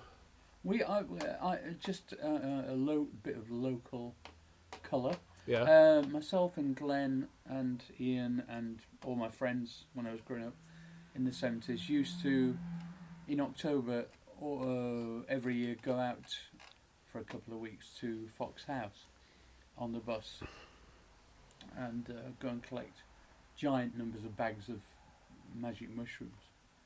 And we got really good at it. I mean, really good at it. What's the best time of year for that? October, isn't it? It's basically October. I mean, now it's climate change. It might have changed a bit, but it's basically before any frosts. But when they need kind of wettish conditions. So, and the ground needs to cool down a bit. So it's that time. And I remember one of our friends. He's fortunately he used to be in a band with Addy Newton from Clock DVA. Judd, the bass player. He's a friend of ours. He used to go and talk to the sheep to find out where the psilocybin mushrooms were, and he always used to get twice as many as us. And this particular, you could see the topography that you were after was where the sheep were, and it's particular kinds of fields where you got like kind of molehills and stuff like that. And at first you can't see hardly any of them, and then once you kind of tune into seeing them, they're everywhere. It's like this magic thing happens. And anyway, it's not just that. We got very familiar with all kinds of fungi and I mean, you know, we would have quite happily gone into the fly agaric territory. Yeah. So are you going to go for magic mushroom? I always say psilocybin, but psilocybin. Yeah. All right. Okay.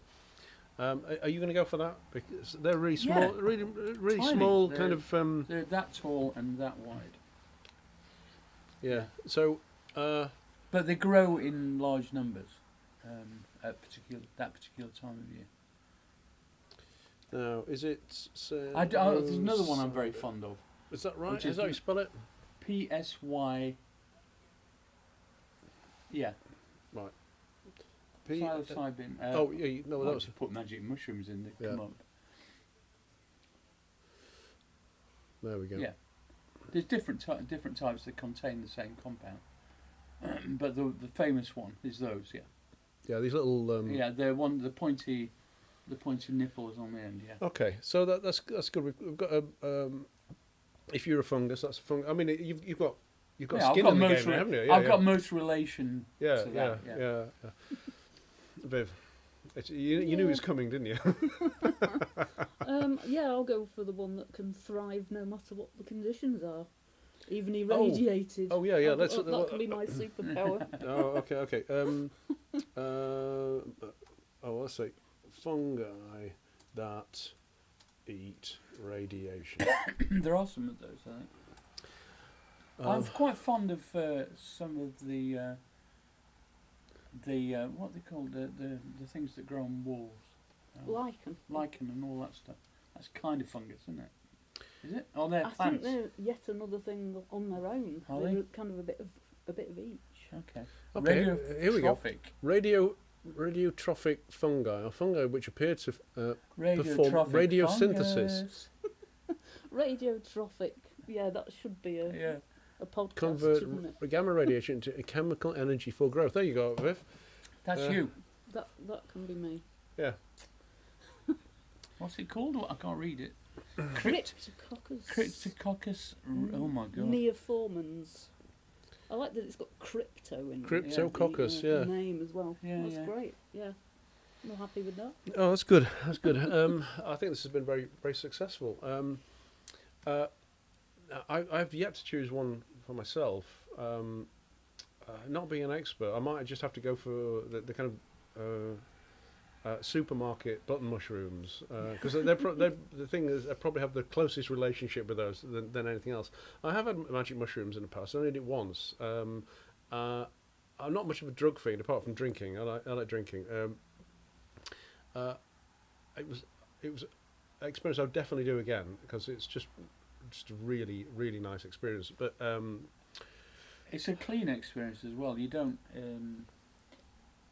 The great thing, I sound like I'm endorsing it as some kind of product, but it's of all the drug experiences I've ever had, it's the one that has least hangover, least negative effects, and it's the least kind of threatening, I'd say.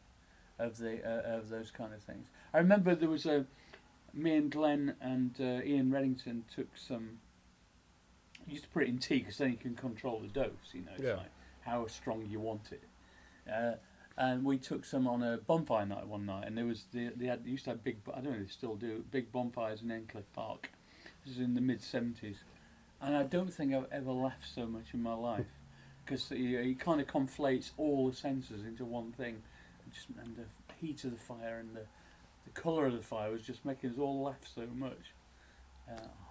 Happy days.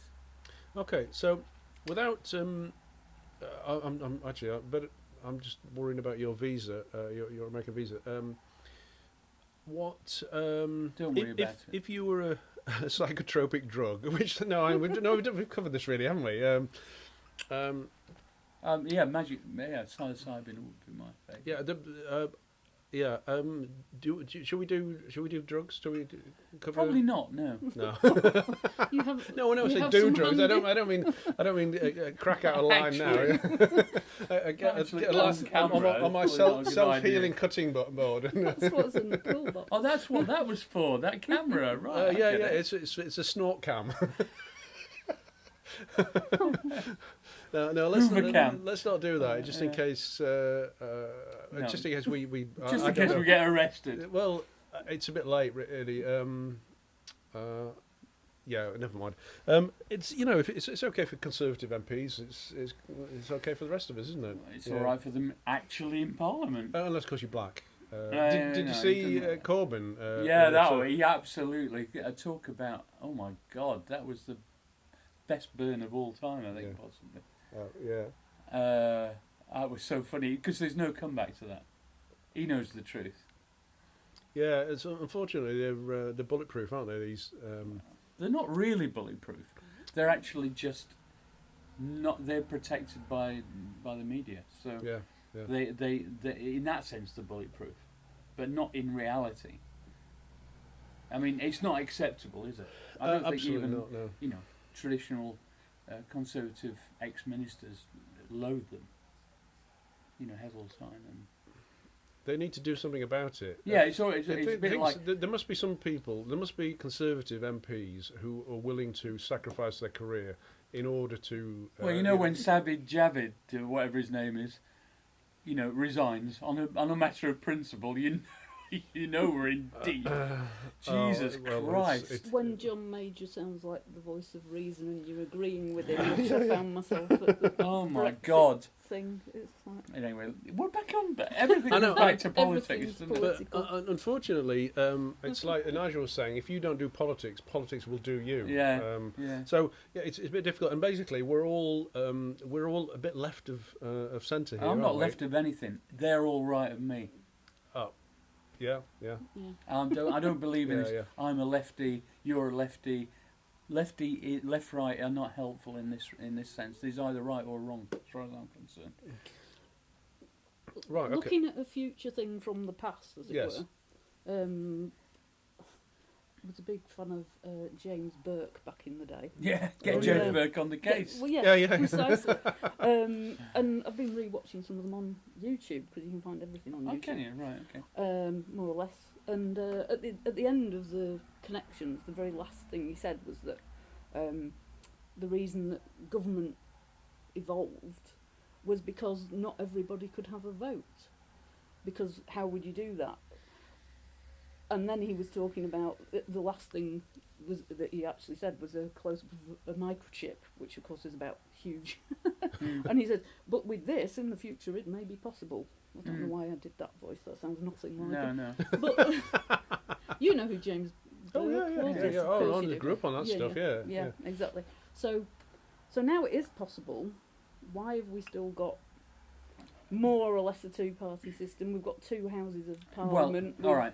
What can we do about it? If we're in it, I'll tell you what you can do about it. You get proportional representation in, which works in most democracies in the world in a much more effective way, and you get properly policed, and we're living in a world where my communications with you or with you are encrypted. And not even government or police can decrypt WhatsApp communications. I mean, they're working on it, but it's so securely encrypted. Why? That's a ubiquitous technology. Why can't that be used for voting technology? And why can it not? Why can voting not be policed and it should be mandatory? Yeah, I agree with everything you just said. Good. But there's a but that we have basically a corrupt government, and here in Britain, I've got friends who are from other European countries who just think we're insane here. Just can't believe why we have a royal family and why we have this weird hierarchical. I was talking to a friend who's German, and they just do not understand the class system here. And then we don't even see it because we're so inured to it. Most people, but for someone who's from another country, they just cannot understand how we still have this system here. But you see, by the same token, why have we still got a royal family? Why have we still got a House of Lords? Those we need to be rid of all these old traditions because they're just inventions. And we need to move. We need to move government out of the House of Parliament. Yeah. Did you see? I posted my Bolam Festo. It might have been yesterday, last year, or maybe the year before. I wrote a Bolam Festo. I should again. I didn't realise I didn't bring it with me. And what I proposed was for Parliament, first there to be two houses, both elected though, both democratically elected, to get rid of any all privileges to be got rid of. Number one was getting rid of the royal family, but that's non-violent. Okay. And I said, House of Parliament ought to be moved to an industrial estate in Scunthorpe, completely, right? And that would get rid of all, pretty much all of the wasters, right? Yeah. Because who wants to do that? No. All you'd get is the people who are serious about the job. Yeah, and they have basic facilities. I mean, they get paid reasonably well. All their travel will be covered, but they don't get any no subsidies. No subsidies in the bars or the food or anything. They have to play. They have to play by the rules that the general public What I do. say is that they get an allowance. They get a capital allowance per year, out of which everything is paid, and everything has to be listed. And if they have to take sandwiches in with them, that's fine. That's fine. Yeah. But they have to stay in a travel lodge. Yeah. Okay. With bars on honestly, this is windows. brilliant. Martyn, it's great having you in a certain room because we just. You just said you don't like the left-right thing, but we're just whatever it is we're doing. I like Ian Anderson. His thing saying, Sheffield north of nowhere. That's how I feel about my political persuasions. I'm not left or right of anywhere. My view and your view and your view and everybody's views watching this is just as valid as anybody else's. I don't need anybody to tell me where I am on any particular spectrum. I judge my own political actions based on my own moral views and my knowledge. Thank you very much. Okay, thank you. I guess I'm not kicking you out or anything. I guess we should start winding down because you've got Valentine's. Stella night. Is cooking me dinner tonight. Valentine's Day. So what I think is it's just after 6 now. If we make sure we finish by 5:30, because I guess you both got I've places, got to be back at my places to be sister's as well. by 7:30. Yeah. Okay. What I think maybe we'll finish off with. I've done the most surreal thing, which I think was the fungi thing. But I mean that was just a gift. I mean, how could I not? How could I not go for that? We touched on this idea, and I know Martyn, you were quite keen on this idea of another brand that I created only recently called Gobshite TV. I'm up for that. We're going to, seeing as we've actually. Although we did try and resist it, didn't we? We have done some fairly positive futurology, but we've come back to politics over and over again. I've done a lot of work. I'm going to talk about me for a minute. You're watching Bolam TV. It's all about me. I'm going to talk about me. I did back in 2014. That's when we met, actually, down at Cupola. I did a year-long retrospective of my own work. I got the idea when eventually I got the idea. It started off back in 2004 when I went to see Paolozzi 80 at the Dean Gallery in Edinburgh, and where the germ of the idea started off was it was his major retrospective. I love Paolozzi. I love Paolozzi. I know a friend of mine, Stephen Carley, was taught by him. He was less than complimentary. Apparently, he was not very nice to him. So I don't know about that. But I loved his work. And I saw that. You must have seen that documentary. EP Sculptor, it's called. Yeah, I recommend it highly. And honestly, I watched it over, and I saw it on the TV and watched it over and over and over again. Anyway. A big fan of Paolozzi, so I went to see the major retrospective. Of course, you're going to go and see that show, right? And so what happens is I go up there and I got my 50 quid in my hand because I want that big thick book. When I go in the gift shop, I want that big thick book, and that's the only thing they hadn't produced. Oh, Right? right. So, but you name it, plastic rulers, pencil erasers, everything stamped with Paolozzi 80, right. Paolozzi 80, Paolozzi 80. But the thing they didn't have was the big catalogue book. That's the only thing I wanted really from that show. I didn't care how much it cost. It has been produced now, and I do have it. But this gave me the idea is that the branding had overtaken. It just completely overtaken it, and they'd taken an eye off the ball. So that was the germ of the idea, and then eventually I decided to do my own retrospective in 2014 when I was 50, and I did a year of entirely self-funded stuff, and I recommend everybody does a retrospective at some point in their life, even if you have to do it yourself, because it gave me such an interesting insight into my own work, because I've done lots and lots of different things and lots of different media. But what I realised, it revealed a thread, a really strong thread of the whole thing, which I'd never really acknowledged before, and that was satire. I've done lots and lots of mocks, lots of satirical work, and once I recognised this, I completely embraced it, and so I've invented a lot of brands, and Bolam TV is one of them, and I'd used the hashtag Gobshite TV a few times, and also Radio Gobshite and the Daily Gobshite, in response to various things I saw on TV, and if you see my posts on Facebook, you know what I think about the British media. I think a blog called Gobshite would be quite good. Because blogs are insanely popular now. Yeah, well, obviously. And I would go. I mean, I know because I was searching through today for a new blog to read, or listen to. Going to get a top up. And I thought, do you know what? I guess you don't want him if you're driving. If something came out and said Gobshite, I'd probably give it a go. Right, Martin, can I give No, you a top up? no, I'm right. Thanks. Right. Well, Should consider it. This is how I would. I know you're visually driven. But. Yeah. Well, no, I write a lot. This is how I would sum up a lot of British media, particularly things like Question Time and or BBC News, and things like Good Morning Britain. It's basically just gobshite TV. You get. If anybody's watching who isn't British, I'm just going to explain what a gobshite is. In Britain, it's a very widely understood slang term, isn't it? Gob for mouth. And somebody who's gobby is somebody who is. It's pejorative. Yeah, it's somebody who's. If you gobby, somebody's a bit of a loudmouth. Yeah.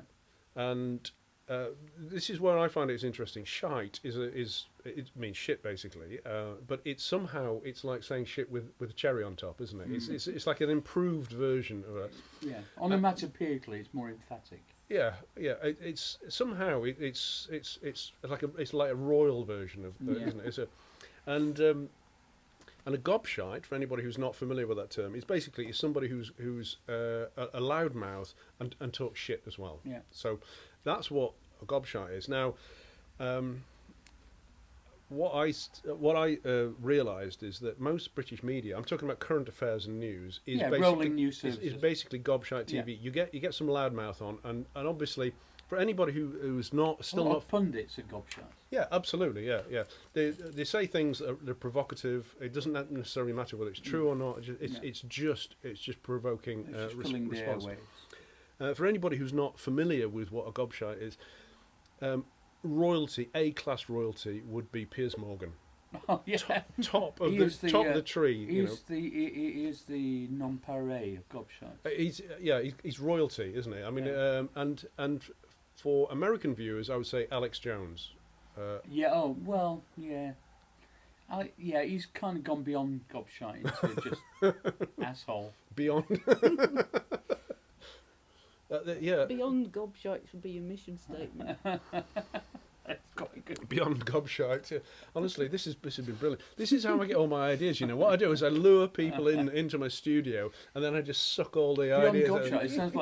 It sounds like something Carl Sagan would do. Yeah, beyond gobshite. Yeah. Millions and millions and millions of shite facts. So, and again, I wasn't expecting to get this far down the rabbit hole today, but I didn't. I've created a. Oh, actually, it'll be on.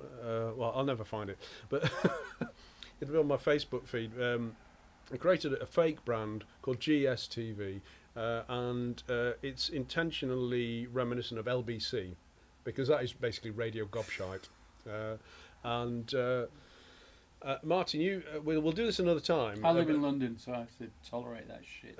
Well, you don't have to tolerate it. To it sometimes. Oh, really? I'm kind of like on a semi-ironic level, but nevertheless, O'Brien.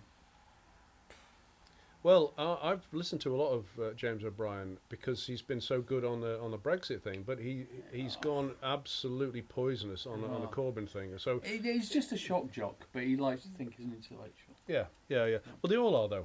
They're all shock jocks, aren't they? They're all gobshite. Gobshite, shock jock. DJ Gobshite. It's the same thing. Yeah.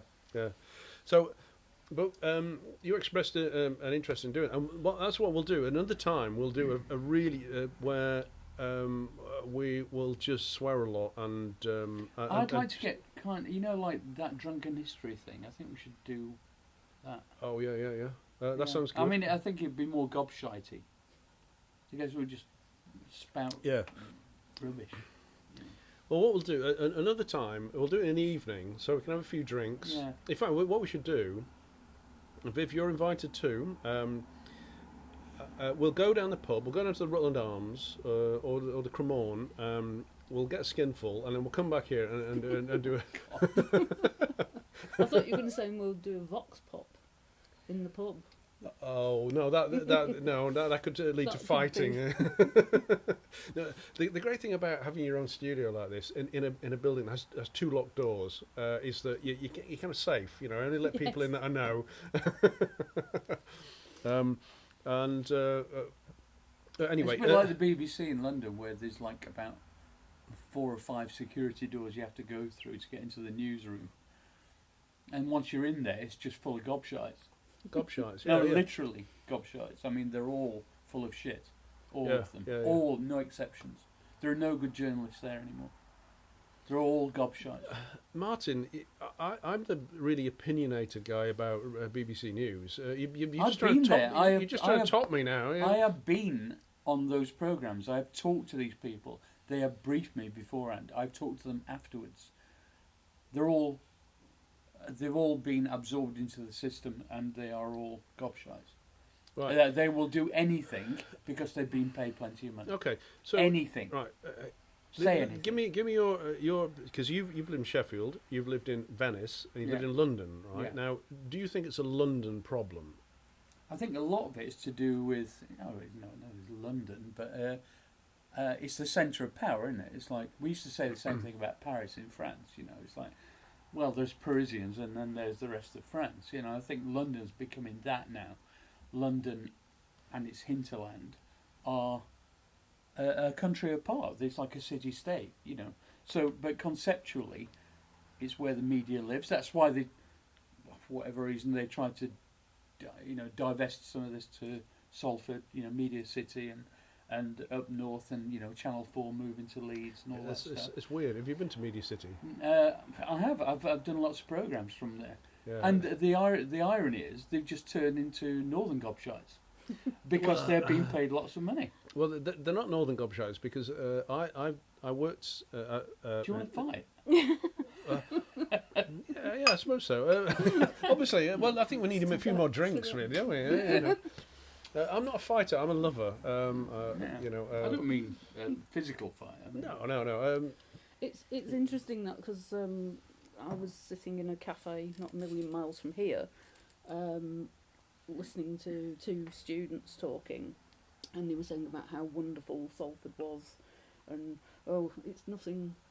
Sheffield's all right. It's nice. It's a bit cosy, but Salford is so great, and we always go over there to go shopping and everything. Oh, it's horrible. I remember Salford from the 80s, and my dad used to was a middle class confession. My dad was a physics lecturer at Salford. Right. Salford Tech, as was. So I used to go over there quite a lot, and yeah, I mean. There's Grim, and then there's Salford. Well, but now, of course, it's been completely but it's like gentrified. Yeah, I mean it is which fine, is good, and it's in a modern, way. And it's like kind of they've got the nice kind of canal-y thing going on, and they've got these buildings and stuff, and it's like soulless, So that's fine. Yeah, Media City is weird. It's really weird. There's a strange thing that's gone on with architecture in the last, I guess, 20 to 30 years. Where nothing relates to its environment. Yeah. So what happens is you go there and you can't make any sense of it. There's an even worse place. I could talk about this all day, but I'm not going to. Don't worry. There's an even worse place in Manchester, which is it called Anthony Wilson Square or something like that? Tony Wilson. It's named after him, I think. And there's all these buildings, and they're all these. They don't have human-shaped bits in them. They're all these ones with angular, this, that, and the other. And we did a job there, a conference job, a couple of years ago. And you drive in there, and you can't make any sense of it. We could not work out where the loading bay was because it was so visually confusing that you just can't make any sense of it. Gobshite architecture. It is Gobshite architecture, and Media City is like that. I mean, it's a grim place. All right, let me tell you about architecture. Right, you want my opinions on this? Yeah. I know you don't, but I'm going to give them to you anyway. No, that's why you're here, mate. You wouldn't be here if you weren't opinionated. I mix a lot with architects. I get asked to do quite a lot of sound installation work by architects. I do a lot of continual professional development lectures to them. In other words, during their lunch hours while they're having the packed lunches, listening to different ideas and ripping them off. That's fine, and I don't get paid. But so I know quite a lot about architecture, and I'm fascinated with architecture. I mean, having lived in Italy, and particularly Venice for all that time, the history of architecture is there laid out in front of you. So, apart from ultra contemporary stuff, I think that the way it works is it's all about value engineering now. So. It's all about reducing the costs as low as possible and then putting a skin on it to make it look like it's unique. Value engineering, I like that. That's a real term. That's a new term to me. No, it's a real term and it's been used for years. So actually, in reality, what value engineering is every building starts off with good intentions. Say like Zaha did or whatever, who's brown bread now, but anyway. Starts off with a great idea and a beautiful AutoCAD drawing, 3D. It looks amazing, right? That's the extreme example. Go one tier down to like League One, or 2 tiers down to League One. You've got, we want something that looks modern. Here's our budget. Can we push the budget? The architects are going from 50 million to 60 million. We can give you something exceptional for that. All right, let's look at that.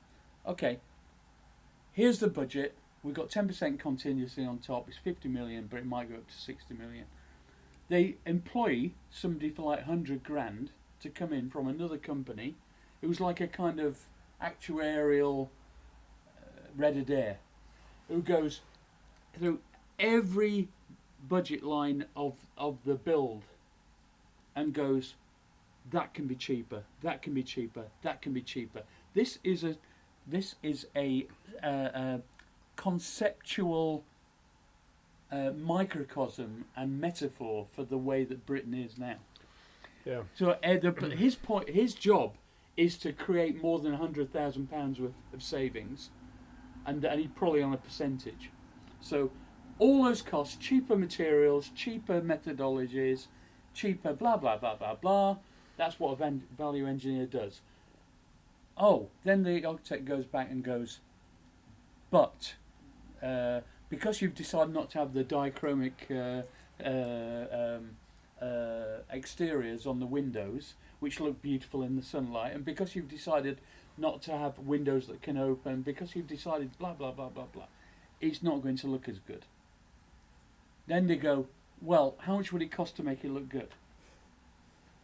And they go, well, we could probably put some coloured panels in for a... This is Park Hill all over, right? Think about it. Don't even get me started on Park Hill. Right, so but this is for a new build. So that's why you end up with a town, a city like Manchester, full of buildings that on their own, on an AutoCAD, would look kind of a little bit unusual and funky and modern. Put them all together, they look like a dog's dinner. Yeah. Because there's no coherent planning strategy. That's right. Yeah, they're not. And it's not based around a kind of an artistic overview of how these things are going to fit together. Yeah, I used to work in the Department of Planning in Rotherham, 84 to 95, and what I do know is and I wasn't a planner, I was just an office technician, and there are lots of things that are allowed now that wouldn't have been allowed then, and that's one of those things, is that that coherence. Because I think what they do is they look at a plot and say, "Oh yeah, it meets all these criteria," but they don't consider it in the context of the broader context of and you see that at Media City, and you see at Tony Wilson Square. Is it Tony Wilson Square? Is that what it's called? I tell you, oh my God! Sometimes I forget. You can just Google everything all the time. So let's have a look. In fact, let's do this. Let's use the wonder or the wonder of the internet. I tell you what. One thing I'm very impressed with about living in the future, Google Maps is just amazing. I mean, Google may have the problems with whatever they do, but Google Maps and Google Street View. This is just amazing technology. Yeah, it really is. I tell you what I'm impressed with on my new telly. Yeah. It's Alexa equipped. So, because it's got like all these, it's got like Netflix and Amazon Prime and blah blah blah, and I've got subscriptions to everything, but YouTube and everything's on YouTube ultimately. All you have to do is press the button and go, find me. Find me Will Ferrell. I just felt like having a laugh last night. Comes up with everything he's done on YouTube, or all the programs. And all you do is just select from them. That is a time saver. I love that shit. Okay. You see how much more fun I am when I've had a drink? Yeah, me too. Or I just think I'm fun. Martyn, you're never fun. It's against my our backing vocalists always say, "Oh, we love drunk Martyn." Which, and of course, the corollary of that is they're not so keen on the sober one. Okay, let's go. We'll go back to our picture-in-picture. This is Tony Wilson Square. Sorry, it's not Tony Wilson Square. It's Tony Wilson Place. Look at that. Look, welcoming. Oh yeah, this is basically the bit I normally see, which is the loading bay. This is. Oh my God! It gets better. What? Oh. Annie Holman Street. Look! Here we go. Look at this. Yeah. What a piece of shit. I mean, that is the perfect example of the kind of thing we're talking about. Absolutely got no function, and it's not even very attractive.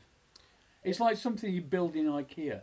It's got function, but it's not a function that would be really. Well, it's not beautifying anything, is it? but just it's less boring than it is, just having windows. It is just functional. What's actually in there? Is it anything creative or to do with television or music or anything No, you was involved the reason in? why I was there, we went into there's a cinema there where you were doing. We were working on the launch of the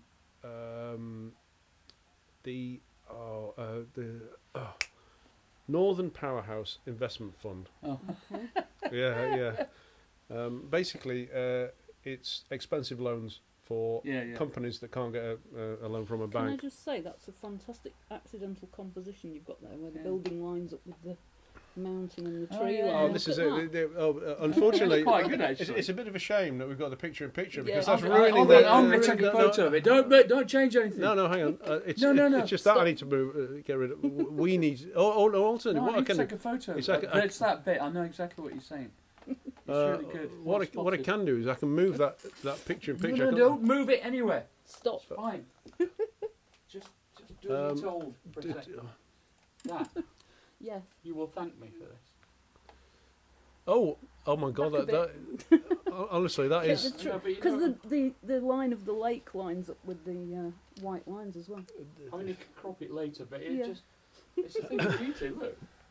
There we go. This stuff can't be rehearsed. I can mean, it? that on a big fucking canvas, you're gonna go. Boom. Right. Okay. All we need now is a big fucking canvas. Yeah. It is, or as I like to use, lots of small You can do it ones. online nowadays. Yeah. No, Martin, you've got the picture. All right. I'm going to do a. Maybe screen. we should sign it and Oh raffle my it God! off Yeah, to, it's just brilliant. Yeah. to fund Gobshite TV. Absolutely. Look, I mean that's great. Album cover. It really is beautiful, actually. There we go. I've got a screen grab here. Yeah. Yeah, it's not. This has been brilliant. Right. How are we doing for time? Right, it's 6:25. I think what we need to do now is start it's wrap. very well spotted. You see, you're very good at that, Viv. Yeah, that's I why you have my need. uses, That's why you need an that's not artist the in the one. room. You see, that one is obscured by the picture-in-picture. Yes. Yeah, it's not that. It's just that. It can work on the other screen even. It's just that thing there. Beautiful. Look at that. It's gorgeous. It's fantastic. Right. Okay. This has been. Honestly, I've had such a great day. I'm absolutely exhausted. Being nice to people all day it's just really tiring. Just tell us off or something. What you need to do is lose your Have a good temper and stop rant. being polite to us. Or to me, I'm sure you'll still be polite. Have a to rant. Martyn, Have a but- rant. Go What? on. No. We Why don't you finish on some anger? Come on. Release it. Est. No, I think we talked about Gobshite TV. I haven't been ranting, but I think we'll save that for another okay. time. What I think is, this has gone on a lot longer than I was telling. But the thing is, honestly, I've had such great guests today. Wait till you watch it back. Let's get rid of this. Go back to. What I was going to do is I kind of assumed that I'd have to do some filling, and I was going to talk about the tech and about how this is done, and I only mentioned it very briefly. And I was also going to do a little bit of origami workshop, which is what the little iPhone over the desk. So okay. it was to do a down shot of my hands doing origami, but I've just had guests all day, which is. Like I say, I'm not complaining. It's great. It's great because it's a lot easier when you got when I've been on my own, and I had more periods when I did this last year during Open Up. It's really hard because what you got to do is you got to make yourself keep talking, because what you have to remind yourself is what you're thinking isn't audible. And Thank goodness. and it's You don't want to it's as commit well. the sin of dead air. Absolutely, it's as well. You In the can't words of the hear. great Alan Partridge. It really is as well. You can't hear what goes on in my head. At least you haven't got someone talking into your ear at the same time whilst you're trying to hold a conversation, though, which No, happens in some forms of broadcasting. Yeah, well, it happens in all of them, where except when you're doing it on your own. Someone in the gallery screaming at you, Richard, wrap it up now. Yeah. What? Can you imagine trying to do live TV with somebody rattling on at you in your ear? That would drive you mad. Again, it's one of those skills. You know, I talked about professional presenters, and occasionally I've worked in corporate events. I've worked with people who are professional TV presenters, and they are a breed apart because they can roll out all this stuff without umming and ahhing and going and doing what I got. Like I said, no, never say like I said, because if you say like I said, you've already said it, haven't you? You know, you don't need to say it again. Yes. But it's me. You know, it's Bolam TV. It's all about me. This is my studio. We're about to wrap up for the day. It's a bit of a shame. No, it's not a bit of a shame. I have to go. I've got an appointment. I'm having a Valentine's meal with my beautiful wife later on. It's Valentine's Day. I think we've covered everything we need to. Like I said, we've covered everything we need to do. I'd like to thank Martyn Ware and Viv Owen for coming and making this yet another really interesting conversation. I do feel as though there's more. We've got further to go with this, but it does need to end for today at least. So, Martyn, I think come the next one I'm doing for definite will be May the 9th. But I think you're going to be in the US, aren't you? You're going to be touring. But consider yourself invited to come back anytime you like. Thank you. Because I can kind of do this anytime, really. Viv, I'd like to talk to you again more about your work, and we'll perhaps or whatever. Skype in from my studio, or you can that'd be good. Visit. I did do a Facebook Live for my sister who lives in Rushden. It's 110 miles away. It's not very far, but she couldn't be here. So it does work. It kind of works anyway. This has been a bit of an experiment. As you see, it's bit by bit. My intention is to try to make this as slick as possible. But I just that didn't work. No. Well, come Martyn, it's better than last time. You shouldn't have admitted that was your ambition. I know, but it's better than last time, though, isn't it? And next time it'll be a little bit better. That's a pretty low bar. Well, I ain't got any money. Do you know why I always wanted to be, final word, wanted to be on this programme?